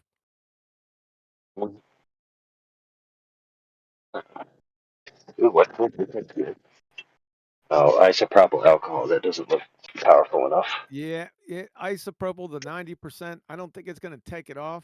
It'll disinfect it. It'll be clean. Yes. Damn, Eli, I for sure thought you were going to be in here. Greg was in here. I was like, shit, where the hell is Eli at? I thought you would have been in here. You missed it, though. Yeah, I had some meetings, and then some other personal stuff. Okay. Did you catch the treacherous treasonous traitor? I was waiting for that, and then the moment that you probably went live, I missed it. All right. Do you have it here? I'll put it in. There you go. Yeah, definitely gonna watch that. My message we were QE talking about it earlier. It's just there's somebody not explain, but who's gonna step up and justify what he did. That's what I want to know. They're gonna rue the day. I hope nobody in this room. A- They'll To rue let AI, you you know, gonna QE. justify that shit? I was trying to get Somebody him to keeps let you saying. know, Somebody QE, in the keep. chat. Hold on a sec. Hold on a second. Somebody keeps saying QE. Who is that? Hi, sir. Say again. It's me, T-Dub. I was trying to let them know in the chat that your presentation was partly cut off. We couldn't see the entire presentation. Yeah, yeah, I mistakenly, when I went into OBS, I mistakenly hit my wrong presentation screen. I reviewed it. There were some of the slides that were cut off, but you got the message, though. We got the message, yeah. Yeah. I got you. I'm tracking with you. Thanks, man. I couldn't notice it. I'm looking at the screen in OBS and it looks good, but it wasn't.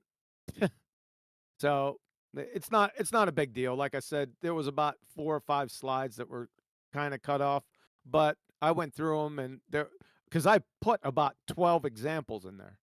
So That photoshopped cough, that picture that you got photoshopped his face in, the Jane Fonda, it's so funny.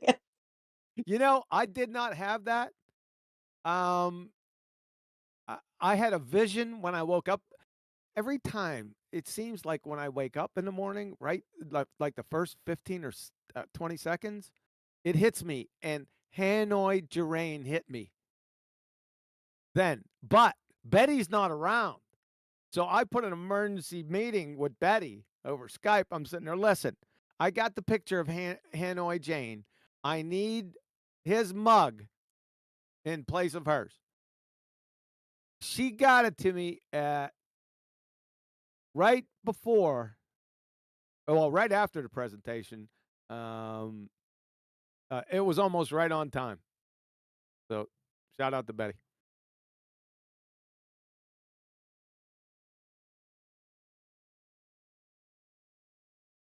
Hanoi Gerain. Me, right when I woke He, up, I couldn't he believe it. sleeps with the enemy to stand against his fellow, what he should consider fellow flat earthers. That's how I see it.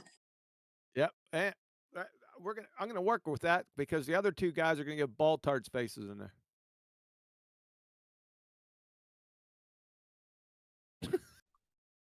Well, I mean, we all can understand that there's a difference between a glober and an anti-flat earther. Yes. That's the enemy right there. Yes. And I just don't know how you have a debate so called with an anti-flat earther and end up touching butts while while speaking out against other Exactly. flat earthers for absolutely nothing justifiable. Like Mickey said, we're gonna see who does it. I mean, like I said, no flat earther, even the can't fog a mirror ones, are going to be caught anywhere near them because they're through. Absolutely right. You're absolutely right. I saw that and I was like, "What did I just witness?" Yep. Challenge accepted.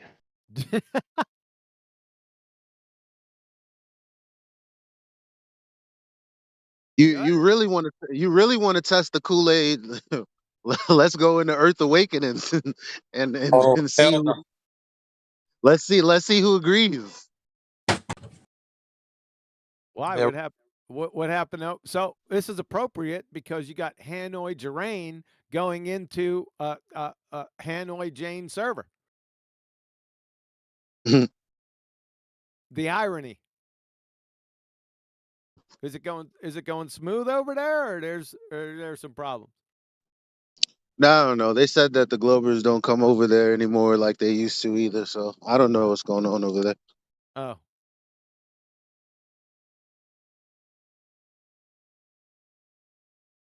But like I said, does anybody else wonder what the hell fundamentally keeps what?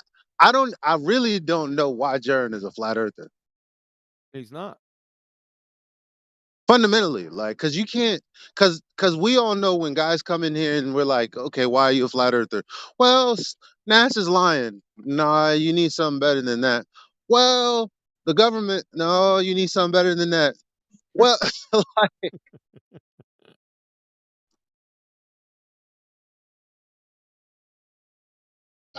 Elijah, what's Jaren really pissed about in life?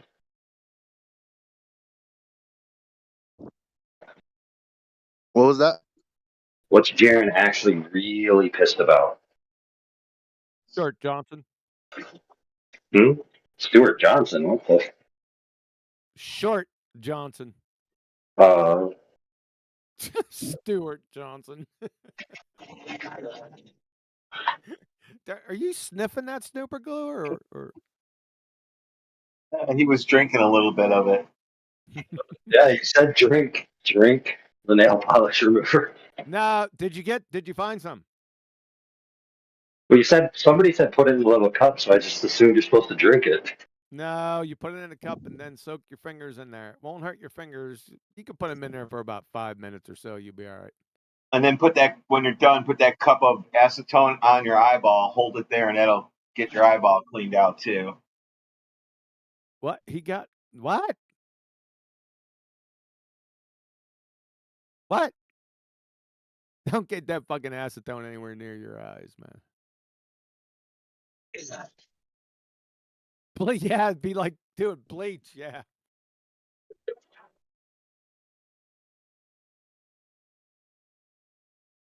So, is it working, AI, or what are you doing? Your paint thinner and wiggling it.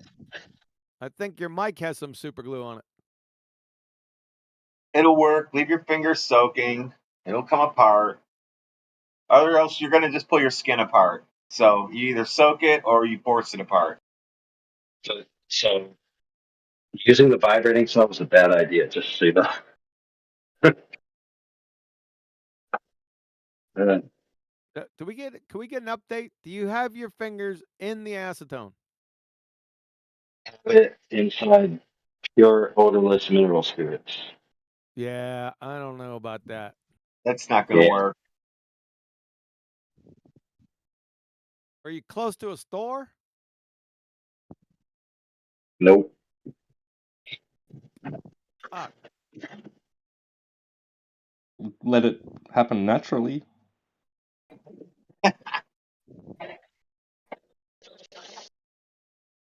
A few days. Does anyone have any home remedies for detaching your fingers together with super glue other than acetone? What about a razor blade? Oh, for fuck's sake. I did that as one of them. You'd really have to be careful, but damn. Depends on how bad it is. I would be using acetone, to tell you the truth. I'd be going to the store and getting some or calling somebody to bring me some. I don't know, but bubblegum in the hair, they freeze it and then smash it with a hammer, don't they? I don't know if that would work for this case. Yes, you freeze their hair and then you hit their head with a hammer.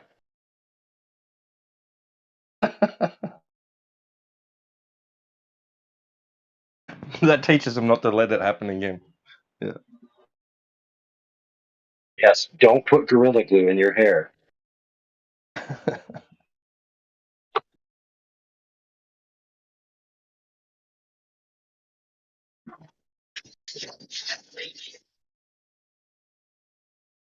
Actually, I would recommend these Glovers fix their wigs down with Gorilla Glue, so when we snatch it off, we scalp them.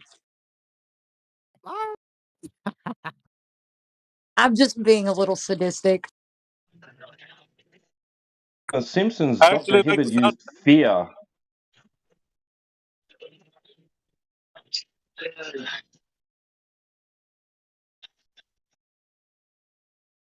Somebody posted Vaseline.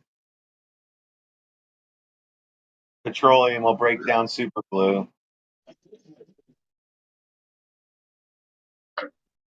Dude, that's a good idea. I guess it does. I guess petroleum does, because super glue does not last in an industrial environment where I work.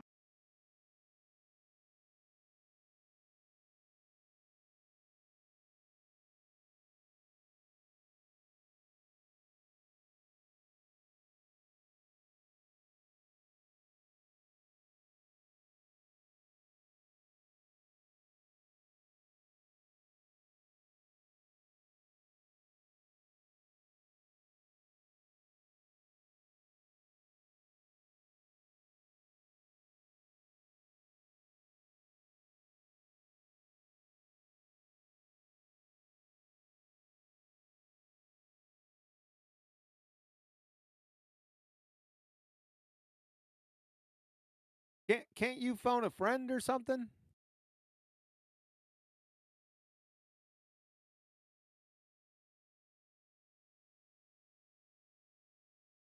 Is my mic working? Yes. Yeah, this is pissing me off. You got too many wall watchers. Hell is up with that? I'm participating and working in the kitchen, so they have no excuse. Playing possum. You ask them a hard question and they just act like. Sometimes I just connect people in front of it. How will they know?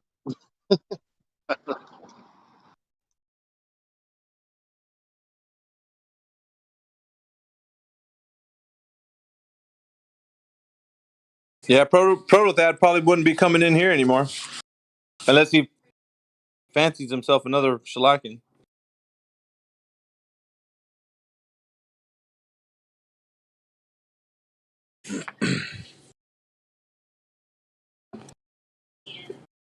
He's not still sitting in there, is he? No, he's gone.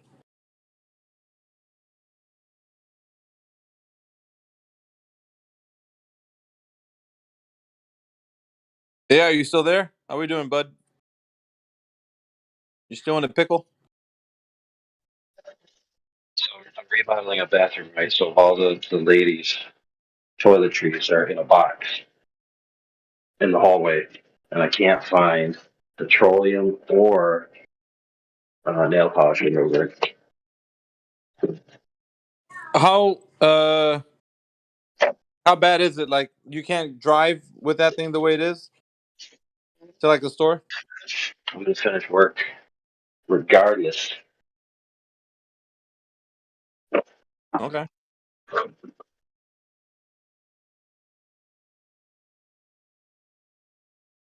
So weird though. You'd think there'd be some nail polish remover.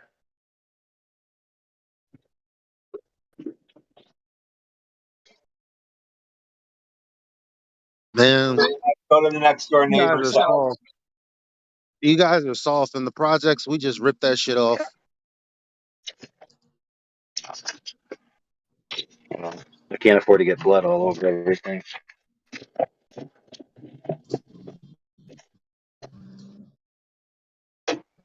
Oh, you said super glue. Crazy glue.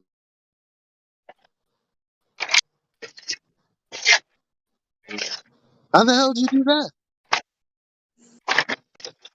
I was trying to super glue a little tip of wood back in place.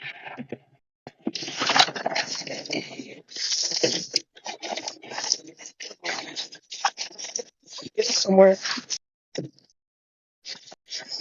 Oh, baby's petroleum. All right.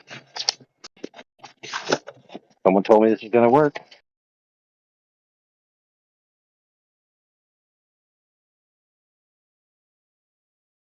If this works, I'm increasing your pay. It's gonna be a little I mean, while. no, we do this for free. We all do this for free. That's what I meant.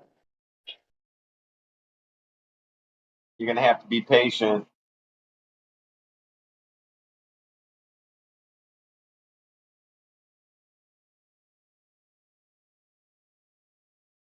An oil is good too, apparently.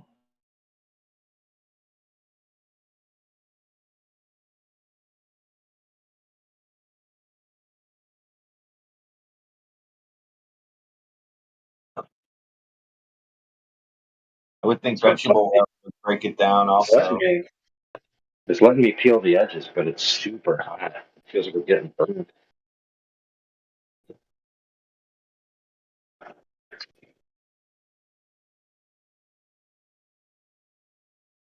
Good. Progress. All right, give that kid a raise. You're free? No, but it's working. Forward progress.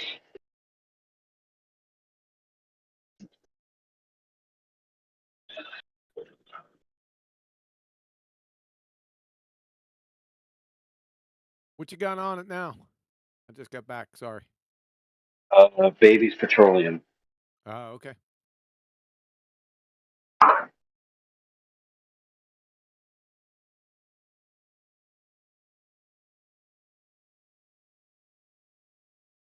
So it seems to be like The working dryer.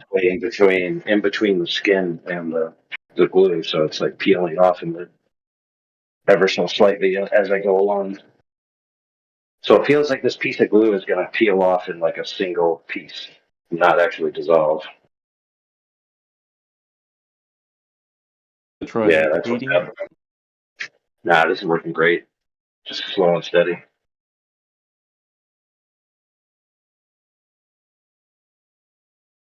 This is almost as hard as getting that paper sticker off the things you buy at the store.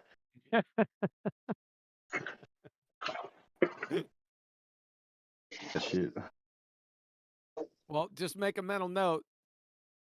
Get a little bottle of fingernail polish remover if that ever happens again. Right? Just have it in the hopper. Yeah, I need to put it in my first aid kit. Yeah. I also need a kick puller in my first aid kit Yep, you do. because trying to do it with tweezers is retarded. My wife does it really good. Yeah, but see, the thing is, you got to have the person you're doing it to has to not be a little bitch. Yeah, that's true. Mine was dug in for a week.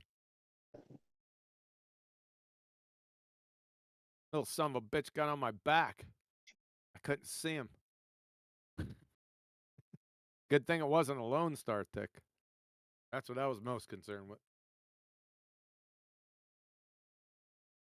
They do. Yep, those are not fun. I mean, I haven't had it, but my husband did. What do they do? Chiggers are creatures from hell.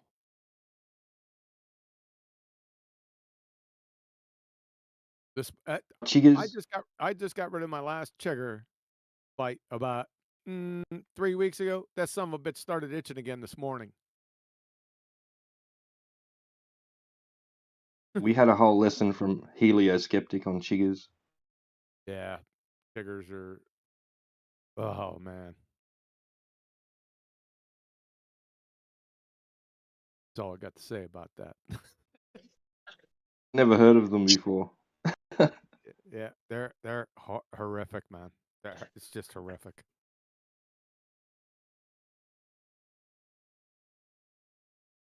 Can't see those sons of bitches either, man. That's the problem. See, at least with a tick, even though some of them are quite small, you can still see those old bastards. But chiggers, you can't see them unless you got a microscope.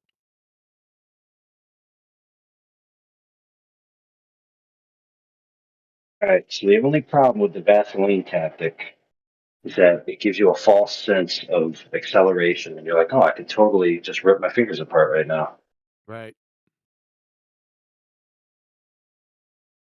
It's like a watched pot never boils kind of effect going on. Yeah. So yeah, I should have been using tweezers to put the piece of wood, but whatever. The real bad part is that it was, it's a veneered piece of wood. So now, when I took the super glue off the wood with my finger, I took the veneer off. So now I gotta color it. Those are those chiggers. How to get rid of red?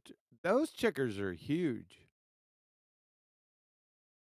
Well, who posted it? Sorry for 24 hour.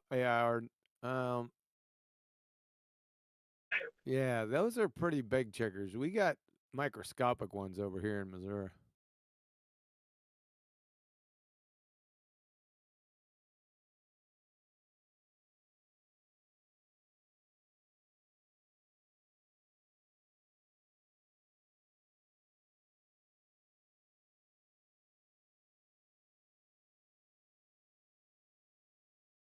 I would say the best defense is permethrin.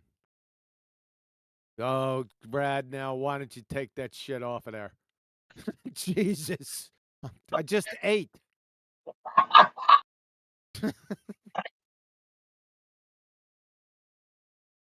Thanks, man. I appreciate it. Ooh, I was letting WD-40. everybody see. I was letting everybody see that picture of your foot that you posted earlier. Oh, you don't want to do that.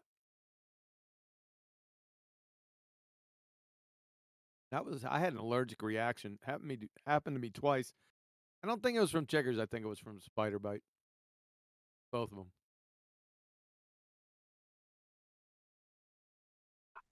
I don't even want to go outside now. I'm afraid to be outside.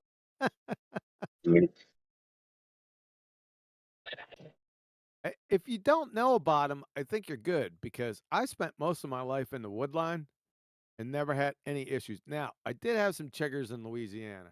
So I got Georgia. I spent a lot of time out in Georgia and didn't get any chigger bites. So I don't know. Are they regional in Georgia?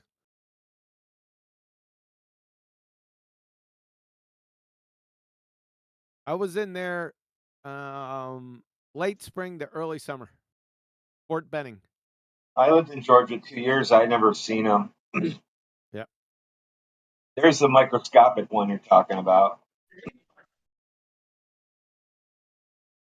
So I lived there near the coast, pretty close to the coast, Fort Stewart. So I don't remember any real bug problems except just like biting flies, and obviously gnats and things like that.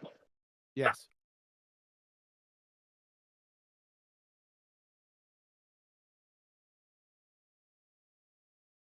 Now, Louisiana, they got stuff down there that biologists haven't classified yet. So if you go out in the swamps in Louisiana, you go there at your own risk.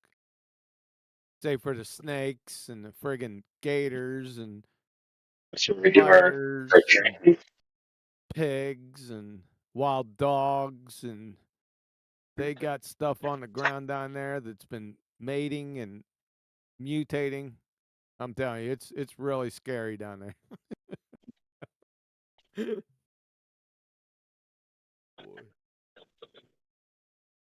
Oh yeah, sucker! You getting there? My thumb is free. Sweet. So yeah, basically it just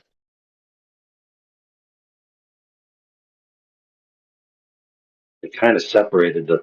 So like how your top layer of skin is dead. Yep. So it kind of like just emulsified the top layer of skin. Well, that's good. I'm done. All right. Cool. Don't your next shopping trip. Acetone. Or fingernail polish remover. Same thing.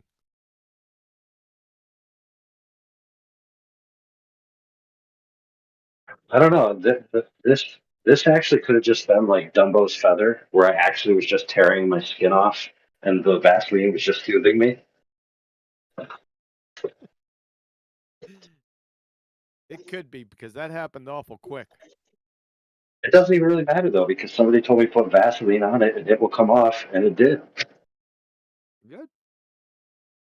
So now that we've conducted that scientific experiment, on to the next one. Vaseline is the cause of separated fingers. There we go. Not like I was saying with the chiggers and the ticks, you get permethrin. Now you can either get the spray. You don't spray it on yourself though. You got to spray it on your clothes. Don't get that shit on you. Or you can purchase clothes with permethrin embedded. I went with the second route. That doesn't save you from checking yourself and making sure everything's okay. It'll save you from the chiggers. So socks would be, yeah. You got to do your socks. But you never take for granted chiggers. You got to check yourself. Make sure you cut your hair. Because you got long hair. Look out. It's hard to find those little suckers.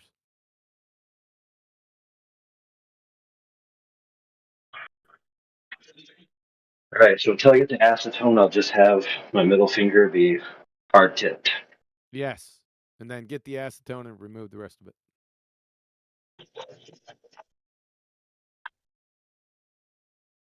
That, friends, was an example of trying to hurry and it ended up costing you. Mm-hmm. Waste makes waste.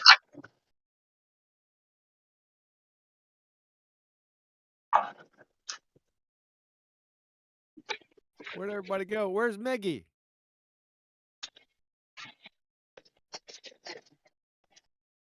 Everyone at? What the hell's going on out here?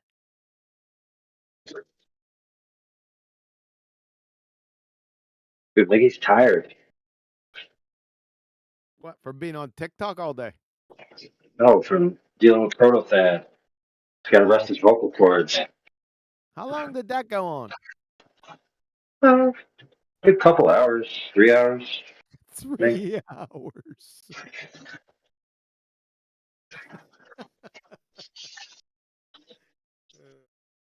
And you guys didn't come in and save him? Didn't you tell him about Protothad? What's up?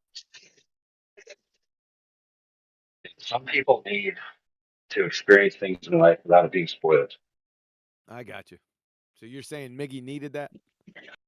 Yeah. All right. Fair enough. We should sick Protothad on Flatsy. Oh gosh.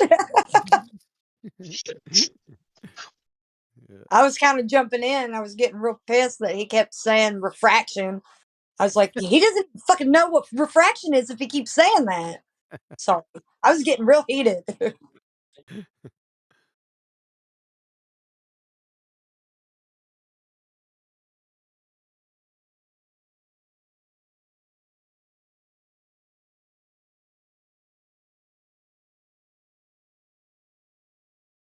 All right, maybe I'm scaring people away.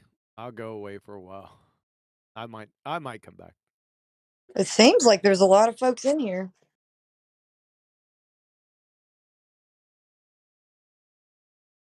Yeah, well, no one's talking, so. All right, I'll catch you guys later. Catch you on the flip side. Out. All right, take care.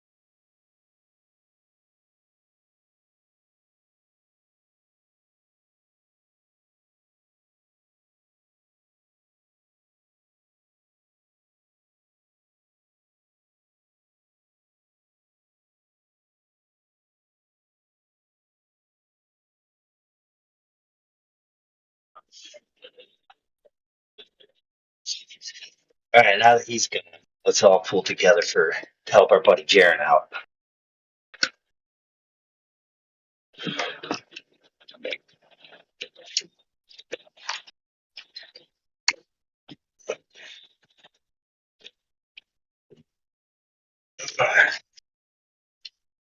Ooh.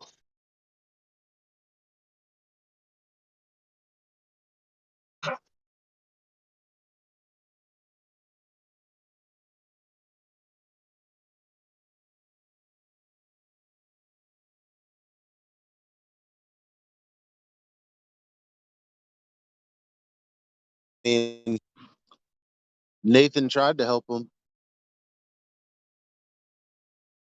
when Nathan was telling him about the scientific method, but apparently Nathan's a scammer for that. So Who tried to help who? Nathan tried to help Jared. Oh yeah, okay, yeah. Yeah, I heard them talking about that. Yeah. And how he was like they're a bit of scammers. I'm like, are you kidding me right now? How could he say that? Jaren has difficulty comprehending the difference between science and pseudoscience. I don't think that he should after being in the game this long. So if he is, he's intentional. It just sorry, I'm not going to try to like place any kind of blame on him, but it just there's no excuse for being ignorant about something simple that has been reiterated and reiterated and reiterated to everybody in this arena, so that it's like down to layman's terms. You have to be able to understand. So Or AI said something about helping Jared, and I said, well, Nathan tried to help him by putting him on game, and he rejected it. And then years later, he said he was a scammer for it. So apparently, like it's not just Jared. How many people do I say, hey, fallacious reasoning? You probably should be up on that. Like when someone is giving you fallacious reasoning for a point that they're making, and people go, yeah, but yeah, you can't help them because they're you're telling them what's wrong, and they basically want to go around it and really not address the fact that the problem is you're not addressing the problem. The floor is wet. Yeah, but you know, I mean,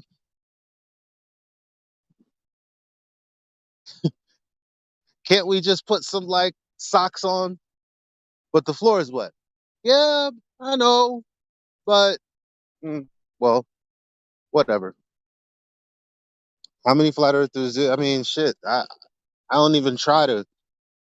I mean, I've encouraged flat earthers out time and time again. Like, didn't you hear him just beg the question? Yeah, I know, but we're look. Well, that's what happens. You're conditioning yourself to allow bullshit, and then eventually,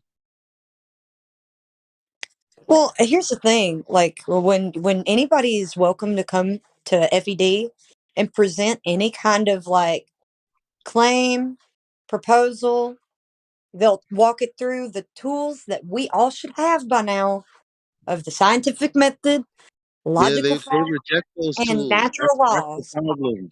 They reject them. It's not that they're not hearing us.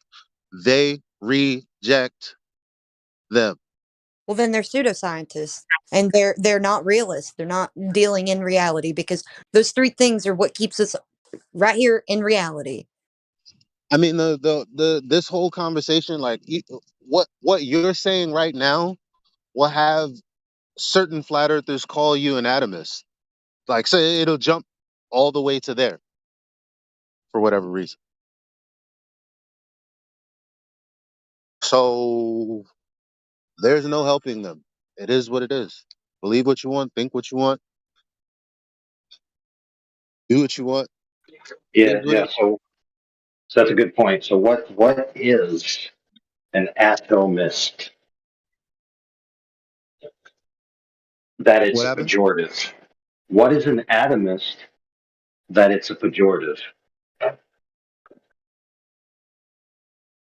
Why is being called an atomist something negative? What is it? Why is it negative? Well, I mean, because what they're basically being an atomist means that you only think that all there exists is the physical world, and if you can't prove an argument through the scientific method, then you're going to be blind and rigid and not really listening to everything else, which is a total straw man. Obviously, I've That's tried to that's tell a people that's a what. materialist. That's a materialist, not an atomist, Well, right? they called me a materialist too, so I don't know. Well, not even. They'll say, well, I think QE is a materialist, and if I'm like sounding anything like that, they're like, well, so materialist, atomist, all these different things. They should be a Just throw materialist. the whole book at us, I guess. No, but I'm serious question. How could somebody categorize Mr. Quantum Eraser as a materialist? That makes no sense. Well, they did. Some of the people I really like and respect, they just made the split one day, and it was like I tried to stop it from happening, and I realized if I were to push any further, they would probably, I don't know, they probably, I, man, look, like I said, I gave up. Yeah, but it's worth noting. It's like to call someone a materialist who's a specific theist. right? And who has in their, purview and things they promote and things they've made arguments about the creator and biblical things about the creator and all this type of stuff. It's like, if you understood his body of work or his position on theology at all, you couldn't say he was a materialist. That's what I said. So why would somebody then categorize him as a materialist? Well, I don't know why. I just know that after, because the conversation kind of progressed. It went from this indirect, I don't know why flat earthers, just won't accept that there's a that you can't have there's no such thing as nothing. And then it progressed to, well, because you can't prove it scientifically and all you want to do is use the science, which he never he's I've always responded with, Q, he said time and time again that there are other ways to knowledge other than just the scientific method, right? And I mean, I don't think anyone that I've said that to that has tried to paint him as a materialist or an atomist, I don't think they've ever responded to me saying that. I Just yeah, based well, on what you've told me, not knowing who this person is, and just the fact that it seems like Mr. Ponracer's positions are being misunderstood or being accused, then I would think that this person didn't do very good thinking before they made their assertions, and the two assertions that you said they made, that he was a materialist and that he thinks that science is the only way you can prove things. well, Whoever this person is, it doesn't make sense to me because they've been present. So they know damn well that what I'm saying is what he said. I don't understand why they're pretending it's not. It's not some, person that just can't. No, no, no. They were fans of some of them were fans of FED. And then, the main friender over there, he damn sure knows. So I don't know why they're all acting like they don't know. I don't. I'm tired of trying to figure it out.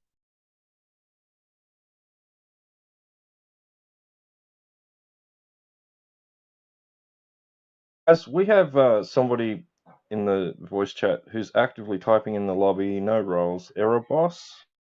I just want to read out something that they've typed in the lobby.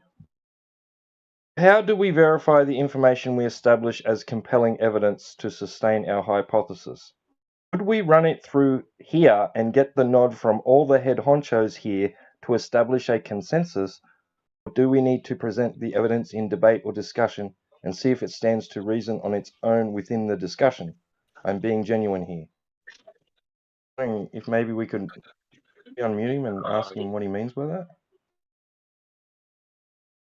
that's interesting. Yeah, that's actually a very interesting topic.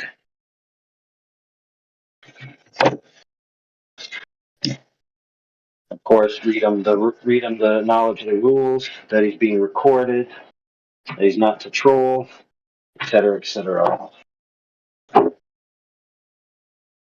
Yeah, for sure. Yeah, Erebos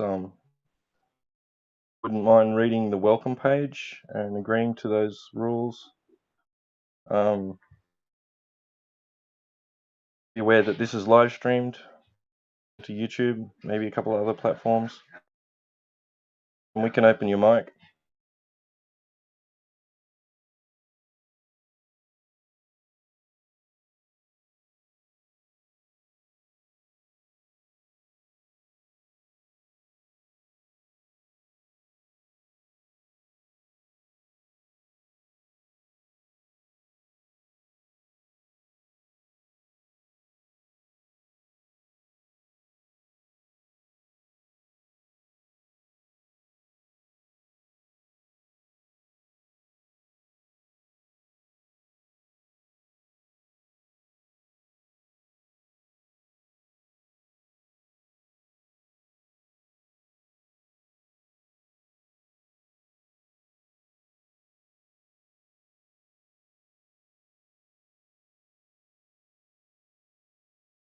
Right. In the meantime, why don't you read what he said again slower so we can marinate on it? Maybe we can answer it without him talking.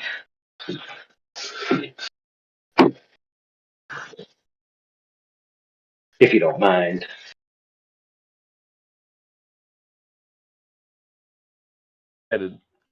So, how do we verify the information we establish as compelling evidence to sustain our hypothesis? Should we run it through here and get the nod from all the head honchos here to establish a consensus, or do we need to present the evidence in debate or discussion and see if it stands to reason on its own within the discussion? I'm being genuine here.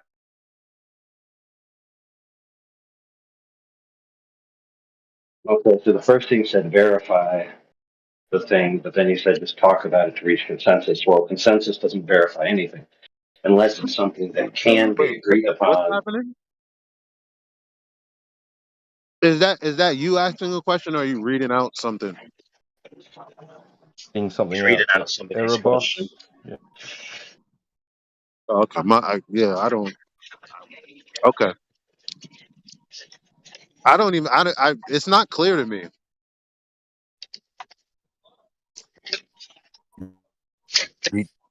You guys gonna bypass the VC just to get to talk? Are you breaking up, or is that me? No, it's probably me.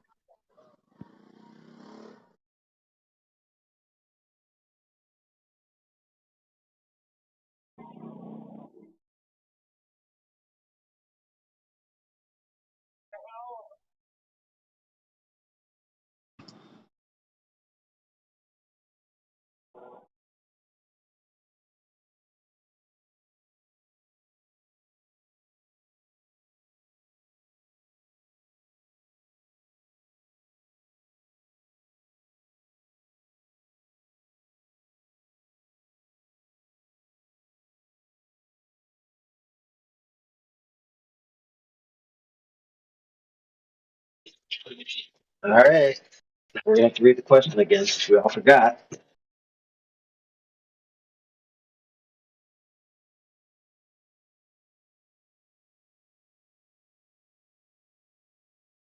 Read the question again.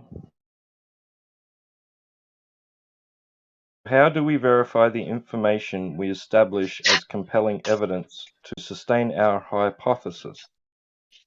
Should we run it through here and get the nod from all the head honchos here to establish a consensus? Do we need to present the evidence in debate or discussion and see if it stands to reason on its own within the discussion? Okay, so Hey, how you doing? Yeah. So what we should do? Here's the answer to your question. If it's a valid hypothesis, then it can be tested That's exactly what I was about to say. Through and experiment. then validated on its own. I mean, what the hell?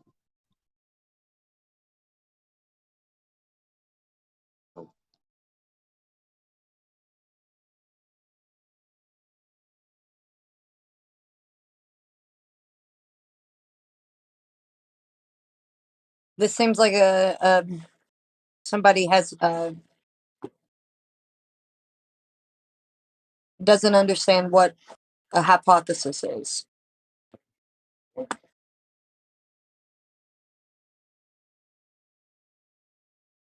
Did I just say that all when I was on mute? Yeah, here are the rules. This is a live stream, and I don't think he's a troll in a dangerous sense.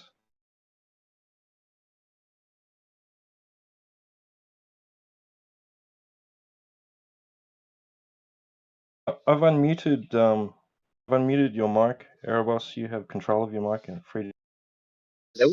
Check, check. go ahead and roll as well. Can everybody hear me? Yes, sir. Check. Can everybody hear me? I hear you. yes. Better, yeah. Okay. So the I spent a while trying to figure out the voice chat situation, so maybe I could run back the question, or was it you want me to provide a different interpretation of the question, or say it in a It different sounds format? it sounds like three questions. So maybe just break it down into parts that we can talk about separately. Okay, so with the scientific method, You didn't like my answer? um, who is this? I'm sorry, What? I didn't let the voices to the names yet. Well, somebody gave you an answer. Did you like it or no? Let me go back through the lobby and see what kind of answers we had. Oh, you didn't hear me. Okay, so I said that if there's a hypothesis, a valid hypothesis, then it could be tested. And it could be either proven correct or incorrect by way of the testing of the hypothesis. The end. Yeah, right. So, in natural science, I'm sure that's easily available. If you don't have a conclusive result, you're going to get a no result or whatever. But, in, I guess this would just be like cosmology, maybe Oh, theoretical physics, cosmology is a science, not natural science. pseudoscience. Exactly. It's not using the scientific method. But when we talk about stuff like, uh, sorry, hang on one second, the free space impedance of the vacuum, like for example, how would we go about that without, having to piggyback off of already established and easily falsified, scenarios? Are you talking about 0 point energy? Yeah, I guess that's another Oh, terminology for it. what about it? So, like, how do we even begin to experiment with something like that if we can't, develop our own hypothesis and try I to, don't know, man. You like imagine like I I boil water, right? So I'm inputting energy into the medium. right, I remove the water. That energy, there's probably some energy still there, right? right, you're a dependent variable. You're So manipulating. now the medium inside a chamber before it's evacuated is air. You take the air out. It's probably still some energy in there, right? Um, that depends. I mean, I guess we can't get a perfect vacuum. However, Yeah, but obviously there's still energy in there, right? is there enough energy to sustain the readings that we're collecting? Well, And if the you're case is getting the readings that you're collecting, which means you're getting the readings that you're collecting, right? right, but wouldn't that just be a presupposition that matter How is material is something still? that you're getting a presupposition? Well, if only you're reading the material matter within the vacuum You know that what a has supposition, a presupposition is? um. So it's a preconceived notion, an idea that something may be in effect So what already, would be the preconceived notion? that there's matter inside the vacuum. No, Well, no, hold on, hold on. you can already see that there's energy in there. What's preconceived about that? Well, Well, hold on. is the energy in Hold on, there? dude, chill. A presupposition is a premise assumed as true at the beginning of an argument. Right. Go ahead, Right. continue. So you would So that's what I say, mean. Like there's energy in there. Like right? There is energy in there. I mean, it's manifesting itself as EMR, electromagnetic radiation, which is basically, in my opinion, the catalyst for all energy. But how do you oh, how do you suggest that it's only matter that is creating this energy if we are extracting, or the main who said dependent that? variable? Who said that? I mean, there's energy in there. Right, there is energy in there, but The we matter is the cannot medium, isn't it? presuppose. Like Uh, the water. right, it would necessitate a medium for there to be energy. That However, now you say, maybe that's a presupposition. But see, that would maybe be so, you yeah. creating that presupposition But and then have we asking ever us questions like that.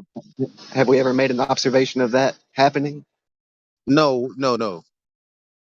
You suggested something that doesn't make sense for someone else to then answer for. Okay, How's what that? is my suggestion? What is my suggestion? The Well, energy you said that um you said that you're the one saying, right? You said, well, we can't have energy propagation without matter. How do you know that? well, you would have to have a medium or a wave, That's what I'm saying. You're saying that. So now we're supposed to answer for something that you're assuming.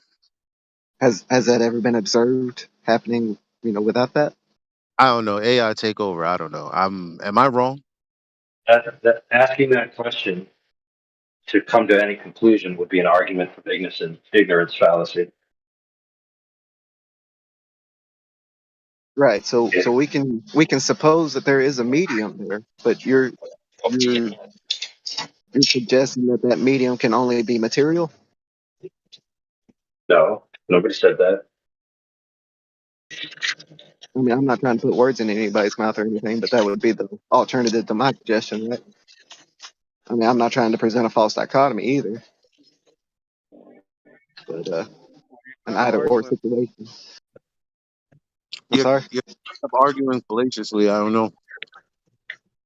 And you wouldn't be the first person. I tried to put these things out before, but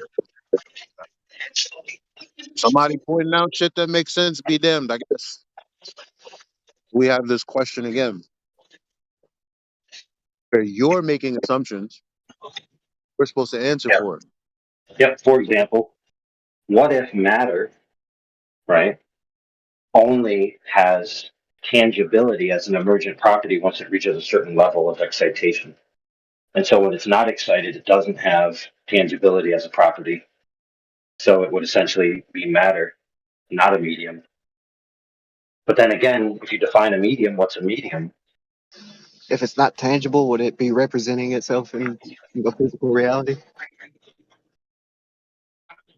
No, And if because it's it not, wouldn't be tangible. well, then how would we measure it? Exactly. Right. So we are measuring something in the phenomenon, right? Right. You see, But how do you know this the is the things that lead clusterfuck up to right it? here. That is because it's upsetting. Because you're saying the same shit that everybody on the other side keeps saying. That, well, it can't be nothing. No shit. There's energy in there. So what? So we form a hypothesis, right? If we're going about the No, scientific method. no.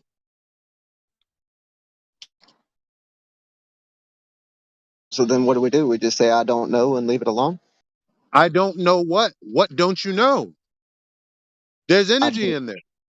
there is energy in there, right? But how is that energy manifesting itself into physical reality? What do you mean it's in there? If it wasn't, you're detecting it, which means it's material of some kind, cause you're detecting it. That's the end of, right? Like, I mean, Mhm. you do a It's just thing, the thing is done, and it's like, oh, okay. well, I guess this would be an indirect observation, with it being in a vacuum. I'm sure there's a A meter or something. vacuum, but what does that mean? That there's nothing in there? So now you're Uh, saying nothing's in there, but it has to be something, but it can't be nothing, but nothing's in there. We're I saying that mean, matter isn't present inside the vacuum anymore. how do you know? There's Do that. energy in there. Well, because there was It's no obviously not space. empty. Just because you took the air out doesn't mean that nothing's in there.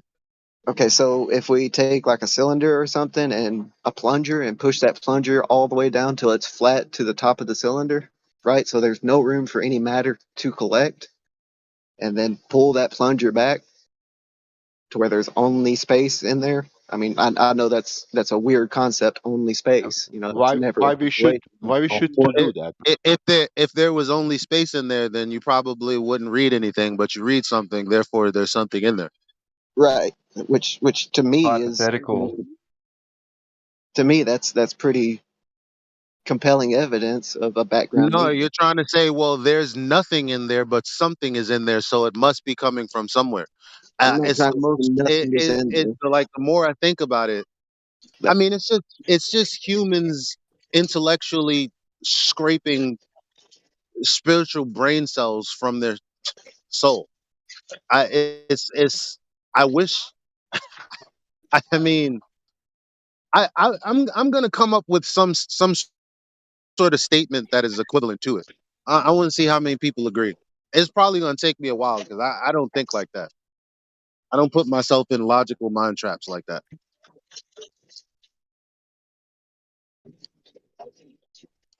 Is this the part where I respond, or I mean, you can respond. It just seems like you're trying to force well, again.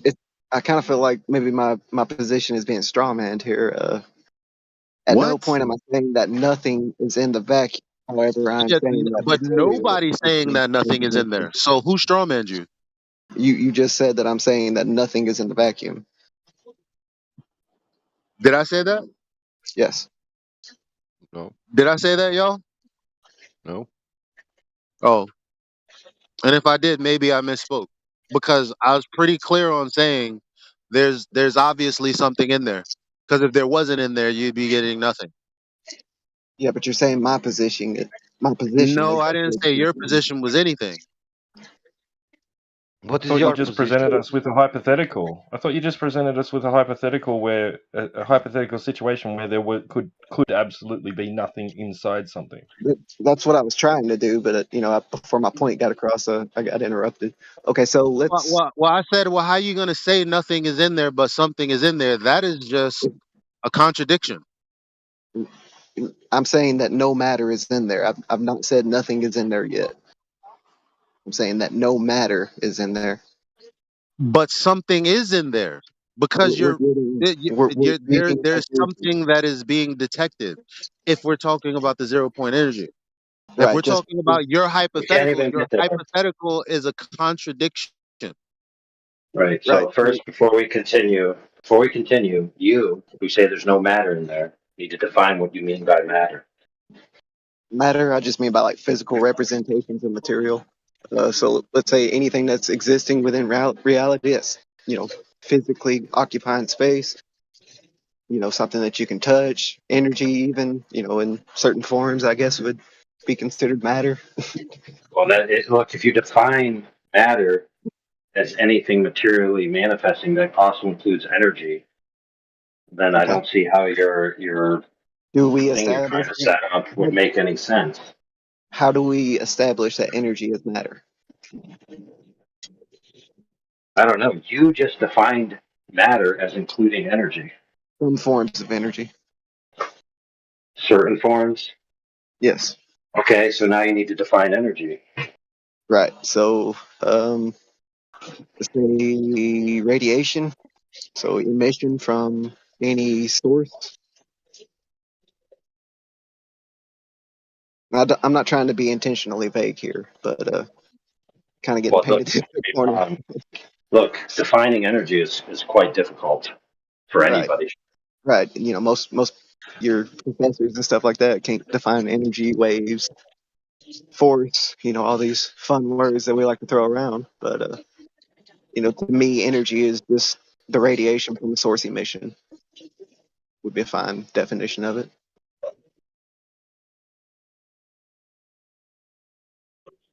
However, I don't believe that energy is self-sustaining.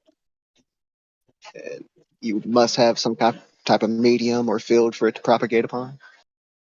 You're not going to be able to measure it. Well, And that's why I said, how do you know that? Well, these are, again, I guess, pseudoscientific claims. If we can't directly measure it, What's a pseudoscientific claim? You saying that energy has to have a medium to I mean, I don't know. I'm just saying. How do you know? How can you make that statement? This is the whole reason why I made the initial post, is that it's going to be hard to. Did you say that we can measure the pseudoscience? I'm sorry? Anything? Did you say that we can measure that pseudoscience things? We can measure the pseudoscience things. Yeah, did you say that? Did I say that?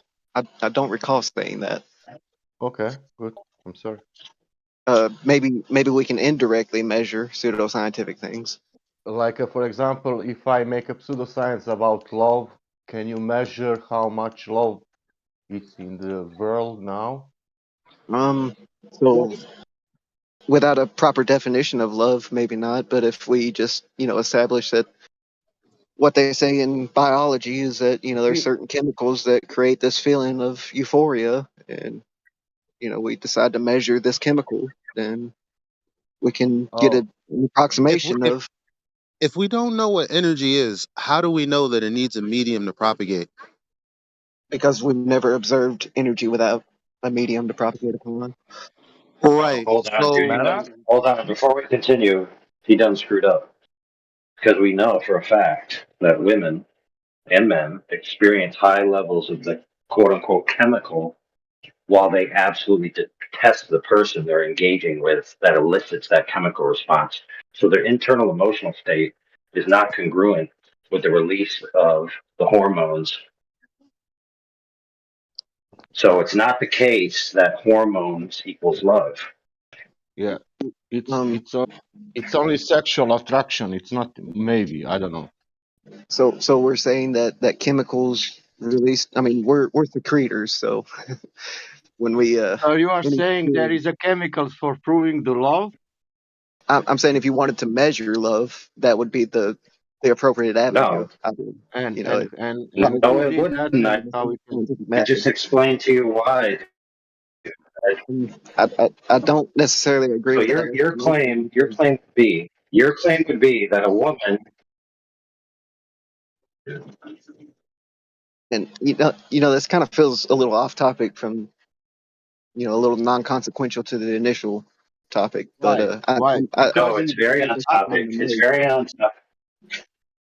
I used loved, and now you will use some kind of, I don't know, bullshit from space or whatever. It's the same thing. Yeah. Anyway, why is what I said on topic? Because you're saying that the presence of this hormone equals love. Right. So every But love feeling is that qualitative. Love is qualitative, not quantitative. right. And when you define love, that might establish a better avenue for us to take. But I was just simply stating that if you're going to use the scientific method and not pseudoscience to try and measure love, then the only appropriate avenue to take would be to measure the hormones that you're secreting when you're around somebody that you feel this emotion around. Which would be a categorical error. It would be a logic error. Okay. Maybe explain that. Okay, so look, as sad as this is for some people, not every proposition can be determined. Not every proposition can be determined by the scientific method. Right. And when we don't do that, we're going to call it pseudoscience, right? Because it didn't follow the scientific method. No. Only if it's being presented as if it's gone through the rigors of the scientific method, then Right. it's pseudoscience. So I never claimed to be able to use the scientific method to determine a measurement for love. That was, an example that was exposed to me. Would be However, outside the purview if you're not trying to establish a cause and effect relationship and you're just trying to measure something, then it's outside the purview of science. right. So are we just not allowed to talk about, stuff like 0 point energy, as you said earlier? Like that's not open to discussion or interpretation, or we did talk about it. I said we did talk about it. I said it's there. Okay, right. and is what I asked you. So now you're saying, are we not allowed to talk about it? I don't know. You're not talking about it. You just came up with a hypothetical that was contradictory to itself, and that's all that happened. I didn't come up with that hypothetical. Yeah, that was contradictory to itself. How is it contradictory to itself that we Because measure you said energy? nothing was. You said if I No, plunge didn't say everything nothing. out of there and something is in there, well then you didn't plunge everything out of there, did you? If I remove all material from there and there was still energy present, how would that energy propagate without a background medium? So is energy not material? I guess it depends on What's how that? you What's want to that? define it. This is what I'm I saying, define man. Like you don't, like the terms aren't even defined clearly for this hypothetical. I told you it would be Right. any So emission from a point source. yeah, but let me talk about it. Let me talk about it, friend. You would have to validate. You would have to validate that you removed all things categorized as matter. How would you validate that? Okay, so the way that I was trying to, make an example of this was if we take a cylinder with a flat bottom, take a Yeah, plunger we with a heard you. flat bottom all the way down, so it's flat on flat, no space, no room for space to be, and then move the plunger upward through the cylinder. Therefore, it's only space in there. However, we still Okay. measure What? a detectable. Yep. Sure. So, what assumptions are you making about the matter that you extruded in the cylinder plunge process? Yeah, I didn't but I'm extrude sorry. I'm anything. sorry. No, because you said it's only space in there. Clearly not. If something else is in there. Right. My position is that there is a background medium presenting itself to us. Dude, we listen, Fred. We haven't even got to where you validated that you evacuated all matter out of the chamber. You understand? Okay. In So, my so you're example, jumping ahead. okay, in my example, when you have the flat on flat cylinder to plunger, there is no room for anything else to be there. Okay, it's flat to flat. Check this out. Check this out, friend. What you just described is an ideal. Now it's up to you to prove what you just said exists in reality. Right. That So, you can evacuate all matter out of a cylinder. You need to prove that premise first. So how are you going to prove it? And just restating that you used a plunger isn't proving anything. It's just an assertion. well, I mean, this is So in simply other a words, thought experiment. So, Thought experiment. yes, exactly. So it's a philosophical conclusion at best. Correct? sure. However, are we determining that it's not possible to do this in reality? Yes, because once you plunge all the air out and then you draw the plunger back up, you're drawing all the air back in. Otherwise, the plunger will be impossible to pull out. So it's stupid. Right. You'd never be able to create a perfect vacuum. However, if you're getting readings that are higher than what material would be present within the vacuum, how would you explain that? So is it Very a simply. hypothetical, or did you do this thing? Because now you're saying you're getting readings, like you're just standing there in this But look, invisible but it's cylinder, like pulling air out it's of like it. your feet getting moved past the point of you're saying that there's more energy than there's material when you haven't proven that. No, what I'm stating is that there is not enough material to sustain the energy present. Oh, So because you're saying that? this is what the Casimir effect is, right? I mean, just in premise. Is it? I'm pretty sure. I mean, we've changed the terminology for free space impedance to 0 point energy. So, I've not used that terminology a whole lot. I haven't seen it while reading a whole lot, until recently. However, I know the Casimir effect. Okay. You said free space. Okay, you said free space impedance. What is impeding and what is being impeded? So that would be EMR for both of those, the input and the output. Where? What? So electromagnetic radiation is impeding itself. Well, it's it's creating a representation of itself, a measurable representation of itself. So says you. From where? Well, if we are measuring EMR inside of it, and we're using EMR within our measuring tool to measure it,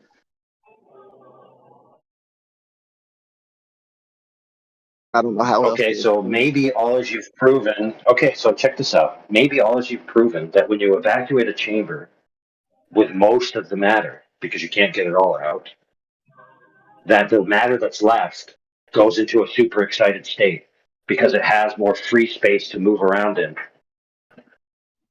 Maybe that's what you're proving. Did that ever cross your mind? Okay, but wouldn't this excitation require some type of material manifestation?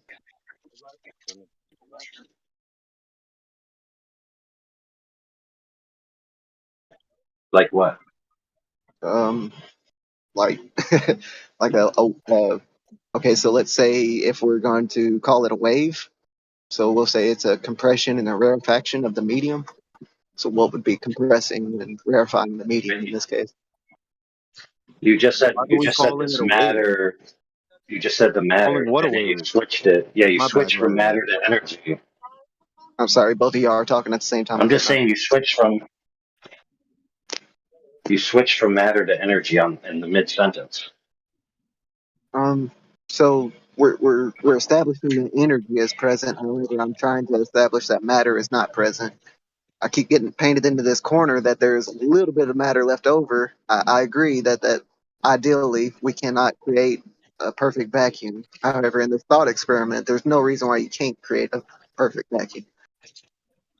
Whatever force Okay, so required. what you've just done is conceded. Okay, that's great. But what you've done, is conceded that your conclusion cannot be validated in practical reality. It can only be thought of. I was like, dang. I'm conceding that we cannot presently do that, but Arizona. I think with the advances Okay, in so modern technology, there's no reason when you to arrive, yeah, that's great. That's great. But when you arrive there, where you can validate that you've removed all matter from a vacuum chamber, then you have something to talk about. So what you need to do is solve that problem first. Solve the problem of validating that all matter is removed from the chamber. That is where your focus needs to be if you intend to validate the rest. Right, I agree with what you're saying. However, I'm going to get painted into a corner again by stating that there's energy inside of it, to where any materialist, any atomist, anybody that subscribes to materialism is going to tell me that if energy is You present, then see I what have you see to what I'm saying? evacuate it all. Yo, matter. oh Right. my god. I know this sounds circular, but this is No, just the it reality. doesn't sound circular. It sounds fucked up. Is what it sounds like. Because you're claiming you're being painted in a corner while basically indirectly or what's the other term? Passive Alternatively, aggressively telling us that we're materialists for painting you into a corner. We're not painting you in. I'm not trying to say that y'all are a materialist at all. Like, Yeah, unless aggressive at all. hypothetically someone is painting you into a corner that hypothetically you're being painted into. Right. This would be the But it's just your words, fam. academic. We're just trying to logically talk through this. Right. This would be the academic community that would be painting me into the corner. I'm not the academic community, bro. What are I you agree. talking about? I agree. I'm not trying to be passive aggressive or anything. This was the initial post that I made. Was That's great. asking. So You see, okay, well, I'm so glad this happened. Okay, so let's this break bread. basically summarizes exactly what I was trying to say. Fine. Exact conversation. Let's break bread.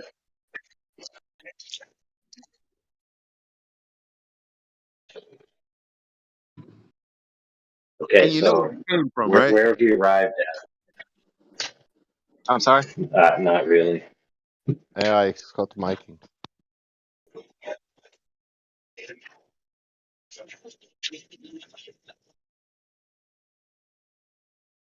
All right, so where are we at now?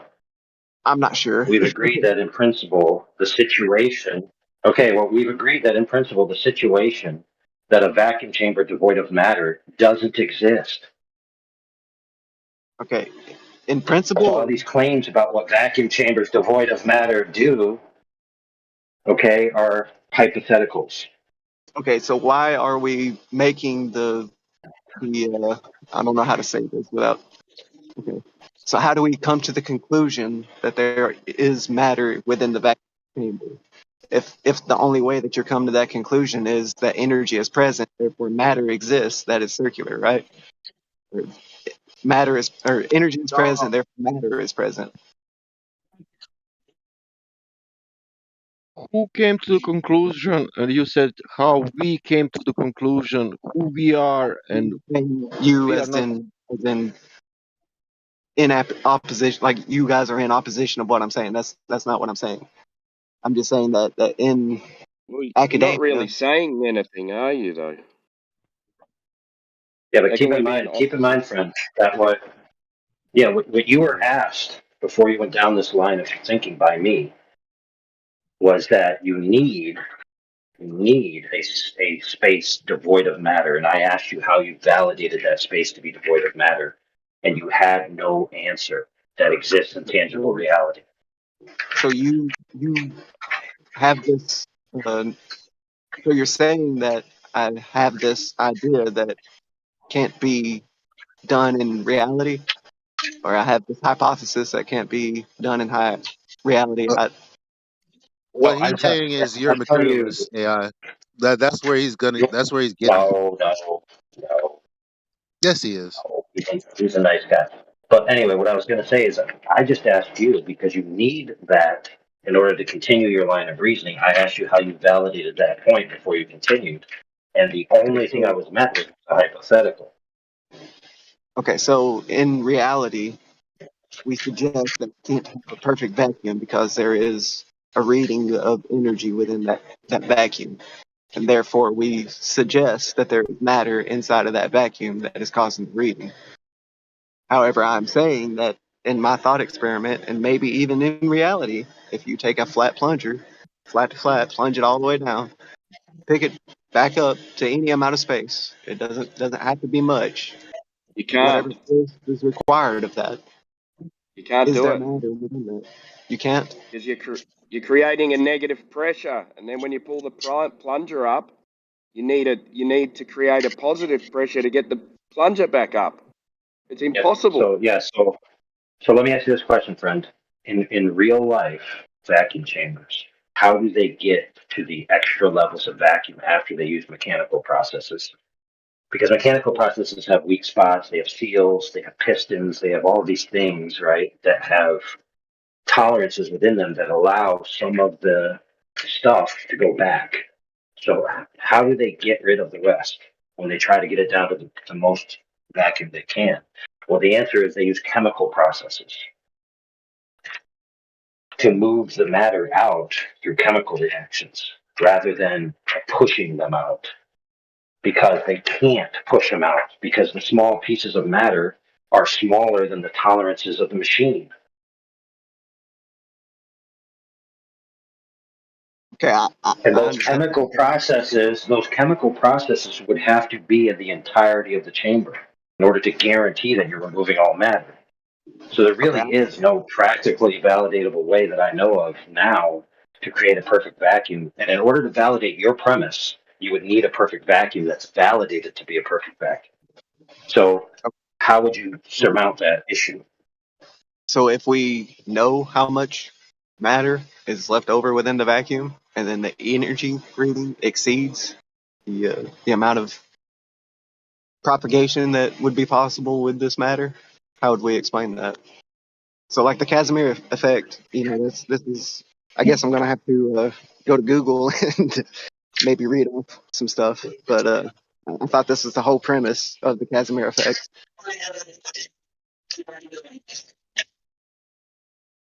So just go ahead and I talk a already little gave you one alternative explanation right off the top of my head, which is maybe the small amounts of matter that are left, now that they have more available free space without the restriction of the other matter in the same space, go into a super excited state. And they actually give off more energy than they normally would. Right. So how would you disvalidate that? I don't necessarily want to disvalidate that. However, Right, but you would have to, in order to narrow it down to, there must be energy that just spontaneously comes into being in the middle of the chamber. No, the Because that would make that an affirming the consequent fallacy, right? Well, the premise is that the hypothesis and the observed AI. phenomenon. I mean, that was a question to AI before you started talking. I'm so sorry. Because it would become an affirming the consequent fallacy, right? to Yes. presume, which I Yeah. said I don't know only a year and change ago, and the answer was yeah, but like I said, but whatever. Well, yeah, it's a I'm conditional sorry. if.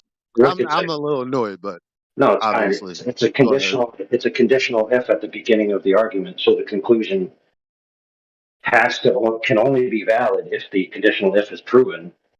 And what we're trying to do is help him think through how to prove his conditional if in the first instance. Yeah. Which so far we've decided that you would need a validatable perfect vacuum. Which I don't know exists or can exist. Right. The whole premise here is that if I establish that the vacuum is perfect and you tell me that there is an you, but if somebody were to say that there is an energy reading that matter is present, use that to invalidate. I mean, doesn't the same thing happen? Like the higher up you go, the more because of the lack of you know, because who is that? So you're hot mic.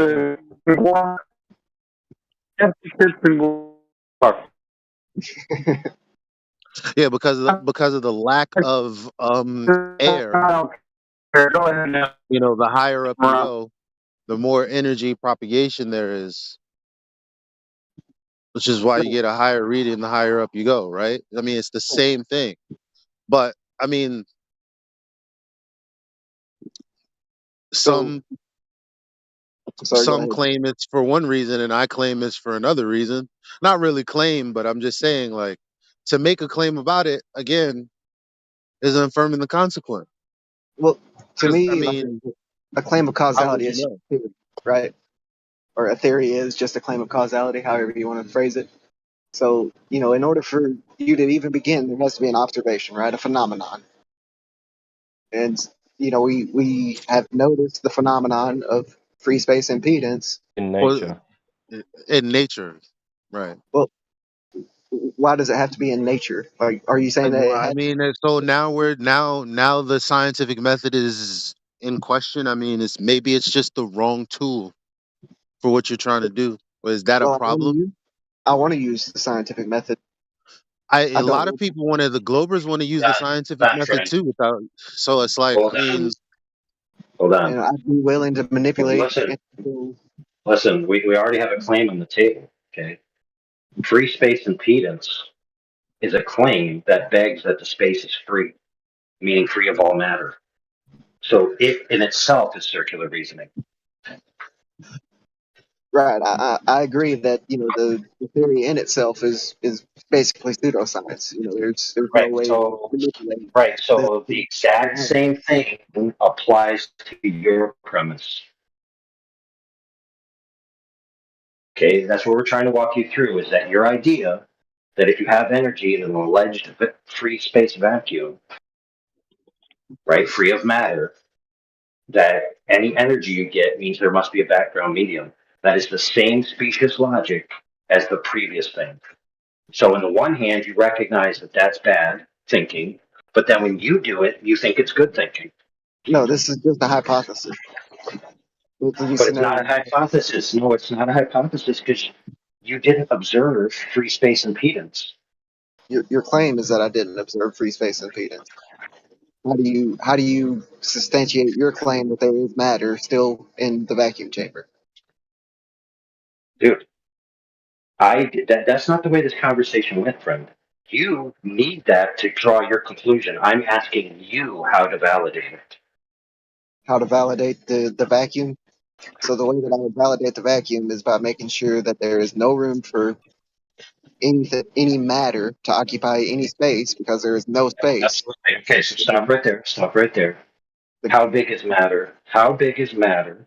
And how would you validate there's no room for it? Okay, so material matter is going to express itself in 3 dimensions. If you can define anyone, or not define, but if you can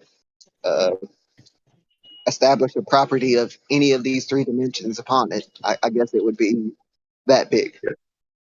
Okay, so great. So is it possible for a piece of matter to fit between the spaces of a chunk of matter? If you have the matter, okay, so right, this is going to be hard to verify. The only way that you would be able to do this, I suppose, would be Okay, let's so see, let's cut to maybe the you could. chase. Cut to the chase for me. How big is an atom of gold versus an atom of lead? Well, we're talking about monoatomic gold. You just said an atom of normal gold on the periodic table. How big is it, size-wise, compared to an atom of lead? I'm not sure. Well, maybe you should look into that before you start making claims that a piston is going to express all matter out of a chamber, because you would Right. need to know But that. we don't necessarily need it to be devoid of all matter in order to Stop right there, create friend. Stop right there, friend. You do need it to be devoid of all matter to prove your premise, whether you realize it or not. that you can have more energy within a vacuum than the material could propagate. No, no, friend. You're assuming that the material can't propagate that much energy, but you're putting it in an environment that it's not normally in. So you can't delineate whether it's the environment or the background medium that you think it is. You're just picking one over the other based on philosophical reasons. Right. And like I said earlier, I'm not trying to force a false dichotomy or any situation like that. You know, this is purely a thought experiment. However, I think that it could, have its tangents within reality. Let's say Okay, that. so now I want to ask you this question. Where is the defined amount of energy that a particular piece of matter can sustain, and why can it only sustain that much energy? So normally we would say like electrical. So for electrical energy, it's directly in proportion to its density. So if we were using gold in this experiment, Can I ask a we would question? figure out. Yes. The at the point that you said that you're not trying to create a false dichotomy, actually, by making a choice, you're affirming the consequent. That is a logical fallacy. Why is that response not good enough for you? By making a choice. See, I don't want to be making a choice. I want to form a conclusion. Yeah, that would be Conclusion that I making a form. choice. Well, the conclusion that I form would be the one that the evidence Well, the set conclusion isn't forth. experimentally derived. You're making a choice. Right. This is why we say science doesn't prove So anything. what's wrong is not science. Whoa. You're affirming the consequent, and that is what you're doing. Why is my response not good enough? Like it's like when Globers want to blow past them affirming the consequent, or when Globers want to blow past them begging the question. No, You blew your past response. begging the question and affirming the consequent. Your response is perfectly reasonable. I'm not trying to suggest that your response is wrong at all. However, I'm trying to. Why do you want to force and affirm in the consequent? Or why do you I'm want to not do that? trying to affirm the consequence. What I'm trying to Yeah, do is So represent the I'll do it. Let affirmative. me give him an example, Eli. Let me give him an example. Okay, so my experiment, right? My mental experiment is this. I'm going to create a near perfect vacuum with one piece of matter in it to prove that matter, when it has more available free space without other matter to interfere with it, is more excited than it should otherwise be. And the reason is because it has more room to breathe, so to speak. And I'm going to validate that by expressing out a cylinder as much as I possibly can and then reading what appears to be more energy than normal. I read more energy than normal, therefore my conclusion is correct. That is the form of the logical fallacy. Right. So your experiment, whether you realize it or not, proves my point just as much as it proves your point. Exactly. These are alternative hypotheses. However, your point They're is not. they're not hypotheses, friend, is what we're trying to tell you. They're logical fallacies. Okay. And this is what I was like. This is what I can't believe this many flat earthers don't understand this. As long as we've been talking about science, pseudoscience, logical fallacies, like it blows my mind. I'm not the smartest person in the world. I just know when I'm being had.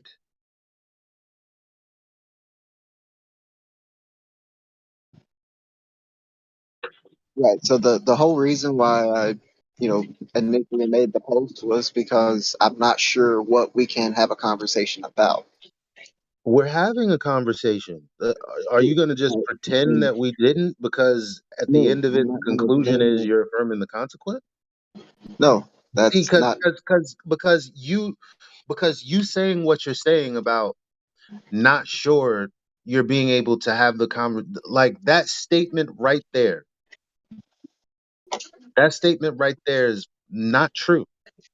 We had the conversation. What's happening is we've had the conversation to the conclusion where we've concluded that you've affirmed the consequent and you won't accept it. I'm accepting it. That's what I'm saying. Is that however, however, I think that this situation has kind of been put onto me, where I'm stating that I can't have an open I mean, I can. Obviously, we just had an open discussion of it, but I've apparently So been why cast. so why are you So saying you can't have an open discussion? What, someone told you you can't have an open discussion? because Because because I've had this conversation maybe 10 times right, and and it led to the same conclusion all 10 times. So right. who's not allowing people to have this conversation that I've had 10 times? I'm not saying that it's not allowed, as in not So what are permissible. you I'm implying? saying I that don't know what you're saying. Like, you say something and then you say you're not okay, saying so it. every time You I try just to said say you something, I wasn't get cut sure. off mid sentence Please before I don't can cut me finish off. my Please don't point. cut me off. I don't know if I can have a conversation now. Please don't cut me off. So I'm asking you a point blank question. Why did you say, or why do you feel like you wouldn't have been able to have this conversation? Tell the truth. Okay, so I feel like nobody is stopping me from having any conversation. However, if you do have certain conversations around certain people, they're gonna start casting you into a light of some type of So pseudoscience. vague right now, bro. Either you're gonna talk like a man or you're not, because Yeah, I just say can't what you're read your saying. mind. I keep getting cut off. Yeah, Right, but so you're that not was an saying interruption. anything. Right, You're because every saying time you I can't start to have make a certain point, I get conversations around interrupted. certain people. I'm a lead mod in here. AI is a lead mod in here. You're Right, having this nobody. conversation. So what is this idea that people can't have certain what certain conversation So, around what certain people? Let me so know. within the lobby, I've seen two people already get ad hominem. Jaren and Austin Whitsitt already been ad hominem. Told Where? about Post it. company races that Screenshot it. Post it. Screenshot it. Let me see it. it was literally there. They called Jaren Can retarded. you screenshot it? Let me see it. I'm not trying to like narc on people. I'm Yeah, just okay. saying Can that, you I'm going screenshot it to. and let me see it? Because I can't address the issue. Either you want the issue to be resolved or you don't. I don't necessarily want the issue to be resolved. Well, then why are you talking about it? I'm curious as to what is No, going to you get can't be me curious connected. because now you're pissing me off. I want to resolve the issue. I don't want bickering and bullshit on this server. So either you're going to help me resolve it or you're going to not do this shit again. Because all you're doing is causing problems by speaking vaguely, making assertions. And listen, you said it was in the lobby. You may as well screenshot it and put it right there.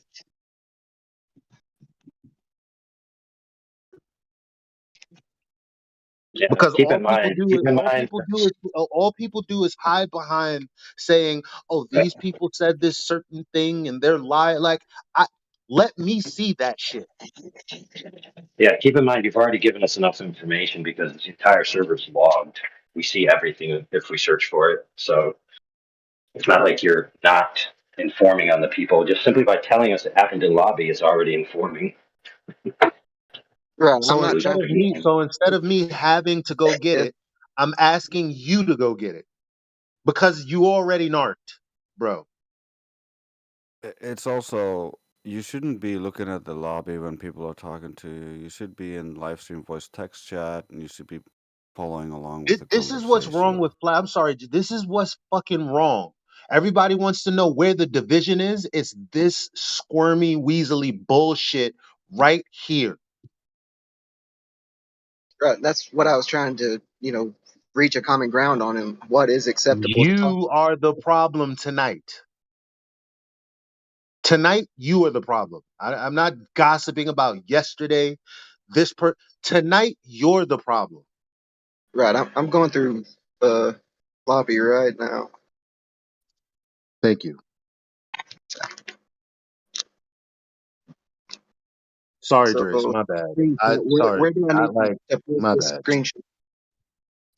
It's all good, brother. Please continue. I first of all, I haven't heard you in such a long time, and I actually got it.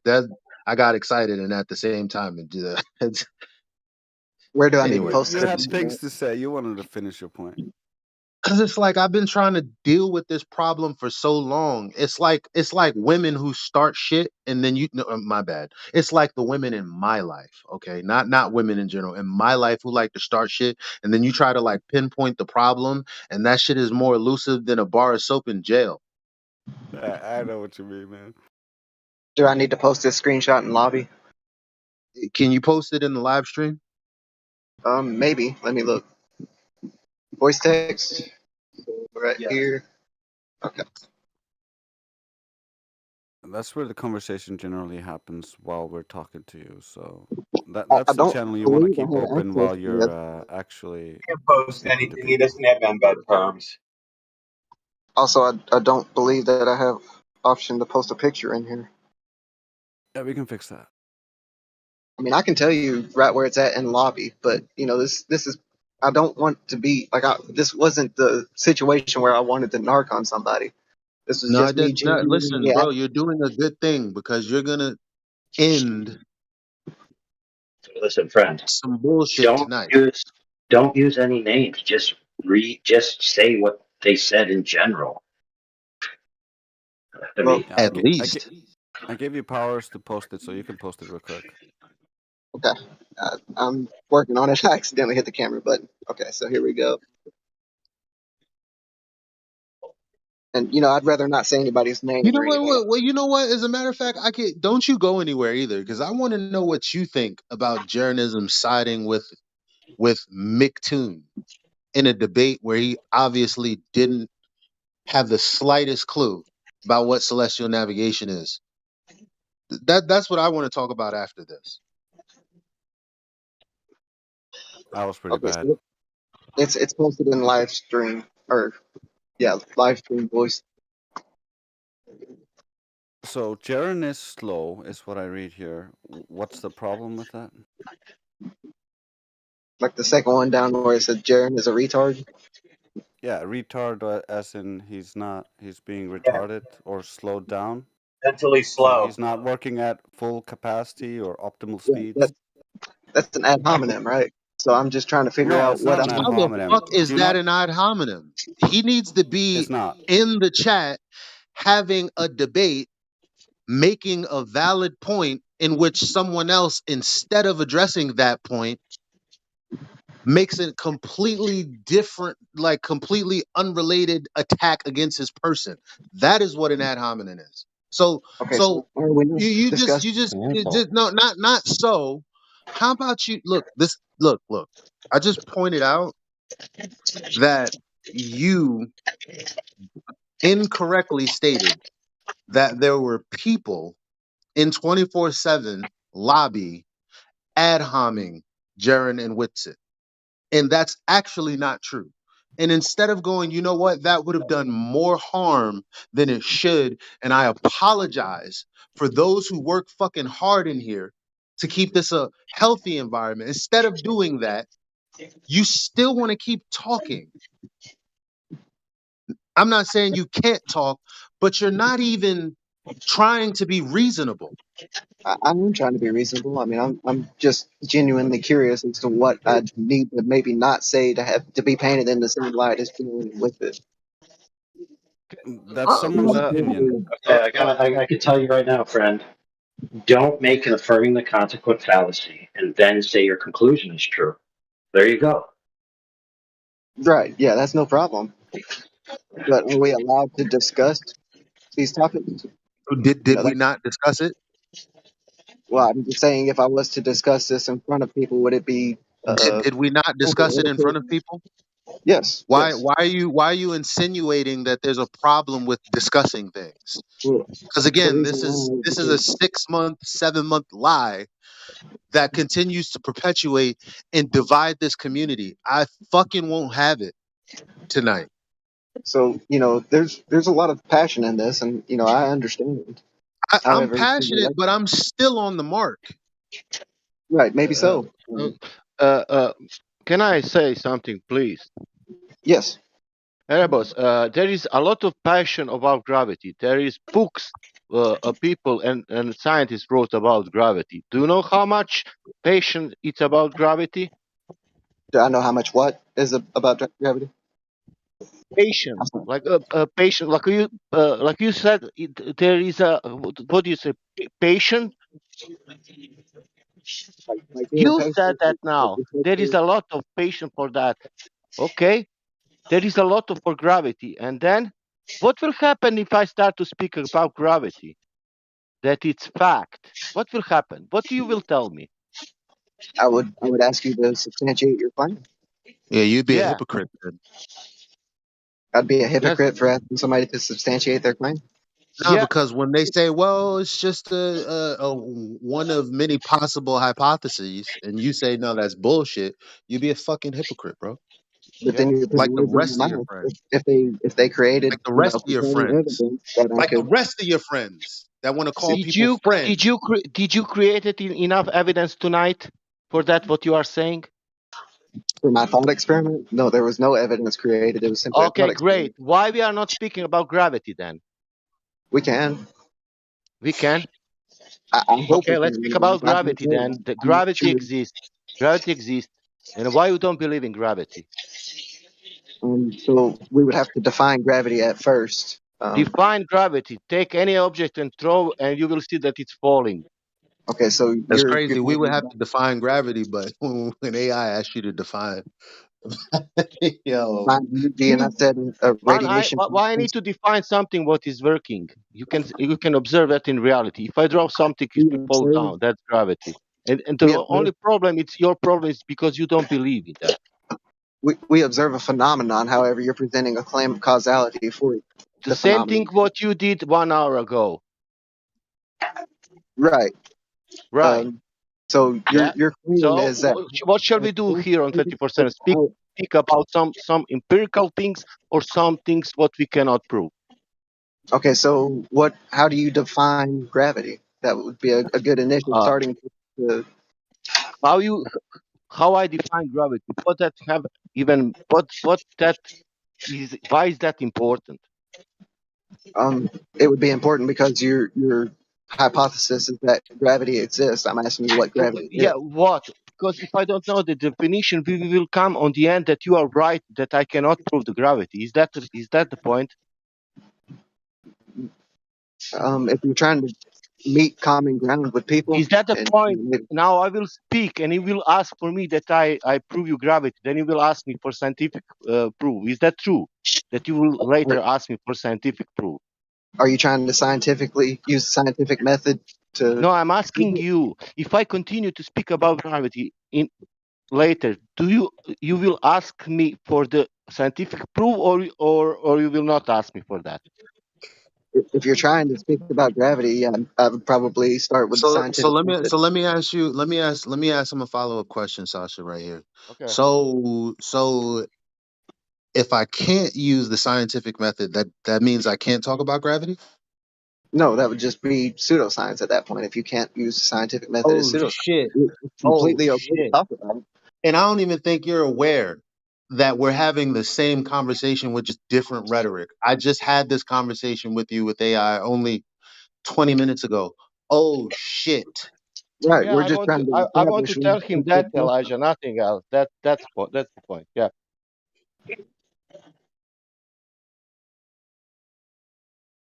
because Good it on you, son. appears that certain topics getting brought up will paint or cast people in a Yo, stop negative light. saying that, bro, because you have not validated that that's actually true. Nobody did that to you here tonight. Only thing you did was affirm the consequent, and you took the argument as far as you possibly could go. Stop Yeah. insinuating that there are certain things that you can't talk about because that's not fucking true. Well, how do I talk about those things without getting cast into that light? Who's stopping you? I haven't stopped you from saying a damn thing.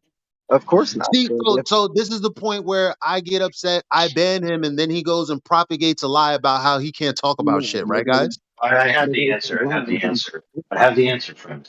What you're asking of us, okay, is to make every single person you engage with an automaton in their response. We can't do that. You're going to engage different people. Some people will engage with you, some people won't. That's called, navigating the world as an adult. Right.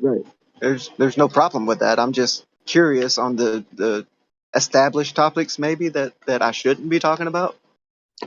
This makes me eerily like just because of you, and I know you understand me. Just because of you, it makes me look at other people sideways. Because when I hear you speak, I hear them speak, and I'm like, there's no way I haven't been clear.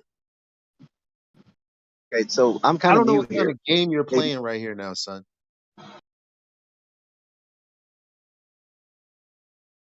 Yeah, friend. What it sounds like is you got your head filled with a lot of bias from other sources, and you walked in here with it.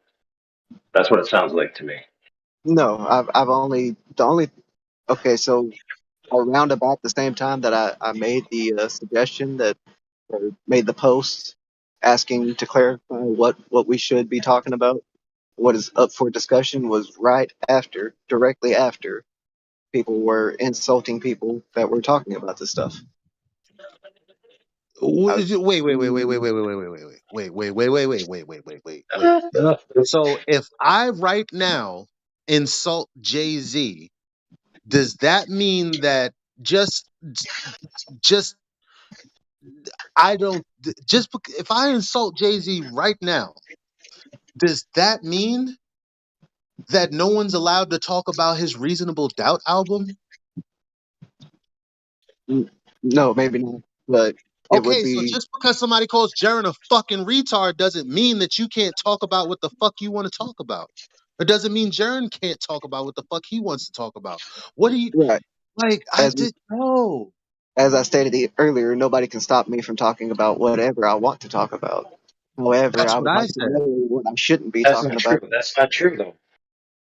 It's true and it's not true. You could talk about whatever you want, but you can be restricted from what venues you're allowed to talk about certain topics. For example, Right. here, you don't talk about TOS violation topics, right? That's forbidden.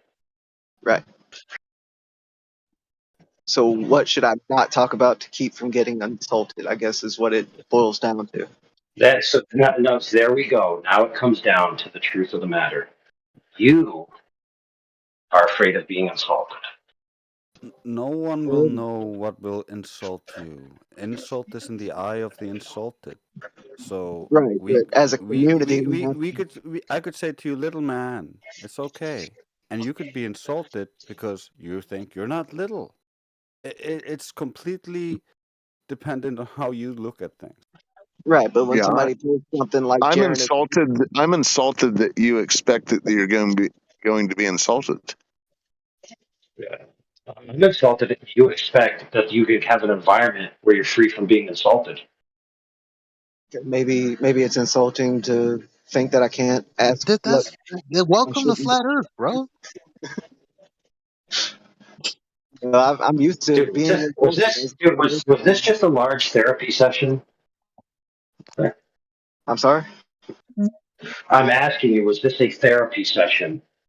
I don't think so.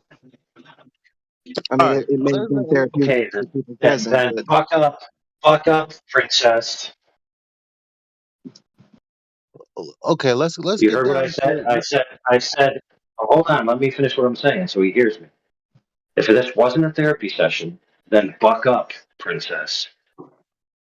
I'm sorry. Like, buck up. If this Princess, wasn't a yeah. therapy session, then buck Buck up. up, princess. Oh, so you're saying like toughen up your skin. Like I said, Yeah. like nobody here has insulted me personally, and I don't think that okay, but most you're people here have. insinuating that other people are being insulted, and you're gonna just say it again for I see. for as long as you have air in your lungs, because you think that there are certain people that can't come here and have certain conversations about certain topics, which is a fucking lie. Okay, so you're painting me into this image like I already had this notion preset. So what I I'm not observed painting you. is I'm not people painting you into anything. I didn't misquote you. I didn't quote you.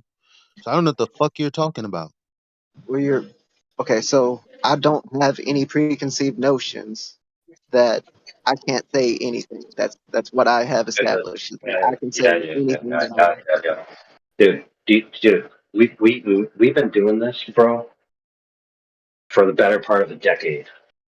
Okay, you're not slipping one past us. We know the content and context of this conversation, and that you have a preconceived bias about the nature of this conversation that you've garnered from previous sources. I haven't garnered this from previous sources. This was garnered by the observation made just 2 seconds before I started my initial. You're not. You're not the first person to come in here and feel this way. However, Number one, and number two, how does someone calling Jaren an asshole in the lobby where none of us really hang out? Well, let me not say that. I've fucking been to the lobby twice since I've been in this server. To keep it real with you, how do you go to the lobby of this server where none of the regulars really hang? See someone called Jaren and Witsit. Oh, hold on, friend. Hold on. There's plenty of regulars who focus on the lobby, and their work is valuable and loved. So Whatever. yesterday, Whatever. I haven't. I've come through the hotel and I haven't left the penthouse since. What do you want me to do? I don't know. I don't even know what the lobby looks like anymore. Yeah. So it. All I'm saying is, so you come in here, you're in the lobby, you see someone say, "Jaren, you're a retard," and all of a sudden that means that there are things that people can't talk about. Like, make that make sense. okay, so below that, Erebos, can I tell you one thing? Only No, one no, no, no, small no, thing. no, No, no, no, sorry, no, no, Elijah. no. No, sorry, Elijah. I'm sorry, please, sorry. Don't say sorry. Please, no. I wanted. What the fuck are Okay, you doing? okay, I will wait. I'm sorry, guys. I just want to finish a point real quick. Okay, Well, are you so gonna address what I just? Are you gonna address yes, me? yes. Okay, so what I observed directly after they called Jaren as a retard is that there was somebody else who made a post. Don't want to say any names. I don't want to narc on anybody, but and I don't even think this was a wrong thing to say. However, they said that we need to come together as a community. Hang on a minute before I accidentally straw man their position. But it was something along the lines of coming together as a community, making sure we got our stuff straight before we talk about it. Why are you so insulted on other people's behalf that might not be insulted by this? Who said I'm insulted? You keep bringing it up as if this is a big deal. You misused ad hominems, claiming that they were being Right. The reason why I using said ad it was an hominem ad against hominem them. because they were talking about a debate that he was having. So he was You're using claiming his it's an insult when there's no insulted party. What's wrong with you? I'm taking it as an insult. Okay, so they directly said Jaren is a retard. You can call that whatever you want to call that, an ad hominem, an insult. So what? Whatever I you might call call you it. a retard in a moment. So what? Exactly. I would like to know what I need to not do to maybe not have that happen. like Well, trying to what you're come. doing right now is making me want to call you one. So why are you I got doing the that? answer. Friend, I've finished my calculations and I have the answer for you. I even went to the future to see the outcome of the situation. I examined 16.2 quintillion permutations, and there's only one that I found that gives you what you seek. Do you want to know what it is? Keep in mind, if you know your future, it could destroy your universe. Sure, go ahead. Never speak again. Not that important. If you want to guarantee that you will never be insulted, never speak to anyone ever again. That's the only way, friend. Right. So So don't come in valid here point. and ask us to tell you how to not be insulted. It's Well, ridiculous. not the main Well, thing. I I'm can just also help him. I can help him not be insulted. When somebody says something that you currently consider insulting, change the way you think about it, and suddenly you're not insulted anymore. So that being insulted is completely up to you. Do you want to be insulted by everything, or not?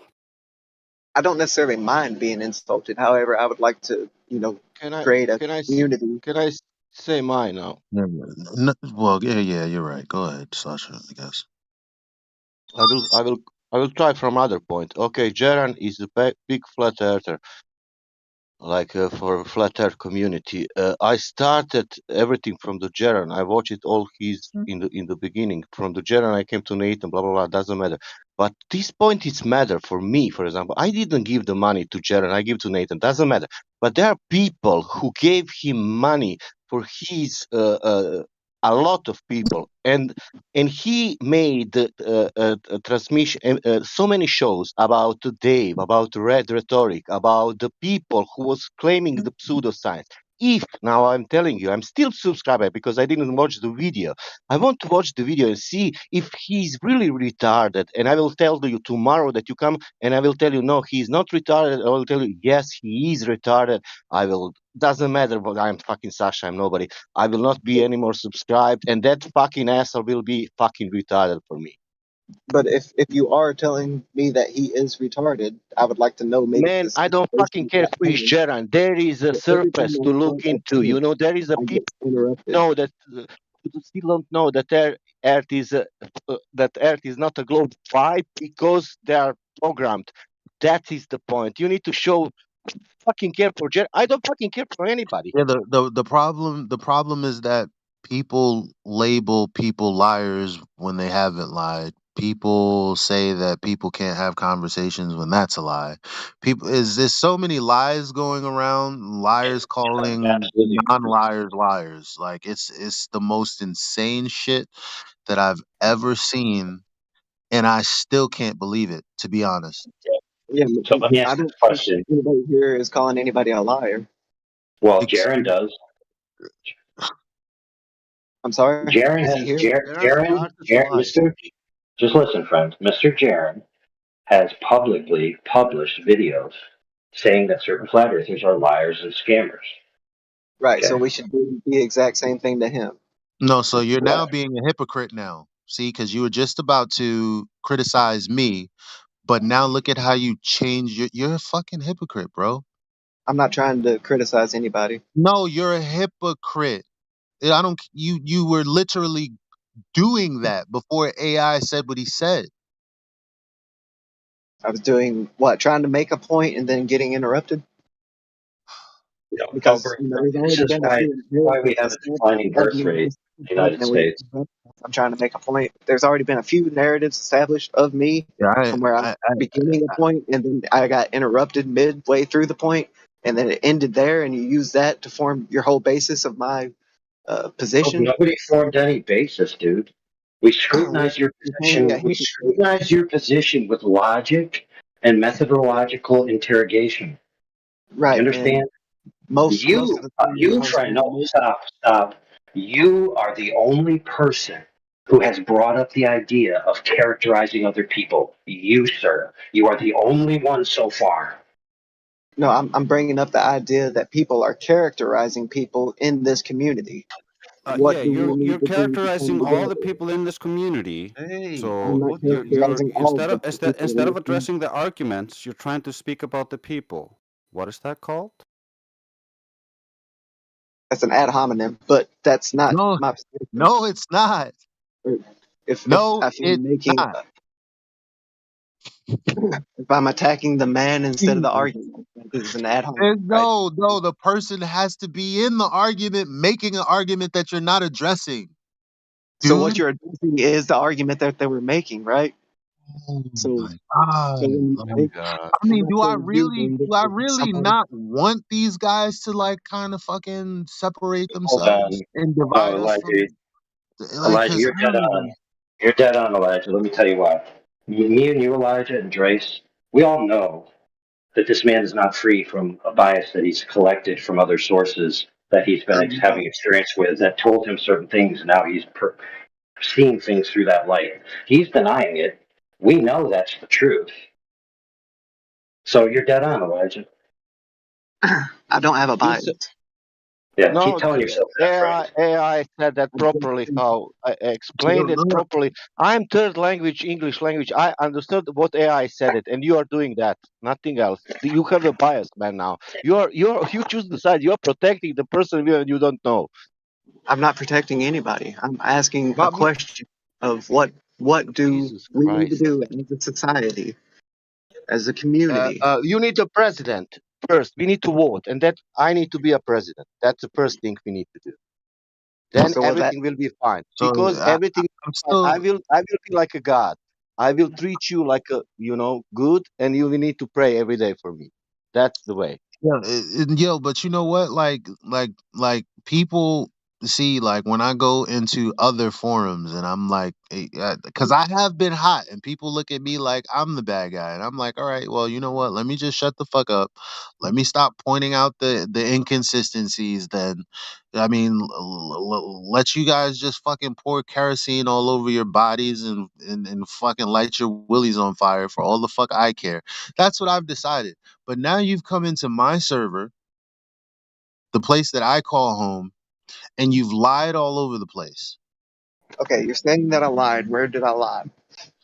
Well, I mean, you said that somebody ad hom Jaren, and that wasn't the case.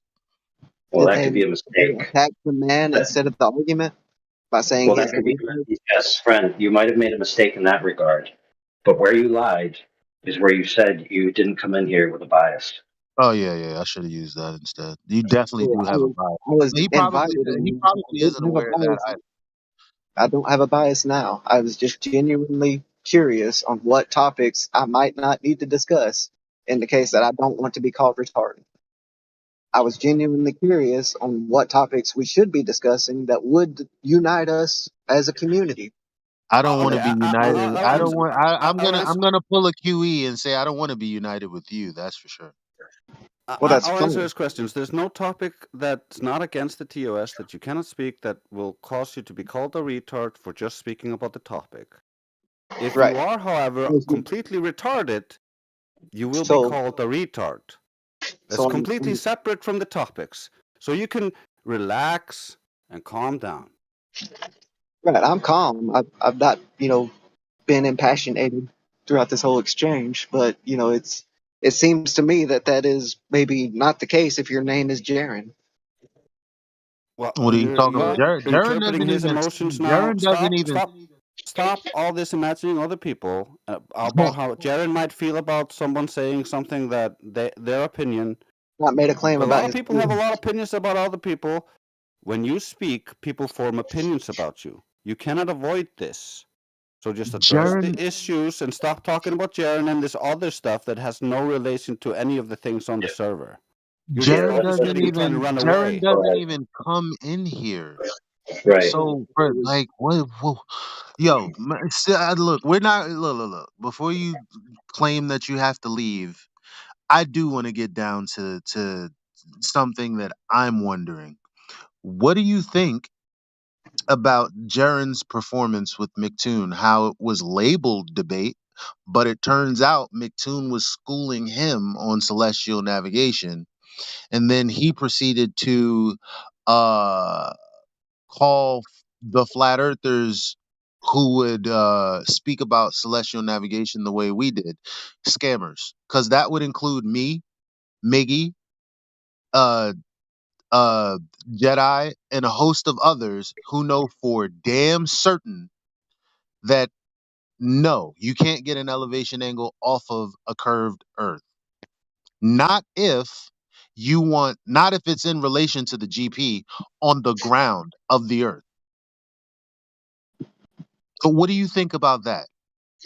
Okay, so before I start my thought, do I have freedom of expression to be able to finish my thought before I get interrupted? You Dude, finished that one. that's not freedom of expression. Do I have the ability to entirely express my thought? There's Yo, another one, thought you just finished. yo, one day I swear, like, cause, yo, Okay, so Well, maybe before you start, you're allowed to express yourself as much as you want. If you make logical fallacies, you might be stopped. So that's just an error on your part and something you need to fix. right, and I hope that it would be called out. That way I can fix it.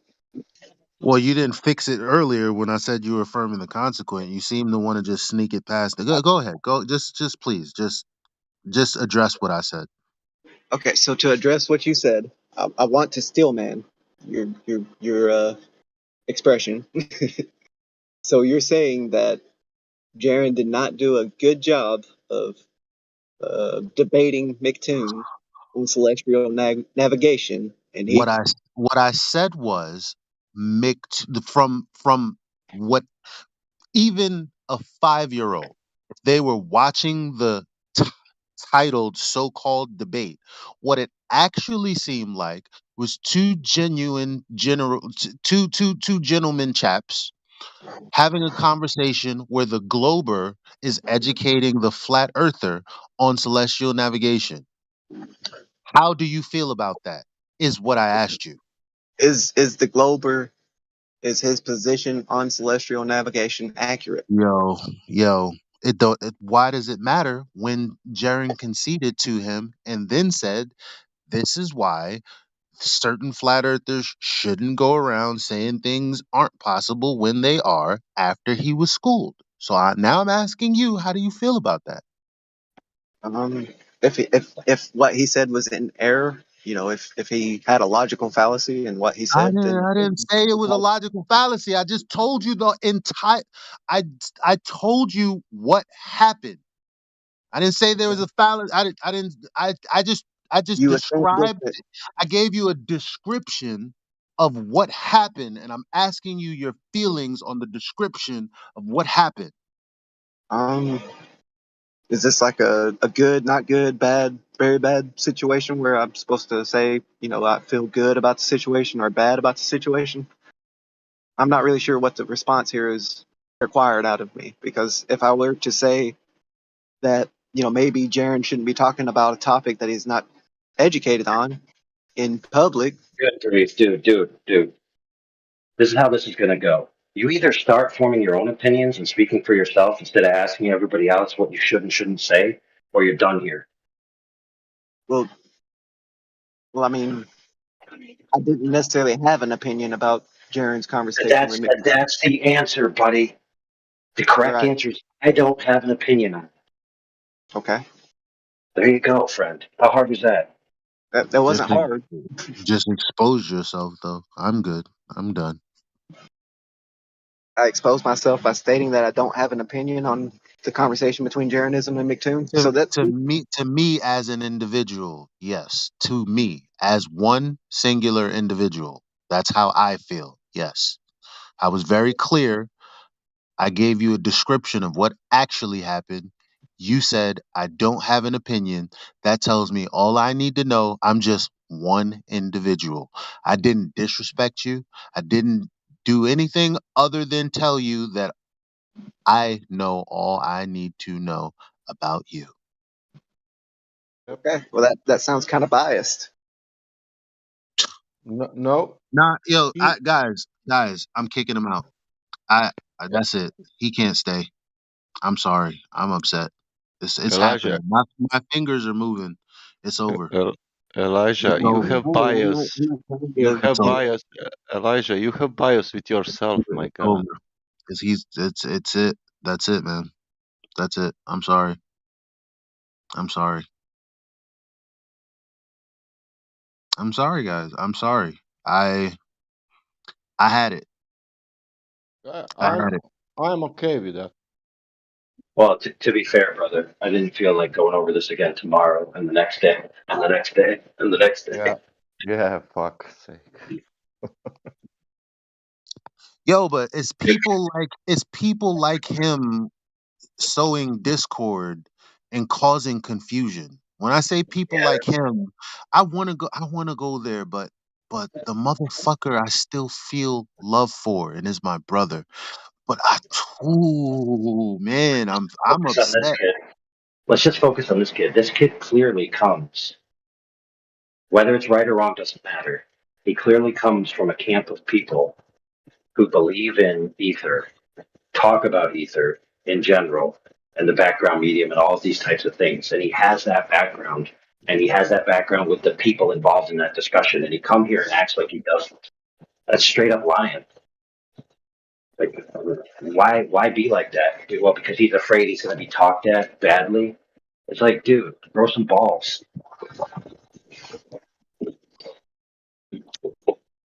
I just had this conversation with Larry. Not this conversation. Let me not get it fucked up. Not this conversation, but Larry was asking me about the energy that was in the vacuum. I was like, I don't know, maybe because there's something in there. He's like, what's that something? I was like, maybe ether. I don't know, but what does that mean? Okay, and right, let's call it ether. So what?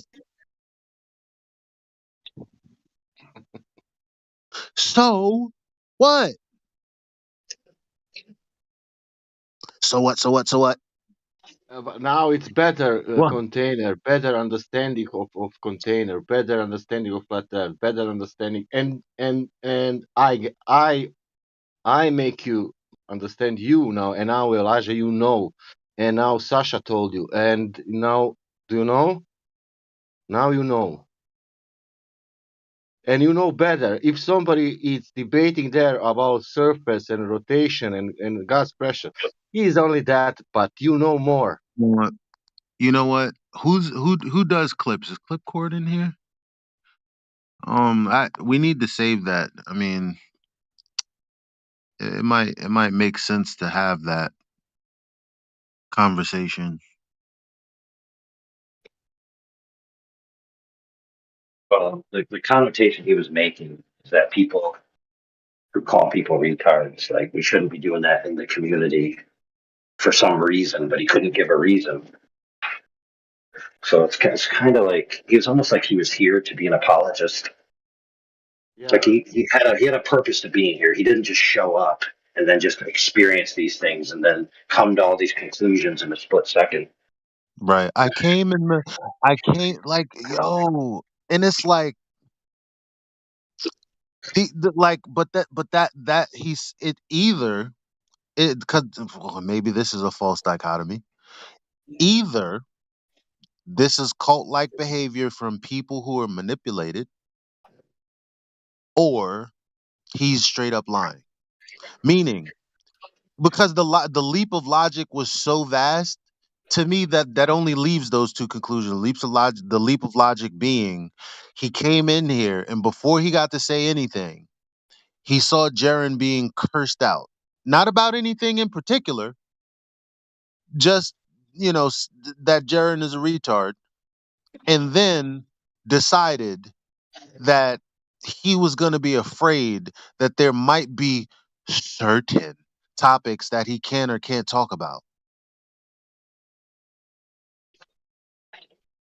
How did you get that from somebody in the lobby randomly calling Jaren a retard?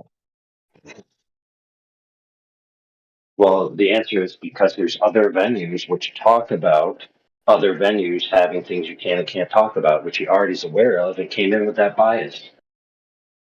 And then But tried to even tell us, even and you then could tried to even talk tell us about here You can even talk about ether on FED. First thing they're gonna ask you is what it is. Yeah, Elijah, but when we spoke about gravity, he said he wanted to debate. He wants to put science there now. He wants. Oh, really? It's also like it's not that they can't speak about ether, but if you're going to say ether is a bunch of invisible chickens flying around, of course people are going to call you retarded. It matters what you say, not the topic. He's just dumb. It was just an obfuscation to not talk about the subject of the server.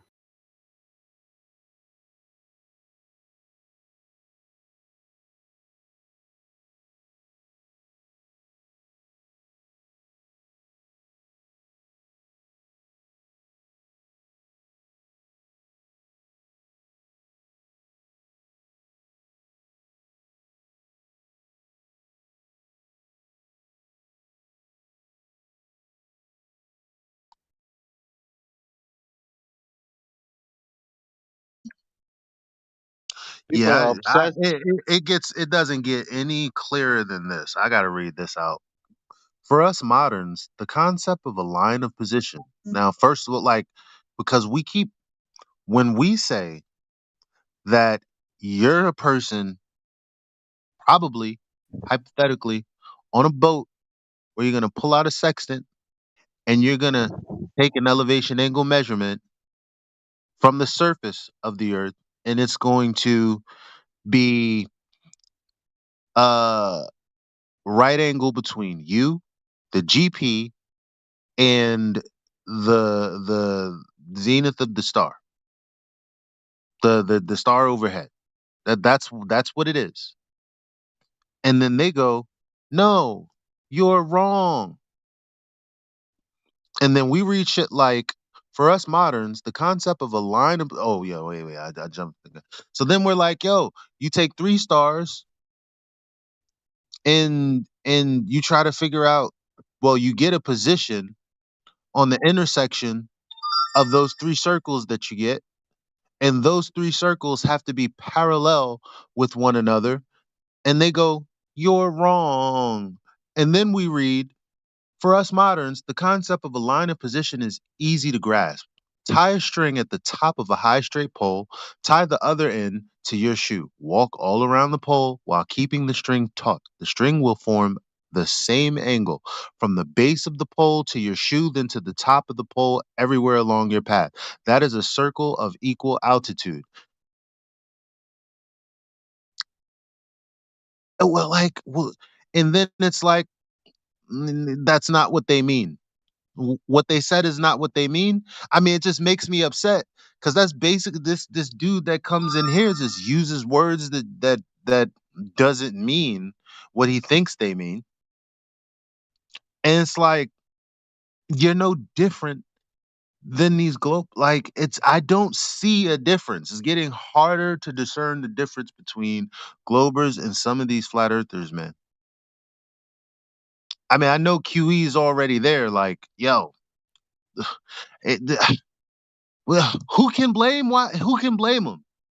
Honestly, And remember, Elijah, when I told you that most flat earthers are actually still globers? Not that they believe in the globe, it's just they believe in the flat earth for the same reasons they believed in the globe. Yeah, they have the same mentality as when they were globers still. Yep.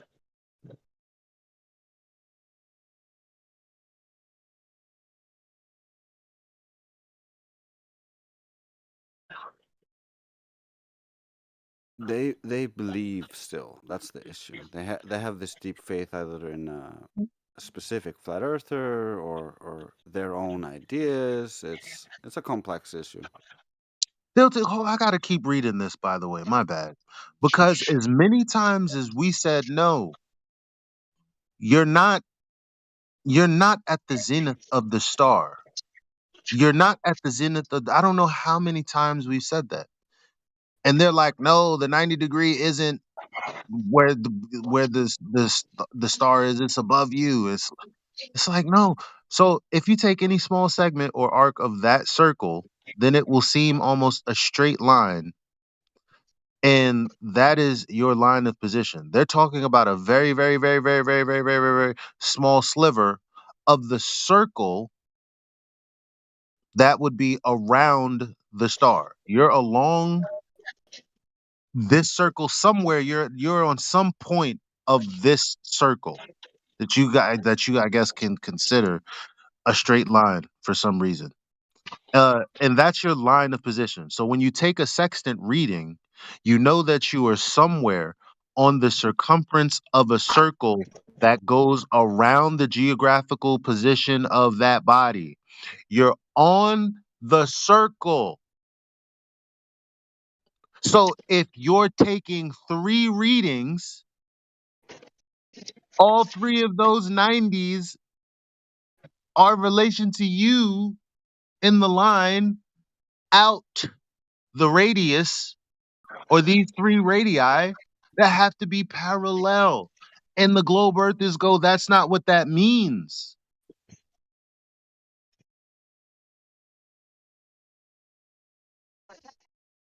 And then you got flat earthers that go, well, are you sure you know what you're talking about with the celestial network? Fucking read.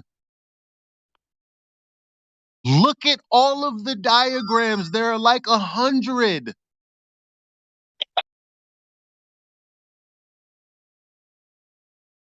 Jaren.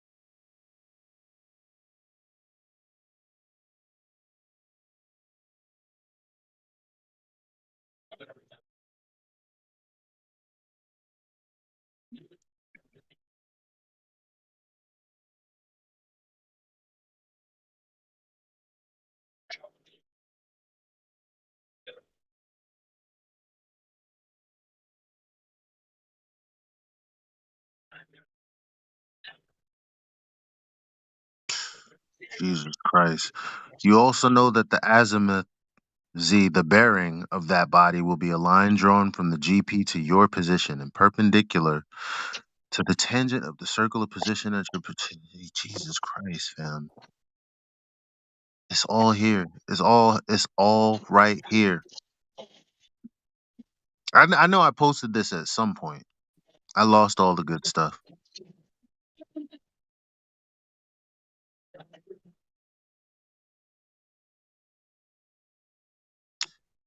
Bacon, get out. Like, just get out, man.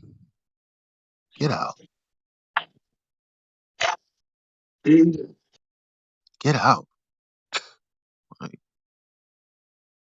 Like you know what talking to Globers talking to Globers are like trying to infect yourself with the disease and hoping not to get the disease.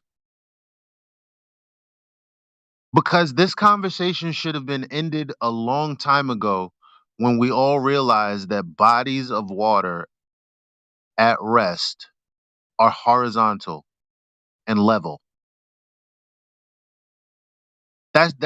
Really like that should have been it.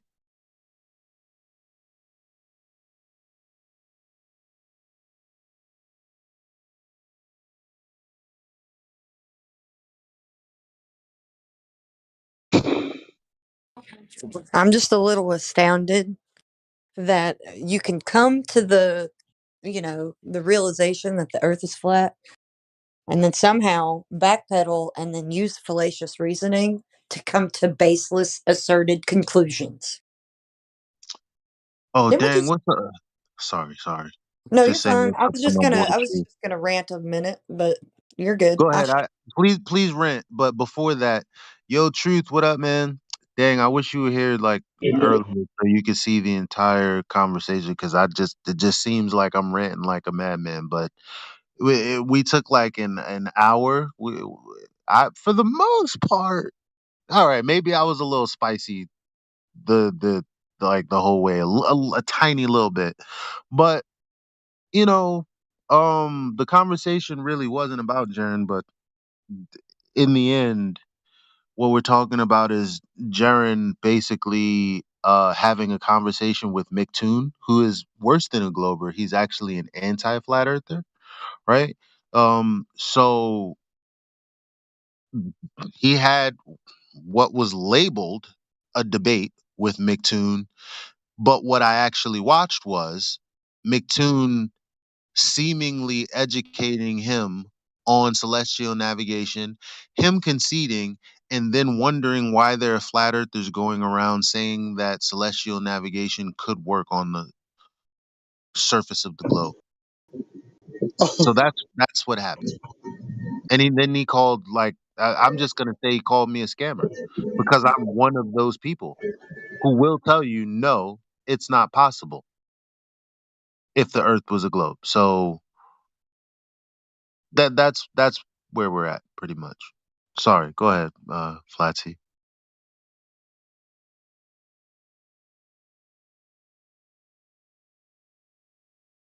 I just can't believe we have folks conceding to something that isn't something you should be conceding at all.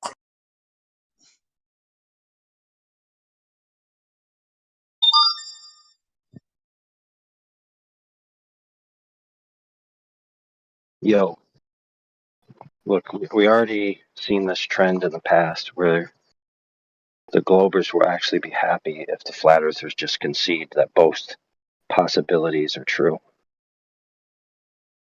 Right? So the Earth can be a globe and it can be flat. It could be either. Pretty much all phenomena fit both.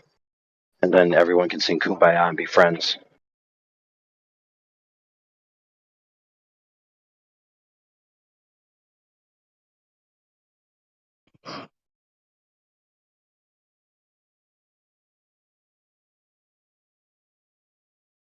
Why are they doing that? Like they're flat earthers like me who are like, oh, it's not a globe. That's pretty much all we. And then they're the ones who say it's not a globe, try to act cool by saying, oh, you're a retard and this, that, and the third. But all of their methods really are, well, it works on both. Like, so in rhetoric, they'll say, oh, you're a retard for being a glober. Well, why are they retarded when fundamentally the only thing you've shown is that it could either be a globe or flat? The answer is, for $10,000, Alex, subjectivism.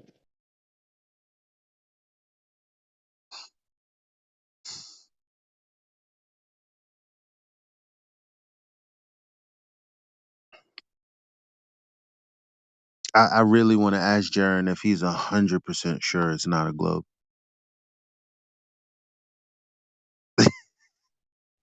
Inside joke. I wish it was a joke. Are you 100% sure?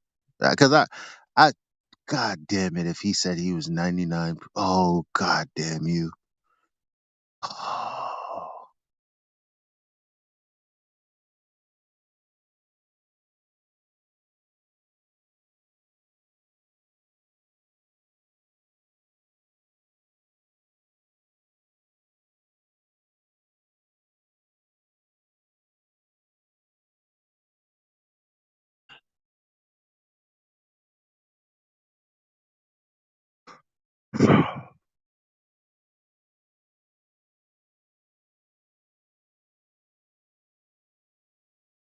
Is this hey Elijah, it's Rich. It's Truth. Yep. Is this from 3 weeks ago? I'm just looking it up right now to see what he said. That I'm looking at McToon's video. He's got Jeranism on. Is this, and it's like posted 3 weeks ago? Is that the one? You know what? Fuck this. We're gonna play that clip. We're gonna why not? Cause you motherfuckers, like, how many people are in here? Fuck you. I can't stand the mannequins that come in here and just not say anything. So you know what? We're gonna play this audio.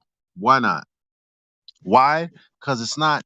You can't call it in-house fighting. You can't call it mod versus mod. Because Jaren, I don't even know if he's a member of the server. I've never seen him in here. So we're gonna play this clip that QE provided because I'm assuming he timestamped it. We're just gonna hear a little bit of what's going on here, so you guys can understand where I'm coming from. Let's do it.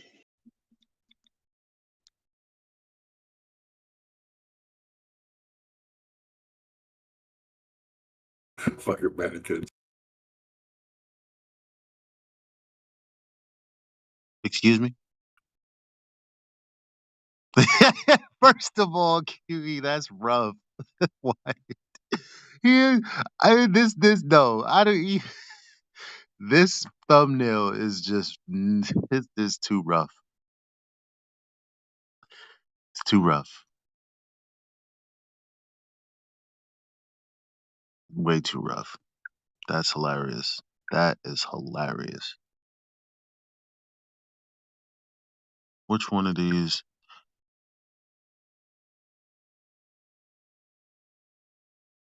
Let me see if this is it. I don't know. Oh no, this was. How long is it?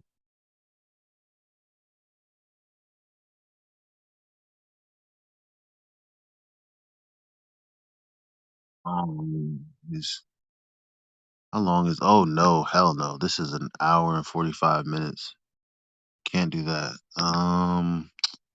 Where's the? Cause he time stamped it yesterday. Mm.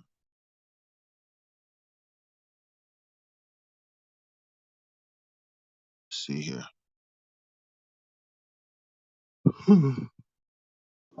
Before you even played, I just want to say that I've always thought Jeranism was controlled opposition, even when he was working with Obscure. Yeah, yeah. I mean, I've heard that ever since the whole Netflix documentary, and I've said, nah, no way, man. He did 100 quotes that tell us we've been lied to. Nah, man, Jaren's cool. You know, he didn't know. He didn't like. You gonna fault a man forever for making a mistake? Nah, man. Yeah, well, fuck that guy. Fuck it.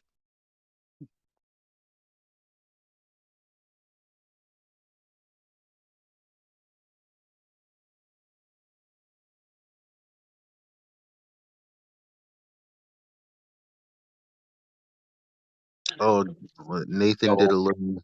Nathan did a little diddly. Okay, cool. This okay. Let's do this. Let's do Nathan's version. Why not? Yeah, yeah. Because Nathan is gonna satisfy me wanting to curse him out right now.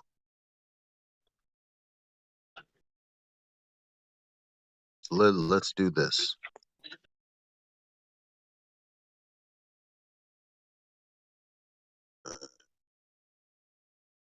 Can somebody play that on the bot?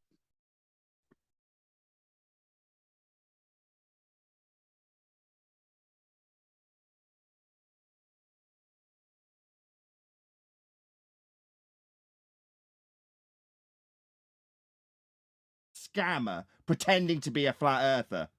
You're watching Jaren now. Unsubscribe. Don't give him money. He's just scamming you.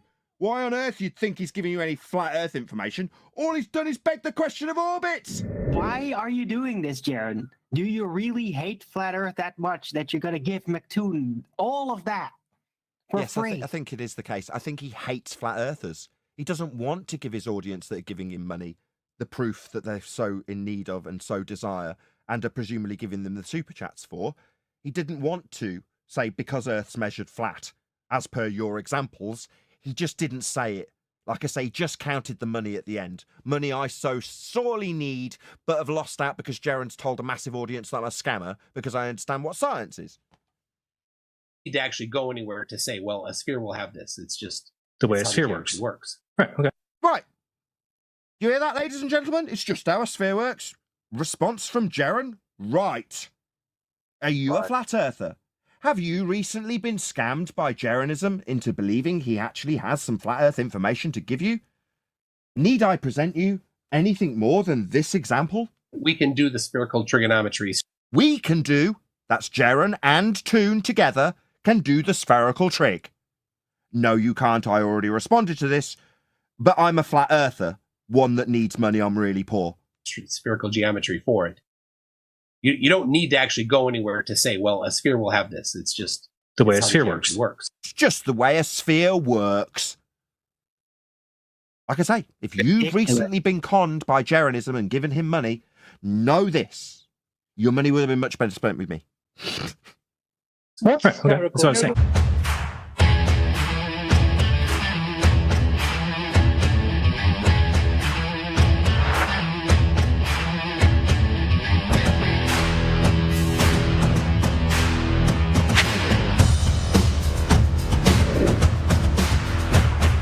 But I mean, if all that stuff is just made up, how do you think they figured out the weight of a neutron star? It's what needs to work in their mathematics for their story to work. Let's just answer Jaren's question. How did they work out the weight of a neutron star? That's a very good question. Well, you'd need scaling values and orbital motions to be assumed, Jeren, but unfortunately that's already now declared as being science in this discussion, isn't it? Well, you'd use gravity equations within the begging the question fallacy of orbits. Unfortunately, though, orbits is now science, isn't it? I mean, you didn't turn around and just tell him that science doesn't prove anything. We're just moving forward with science being orbits and is being assumed by way of begging the question fallacy you didn't point out. Great debate, by the way. It's physics. They didn't. No, there's no physics of neutron stars. No, there's assumptions of orbital values ascribing weights to things, though, Jeren. Yeah, I mean, it'd be useful if you'd have overcome this argument rather than just, non sequituring your way through everything he says. McToon, come on. What is the physics of neutron? What is physics, Jeren? When you're talking about the physical and natural world, that's science. Science is physics. So again, you're using words, physics, yeah, exclusively in this arena. That's natural science. That's physics. But you're using these words when he's described hypothesis construction. Also physics. And by way of investigation method, that's science. For physics. What do you mean? Who's gone out and tested a neutron star? You don't have to go out and test. Oh, so it's physics. God, get 2 words out of Toon. Jaren's loud mic interruptions. This just made up stuff in the sky? No. We got that the first time, Jeren. Yeah, your crap point that it's just made up. It doesn't really hold much water, but maybe repeat it through him. Well, it's not. Well, then what is it? People develop an understanding of how things work, of how the physics. Yeah, that's orbital motion, the one he assumed and now declared as science, Jeren. The particles work and high energy particles. It's such a belief. That's 15 seconds of Toon before Jeren interrupts. Good timer, good timer. Obviously, very orderly debate this. Yes, I know people go to school and learn what a neutron star is, but nobody knows what a neutron star is. It's just what needs to be. Toon's humiliating you, by the way, Jeren. That's why he's got this smile slapped all over his Chevy Chase. Yeah, that grin is because you're interrupting him. The fear in your voice at the beginning of this debate was palpable, Jeren. Absolutely palpable. And Toon knew it. He heard that fear in your voice. And now he's smiling at you as you interrupt him for about the 18th time with another non sequitur that you feel the need to repeat, as you don't understand what science is. For their mathematics. He's already won. You've already accepted orbital motion begging the question fallacy as science, by the way. He's already won. That's why he's grinning at you. Yep. Yeah, it's a hypothesis, and they do. Called it. First words out of his mouth with a big massive grin. It's a hypothesis. Yeah, he's raping you, Jeren. Yeah, that's what he's doing. That's why he's smiling while he does it. Yeah, here, he'd be hauled over the coals like we're doing on your behalf now, Jeren. Actually doing a good job of ripping apart what he says. Yeah, after the fact. Yeah, what we got from you was your quivery voice about how you're going to be doing this debate. That's what we got from you. Things to test it. Like what? And how can they test the weight? If there's no... How do you test these things, Jeren? Hypotheses. Tests. Yeah, there's another word for a hypothesis test, Jaron. If you weren't so ignorant of science, you'd know what that was. I'll ask my panel. What's another word for a hypothesis test, gentlemen? Experiment. An experiment. That's right, Jaron. You hear that? Hypothesis test. He said it 5 times. Hypothesis, hypothesis, hypothesis. He said it over and over again. Now, how do we test it? Oh, that's part of the scientific method also, the one that you decried us as scammers for declaring to our audiences, Jaron. The one you're now getting raped for. And I'm really enjoying watching it. So's Toon as he grins at you. Yeah, he's the one doing it. Because he knows you're ignorant of science. And he knows we're not, that's why he's not here. He's with you. So he can roll you over like he is. New information, then they'll adjust it if it doesn't match. Oh, really? See, I at that point would have pointed out to McToon that no, you have an independent variable which you will vary and manipulate to see if it causes the effect you're studying. If it doesn't, you validate your null. And you have to start from stage 1 again. That's what you do in an actual scientific-based experiment. Of course, he can tell you anything, can't he, Jared, because you're ignorant. So he can tell you anything he likes here. Surprising that I haven't heard once you tell him that science doesn't prove anything while he babbles this shite to you. Interesting, eh? How do they do? Well, all right, neutron star. I'm not an astrophysicist. That's not my speciality. But well, you'll need orbital motion to give you size and scale, won't you? If you want to talk about how do you falsify the globe, I can do that. Falsify? Well, as in prove incorrect. Well, you'd vary and manipulate something that's varied to cause an effect. The globe isn't something that falls within the purview of science in spite of your use of the word hypothesis, Toon. This is what you should be doing, by the way, Jaron, as a flat earther that knows your stuff. Okay. Right. So, okay, just agreeing with him. Au contraire, Jaron. So as opposed to what I did and told you should be doing, you simply agreed with him. All right, but very poor show, Jaron. Very, very poor show. In fact, I'm going to declare that Jaron's a scammer. The fact that he's agreeing with this globetard and telling people how Earth is in an orbital motion, he's a scammer. He's just here to scam you into belief that you're on a globe by letting you believe that he's a flat earther. He's not. He's scamming you into thinking you're a flat earther, aren't you, Jaron? You're a scammer. You're not proving Earth's flat. In fact, when you had the golden opportunity to point out a concession, you didn't, making you a scammer. You're a flat Earth scammer, Jaron. You're just there to take the money off flat earthers while you tell them about orbital motions. Scammer. Yep. How do you like it, Jaron? Is it fun listening to me with absolute justification? You don't hear any fear in my voice while I call you a scammer, because you're demonstrating ignorance here. You're being rolled over by a globetard. It's pathetic. Learn what science is, Jaron, you pathetic scumbag, scammer, pretending to be a flat earther. You're watching Jaron now. Unsubscribe. Don't give him money. He's just scamming you. Why on earth you'd think he's giving you any flat earth information? All he's done is beg the question of orbits. Oh, Professor Parks is in the chat. If you want to talk about neutron stars, he might be a better person to ask about how they test a hypothesis for neutrons. So you're going to tolerate this? Your guest just told you that a claim he's made is better to defer to somebody in the audience. No, you see, what I would do here is absolutely roll him over. No, you see, you claimed it, Toon, so I'm going to hold you accountable for it. Not let you defer it to someone in the audience that isn't here. Neutron stars. But you asked, how can we falsify the globe? Right. But you can't. It's not a scientific prediction-based question because there's no phenomena to observe. There's definitely ways that we can falsify the globe. Really? Could you put it through that hypothesis test? Right. If dependent variable globe. Sorry, is that varying in any way? How is globe varying? Because that's what you'd need if your hypothesis is what you're aiming for, and that's what he told you, Jaron. Of course, you don't know any of this, do you? You just tell people who do know that they're scammers. If yeah, he's stuttering is because he's got to now lie about what actual science is when falsifying a concrete noun. So distances between lines of longitude south of the equator. Longitude lines? I wonder what they are. Anybody care to tell me what a longitude line is? In practical application. Not in begging the question fallacy. We don't allow that here, Adam. In practical application. Will be part of the Cartesian grid system that we use for celestial navigation. Ding, ding, ding, ding, ding. He's just offered you another flat earth proof, Jaron. Maybe ask why you don't ever get any concessions.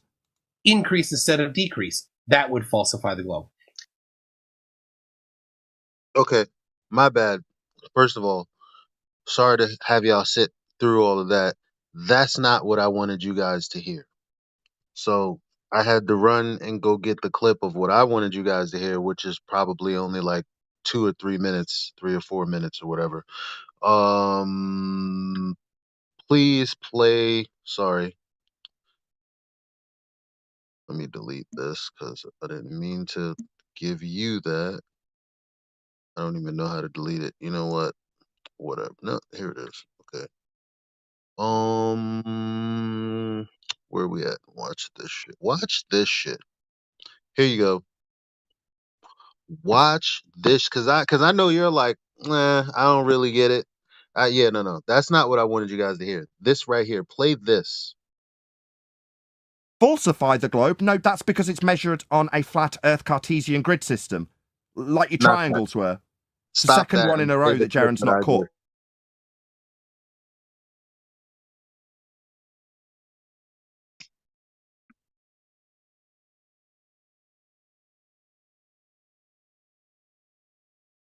You guys are still with me, right? You're awake? It's not going to play the clip is the problem. It's just going to play the Yeah, full video. Damn. You know what? Okay, fuck it. I'll play it from my other phone. I'll just play it over. I'll play it right over the this phone's microphone.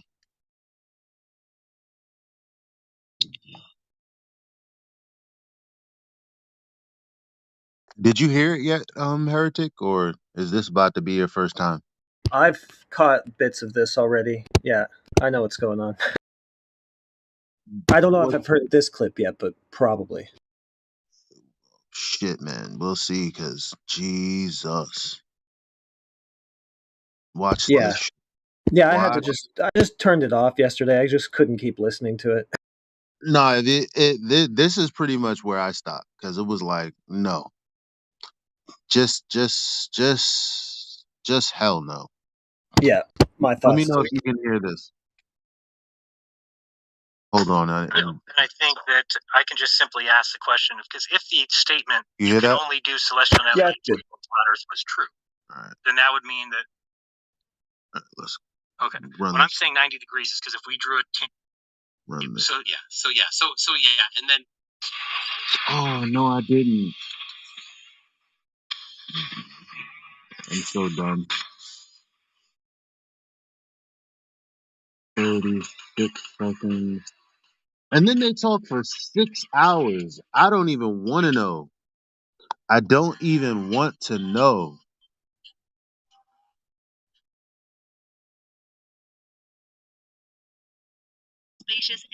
Plus all the talking they had to do at their Masonic Lodge meeting. Somebody else or the horizon line. Listen, friends, there's no evidence that they didn't Netflix and chill afterwards. the distance to the Jesus Christ, where did I? It's coming. I'm sorry. The anticipation, I know, is killing you guys. All right.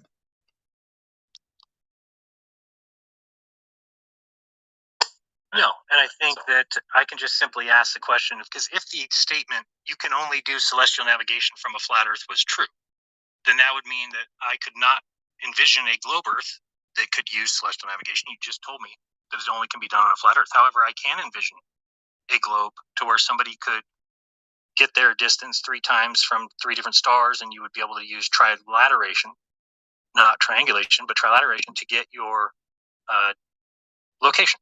So I don't see a problem with that. I see many problems with the globe, but that's not one of them.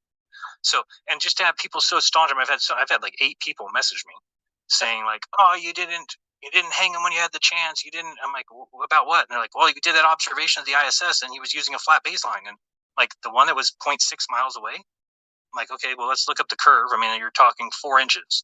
So now we're saying that I should have called him out and hung his feet to the fire over 4 inches of distance. 4 inches of curve. I mean, it doesn't make sense to me." Yeah. So anyway, no, it's not a matter of It's. I just have an issue myself personally with that group, because I don't think, here's the problem: they can never admit they were wrong. That would be Well, yeah, it's catastrophic. their thing. It's their Right. shtick. Right. So they're always right, never wrong, and so I know you know about that. Yourself kind of plays into that role a little bit, but What? for Oh, them, come on. but for So them, tough. I You're just so tough, Jared. I have a problem with other flat earthers doing that because I don't think it's good for the collective. Because what it does is it puts me in a position where I'm forced to believe something that's not true, and I don't see it being a good argument, or to state that I don't think it's a good argument, and then have it be attacked by this group of other flat earthers because they're never wrong. And so that's why I say it's a little bit of a scam. And because if you're just going to sit on one thought and just say, I'll never get off this thought, and you're wrong, well, then you're scamming people because they'll never be able to see that you're scamming unless I point it out. So anyway, it's neither here nor there. Sometimes they do decent stuff over there. Sometimes they do atrocious work. So what are you going to do? What are you going to do? So we got through that one. So again, I'm not going to, now this is, Is anybody clear about like what the fuck does he mean? They do stuff over there, and when they're wrong, and it's like, wrong about what? Is anybody clear on what we're wrong about That's a Yeah, good more question. specifically? Yeah, it was totally non-specific. Just like this fucking dick face that I had been only Yep. 30 minutes ago. Speaking in vague terms instead of just saying what he wanted to say with his chest. Like, if he wants us to admit we're wrong about something, just tell us what it is. Fucking nerve, yo. Called me a scammer. I'm just taking it. He's talking about me because I am one of the people that will say no. You cannot fucking have an elevation angle off of a sphere. Not if it has anything to do with the sky and the ground.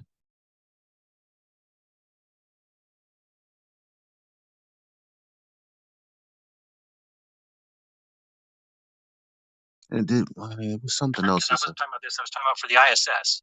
Yeah. And they were getting the distance using triangulation, correct? No, parallax. Parallax. Okay. Parallax. So Is there triangles involved in parallax? yes. Okay. So if they're able, there you go. Thank you. Is that good? So those people there that have this, you have this setup here. We cannot use the same setup to get the distance to the moon or the distance to the sun. You could, but the precision is the challenge, right? Okay. Because the size of the base impacts the amount of how far away you can create a parallax that's measurable, dependent on your instruments. So if you could have infinite precision, then yeah, you could do that. But we're limited by the instruments that we have. So you could have somebody on either edge of the Earth, both, so one at day, dusk and one at dawn, and measure parallax to the moon based on the stars behind it. And, if you could be accurate enough, you potentially. Oh, whoops. My bad. No, stop it right there, brother.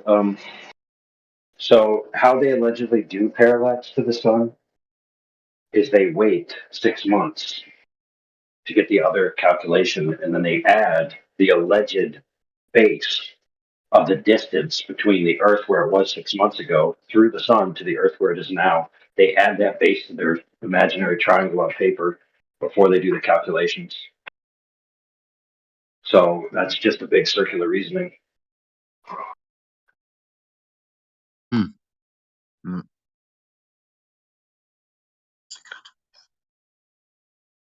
Sure, but the moon's going to move in that time, and you're going to have a lot of issues with that. Doesn't seem like it would be a good way to get the answer. Well, you just take a snapshot of it, right? So if you do them simultaneously, then. I thought you said one morning, one night. No, one person is at dusk and one person is at gotcha, dawn. gotcha. Yeah, two people at the same time, able to see the moon simultaneously. Cannot go for more than 90 seconds. What happens after 90 seconds? Don't want to stay. Talk to me. I want to see this so bad. I've never seen anybody actually do that. I don't think they would come very close to the. Yeah. Anyway, That's a good. We can come up. A known horizontal line, when compressed, shows curvature. Does that not negate anybody using any kind of a compressed image to show curvature? And if not, then I have arguments about that, and we can. But we're talking about the horizon. Yes. anyway, yeah. There was a point where he was just like they agreed that there's no triangles in celestial navigation, and man, like you heard the man. You heard the man. Call me a scammer. Yes, I'm definitely taking it to mean that because I'm like I said. Yes, I would call him out and say, "Yo, you dropped the fucking ball massively."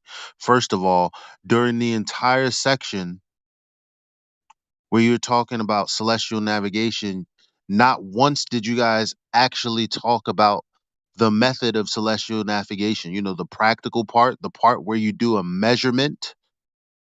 Not once was it, literally not once was it brought up. You know, the part where you take the sextant and it wasn't even brought up, bro. No, it was all about his hypothetical scenario. If Earth was a sphere, and if you give me this radius, okay, I'll do that, Jaron says. No problem. All right, yeah. Well, let's say Radwin's right. I guess it is what it is. Yeah.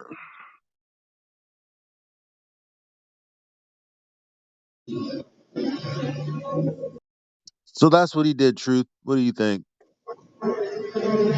Yeah, so from that clip, Mason, in I a think he's a nutshell, Freemason. That's what I think. yeah, I think that too. So that it was rehearsed and shit. But what he was saying was imagining that you could triangulate something's position from a globe, right? He kind of agreed to it when he should have just stuck to his guns and not agreed to that kind of bullshit, especially being in the position that he is, supposedly leading, one of the leaders in the flat earth community. Yeah, pandering. I see he's pandering, but I'm not surprised, unfortunately, Elijah, because I just knew it. Yeah. He's one of them, a pretender. Yeah. His excuse about the flat baseline was that it's negligible because of the distance. He can practically use a curved surface as if it's flat, because it's negligible. All right, listen, but we got to be fair. He didn't say triangulation. He said trilateration. Trilateration, yeah. So Jaron's position was he can see in his mind when he thinks about the problem based on what he knows at the moment that you use one method of celestial navigation on a flat Earth and you use a different method on a globe Earth, but it could be done on either. Now, this is a charitable interpretation, okay? So what he's saying is he's not convinced that it's only capable of being done on a flat Earth. And therefore, because he thinks that FED is dogmatically saying it can only be done on a flat Earth, and he in his mind thinks it can be done on both, we then jump to moral connotations. So in that regard, he's completely wrong. Because if, based on his knowledge at the moment, he says to himself, okay, I think those guys are wrong. That doesn't mean you need to jump to saying they're scammers